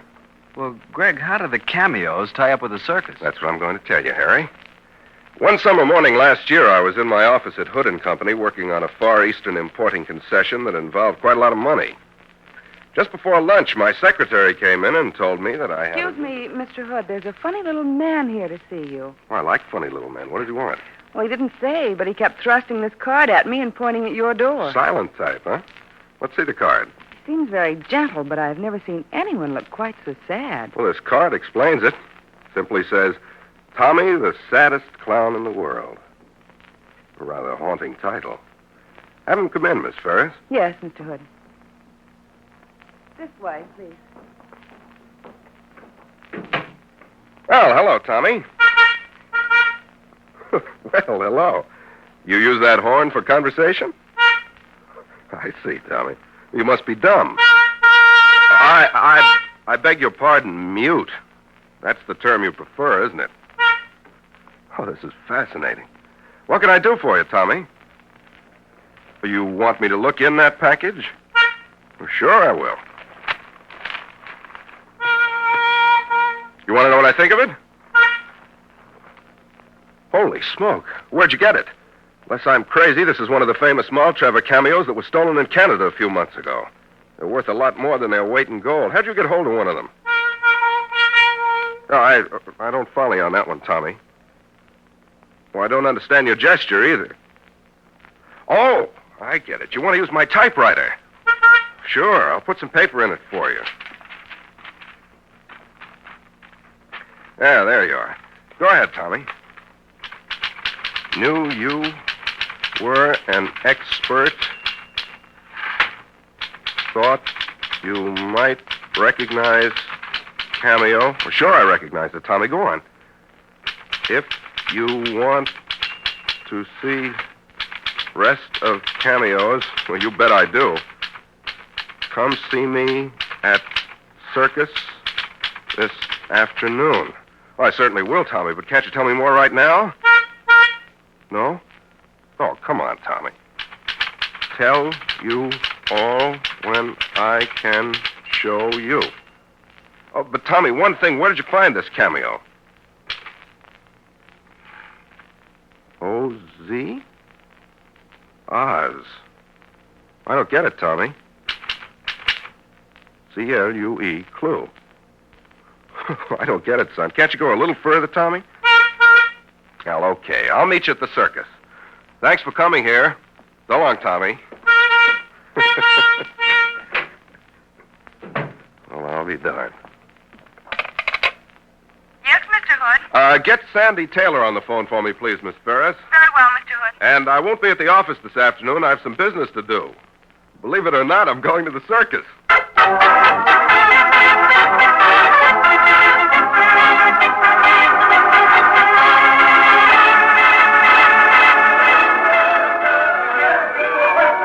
First, I thought you were crazy when you insisted on my coming to the circus with you, Greg, but now that you've told me the story, well, I'm practically speechless. A rare condition for an attorney. But speechlessness certainly cued me into this business. In spite of his affliction, Tommy got the story over very clearly. You're sure the cameo he showed you is one of the stolen Maltravers sets? I was nearly positive, but I took it to Dick Gump before I came out here and had him confirm my opinion. The cameo is one of a set of 12, and they're extremely valuable. There's a big reward offered for them. Well, how the devil would a mute circus clown get a hold of a valuable cameo like that just now? I think that wouldn't be hard to dope out. These cameos are stolen goods. They came across the border from Canada. A circus would offer wonderful possibilities for smuggling stuff past customs. Yes, it would. Never thought of that before. Nor did I. Until sad Tommy came to see me this morning. Oh, do you want to see the program? Oh, yes, thank you. You know, Greg, I've never gotten over my boyhood passion for circuses. Nor have I. That's it. Oh, by George, Greg. What?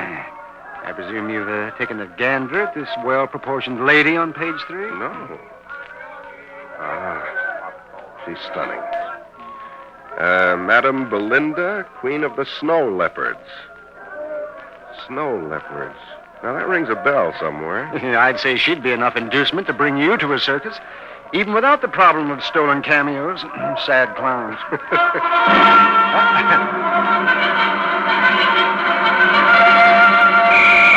The grand entry. Here come the bareback riders. Sit back and enjoy yourself, Sandy. Even though we're here on business, we might as well combine it with pleasure.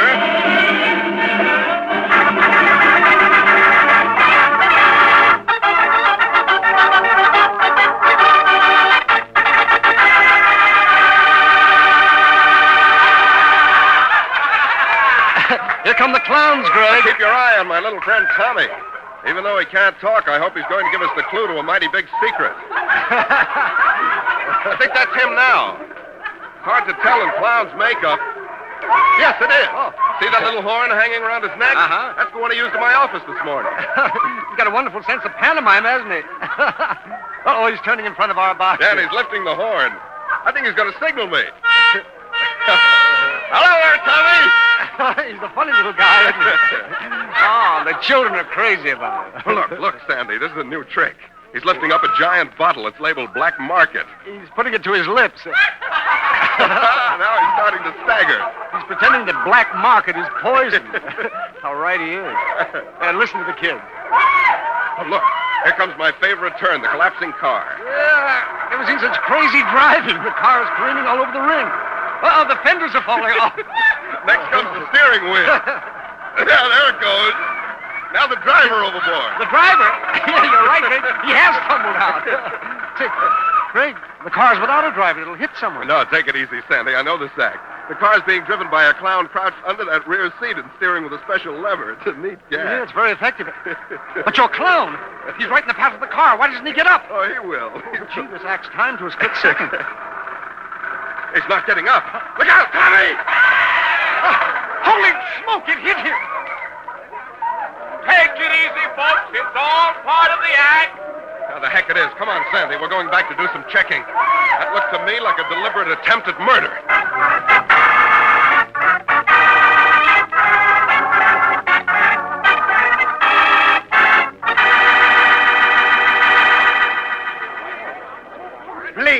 Please, all of you, step away from the body.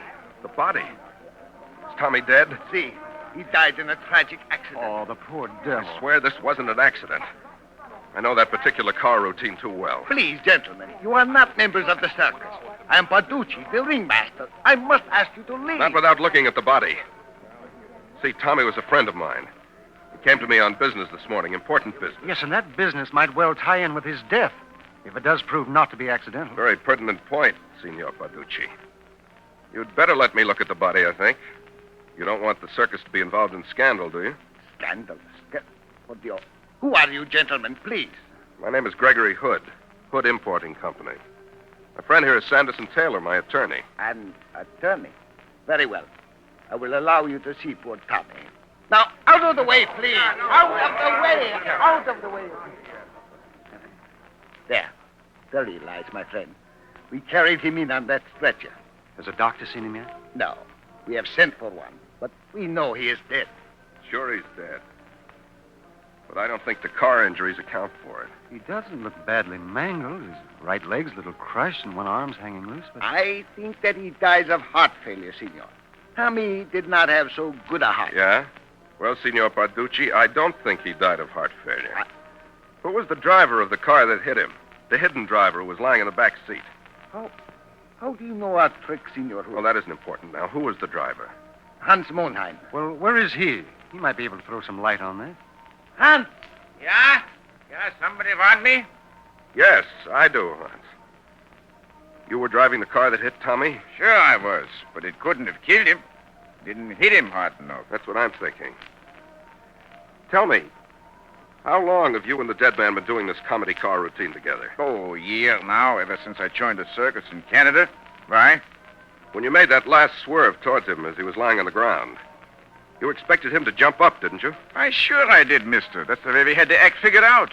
We've done it a couple of 100 times that way. It works in seconds, you know. As soon as I realized that something was wrong with Tom, I swerved and jammed on the brakes. But I couldn't help hitting him. Well, how do you account for the fact that tonight he didn't spring out of the way when you expected him to? Well, I think it must have been his ticker. Tom had a bad heart, you see. That is what I tell you, Senor. And now, please, I must I'm ask sorry, you... but I can't leave. What is this? They said Tommy is dead. See, Belinda. Tommy is dead. Oh, let me see him. What do you mean? I'm a recent friend of Tommy's, Madam Belinda. We're trying to find out how he died. But they said the car hit him. Yeah, that's right, Belinda. But that didn't kill him. His ticker simply gave out. Oh, poor Tommy. He was so sweet and so sad. In all the years I've known him, I've never seen him smile. And now in death, he lies there, sadder than ever. Does he, though? That's what was worrying me. Sandy, give me a handkerchief, will you? Uh-huh, sure, Greg. Here you are. What are you up to? The clown's grease paint is laid on pretty thick. It looks as if he's still sad. But there's something about the mouth. I wonder... What are you going to do, Senor? Wipe off some of this makeup. No, leave him alone. He's dead. Belinda, it is time for your entrance. The music is commencing. I must announce you. Man! There. See what it does when I remove the makeup from around his lips? Oh, great Scott! His mouth's frozen into a ghastly smile. Yes. And that smile is characteristic of a certain kind of poison. Strychnine.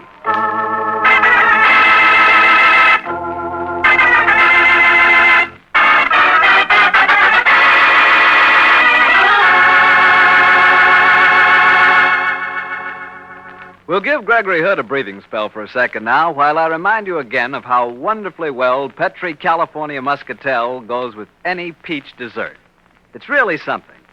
Just try making peach cake, peach cookies, or peach shortcake with Petri Muscatel if you want a swell dessert. That rich, full flavor of Petri Muscatel is just made to go with peaches. Canned peaches are on the market now, and in nearly every locality, your Petri wine dealer can give you a little recipe folder showing you how to make unusual and delicious desserts with peaches to serve with Petri Muscatel. Just be sure it's Petri Muscatel, because all Petri wines are good wines. Well, Greg, this is quite a story. The saddest man in the world died in full view of a crowded circus, huh? He did, Harry. But there was a violent difference of opinion as to the cause of his death. So I gathered. Some people thought it was the car accident that killed him, others that he died of heart failure, and you thought it was strychnine poisoning. Yes, Harry, as soon as I saw that ghastly smile on his face. You know, Greg, when you said it was poisoning, I had a sudden hunch. Well, good for you, Harry. What was it? Well, and I'm probably leading with my chin, I had a hunch that the poison was placed in that large fake bottle marked Black Market. You said the dead clown raised it to his lips just before he keeled over. Harry, you have a good sleuthing. That's a perfectly logical assumption, and it was the same logic that I followed. The police hadn't arrived, so I sent for that fake bottle, and while I was waiting for it, Sandy and I stood guard over the bottle. Oh, Greg, it's pretty horrible, isn't it? what we thought were comedy antics, clowns staggering along in the ring, they were really the dying convulsions of a man poisoned with strychnine. Yeah, that's the way it adds up to me. Yeah. And you think the poison was administered in that big bottle he raised to his lips? Well, that's the way it would seem, and yet it's such a clumsy way of committing murder. The last person to hand that bottle to the dead clown would be the obvious suspect. But of course, the motive for murder would be that the dead man had latched on to the fact that somebody in the circus had smuggled those cameos into the country. And therefore, Tommy had to be silenced. That could be, Sandy. Incidentally, I guess you noticed that Hans Mannheim, the man who was driving the car, joined the circus in Canada. Yes, and the cameos were stolen in Canada. I also noticed something else, Greg. And what was that? Madame Belinda seemed mighty anxious that you didn't wipe the grease paint off the dead man's face. Yeah, but that might be a perfectly natural reaction in a person seeing you about to experiment on a dead friend's body. Ah, here comes Signor Barducci. Here, Senor Hood. This is the big bottle.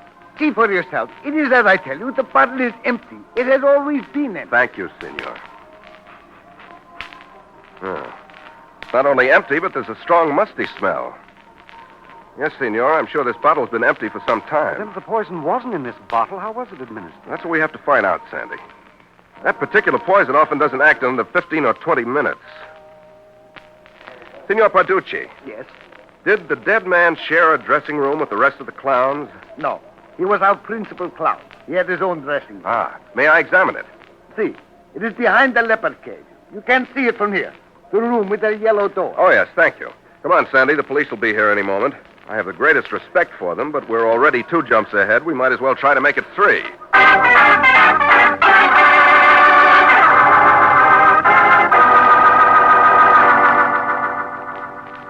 The dead man's dressing room is surprisingly comfortable. I'd no idea that circus folks live so well. They deserve it, Sandy. They're nomads, gypsies. A third of their lives is spent on sleeper jumps. Hey, Sandy, come over here. Huh? Well, what is it? Look here on his dressing table. Pot of tea and 2 cups. Yeah, and the pot's still warm. This is probably the answer, Sandy. To the poisoning? Yeah, I'd say the strychnine was administered in the tea. Tannic acid retards the action of strychnine. That's why it didn't take effect on him until he was in the ring. One of the cups is empty and the other hasn't been touched. The untouched one being the murderer's. But who sat and had tea with him here? Well, we know the murderer sat here, in this chair that's in front of the untouched cup of tea. Uh-huh. Hey, look. See these long hairs sticking to the upholstery? Yes. They might give a clue to the murderer's identity. Could be. Long hairs might suggest leopards. And leopards would suggest Belinda. I wonder if... Lieutenant Silvers. Hello, Mr. Taylor. How are you, Greg? Hello, Stan. I'm glad you're on this case. So am I. Well, Greg, I guess you're a few jumps ahead of me. The police surgeon just examined the body. It's strychnine poisoning, all right. Have you figured out how it was given? Well, I'd say it was given in this pot of tea. Okay. I'll have it analyzed. Now, while you're doing that, Stan, there's another important check you can make. Yeah, what is it, Greg? The murderer sat in this chair. There are some long hairs on it. Look for yourself. Uh-huh. I'm pretty sure they aren't human hairs. I suggest you rush him to the Fleischacker Zoo and have them examined. Okay. I think the result of that test will probably give us the answer to the killer's identity.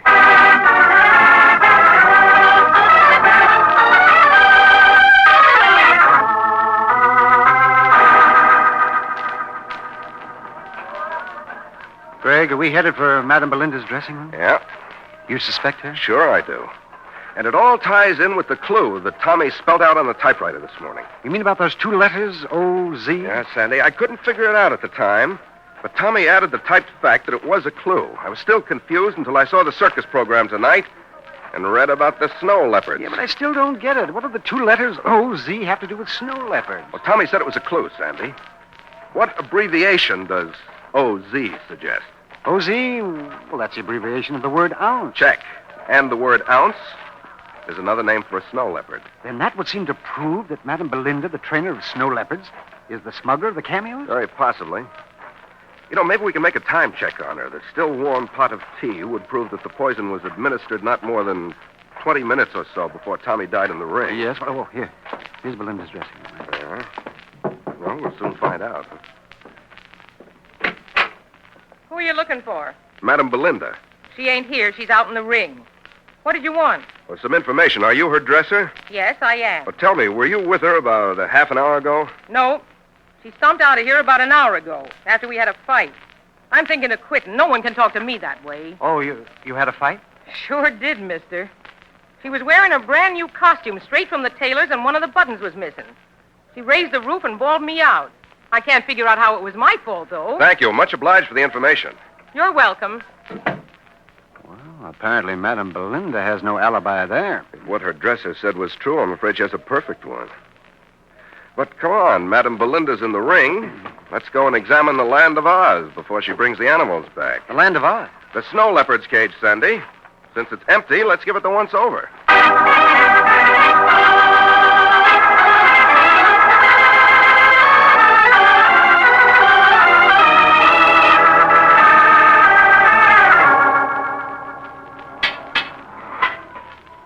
Say, Greg, what? There's someone in the back of the cage. Yeah. What's one of the clowns? Who are you? I'm Happy Mac. What are you doing in this cage? It isn't part of your act. What business is it of yours, pal? I'm a friend of Tommy's. I'm investigating his murder. You a cop? No. What's your name? Gregory Hood. Oh, I've heard of you. Look, Mr. Hood, perhaps it'll save a lot of explanation if I show you my wallet. Here. There's some identification there. Oh, so you're a Canadian private detective, eh? Private detective? Then you're only disguised as a clown. Sure. I was hired in Montreal to track down the Maltrevor cameo. So?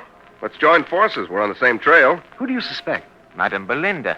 You see, I've been watching the dead clown Tommy around this cage. When he got killed in the ring just now, I figured it tied in with Belinda and Tommy's interest in the cage.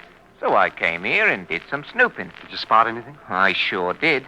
Come and look in this tackle box in the corner. Now, get a load of that. The missing cameos. But only 5 of them. Yeah, 5. The original set that was stolen numbered a dozen, didn't it, Mac? That's right. 6 are still missing. I figure Belinda's been getting rid of them one by one as the circus traveled down from the border. Too bad I couldn't have nabbed her before. Then she poisoned Tommy because he'd spotted her secret. Sure, that's the way it must have been. And yet I won. Wait, here comes Madame Belinda now. Yeah, and the big cats are with her. You better get out of here, but fast. What are you men doing in the cage? Just taking a look, see, Belinda? And we found plenty, too. Enough to send you to the chair. You stole the cameos, and you poisoned Tommy. I killed Tommy? Why, I turned the animals on you. Jason! Bella! Greg, I wish I had a gun. So do I. Madame Belinda, call your animals off. I will. Yes, you will. I've got you covered. Inspector Silvers. Oh, Silvers. I'm mighty glad to see you. Call off your animals, madam. Back, Jason! Back, Oh, that was a close one. Did you get a report on those hairs I found on the killer's chair stand? Yeah, Greg, you were right. They were hairs from a snow leopard. They were. Swell. Now I know who murdered Tommy. Sure, it was Madame Belinda. That's what I figured. Madame Belinda, you're Take it easy, Stan. You could arrest her for robbery and maybe for attempted murder if snow leopards can be considered lethal weapons. But if you want Tommy's murderer, arrest this man, Mac, the Canadian private detective.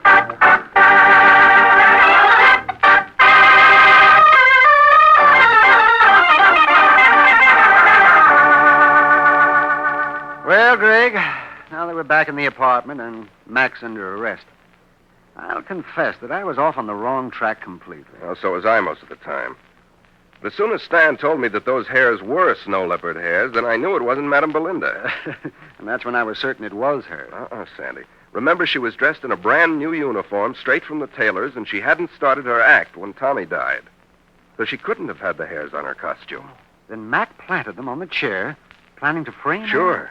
And by his own admission, he'd been searching the cage. He had every opportunity to obtain the hair. Well, wait a minute, Uncle. Let me get this straight. Now, he poisoned Tommy the clown because Tommy had discovered the stolen cameo? Check. And Tommy undoubtedly saw the original 12 cameos. Sure, and Mac killed him. Double check. Then he tried to frame Belinda by placing those hairs on the chair. Then he planted the 6 cameos in a very obvious spot in the leopard's cage, knowing Belinda would be the logical suspect. Yeah, but the cameos, Greg, why were there only 6 of them? Well, there's a neat slant on that one. Mac was engaged as a private detective on the case. He was right about that. He tracked down the 12 cameos, all right. Which Madame Belinda had stolen. Yes, but he played both ends against the middle. He pocketed 6 himself, then said Belinda had disposed of them. Oh, a fact that she wouldn't have been able to disprove. Then he was going to go back to Canada with half the collection to claim the reward. His return would cast all suspicion away from him. And he'd have disposed of his 6 cameos on the side. Right. As dirty a combination of murder and double-cross as ever I tangled up with. Oh, dear. And poor, sad Tommy got killed because of his curiosity. Yeah, poor little devil. I'll tell you one thing, Sandy. Huh? What's that? I'm going to Montreal as soon as these cameos are returned to their rightful owner. You're going to buy them? You bet your life, Sandy. But this time they'll be crossing the border legally as the property of Gregory Hood and Company importers.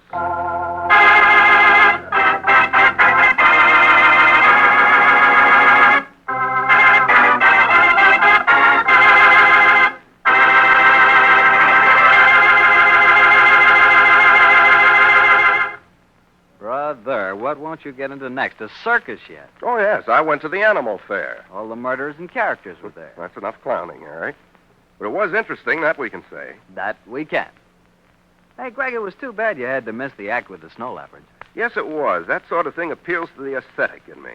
So many things do. Pardon me, what was that you said? I said so many things do. Well, sure, I'll admit it. That's the way I am. Not me, I'm different. You're telling me. I found just one thing to please the aesthetic in you.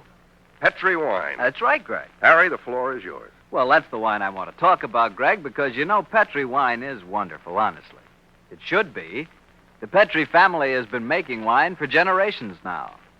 The art of making fine wine is a heritage in the Petri family, passed down from father to son, from father to son. All those years of experience and knowledge go into making Petri wine, so it's no wonder Petri wine is so good. And it's no wonder the Petri business has grown until today the Petri family is America's largest independent winemaker. Yes, the making of Petri wine is a family affair. And the Petri family has every intention of keeping it just that. So you know the name Petri on a bottle of wine is more than a trademark. It's the personal assurance of the Petri family that Petri wine is and always will be good wine. Well, Greg, which story out of the casebook are you planning to tell us next week? Next Monday, I'm going to tell you about one of the strangest adventures that Sandy and I ever had. It concerns a strangled dancer, a somewhat bewildered businessman, and a cryptic message from beyond the grave.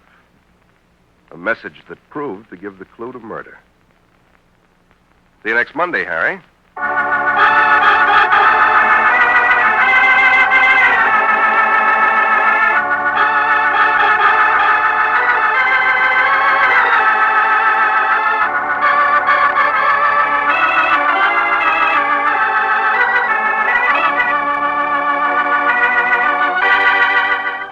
The Casebook of Gregory Hood is written by Dennis Green and Anthony Boucher. Original music composed and played by Dean Fossler. Elliot Lewis plays the part of Gregory Hood, and Sanderson Taylor is played by Howard McNear.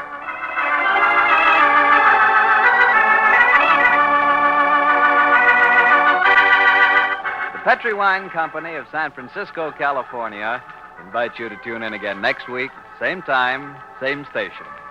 The Casebook of Gregory Hood comes to you from our Hollywood studio. This is Harry Bartell saying goodnight for the Petri family. For a solid hour of exciting mystery dramas, listen every Monday on most of these same stations at 8 o'clock to Michael Shayne, followed immediately by the Casebook of Gregory Hood. This is the Mutual Broadcasting System. Petri Wine brings you the Casebook of Gregory Hood.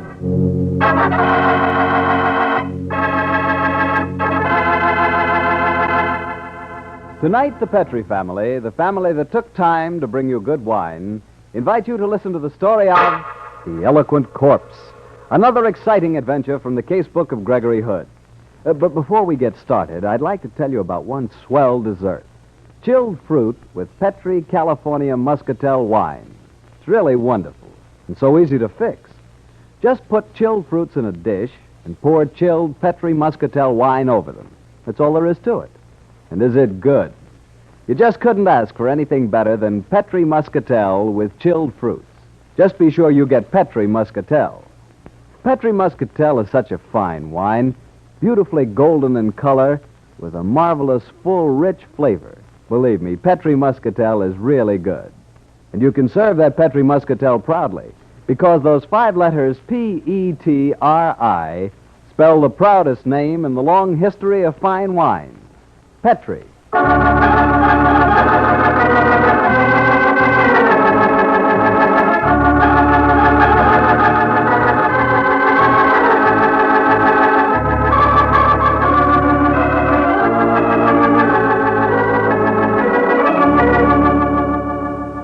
once again, it's Monday night in San Francisco, and time to hear another chapter from the casebook of that celebrated importer and man about town, Gregory Hood. Tonight's story begins in a small and shoddy waterfront bar in San Francisco, a bar affectionately referred to by its regular customers as Bottleneck Bill's. The barkeep, a gentleman by the name of Bill, stands talking to his only patron, a small, softly spoken man who sits on a bar stool opposite. How you been, Larry? I've been okay, Bill. Yeah, what's new? Got something I want to show you. Go ahead. The place is empty. Get a load of these. Ever see coins like that? Hey, what kind of crazy moolah is that? All screwy shapes with funny letters on them. What are they, Larry? That's what I want to find out. I took them to a hawk shop on Market, but the guy acted kind of funny, so I scrammed. I got a hunch they're worth big dough. Where'd you get them, Larry? Now, you know better than to get curious like that, Bill. Okay, so they're hot. You know I don't handle that kind of stuff. Take it easy. I'm not asking you to handle it. Then why did you come to me? Because you know people I don't. People that can be useful. Play ball, Bill, and I'll cut you in. What's the deal? You know that guy, Gregory Hood, don't you? Sure, I know him. He drops in here every once in a while. And all this old-fashioned, arty-crafty stuff is his racket. He'd know what it's worth. If you think he'll fence for you, you're crazy. He's strictly on the level. All I want from him is information. You want me to take this stuff to him? He'd smell a rat. He might call in the cops. This stuff's red hot, Bill, and it's liable to pop like dynamite. I gotta dress this up a little. They say this Hood guy's a sucker for dames. I figured we might send Norma. Wait a minute, Larry. Norma's my girl. Sure she is. But all I'm asking to do is go and see this Hood guy. And I got the whole thing doped out. Now, here's what we'll do, Bill. And I bet he falls for it.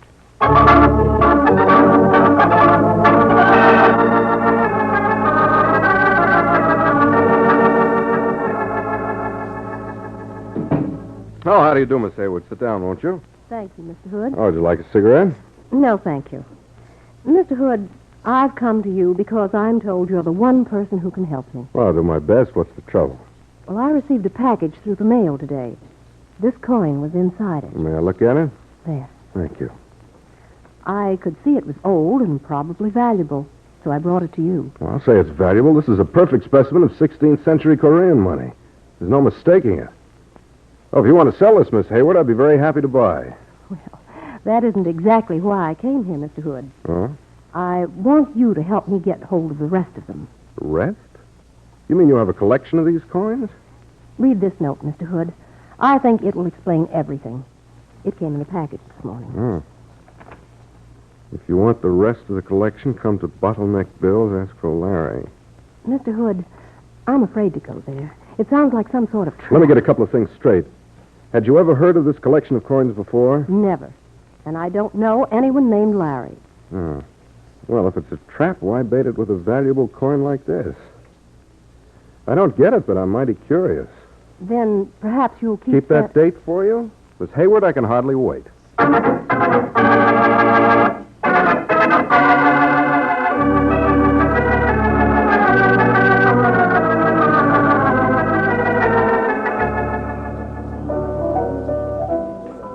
Hi, Greg. Hello, Bill.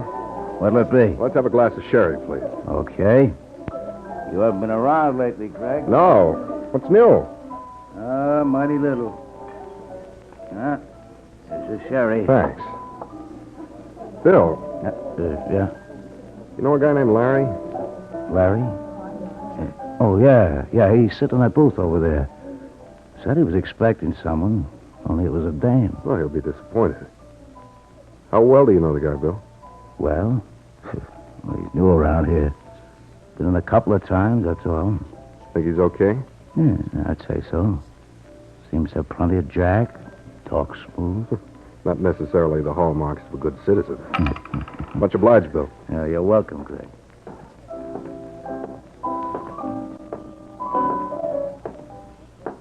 Larry? Yeah? I know I'm a poor substitute for Norma, but I'm keeping her appointment. Norma Hayward? What do you know about her? Recognize this coin? Huh? Who are you, mister? The name's Hood. Gregory Hood. Why did Norma go to you? Mainly because I'm in the importing business, I guess. She wanted to know if the coin was valuable. Is it? Certainly is. I'm curious to see the rest of the collection. Okay. Since you're acting for Norma, I'll show it to you. How about coming up to my hotel? Before I do that, Larry, I'd like a little more dope on this deal. Norma said she'd never heard of you or the coin. What's the tie-in? Well, you see, a pal of mine had a crush on Norma. His name doesn't matter because he's dead now. So, when he knew he was dying, he gave me the collection. Picked it up in China. He told me to track down Norma and give it to her. What was the idea of sending just one of the coins? Well, he wanted me to check up on her. If she wasn't hitched up to some other guy, then he wanted her to have the whole collection. And you figured that one of the coins would intrigue her, she'd keep the date, and you'd be able to do your checking up, huh? Yeah, that's it, Mr. Hood. Instead of which you scared her, and she sent me, and I'm afraid I can't tell you a thing about her private life. Well, I can wait. Why don't we go up to our hotel, huh? You're an expert. I'd like to get your opinion on the stuff. All right, Larry, let's go.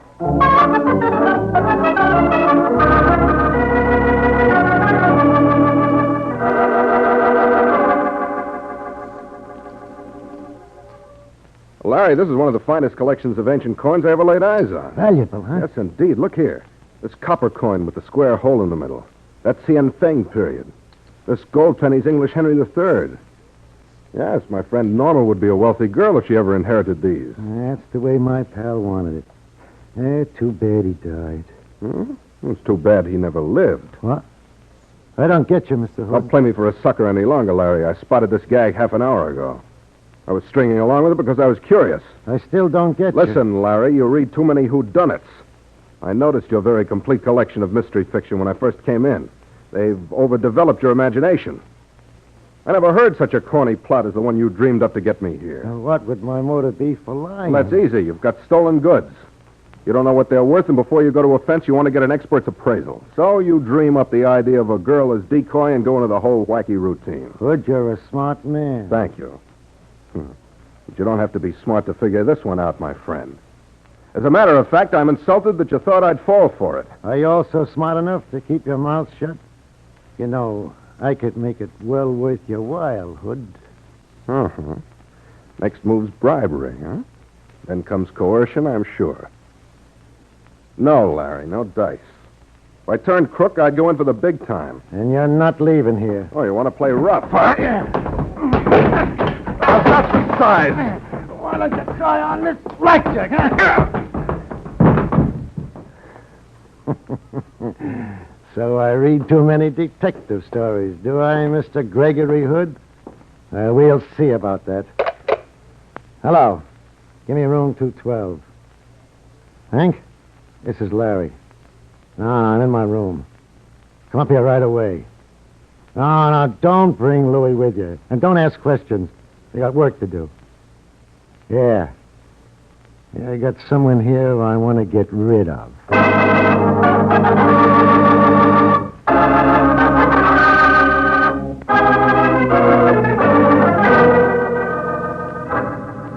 Who is he, Larry?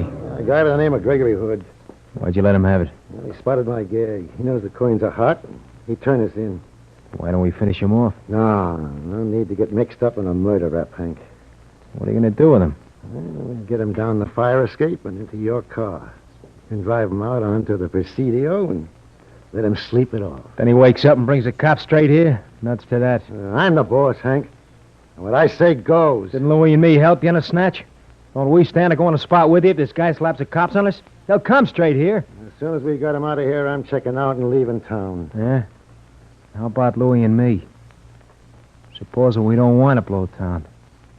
Maybe you're thinking of going by yourself and taking a grab with you, huh? Well, you lousy double-crosser. That was your plan, You're wasn't it? crazy. Hey, what are you putting those gloves on for?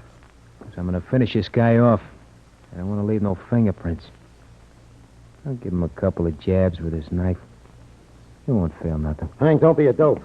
Give me that knife. Yeah, try and get it. Give it to me. Okay, here it is.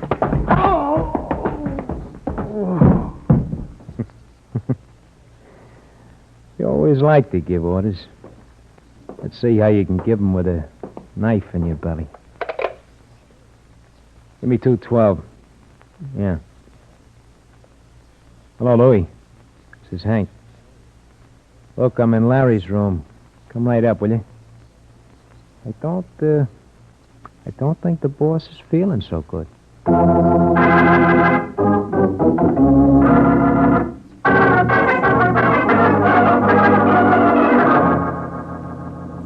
Say, Hank, why'd you slice him for? Yeah, he was going to blow town, Louie. Leave us to take the rap. He ain't dead yet.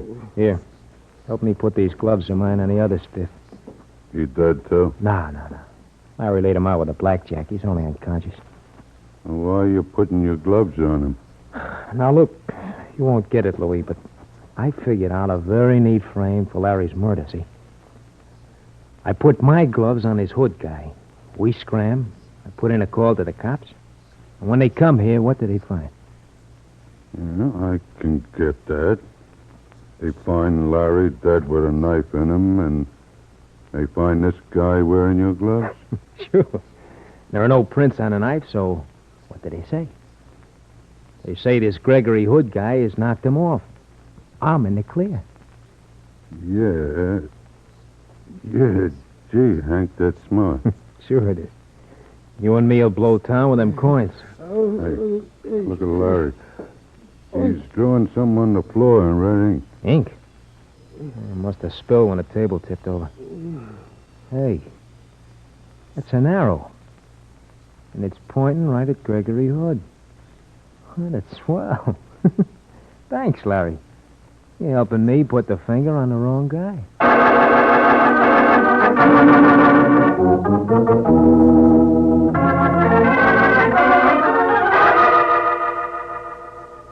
Wood and Company Importers. This is Sanderson Taylor. Is Greg there? No, Mr. Taylor, he isn't, and I'm worried about him. I was going to call you. What's wrong, Miss Ferris? Well, he went out of the office just after lunch. He said he'd only be gone half an hour, and he had 2 very important appointments this afternoon, but he hasn't been back, and he hasn't called. Well, I've known him to switch plans, but he always keeps in touch. You say where he was going? Yes, Mr. Taylor, to a place he called Bottleneck Bill. Bottleneck Bill's. Oh, yes, I know that. So that's a tough hangout. Thank you, Miss Ferris. You're going over there? Right away. Looks like one case of Gregory Hood's that I may have to solve.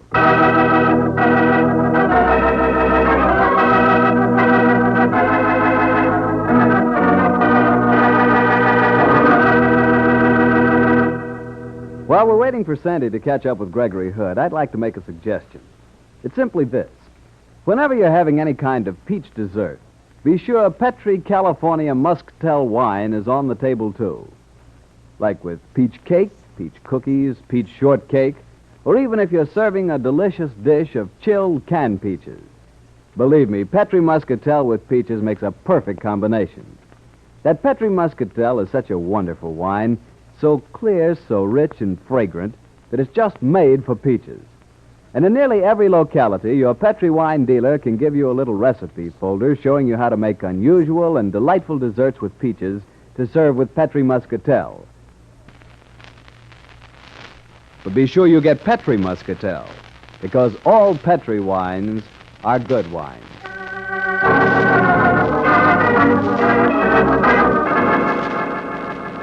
And now, back to the Casebook of Gregory Hood and the adventure of the Eloquent Corpse. As we rejoin our story, Sanderson Taylor, Greg's friend and attorney, is cross-questioning Bill, the owner of the bar known as Bottleneck. That's all I can tell you, Mr. Taylor. Greg goes out with this guy about 2:30. Uh-huh, and you don't know anything about the man except that his name was Larry, huh? Yeah, that's right. He's only been in here a couple of times. You don't know where he lives? No. Well, come to think of it, I'll tell you who might be able to give you the dope. Oh, yeah? Who's that? Dottie Bronson. This Larry was in here with her the first time he comes in. Oh, I see. You know her address? Yeah, I sure do. Let's see. 117 Denmark. That's right off Market.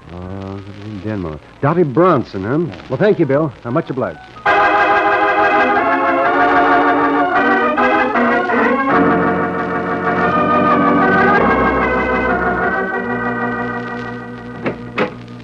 Miss Bronson? Yeah? I'm a friend of Larry's. There ain't nothing wrong with Larry, is there? Well, I don't think so. May I come in? Sure. Sure, come in, mister. You say you're a friend of Larry's. I ain't never seen you before. And you don't look like his type. Well, I'm not exactly his friend, Miss Bronson. Then why'd you say you were? What are you, a dick? No, Miss Bronson. I'm an attorney. And I'm looking for a friend of mine who was last seen with Larry about 2:30 this afternoon. Yeah? Where were they? Bottleneck Bill's bar. They left there together. My friend hasn't been heard from since, and I'm worried about him. I'm worried about Larry. We had a date at 4 and he didn't show up.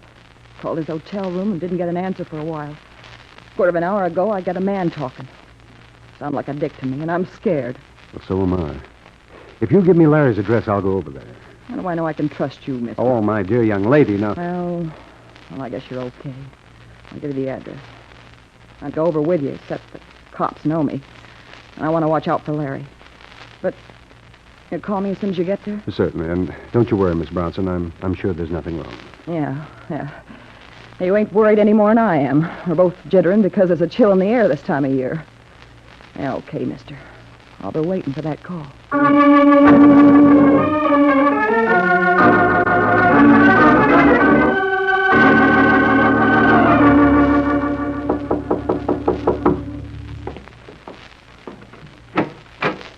Mr. Taylor, I was wondering when you'd get here. Oh, Sergeant Barton, what's the homicide squad doing here? Plenty, and we're lousy with clues. They're even marked out on the floor for us this time.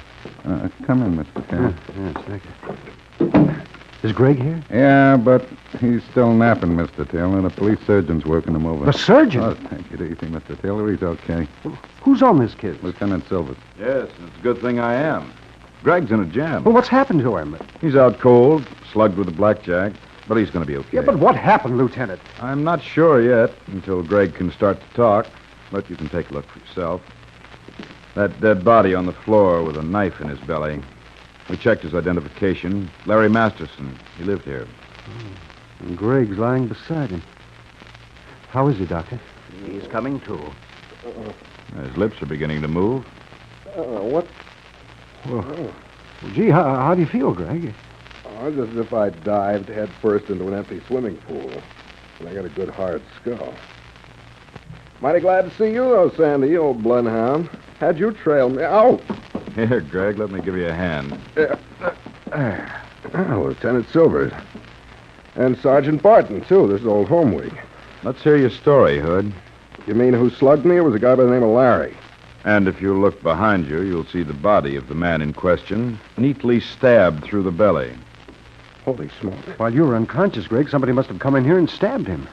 Hey, where did I get these gloves? I wasn't wearing them when I came in here. Well, somebody must have slipped them on you after you passed out. There's another puzzle, Greg. Oh? Look at these diagrams in ink on the floor.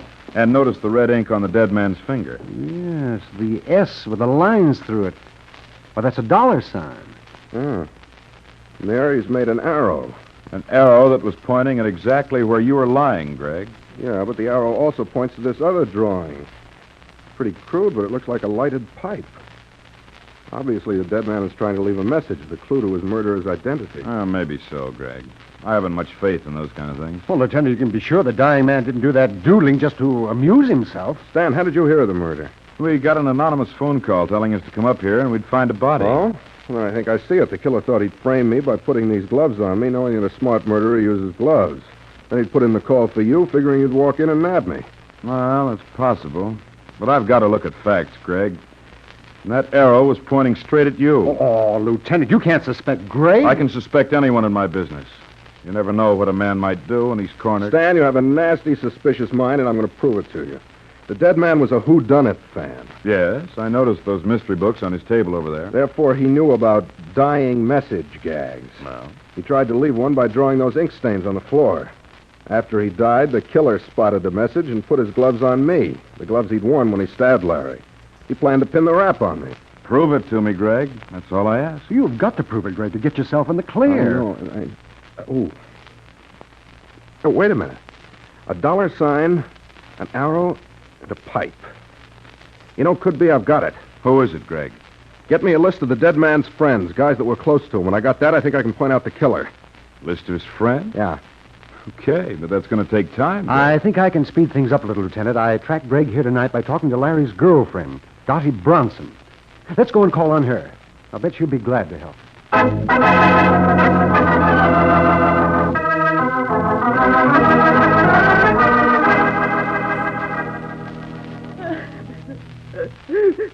Oh, come on. Take it easy, Daddy.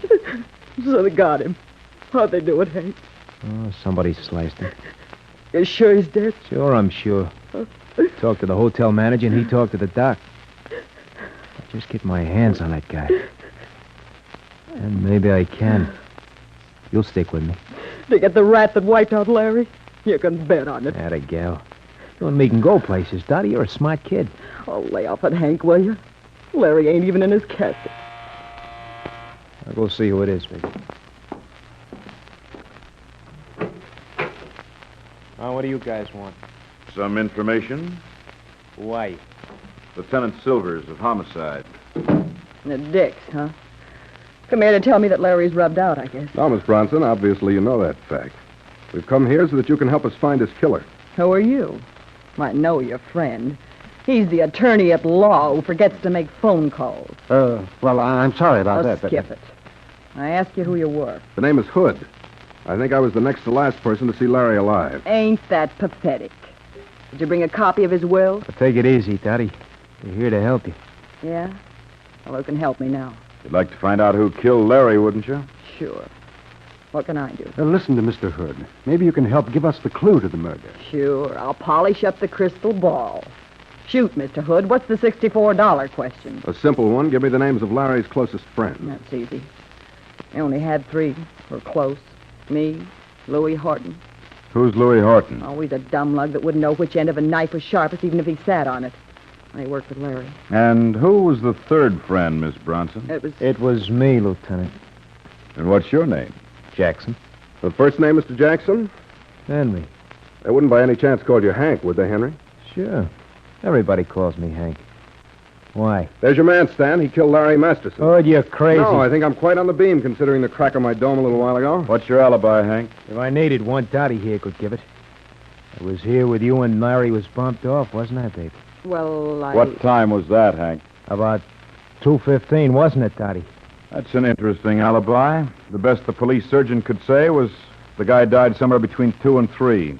We didn't find the dead body until about 5:30, and we haven't released a word about time yet. Yeah, you're a little too ready with your alibis, eh? Now, listen, mister, I don't know nothing about this. No, nothing except that you killed him. Yeah, try and prove Sure I will. The gloves you planted on me had a slight flaw. There was a hole in the right thumb. There was a thumbprint on the knife, and it wasn't mine. It was yours. We checked it. Yeah, but Greg... In a minute, Stan.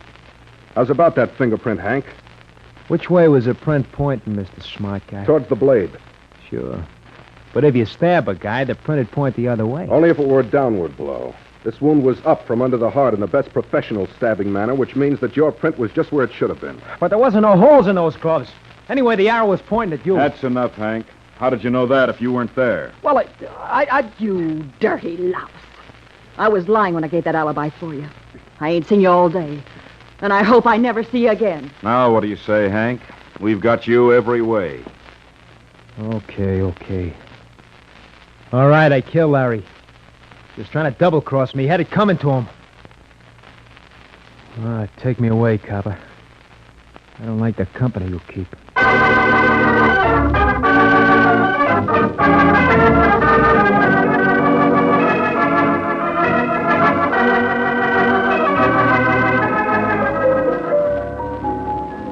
Well, Greg? Well, Sandy? I can understand you're wanting a drink, but did we have to come back to bottleneck bills? Well, we came back for 2 reasons. I wanted to get an aspirin, and this is where I came in on this deal. I'd like to round out the cycle. Mm-hmm. You know, Greg, I still don't understand what that dollar sign meant. Well, it wasn't a dollar sign, Sandy. Well, that's the way I learned it at school. You make an S and draw 2 lines through it. Very true, but it might also be a way to cross out the letter S. The arrow pointed at the shank of the lighted pipe. Cross out the letter S and shank, and you have Hank, the name of the murderer. Oh, yes, of course. Another thing puzzles me, though, Greg. How did you have time to check the thumbprint on the knife handle? Why, Sandy, there was no thumbprint. No? And there was no hole in the glove.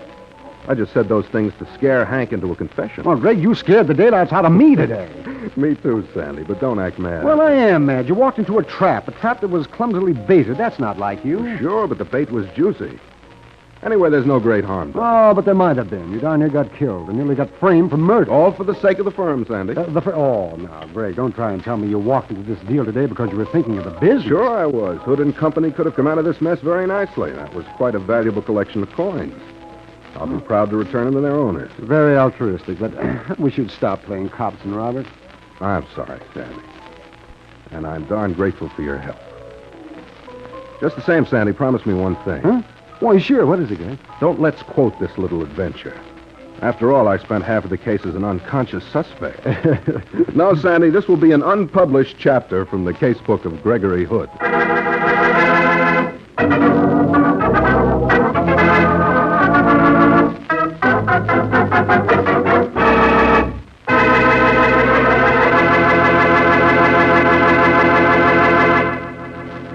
Well, Greg, you got through safely that time, but you're awful lucky Masterson left that clue. Well, yes, Harry, but of course there's always a clue somewhere if you can find it and figure it out. Yeah, but deliver me from figuring out clues as tough as that dollar sign in the pipe shank. Oh, you could do it. Now, don't kid me. Well, sure you could. For instance, suppose you're sitting at a table. Mm-hmm. On the cloth, someone has drawn with a pencil not a dollar sign, but a cent sign.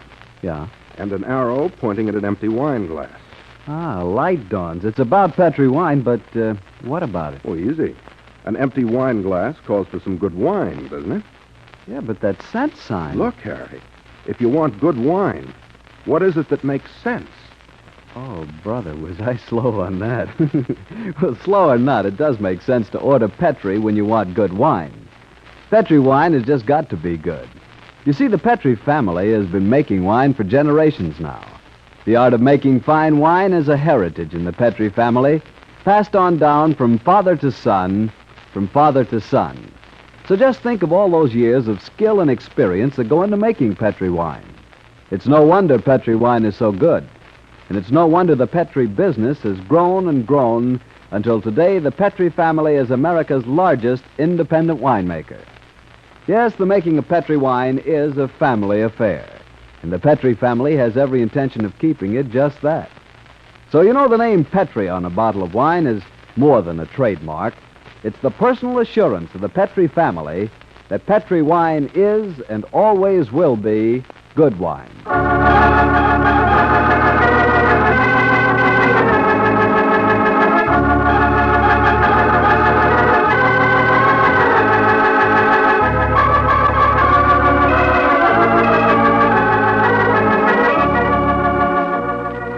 The Casebook of Gregory Hood is written by Dennis Green and Anthony Boucher. Original music composed and played by Dean Fossler. Elliot Lewis plays the part of Gregory Hood, and Sanderson Taylor is played by Howard McNear.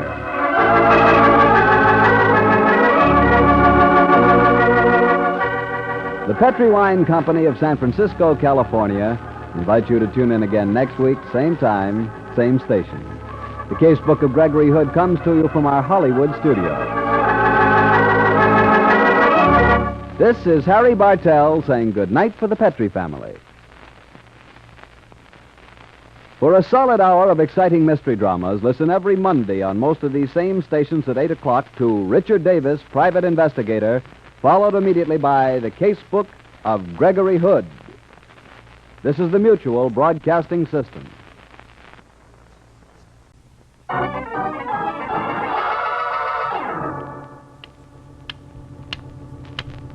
The Petri family. The family that took time to bring you good wine presents the Casebook of Gregory Hood. Tonight, Petri Wine presents the story of The White Masters, another exciting adventure from the Casebook of Gregory Hood. And say, when your guests arrive Thursday for a big Thanksgiving dinner, why not greet them royally with a glass of Petri California Port? Port is America's favorite wine, you know, so it's the perfect wine to express your hospitality and friendship. And believe me, when it comes to real enjoyment, there's no port like Petri Port. It has a beautiful, deep ruby red color, and the flavor, it's absolutely delicious. Petri Port has such a marvelous, rich, fruity taste. It's no wonder everyone loves it. Believe me, a glass of Petri Port is real proof that the Petri family took time to bring you good wine. So have plenty of Pet Report on hand for your big day Thursday. And be sure it's Pet Report, because all Petri wines are good wines.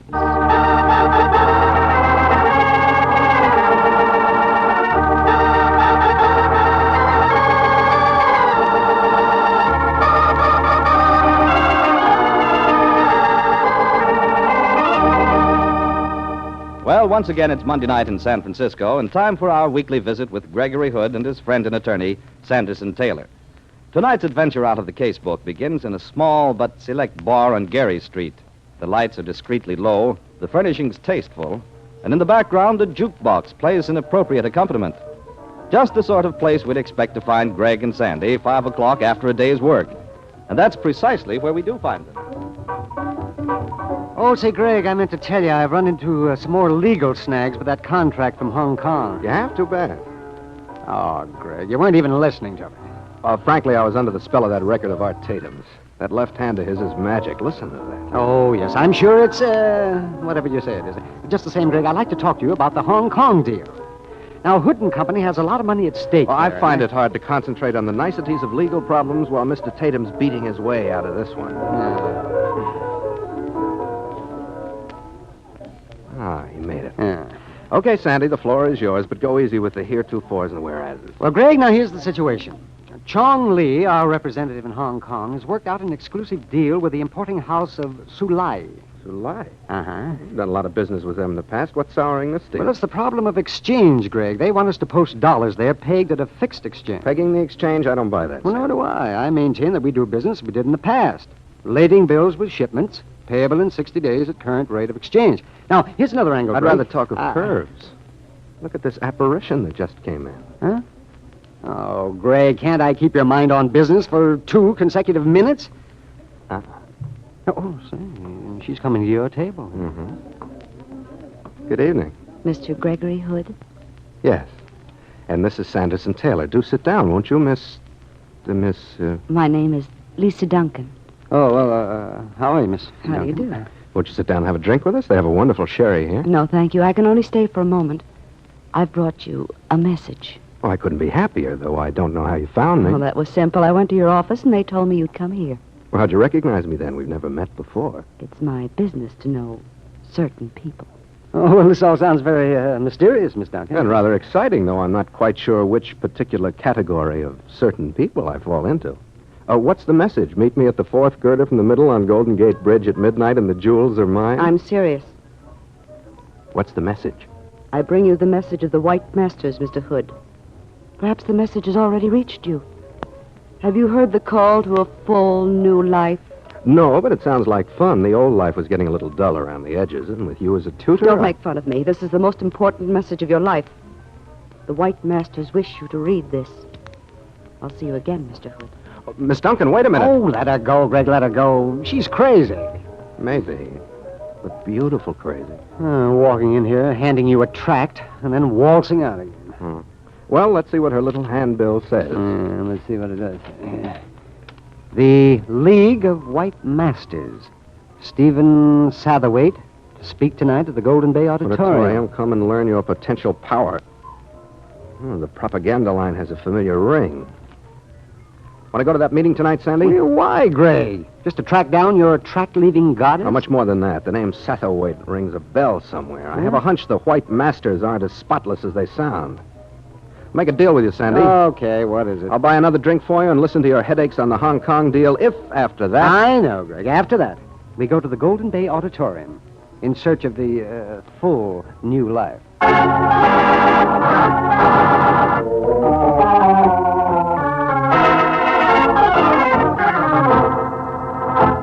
And what can you do to bring this power back to yourselves? Use your own power, my friends. The true powers that flow to you through the White Masters. And, my good friends, from these White Masters in the other dimension, I bring this message to you. Know your powers, the powers of light, to combat the powers of darkness, and to build a righteous, strong America. Come on, Sandy, let's beat it. Okay, Greg. Was I right? Oh, brother. Look at the eyes of all these people. Gives me the creeps. And I somehow keep feeling as though I'd seen them before.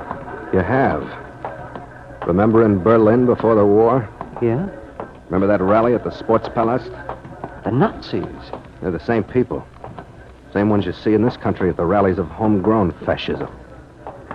The small ones, the worn-outs, the failures who need someone to blame their failure on. Yes, the lunatic fringe. Well, that's all we thought the Nazis once were.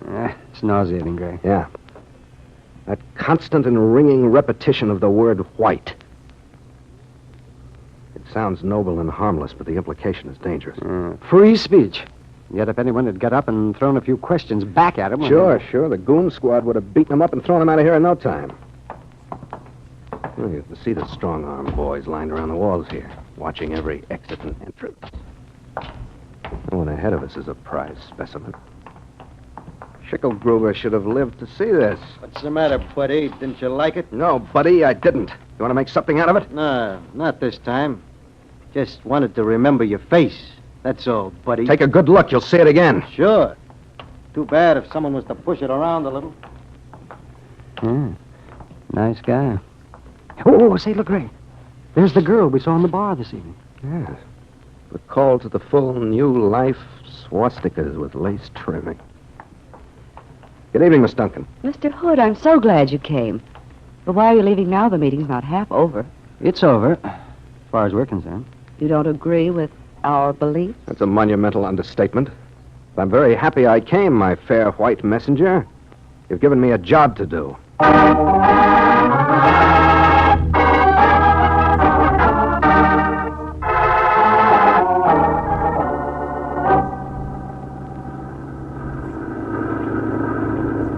You're unusually silent, Sandy. Oh, I was thinking about that meeting tonight, Greg, and getting madder and madder. So was I.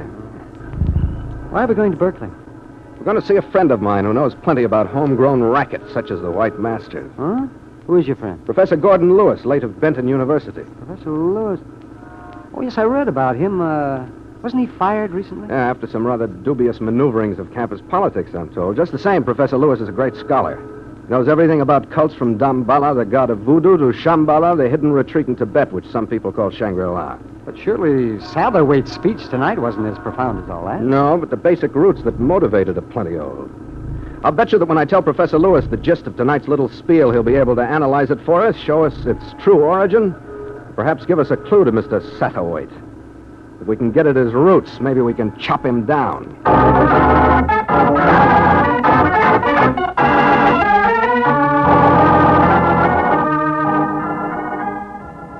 And that's why we've come to you, Professor Lewis. Well, gentlemen, I shall do everything in my power to help you. Well, Greg tells me you know more about these things than any other man in the country. Mr. Hood is kind. More so than some I could name. All of my life I've devoted to this study. And now at my age, to be a man without a profession, without even a job. But how can I help you, gentlemen? Well, you see, sir, it seemed to me that behind those cleverly phrased jingles Satterthwaite was echoing tonight lies a pattern. A philosophy developed from some earlier cult that's proved successful. You're right, Mr. Hood, and I've studied them all. I've investigated every odd cult that I've come in touch with, and joined most of them. Under assumed names, of course. I see. To study their inner workings, I suppose, Professor? Yes, Mr. Taylor, and I've taken a certain perverse pleasure when joining a new cult by adopting the name of a god that had been prominently mentioned in some other cult, long since disbanded. What do you think about the slant of Satterthwaite and his White Masters dogma? I think you were quite right in your own analysis, my boy. Its obvious trend is antisocial. And you think it's more than an organized racket? Well, Mr. Taylor, as to its elements, the concept of divine figures acting through human agents, of course, that's an old theory. Satterthwaite sounds as if he's tied in not only with several occult systems of belief, but also several far from occult thinkers who know the valuable powers of superstition. They trade on it for their own ends. I'll check on the facts that you've given me more in detail. Well, then you think you can find out what forces are back of this deal, Professor? I think so. From the facts that you've given me, it shouldn't be hard to find out just who's behind this movement. Within 24 hours, I'll draw you a diagram through which you ought to be able to trace Satterthwaite right back to his slimy origin.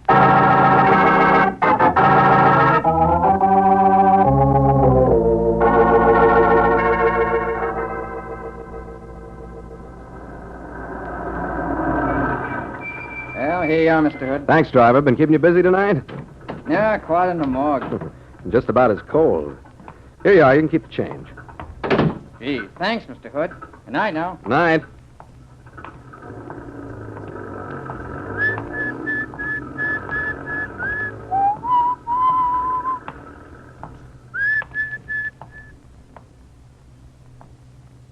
Who's that by the railing? It's me, Lisa Duncan. Another message from your white masters? I didn't know they delivered this late at night. Remarkable service. Mr. Hood, you don't understand. Hey, what's wrong with you?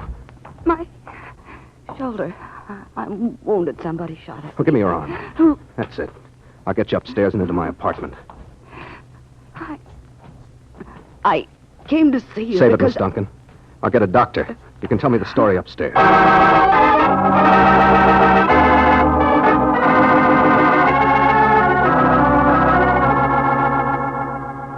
Here we are. Hold on a minute. I'll get my key. Be careful, Mr. Hood. In you come. That's it. I'll switch on a light. It's my man's night off. There we are. Now, I'll get to the phone. Gregory, behind those curtains. What? A welcoming committee of 3, huh? Lisa, get help. All right, I will. Shall I get the girl? Never mind. Let him have it. No, you don't. All right, try this one on. Grab his arms, Len. I got him. Get on your feet against him and help Len. That's right. 3 white supermen, huh? Good. I told you at the meeting tonight that you might get that pretty puss of yours worked over a little. How's that for a start? Very courageous with 2 of your goons holding me. Shut up, do you hear? You lousy little... It ain't polite to answer back, buddy. Take the blackjack to him, Joe. Let's really work on him. Yeah, give it to me. Let's see if we can beat a little sense into You dirty no. Now, let's see how smart aleck you can get Mr. Hood. Come on, guys, let's get out of here.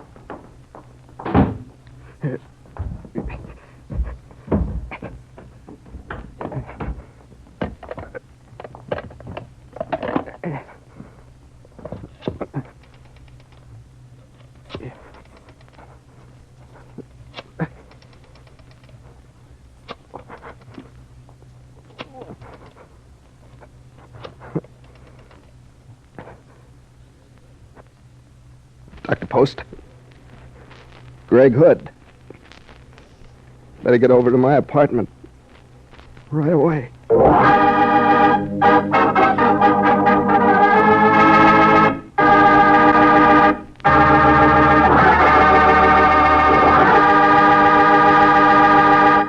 We'll continue with Gregory Hood's story in just a moment. Meanwhile, I want to remind you again of that big feast day coming up Thursday. And you know what'd make a swell dessert? Fruitcake with Petri California port. Honestly, they're wonderful together.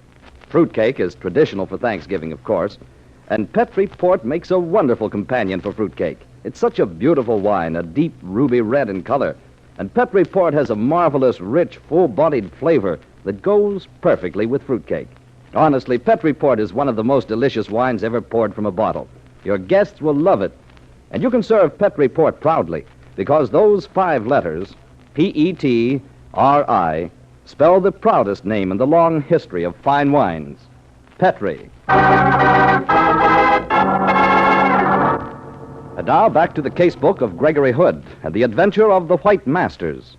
2 hours have passed, and a doctor has visited Greg's apartment and treated both Greg and Lisa. As we rejoin our story, Sandy Taylor, hastily summoned from his home in Berkeley, is talking to the girl Lisa and a much battered Gregory Hood. Well, how are you feeling now, Greg? Awful. How about you, Lisa? No, I'm all right, Gregory. Gee, it's a lucky thing you ran for the cops, Miss Duncan. They picked up one of the men anyway. They're holding him in the next room here. Want to talk to him, Greg? You're darn right I do. First of all, I want to straighten out a few things about you, Lisa. If you're a white master, why did you get shot at? Why did you bother to go for the police? It's very simple, Gregory. I've been investigating the organization, working on the inside. Don't tell me you're a G-woman. No. My interest in these people is purely private and personal. Oh? You see, 8 years ago, my father was beaten to death by a mob of hoodlums at a meeting just like the one you attended tonight. I'm sorry, Lisa. Oh, and so you approached Greg tonight in the hopes of intriguing his well-known curiosity? Yes, I did. I wasn't getting far enough in my own investigation, so I decided to approach him. Oh. Then they shot at you, Miss Duncan, because they must have figured you were on the wrong side of the fence. Yes, huh? they must have followed me here from the meeting tonight. Saw that I was going to Gregory's and tried to silence me. Well, now that we know we're on the same side, let's have our brave friend in. Mm-hmm. Okay, I'll get him, Greg. Incidentally, Lisa, we went over to Berkeley tonight and saw Professor Lewis. Professor Lewis. I think I've heard of him. He's helping us put the finger on Mr. Satterwhite and his crowd. Can you come in now, officer? Okay, Mr. Taylor. Go on in, Lem, but no tricks. How can I pull anything when you got the bracelets on me? We'll watch him. Come on, Lem. Here he is, Greg. I didn't do nothing. Let me alone. Listen, Lem, you've done plenty. Only wish I felt up to seeing how you'd like to take some of the medicine you boys dish out to me a little earlier. I didn't slug you. That was Joe. Look, Lem, I'm an attorney. They'll book you on a stiff battery charge. But look, mister, I was just doing what I was told. I ain't one of the big boys. Listen, my friend can probably get you off with a nominal sentence if you want to play ball, Lem. I might even decide not to prefer charges if you'll open that big mouth of yours and do a little talking. Yeah? What's in it for me? We might persuade the police to give you a break. But if you don't talk, we could make out a sweet case of assault with intent to kill. And that means San Quentin, and not for any one-night stand. Okay, I'll talk. What do you want to know? Who are the big shots back of this racket of yours? Well, Mr. Satterwhite's the only one I know. But there are some other big guys in town right now. They're holding a meeting tomorrow night. Where will they hold the meeting? At their hideout. It's in a flea dump hotel on Turk Street. And the big shots are meeting there tomorrow night, you say, Lem? Yeah. Well, that's what Joe was telling me. I'm not in very good shape to do much clear thinking, Sandy, but one thing I do know. We've got to organize some way of listening in on that meeting tomorrow night.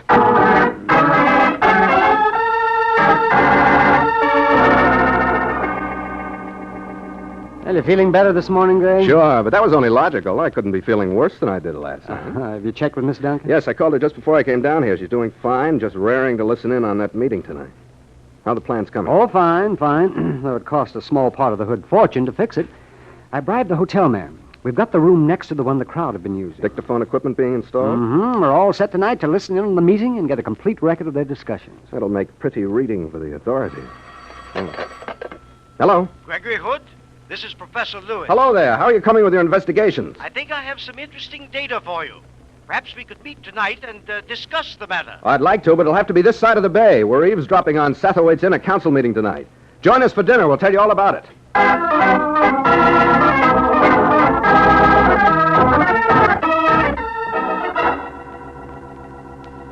And there, gentlemen, you have the program of the White Masters for the next 6 months.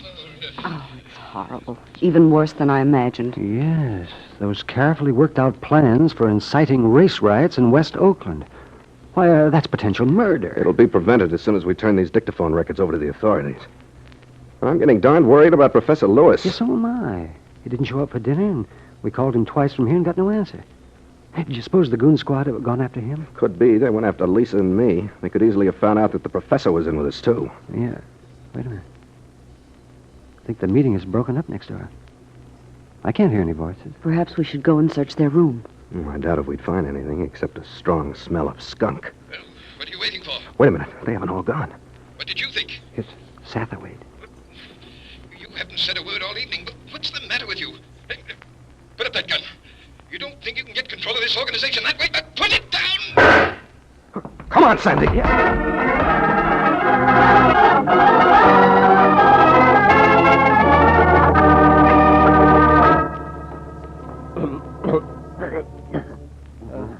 Greg, Satterwhite's dying. And his murderer got away, but we'll get him. Satterwhite.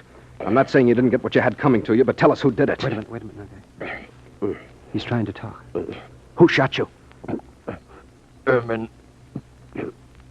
Shot. He's dead, Greg. With poetic words on his lips yet. Words that sounded like Erman's soul. Well, at least the right guy got murdered. I'm not sure. This was murder for power, for the right to run this filthy organization. The killer's more evil even than Satterwhite was. Sandy, I want you to call Lieutenant Silvers. Lisa and I will make a fast trip across the bay to Berkeley. Oh, you're going to call on Professor Lewis? You bet we are. I hope we're not too late.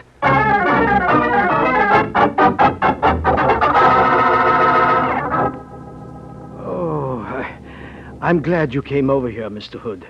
And you, Miss Duncan? I wish we'd arrived in time to prevent the attack on you, Professor. You say they attacked you as you were getting into your car. Yes, it's dark in the garage. I didn't see who it was. I felt this blow on the back of my head, and the next thing I knew, I was lying beside the car. I managed to crawl into the house and telephone for a doctor, and he came and bandaged me up. Oh, but don't worry about me. Tell me more about the meeting. Satterthwaite is dead, you say? Yes, but just as he died, he muttered the words, Ermine Soul. I'm glad that he died. But his killer is still at large, Professor. But not for long. When your dictaphone records are turned in, the whole organization will be exploded, and we'll be safe from these attacks. Those dying words puzzle me. Tell me, can you think of anyone mixed up in these rackets who might be described as having an Ermine Soul? Sounds inappropriate, doesn't it? Ermine Soul. Wait a minute.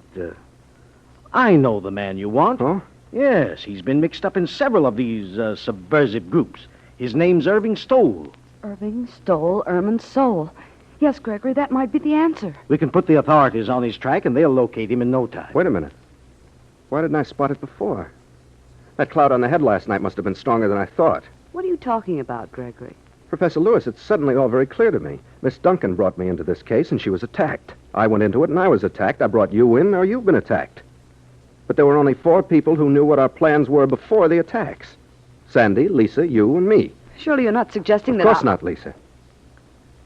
What do you say, Professor? But obviously, the White Masters have more efficient spies than we imagined. A reasonably convincing answer, Professor. If I hadn't just spotted that book on Druidism on your shelf. You're being very cryptic, Hood. How does a book on Druids enter this discussion? Oh, it reminded me that there's an old Druid god by the name of Ermine Soul. Irminsul. That sounds exactly like Ermine Soul. And if you remember, Professor, you told Mr. Taylor and me when we called on you yesterday that it amused you to join new cults under the name of a deity.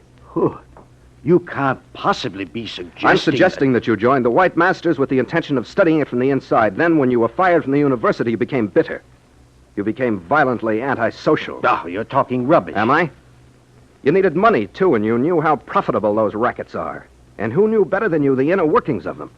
You tried to get rid of us as soon as you knew we were working against you. And then you killed Satterthwaite and then staged an apparent attack against yourself as an alibi. I can only assume, my dear boy, that the blow on your head was much more serious than was feared. Well, I'm darn certain you didn't even get a blow on the head. Look at that bandage. I should have spotted it before. No doctor ever put on a bandage like that. But, Greg, I don't understand. The professor does, don't you, White Master? You're implying that I killed Satterthwaite? Sure you did. And then scrammed back here and bandaged yourself from this supposed attack that never took place. Assuming you were right. How do you think you could ever prove it? It wouldn't be hard. You see, the murderer never spoke up at the meeting. Satterthwaite commented on that fact just before he was killed. We have a record of all the other voices except the murderer's. Why was he so silent all evening? Because he knew about the dictaphone installed in the next room, and the only person who knew that, beside the 3 of us who were together in one room, was you, Professor. Well, you're more clever than I thought, Hood. But I also know your reputation about never going on. You won't be able to do much about this. Oh!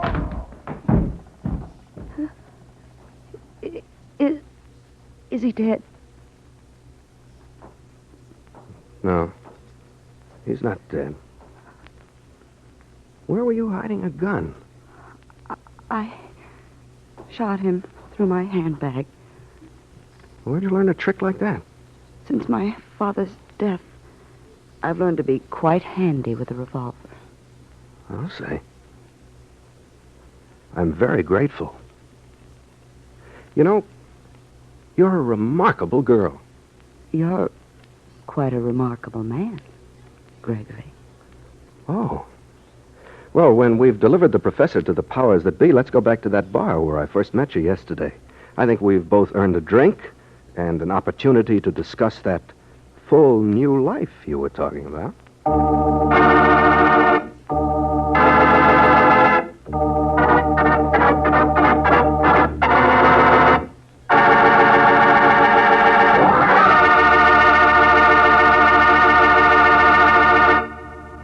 Brother, that's one story where your old formula really worked for you. You mean knowing the guy who knows? Yeah, that's a pretty neat trick for solving cases, if it always works like it did this time. Well, it always does work, Marks. All that I am or hope to be, I owe to my formula. All that I am or hope to be. You owe to. Yes? Knowing the family that knows. Maybe you're right, Greg. Of course I'm right. Go ahead and prove it. Well, it's a pleasure to talk about the family that knows, the Petri family. It's because of what they know that Petri is such a wonderful wine. You know, the Petri family took time to bring you good wine. Yes, the Petri family has been making wine for generations now, so the art of fine wine making is actually a heritage in the Petri family, passed on down from father to son, from father to son. So just think of all the years of knowledge and experience that go into the making of every bottle of Petri wine. So when you see the name Petri on a bottle of wine, remember that it's more than a trademark. It's the personal assurance of the Petri family that Petri wine is, and always will be, good wine.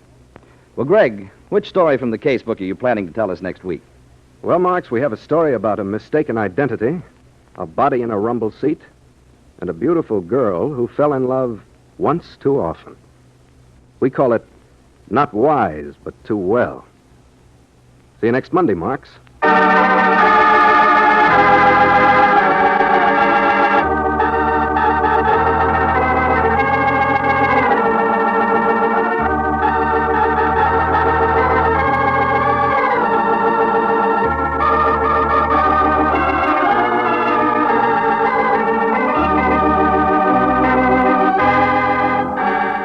Tonight's story from the Casebook of Gregory Hood was written by Dennis Green and Anthony Boucher. Original music composed and played by Dean Fossler. Elliot Lewis plays the part of Gregory Hood, and Sanderson Taylor is played by Howard McNear.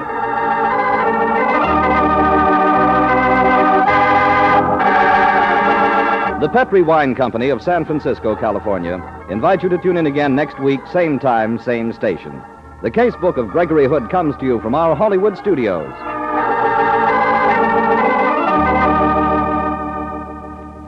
This is Marx Hartman saying good night for the Petri family.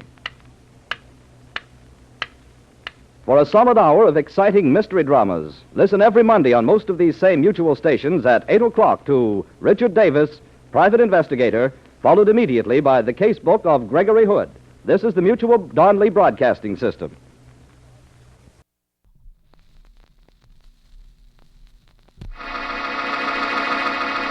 Time.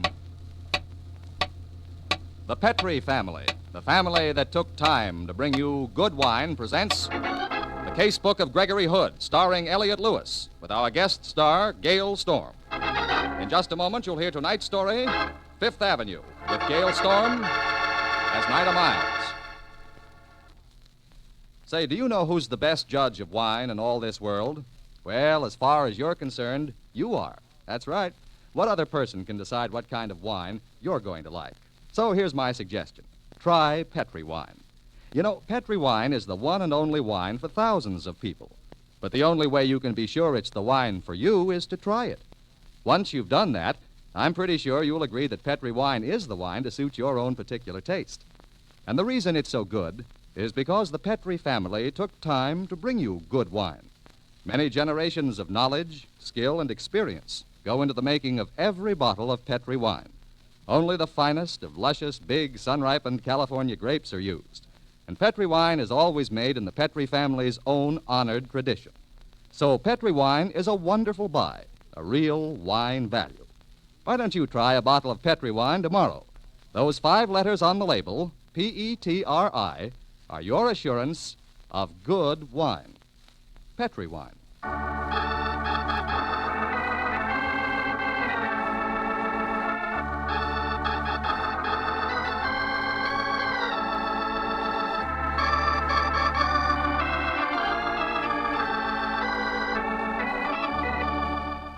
Well, it's that time again. Time to join Gregory Hood and his friend and attorney Sanderson Taylor for another story from Greg's casebook. Greg and Sandy are in New York City on business for Greg's world-famous importing house. It's a bracingly cold night, but in spite of the cold, Greg has insisted that he and Sandy climb aboard a Fifth Avenue bus and settle down for a tourist's eye view of the famous thoroughfare. The bus is deserted except for a very beautiful young lady sitting across the aisle from them. Sandy is complaining bitterly about the draft. This is the craziest thing we've done in the last 5 years, Greg. Could be in a nice warm cab. where they keep the doors closed. Oh, you've lost the spirit of adventure, Sandy. Yeah. We're going back to California tomorrow night. A little cold weather will do us good while we can get it. Improves the circulation, puts a sparkle in your eye. Hey, What's the matter? look, there. That mansion. You recognize it? That one? Yeah. Well, it does look familiar, Greg. Familiar. We spent 2 of the happiest hours in our lives or thereabouts in that house, Sandy. Night before last. Are you losing your mind? I've never been in that house. Night before last, Roy Del Ruth invited us to that screening, his latest picture. Well, that's what I mean. That's the mansion that Aloysius T. McKeever spends his winters in. Remember? Oh. Well, of course. In that picture, it happened on Fifth Avenue. That's right. Oh, yeah, sure, that's that. Well, I'll be darned. Yeah, I wouldn't be surprised to see Victor Moore in his hobo getup going through that hole in the fence. Oh, what a wonderful character. I don't know when I ever enjoyed a picture as much, Sandy. I'd like to see it again. You'd like to? Boy, I'm going to. I'm going to take Mary to see it as soon as it opens in Berkeley. You know, Charlie Ruggles has always been a favorite of hers. Oh, wait till she sees him in this part. He was wonderful. Oh, the whole cast. I fell in love with Gail Storm. I've always been mad about Ann Harding. Everyone gave swell performances, especially the leading man, Don DeFore. Yeah, he sure did. You know, it must be a lot of satisfaction to make a picture like that. Yeah. Roy Del Ruth's made a lot of fine pictures, but this tops them all. Excuse me, allow me to pick your bag up for you. Oh, nothing much spilled out. Oh, thank you. Oh, you're quite welcome. I don't want to seem inquisitive, but why are you carrying that gun? Please, give me my bag. Look, I'm not just being nosy, but if you're scared to death and carrying a gun, that's a bad combination for a little girl like you. Give me my bag. My name is Gregory Hood. If you're in trouble, I want to help you. I'm not in any trouble. Give it here and please go away. I don't want to talk with you. Okay, Miss Miles. You know my name? Yes, on this envelope in your bag. I'm very observant. You might be sorry you noticed that. Now, please go away. I'm getting off the bus at the next stop. You want me to get off with you? Bodyguard? No. Now, go away, please. I don't want to talk with you. Okay. Well, you didn't make much of an impression on that young lady, did you, Greg? Yeah, I'm afraid not. Something the matter with that girl, Sandy. Ah, because she didn't throw her arms about you? No, cynic. Because it's a little unusual for a girl as lovely as that, draped in that many $1,000s worth of mink, to be carrying a .32 automatic pistol in that full-grown alligator bag. An automatic? Yeah. And she's scared silly. She's getting off, Greg. I'm going to follow her, Sandy. I'm not going to get off at the same time she does. We'll jump off in the middle of the block, and we'll keep our eye on her. Mm-hmm. Let's go. Okay. Greg, that girl, she left a package on the seat there. Oh, yeah. Well, give us an excuse for chasing her. I'll get it. I'll take that package, buddy.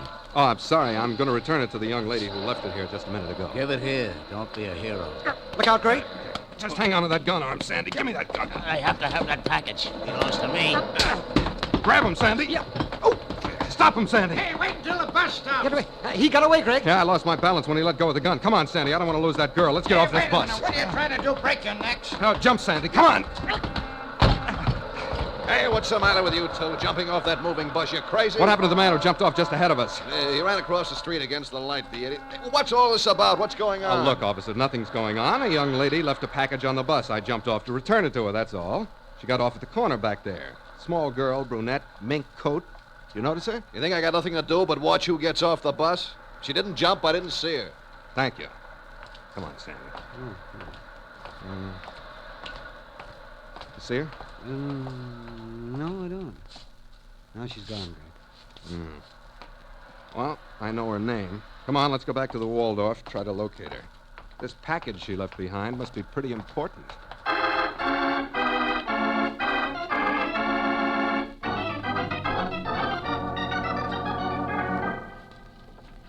Well, Sandy, there's no Night of Miles listed in the city directory or telephone book.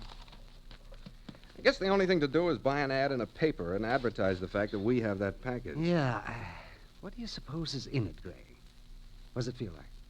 Feels like a leather box, Sandy, because that's what it is. That's not much of a help. Take it down and ask the clerk to put it in the safe, will you? Aren't you going to look and see what's in it? Why, Sandy, I'm surprised at you. I'm the one who's surprised. Hmm? I'll take it down, Greg. Meet you in the lobby in a half an hour. Yeah, I'll be ready by then. Quick shower and shave. Wish I could locate that Miles girl. I want to get this package back to her. She was a very pretty girl, Greg. Oh, there's that, too. Be within a half hour, sir. Okay, in the men's bar. Right.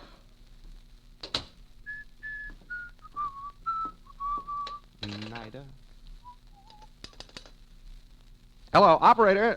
It's Gregory Hood in the tower. Yes. I want you to check all the Class A hotels for me. I have a friend named Nida Miles. Miss Nida Miles. I know she's in town, but I don't know where she's staying. Yep, that's right. M-I-L-E-S. Hmm? And there's a $20 bill in it for you if you locate it for me. Well, you're welcome if you find it. Right, and thank you. Nida. Oh, darn it. Nida. Just step back in that room, Mr. Hood. I don't want to have to use this gun. Oh, no, not you again. Sorry. I've been waiting to see you alone, Mr. Hood. I've been telling you ever since you grabbed that package this afternoon. You shouldn't have done that. Why? It wasn't yours. But the boss wanted it. The young lady wanted to have it. Hmm? You aced your way in where you weren't wanted, Hood. Now, where is it? I haven't got it. Get it. I can't right now. That's too bad. Now, Mr. Hood, we're going to take a little trip. Boss wants to see you. Look, you're out of a book. Go away. This is the Waldorf. You can't kidnap me out of here. Don't go betting your life on that. There's a car waiting downstairs. Walk through the lobby and get in it. I'll go with you just to keep you from making any mistakes. Well, this is ridiculous. Isn't it? Come on, get moving and don't take it too hard. You'll be in good company. We're entertaining a dame there called Nida out at the place. What? Yeah, she's waiting for you. If you don't arrive, it might kill her. So don't be tricky, Mr. Hood. Just keep moving.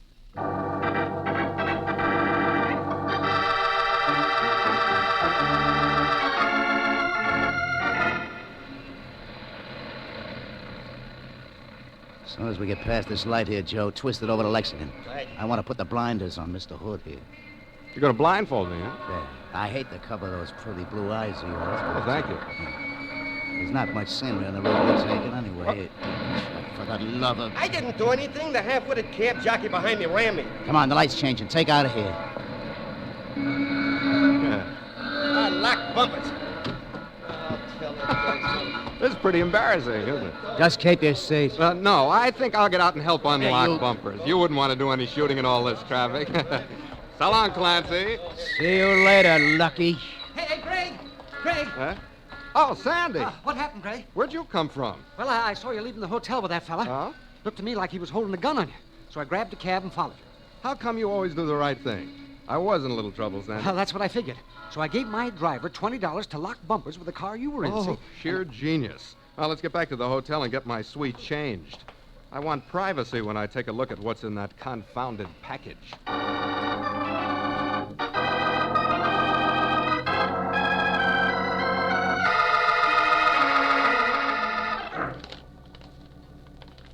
Now, that girl that left this package in the bus, Nida Miles. Did the operator manage to find her registered at one of the hotels? No, and please stop taking words out of my mouth.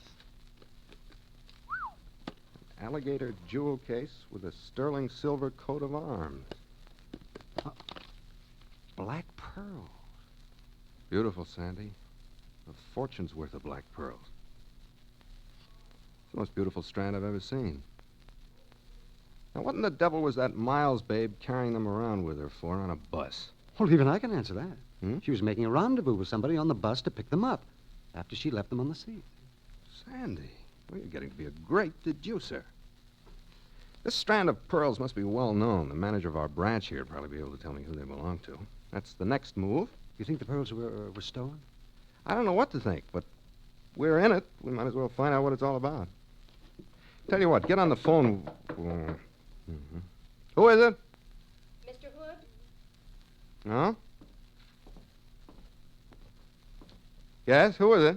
It's Miss Miles, Nida Miles. Hmm. Speak of the angels. Hello, Hey! Get back into the room, Mr. Hood. Please don't make me use this gun. Well, okay, but... Back up. Yes, ma'am. Now, give me those pearls. And get into that closet, both of you. And don't try to get help for 5 minutes. Well, you're welcome to the pearls. They're yours, I suppose. Get in the closet. Forget about me and the necklace. If you don't, you're going to be killed.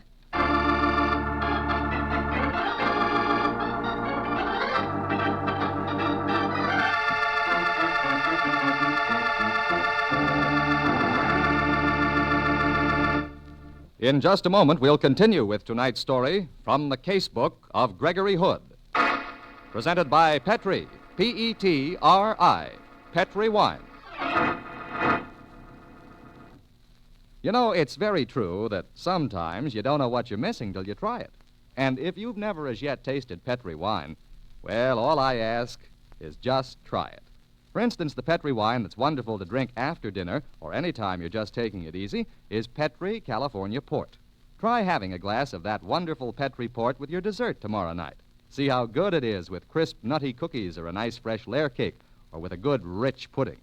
Petri Port is a rich red wine, the color of beautiful, deep red rubies. A smooth, sweet wine with a flavor that's really something. You'll want to sip Petri Port slowly so you won't miss a drop of that truly delicious flavor. Yes, one taste of Petri Port, and you'll know for sure the Petri family took time to bring you good wine. So be sure to get Petri Port, because all Petri wines are good wines.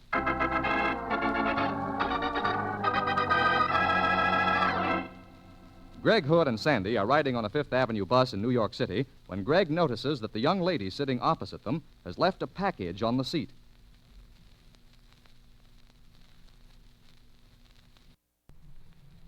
A smooth, sweet wine with a flavor that's really something. You'll want to sip Petri Port slowly so you won't miss a drop of that truly delicious flavor. Yes, one taste of Petri Port, and you'll know for sure the Petri family took time to bring you good wine. So be sure to get Petri Port, because all Petri wines are good wines.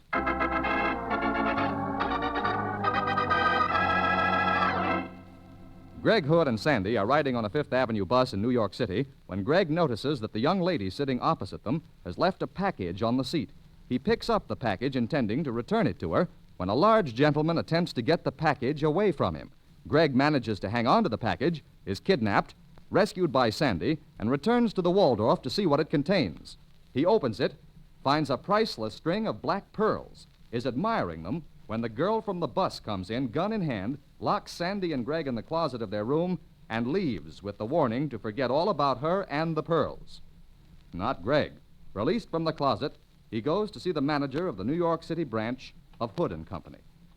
Now, it was the most beautiful strand of pearls I've ever seen, Mac. Graduating from the size of a pea up to the size of as big around as a penny. They were in an alligator jewel case about 8 inches long by about 3 inches wide. There's a crest on the case, a coat of arms, 2 tigers rampant against a wreath, and a shield.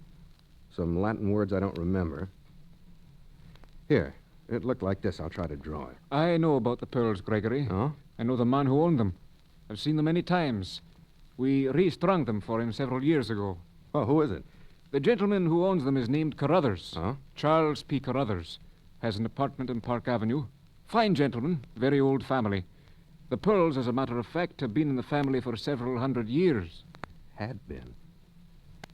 Look, Mac, could you call him and make a date for me to drop over to see him? Tell him I want to buy the pearls. Or if he won't sell them to me, at least I want to see him. I'm sure I can arrange that, Mr. Hood. Just a moment. Oh, fine. Get me Charles P. Carruthers on the phone, please.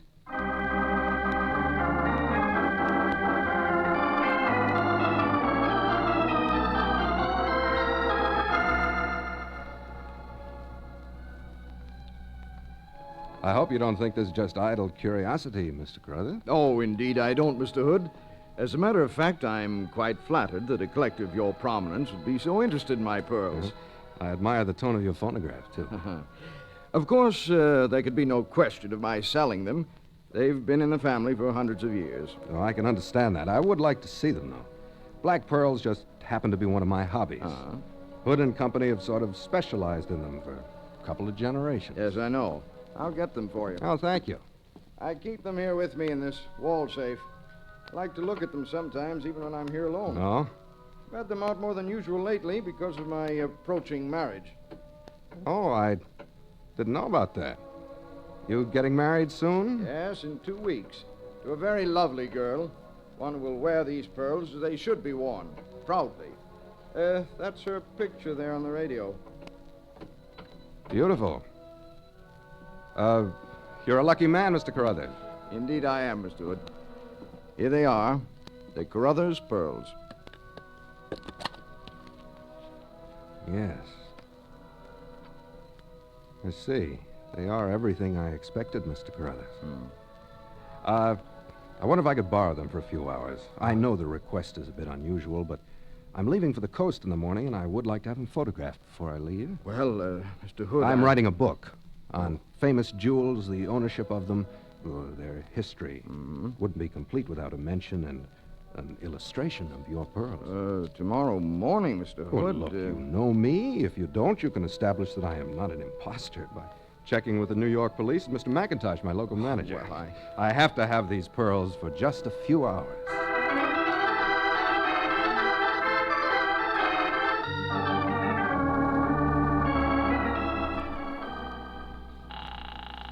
Greg. Oh, quiet, Sandy. Mind your manners. I'm on the phone. Here. Now, how did you get that necklace back, Greg? Well... Society desk, Eileen Kilroy. Hello, Kilroy. Greg Hood. Now, what makes me so lucky?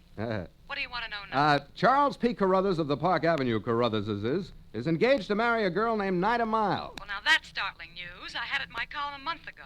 What paper do you read anyway, Greg? I love you, Kilroy, and we'll discuss that fact at great length later. Right now, I want to know where Miss Nida Miles lives. Well, just a minute. I've got it right here in my file somewhere. Hang on, Hanson. Oh, flatterer. What is it all about, Greg? Well, Sandy, it's pretty involved. I can't explain the whole thing to you while I'm talking to somebody else. You should try to curb that urge to be inquisitive. She lives in an apartment at 626 East 72nd Street. Uh-huh. Now, what else do you want to know? What do you know about the background of the Miles female? Where'd she come from? Well, there you have me, Greg. Why, what's up? Well, if I tell anybody, I'll tell you first. There may not be anything to tell. You must have something on her background. Where did she meet and capture the wily Carruthers millions? Well, she was singing in a nightclub when that happened. Yeah? The club Managua. Oh? Old Charles P. saw her, loved her, asked her to marry him, and she said yes, being very much in her right mind. Oh, I see. Managua. That's Dude Defoe's joint, isn't it? Uh-huh. Yeah. Well, maybe I'll take you to lunch tomorrow. Good night, sweetheart. Come on, Sandy. We're going to take a cab ride over to East 72nd Street.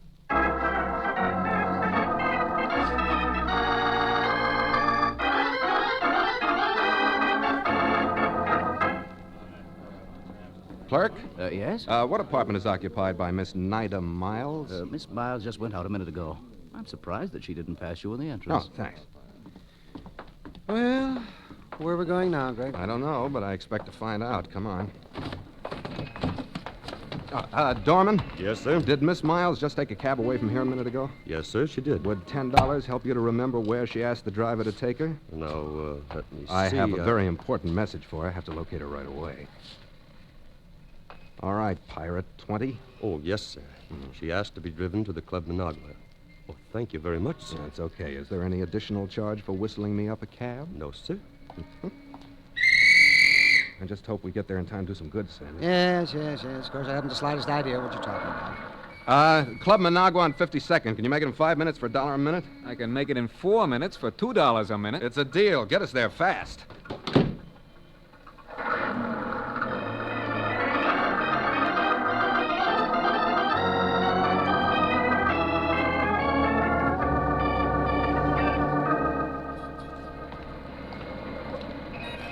Take a look inside, Sandy. Maybe she beat us here. All right, Greg, I will. Yeah.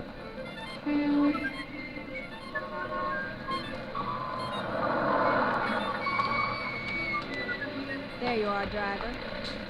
Hello, Miss Miles. Fancy meeting you here. Come on. Where are you taking Well, me? let's just drop in this restaurant for a minute before we go to the Club Managua, shall we? No, I have Come to... on, or I'll call a policeman. I want to talk with you. All right. I couldn't be in any more trouble anyway. Here, let's take this corner booth.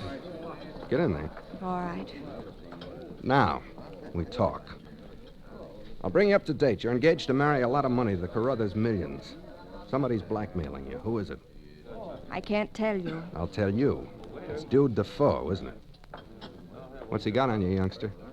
Why should I tell you? Because I want to help you. What's he got? Letters? Pictures? Yes, both. I have to get them back. Oh, we'll get them back, all right. Let me see your purse. No. Yes. Give it here. Still got the black pearls. Gonna give them to Dude. He planned this whole thing, didn't he? It would take a crook like him to plan anything as clever as this. I had to do what he told me to. I had to. You can think whatever you like, but I'll be a good wife to Charles. He's good to me. He has respect for me. I'll make him happy. Look me right in the eye and tell me that, baby. All right. I'll be a good wife. I'll make him happy. I love him. He's good to me. Okay. Come on, let's see Dude and give him those pearls, shall we?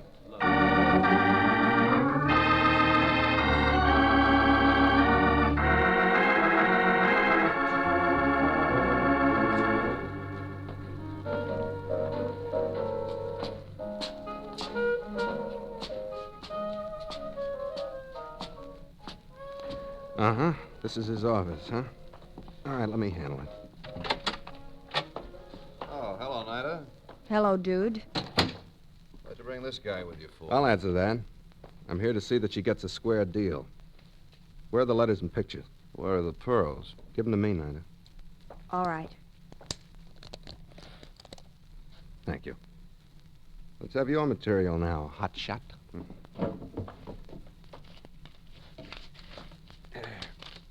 There you are. Look them over, Nida. See that they're all there. All right.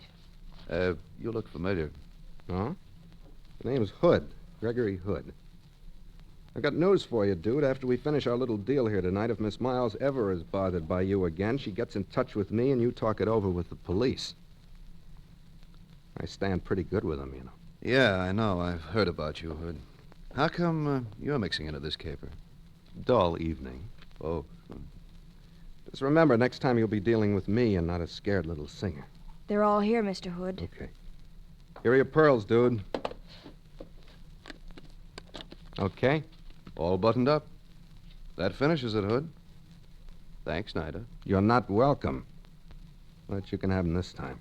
Tear those letters and stuff up, Nida. We're going to use them as a burnt offering to the god of matrimony. Right here in Dude's ashtray. Okay?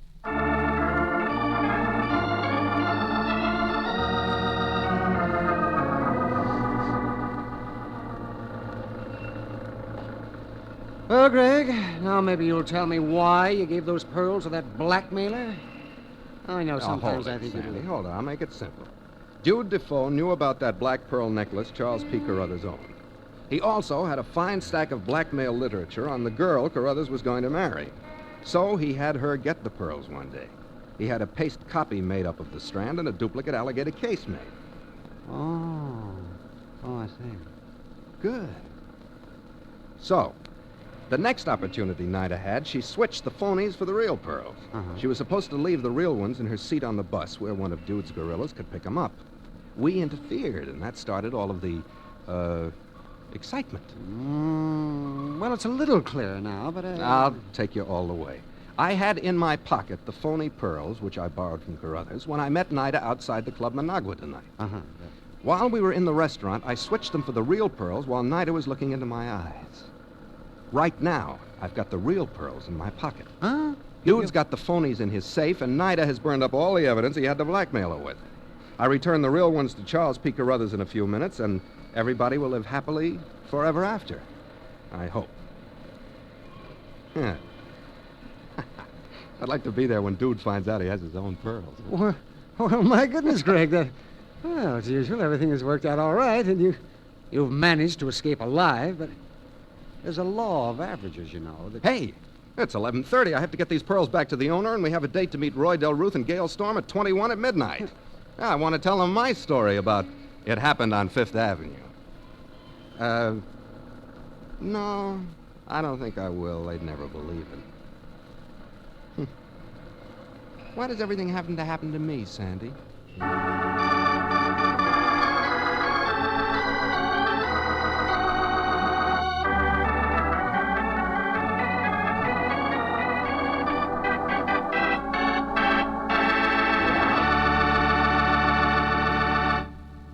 very interesting story, Greg. You do let beautiful women lead you into the most amazing adventures. Oh, I'm easily led, Herb. I should think you'd have been scared. After all, she was carrying a gun. No, but that's it. I like my women with arms. Ooh, I'll let that one go. But it's too bad you didn't manage to corral that string of black pearls for your own jewel collection. Isn't it? You've never seen such beauties. There's... Oh, but why tell you? You're not interested in jewels. Oh, no? Guess you didn't know I'm an expert in gems. No, I didn't. Tell me more. Well, there's the ruby of Petri, California Burgundy, the golden amber of Petri, California Muscatel. In fact, all the Petri wines are precious gems. But take Petri Muscatel. Muscatel is a favorite with the ladies, you know. And Petri Muscatel, well, it's sure to be the favorite of all. You see, Petri Muscatel is a sweet wine with a delicate flavor that comes right from the heart of luscious, world-famed California Muscat grapes. And it's a beautiful wine, too, clear and golden. Believe me, one look, one taste of Petri Muscatel is proof in itself that the Petri family took time to bring you good wine. And always serve Petri Muscatel proudly, because those 5 letters, P-E-T-R-I, spell the proudest name in the long history of fine wines, Petri. And what's our story going to be about next week, Greg? Well, Herb, next week I'm going to tell about an adventure Sandy and me and Ray Driscoll, the designer, had in San Francisco a few months ago. It concerns a good-for-nothing son-in-law, an irascible father-in-law, and $50,000 in a suitcase. We call it Ransomed. See you next week, Herb.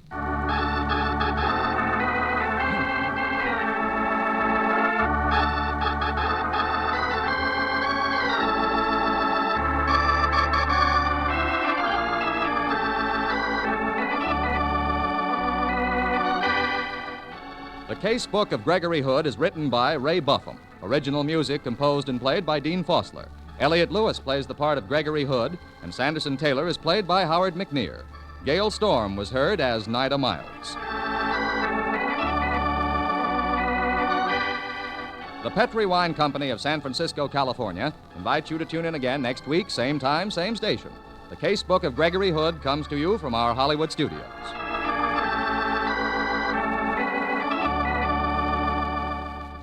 This is Herb Allen saying good night for the Petri family, the family that took time to bring you good wine. This is the Mutual Broadcasting System.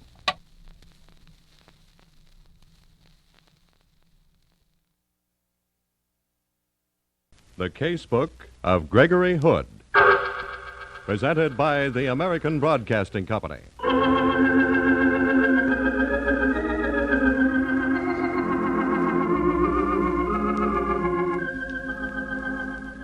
His office is high in the tower of a skyscraper overlooking San Francisco Bay.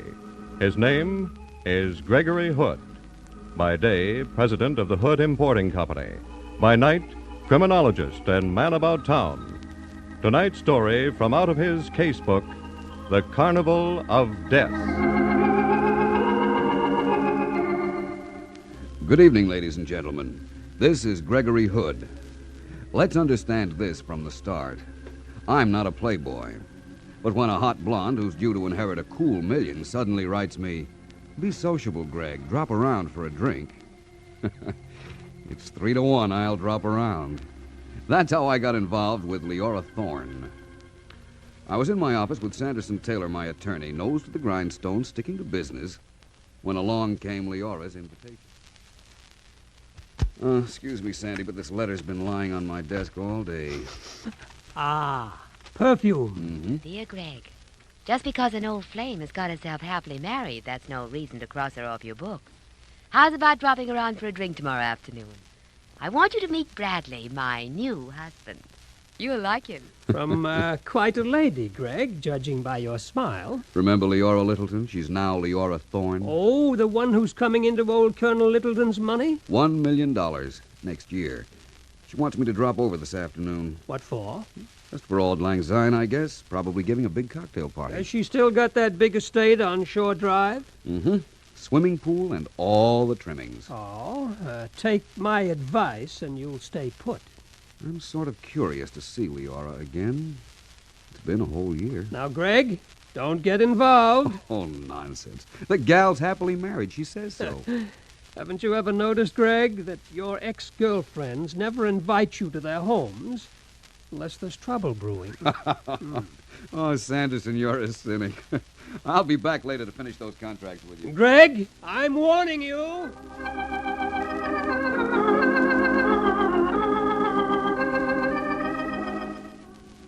My attorney, Sanderson Taylor, is heap smart Injun. I should have avoided that perfumed billy do like rat poison. Because when I got to Leora's, there wasn't any party. There wasn't so much as a friendly Greg. How have you been? Instead... Greg, you're just in time. Hey, what gives? This is Brad, my husband. I'm glad to know you, Mr. Hood. I've been meaning to drop around ever since I read about you two getting married. Never mind the chit-chat. Go into that small room over there. And listen. Listen to everything that's said. Wait a minute. All I came for was a nice sociable visit. Greg, I need you. I'm desperate. That's right, Mr. Hood. We're both desperate. Before I could say, I'm booked for this waltz, thank you, and walk out, they pushed me into a small powder room. I watched them go into the library right alongside. I watched the butler usher in a little runt who wore a face like a dachshund plus a twitch. An unsavory type. I listened to Dockleface talking to Leora and Brad. My boss says to tell you an old Chinese proverb.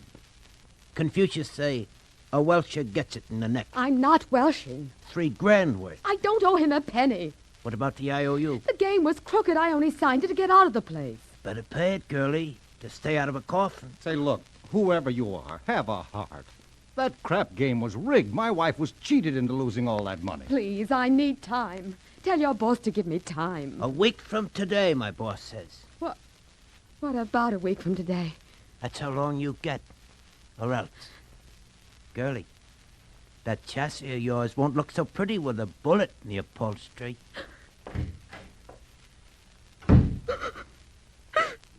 Brad, what am I going to do? Oh, precious lamb, you've simply got to pay off. I can't.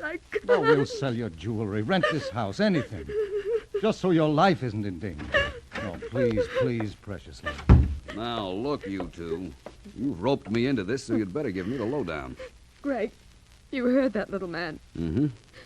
Where have you been gambling, Leora? Out at Pacific Playland. Pacific Playland? That's an amusement park. I begged Leora to stay away. You didn't drop $3,000 on ping pong and darts, did you? There's a floating crap game out there.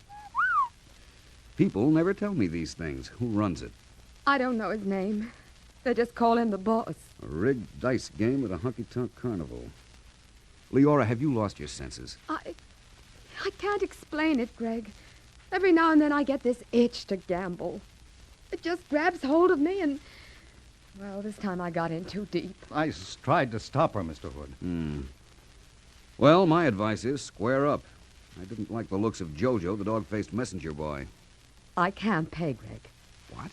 I haven't the money.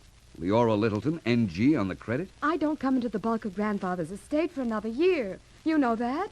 Right now I'm in debt all over town. Darling, we'll sell things off. It's the only way. You're right, Thorne. Take that wristwatch you're wearing, for instance. What about it? I handle lots of fine Swiss watches at the Hood Importing Company, but nothing that unusual. I've never seen a heart-shaped design like that. I had it made like a heart because I gave it to Brad. As a wedding present. Well, that watch alone at some high-class hawk shop. Oh, no, I can't let Brad part with it. But precious lamb, for your own safety and for my peace of mind. Your husband's very sensible. Don't risk your life, Leora. Well, then help me, Greg. Find out who's after me. Well, I'll think it over. Oh, you were the one person, Greg, I knew I could turn to. If you help us, Mr. Hood, you'll never find two people more grateful.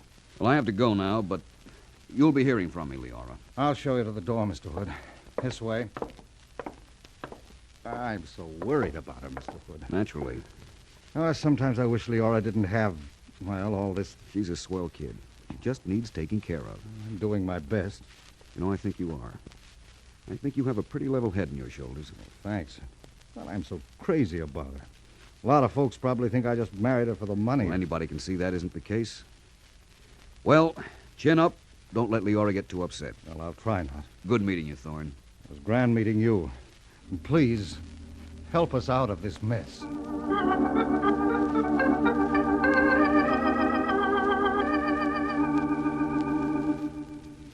Well, Greg, How was Leora's cocktail party? What cocktail party? Ah, Oh. I thought so. She only got you out there to rope you into something. Put your hat on, Mr. Taylor. We're going places. What about these business contracts? They'll keep. We're going to Pacific Playland. The amusement park? What goes on out there, it seems, isn't so amusing.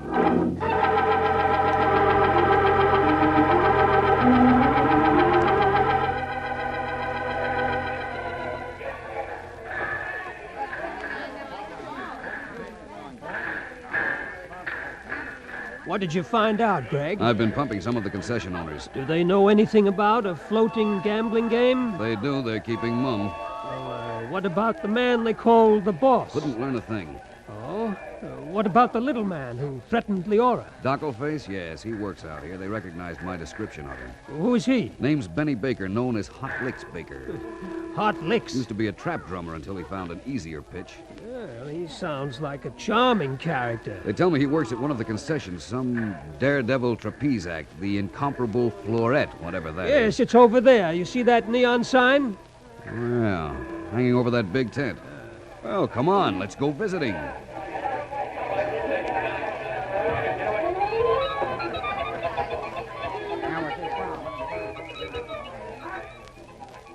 cents, ladies and gents, only a tenth of a dollar. See Florette, Florette the incomparable. Watch her death-defying leap through the air. The trapeze act of the century. At 200 feet, with perfect precision, the little lady will defy gravity. Buy 2 tickets, Sandy. Greg, that Barker. What about him? I have a feeling he's looking at us. No law against giving his customers the once over. No, it's just that, well, he kind of nodded when he spotted you. As if, look out, Greg, that neon sign is coming loose. Greg, get out of the way!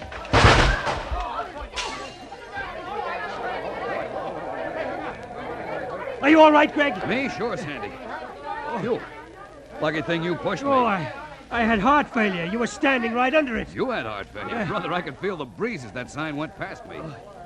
Everybody okay out there? Accidents will happen. We'll have the debris cleaned up in a jiffy. Meantime, just step up, ladies and gents. See Florette, Florette the incomparable, Florette the wonder girl. Hurry, hurry, hurry. Greg, that was not an accident. Sure it was, Sandy. The sign just tore loose. When you were directly under it, I think somebody wanted to kill you. Oh, nonsense. He's right, Mr. Hood. Huh? I said your friend is right. 200%.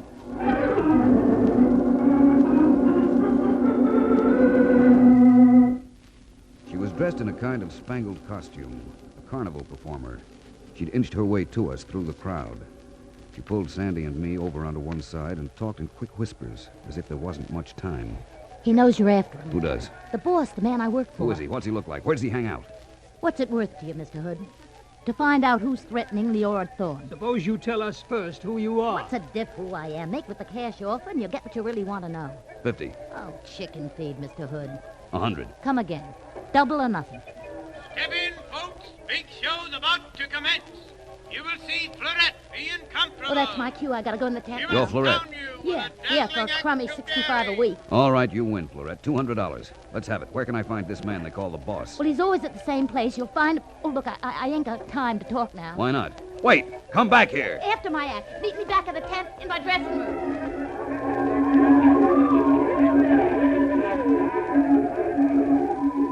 We bought our tickets, Sandy and I, and followed the crowd into the big tent.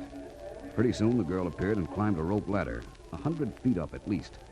4 times a day she did this stunt. She must have had nerves of iron.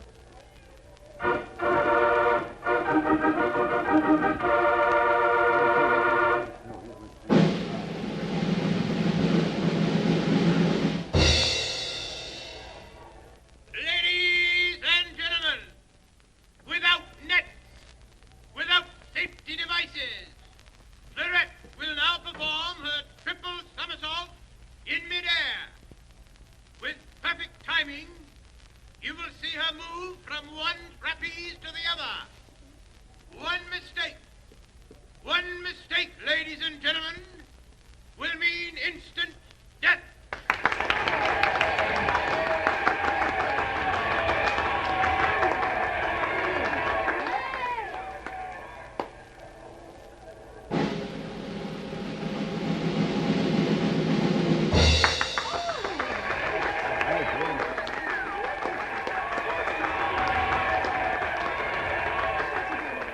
I don't get it, Greg. Get what? Well, a trapeze artist, a honky-tonk character. What possible connection can she have with a girl like Leora Thorne? That is what we're going to pay her $200 to find out.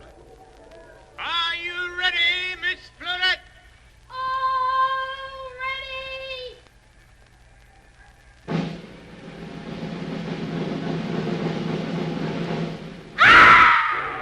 Greg, she missed!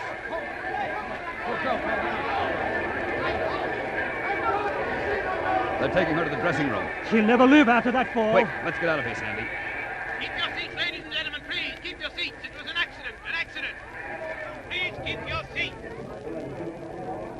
Excuse us, please. We have to get through. Keep going, Greg. I'm right behind you. This time I'll bet my most sincere necktie on it, Sandy. That was deliberate. What? Did you notice the fellow who was beating the tempo for her? Oh, the little fella with the drum? Uh-huh. Yes, what about him? He took a powder as soon as she missed that second trapeze. Well? He was Benny Baker. The man who went to see Leora Thorne? That's right. And this was murder, pal. Deliberate murder.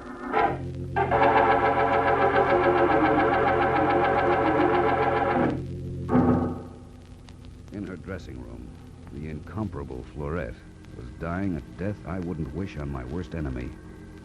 We pushed our way through before anybody could stop us. An ambulance intern was already there, shaking his head. A policeman was there, too, making duck tracks in his notebook. I could see what was in the wind when I heard the copper say, Open and shut case, looks like. Just an accident. We may as well get out of here, Greg. Not yet, Sandy. But it's too late. The girl won't be able to talk to us. Maybe she will. Look at her eyes. Her eyes? She's staring at us. I think she wants us to come closer. Can you speak, Florette? Try. Try hard. Who is he? This boss person. The man who made them do this to you. Oh, Greg, it's no use. Wait. She's moving her lips.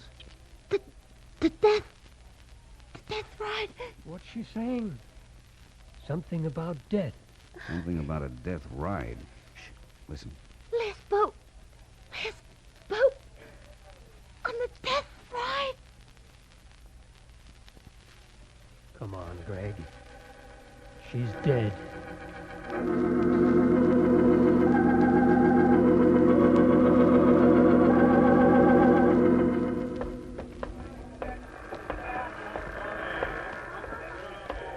Well, we didn't get very far, did we? Not yet, but you may quote me as saying I'm hopeful. Oh, Greg, for Pete's sake. What? Call Leora Thorne. Tell her you're washing your hands of this. Not a chance. But we have work to do back at the office.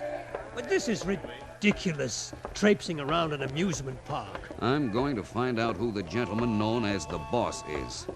He's responsible for Florette's murder. What makes you so sure that Florette was murdered? You'll see. Right now, I'm wondering what she meant by that death ride stuff. She may have been referring to Leora. Could be. But on the other hand, hey. What, Greg? Down there on the midway in colored lights a mile high. The death ride. 25 cents. An amusement concession. Well, things are adding up. Come on.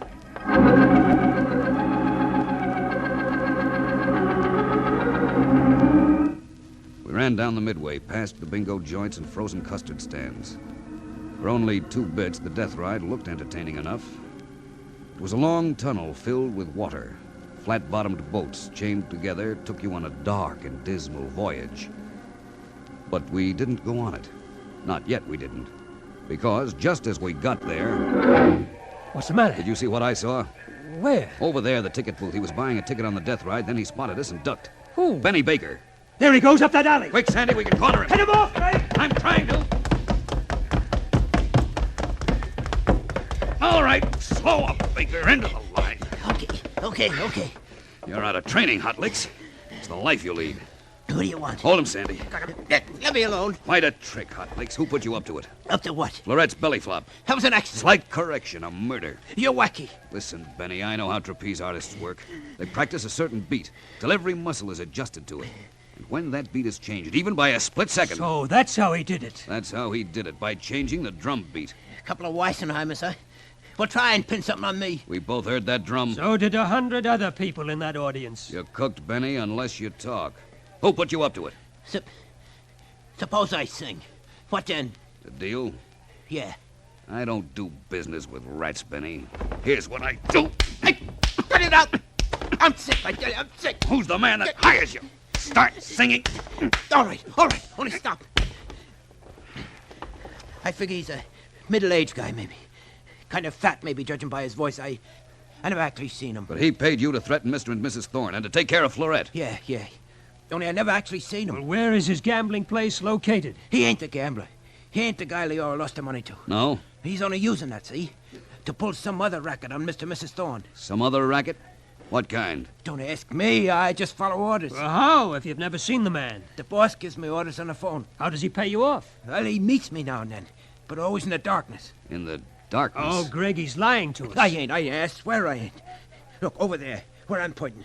That's where he meets me. On the death ride? Yeah, the last boat. You believe him, Greg? Could be. Remember the girl's dying words to us? Yeah. I think he's telling the truth. What are you going to do to me, mister? Until the police take over, I'm leaving you in the capable hands of Mr. Taylor here. Greg, where are you off to? A sudden yen has come over me, Sanderson. I haven't tried one of those amusement rides since I was a small boy. You're going on the death ride? If anybody wants me, I'll be in the last boat, keeping a date in the darkness of the tunnel.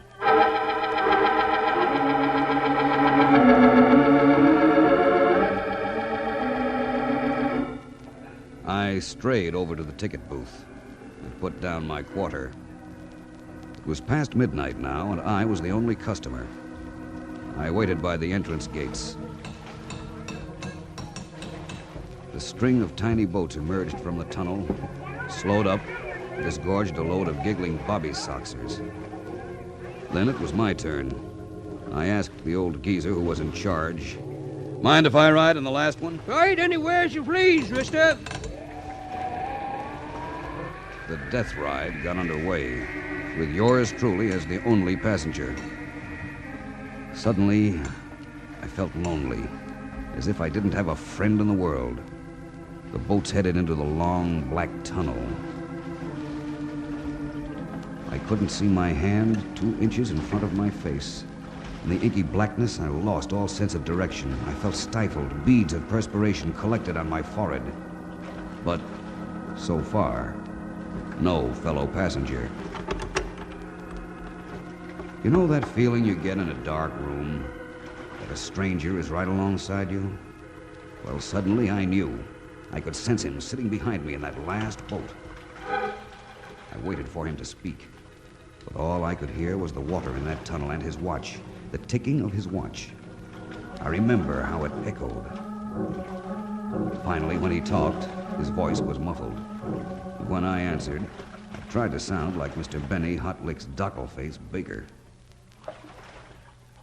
That you, Benny? Yeah. Take care of Florette? Yeah? Good boy. Got another job for you, Benny. Okay. Up near Tahoe. Gonna be an accident up there. Tomorrow morning. What kind of accident? Fallen rocks. Automobile's gonna get out of control.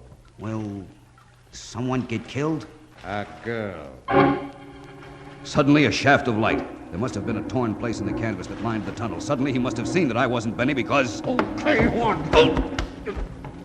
I couldn't turn around. His hands were on my throat. I still couldn't see who he was, and the hands kept gripping tighter. Tighter! And then Roman candles started shooting off in my brain. Bonfires danced before my eyes, and then I blacked out. So long, Hood. Here's where you get off. Only 2 feet of water, but enough to drown you.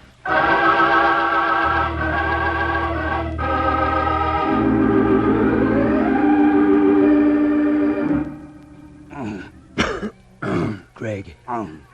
Take it easy, old man. Oh, my throat. Just lie on that bench for a while.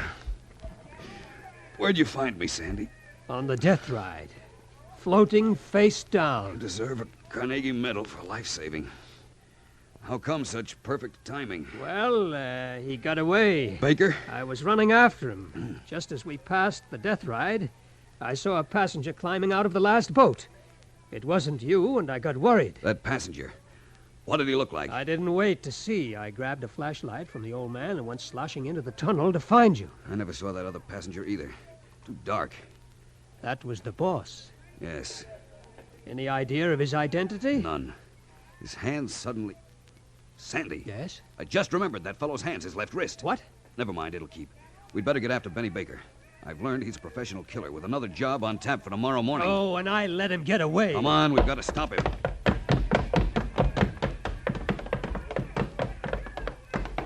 What are you stopping for, Greg? We won't have to look any further for Mr. Benny Hot Licks Baker. Where? I don't see him. Look. Now do you see him? Where you're pointing? Yes. That concession over there. Hilbert's Waxworks Museum. Those figures on display outside. Look at those wax figures. Oh. Oh. Greg. How fantastic.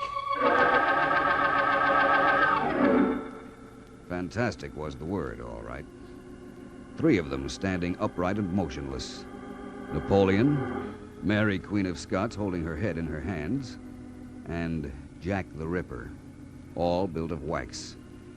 Alongside, slumped over and equally motionless, was Benny Baker.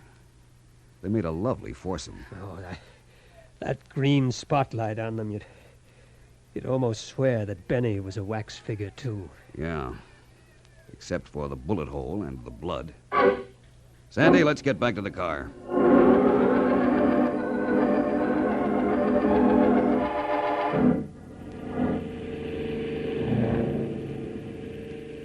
There, Greg. Where are you driving to? You'll see. This isn't the direction to my house. I'm not taking you home, pal. Oh, now see here, Greg. Enough is enough.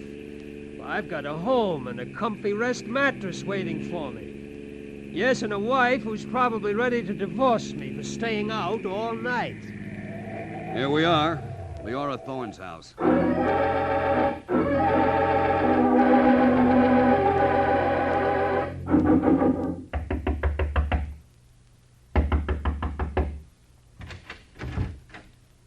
I know it's late, Leora, but I've got to see you. This is Sandy Taylor, my attorney. How do you do? How do you do? Come into the library, Leora. I want to talk to you. I'll wait out here in the hall.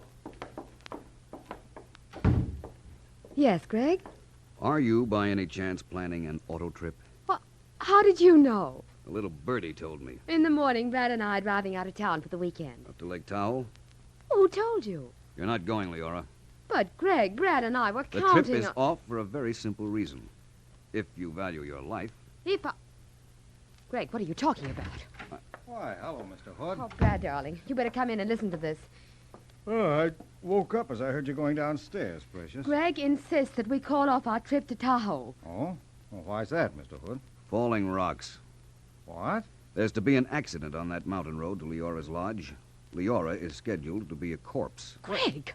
You mean they'd actually kill her because of that gambling debt? That petty crap game operator hasn't been threatening Leora at all. Well, then who... Somebody who figures this is a perfect time to put you in a nice marble mausoleum, while he can use that gambling debt as a cover-up. But who? I haven't any enemies. But you're absolutely sure of this, Mr. Hood. I've met the gentleman in question. You've seen him? I didn't say I'd seen him. We met in the darkness. He tried to kill me. What? Oh, he's a bad boy. He had 2 Confederates working with him. When they talked too much, he put them both out of the way. It all sounds so fantastic. Mrs. Laura's right, Mr. Hood. Like a bad movie.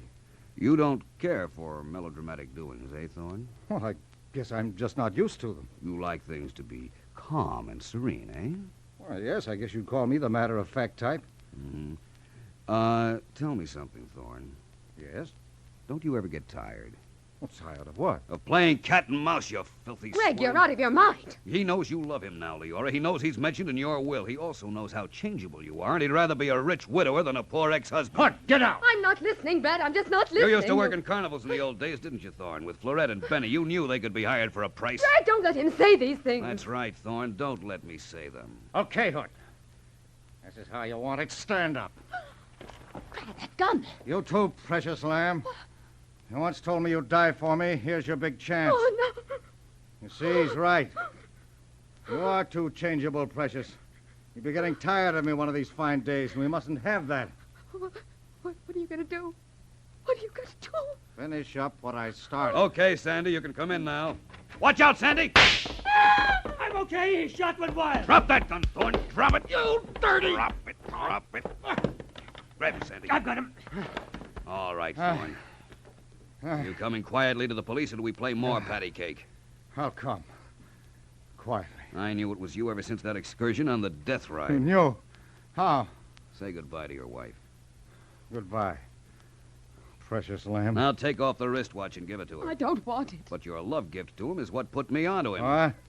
In the darkness, Thorne, it was like an engraved calling card. A wristwatch? Heart-shaped. Extremely unusual. And you forgot all about the luminous dial.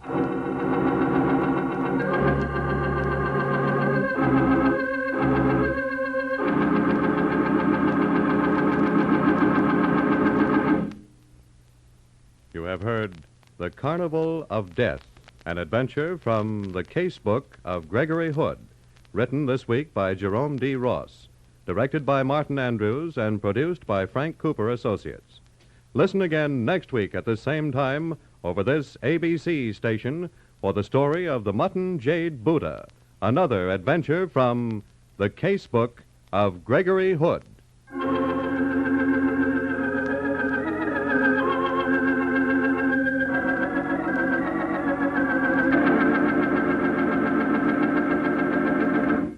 This is ABC, the American Broadcasting Company. Now, I want you girls to tell me what you can about this Indian club. I won't look at it again. I won't. Murder is not very pleasant, but we can't have a killer on the loose, so you've all got to help me. Okay? Okay, Lieutenant Silvers. All right. Now, about this Indian club, Miss Hallam. I checked, as you asked me to, Lieutenant Silvers. There is one Indian club missing from the bottom rack. When did it disappear? I don't know when it disappeared. I'm so used to seeing them there day after day, I suppose I just don't notice them anymore. Nobody notices them. They've been there since the year 1 when Miss Kennedy started this school. And we never use the dreary old things. Miss Hallam coaches us in tennis. We never use such antiquated things. All right, hold it, kids. I want to sort out this time business Angela was talking about, this 10, 11, 12 routine. What about it, Angel? What did you mean by that? Can you explain it to me? Well, you see, the three of us, we lost our Sunday, Uncle Greg. How? Well, due to Miss Conway, that old sourpuss. Angela. I don't care if she is dead, mean old cat. It was her fault. Our only fault was getting caught. And her punishments are so mean. Now, one at a time, kids. Go ahead, Angel. What happened? Well, we cut biology lab last Friday, Uncle Greg. Yeah? We went and played tennis instead. And old cat Conway said we had to make up our work this morning. And she doesn't think anyone should have any fun except herself. And her idea of that is messing with dead frogs. She said you had to make up your lab work this morning. That's right. That's right. Angela at 10, Pamela at 11, and Gwen at 12. Yes, Miss. Excuse me, but Huh? it was at 9 o'clock when I am working in the Rose Garden that I hear the ladies very angry together. They quarrel, you know. What ladies? Oh, the Senorita Conway and the Senorita Hallam here. They shout in anger. Is that true, Miss Hallam? What? Yes. Yes, I did lose my temper with Anne Conway. I think it's about a man they shout. That is what you women usually fight over, no? That's a lie. And what was it about, Jane? It's Sunday assignment. It's the girls' only free day to sleep late, to fuss with their nails and hair, to relax. Go on. Well, I went to see Anne to ask her to let the 3 girls off. At what time? As Jose says, 9 o'clock. Also, I thought if they had to make up the assignment, Anne might at least let them all work together at 10 and not spoil their whole morning by scheduling them an hour apart. And Miss Conway refused? Yes. Just told me to stick to my half-witted gymnastics and leave the teaching of a subject that required intelligence to her. She was sore because Miss Kennedy always leaves Miss Hallam in charge when she goes away. Yeah, it made her boil. Oh. So she was taking it out on Miss Hallam as well as on us. Okay, hold it. Jose, what time did you start work? Oh, early, of course, 7. One does not water roses when the sun is high. I see Senorita Hallam come to the gym and go to this laboratory place where the Senorita Conway is. Was she carrying anything?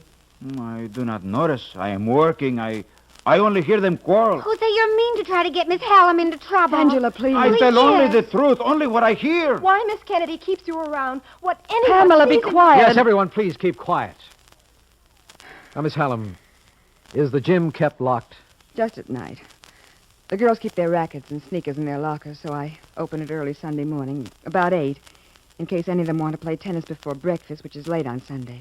It's at 9. And the lab? Same thing. Ann Conway always opened it early in case any of the girls want to work Sunday morning. Imagine anyone in their right mind wanting to. So anyone could enter the lab from 8 on, huh? Anyone could help themselves to an Indian club from the gym from 8 on. And now, Miss Hallam, a few more necessary questions.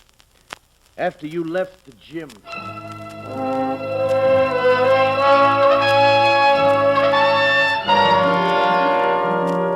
Lieutenant Silver's questioning went on. They sat there, the 3 scared kids, Gene Hallam and the young gardener. Their tenseness grew. Even Gene Hallam's calm deserted her.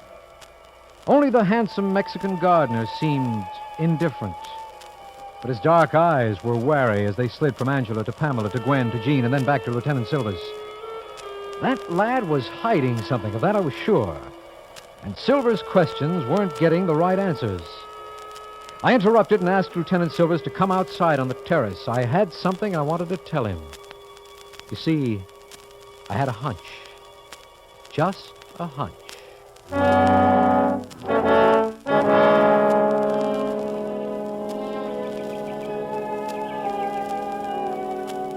But, Greg, it couldn't be. What you've just said makes no sense. None at all. Look, Stan, I'm trying to save you trouble. I'm trying to get this thing finished before the kids' parents descend on you like avenging furies. And, brother, they will. Nice. They'll have your hide plus your shield if you take their kids downtown for questioning. Not to mention what my sister will do when she gets back. Okay, Greg. It's your niece. If you want to chance it, go ahead. But I still think it's impossible. I want to chance it.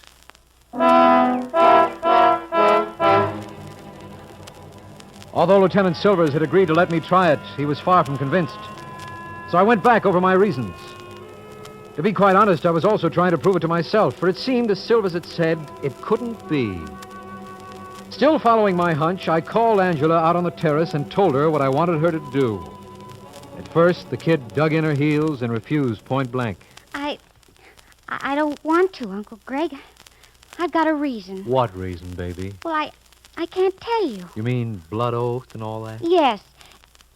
No, Oh, please don't ask me. I can't tell you. Look, Angel, this is the easiest way, believe me.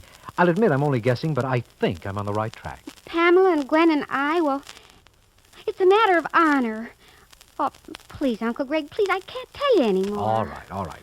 But look here, take my word for it. The sooner this murder is solved, the better it'll be. But when you give your word of honor, and Miss Hallam Suppose says... you let me do the worrying about Miss Hallam. What you want me to do is... Well, it's snide and mean. So is the murder of Ann Conway, Angela. Even if you did all hate her, she had a right to live. Well, yes, I suppose so. Well, will you do it? If you think I should, Uncle Greg. I do, Angel, and I promise I'll explain everything later. Well, all right, Uncle Greg. I still don't want to, but I will. Good girl. Now, you know your cue. You know when I want you to start. Yes, Uncle Greg. That's my angel. Now, you go on back inside with the rest. Say nothing about this. Just keep mum and wait for Lieutenant Silvers and me. It was tough on the kid, and I hated to do it. I also felt slightly green about the gills when I thought of what my sister would have to say on the subject of my using her angel child to crack a murder case. Stan Silvers and I left the girls in the room to stew for a bit while we walked with our heads close together, so that the little group would think we were deep in consultation. Fortunately, they couldn't hear us because Lieutenant Silver's sulphurous remarks were definitely not for children. Finally, we tossed away our cigarettes and went back in through the French doors to where they were all anxiously waiting for us. Okay, Jose, let's go. Me, senor. Where do I go? Headquarters. I arrest you for the murder of Ann Conway. Oh, no. But you cannot. Me, I would never touch the hair of her hair except to fondle it, fondle that beautiful blonde hair you loved, Jose. Senor, I tell you... I'll tell you. The cold and beautiful Miss Conway was in love with you and you with her. You used to meet in the lab, very convenient, the lab, right behind the rose garden where you work. You were in the garden this morning and she was in the lab. You slipped through the back door and you killed her, Jose. No. She was alive when I left. Then you do admit you were with her. Angela. Angel, stop it. Stop. All right, Gwen. Let's have it. You know. I guessed. Yes, Mr. Hood. I killed her. Oh, no, Gwen. Because of Jose here? Yes. Jose and Gwen. Yes. That's why the habanera upset her so. Pam and Angela whistled it to tease her when she told them about her romance with Jose.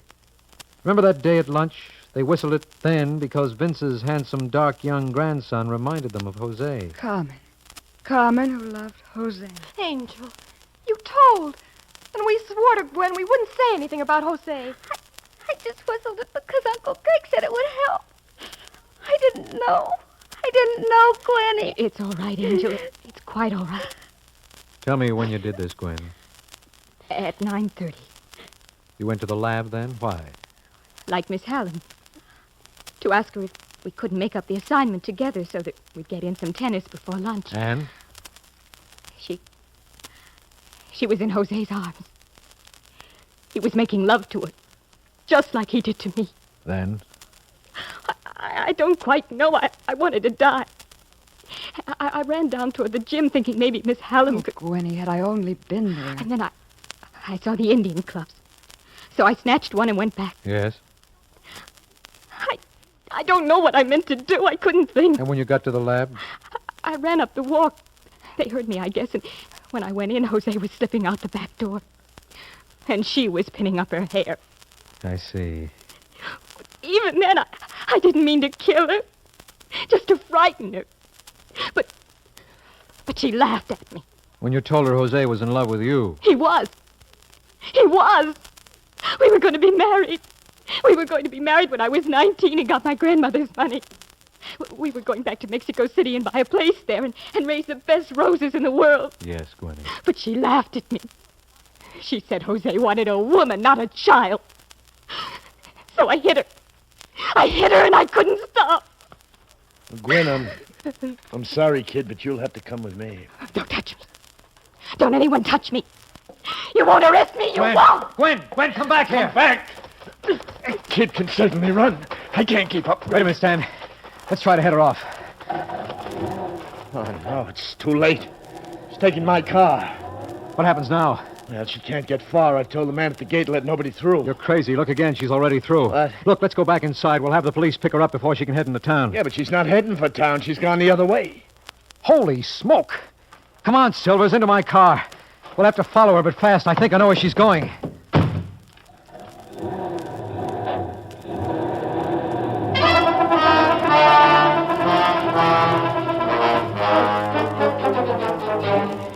For the next 10 minutes, my speedometer clocked 85, and Gwen, driving Lieutenant Silver's car, was still far ahead of us. There was a dangerous curve ahead, a curve that marked the beginning of a steep hill. That would be our only chance of catching up with her. But I was fooled. She rounded that curve like crazy and went on up the hill. I wasn't quite so crazy. I slowed a little, and that was fatal. We lost all hope right there. At the top of the hill, she was well out front, but then her car started slowing down.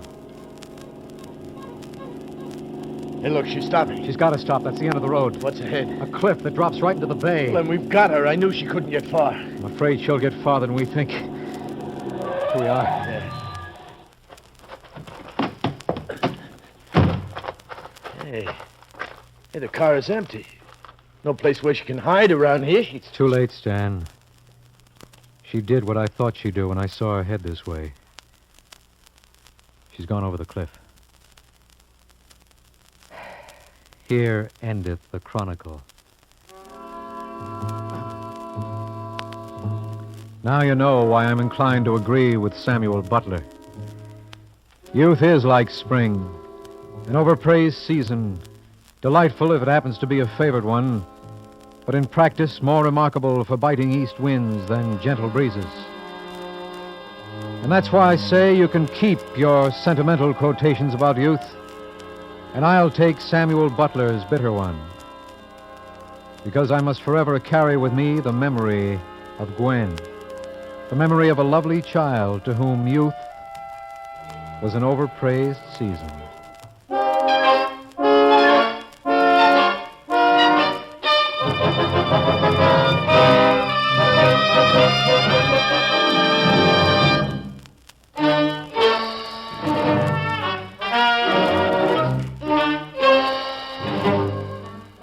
You have heard The Case of the Overpraised Season, an adventure from the Casebook of Gregory Hood, starring George Petrie.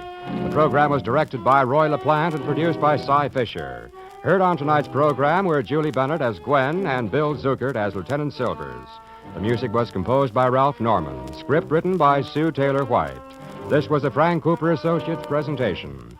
Listen again next week at this same time when over most of these stations, ABC will present the story we call The Case of the Champion's Decision. Another adventure from the Casebook of Gregory Hood. Now a listening reminder. In just a minute, another eerie adventure in the inner sanctum. Stay tuned. This is ABC, the American Broadcasting Company.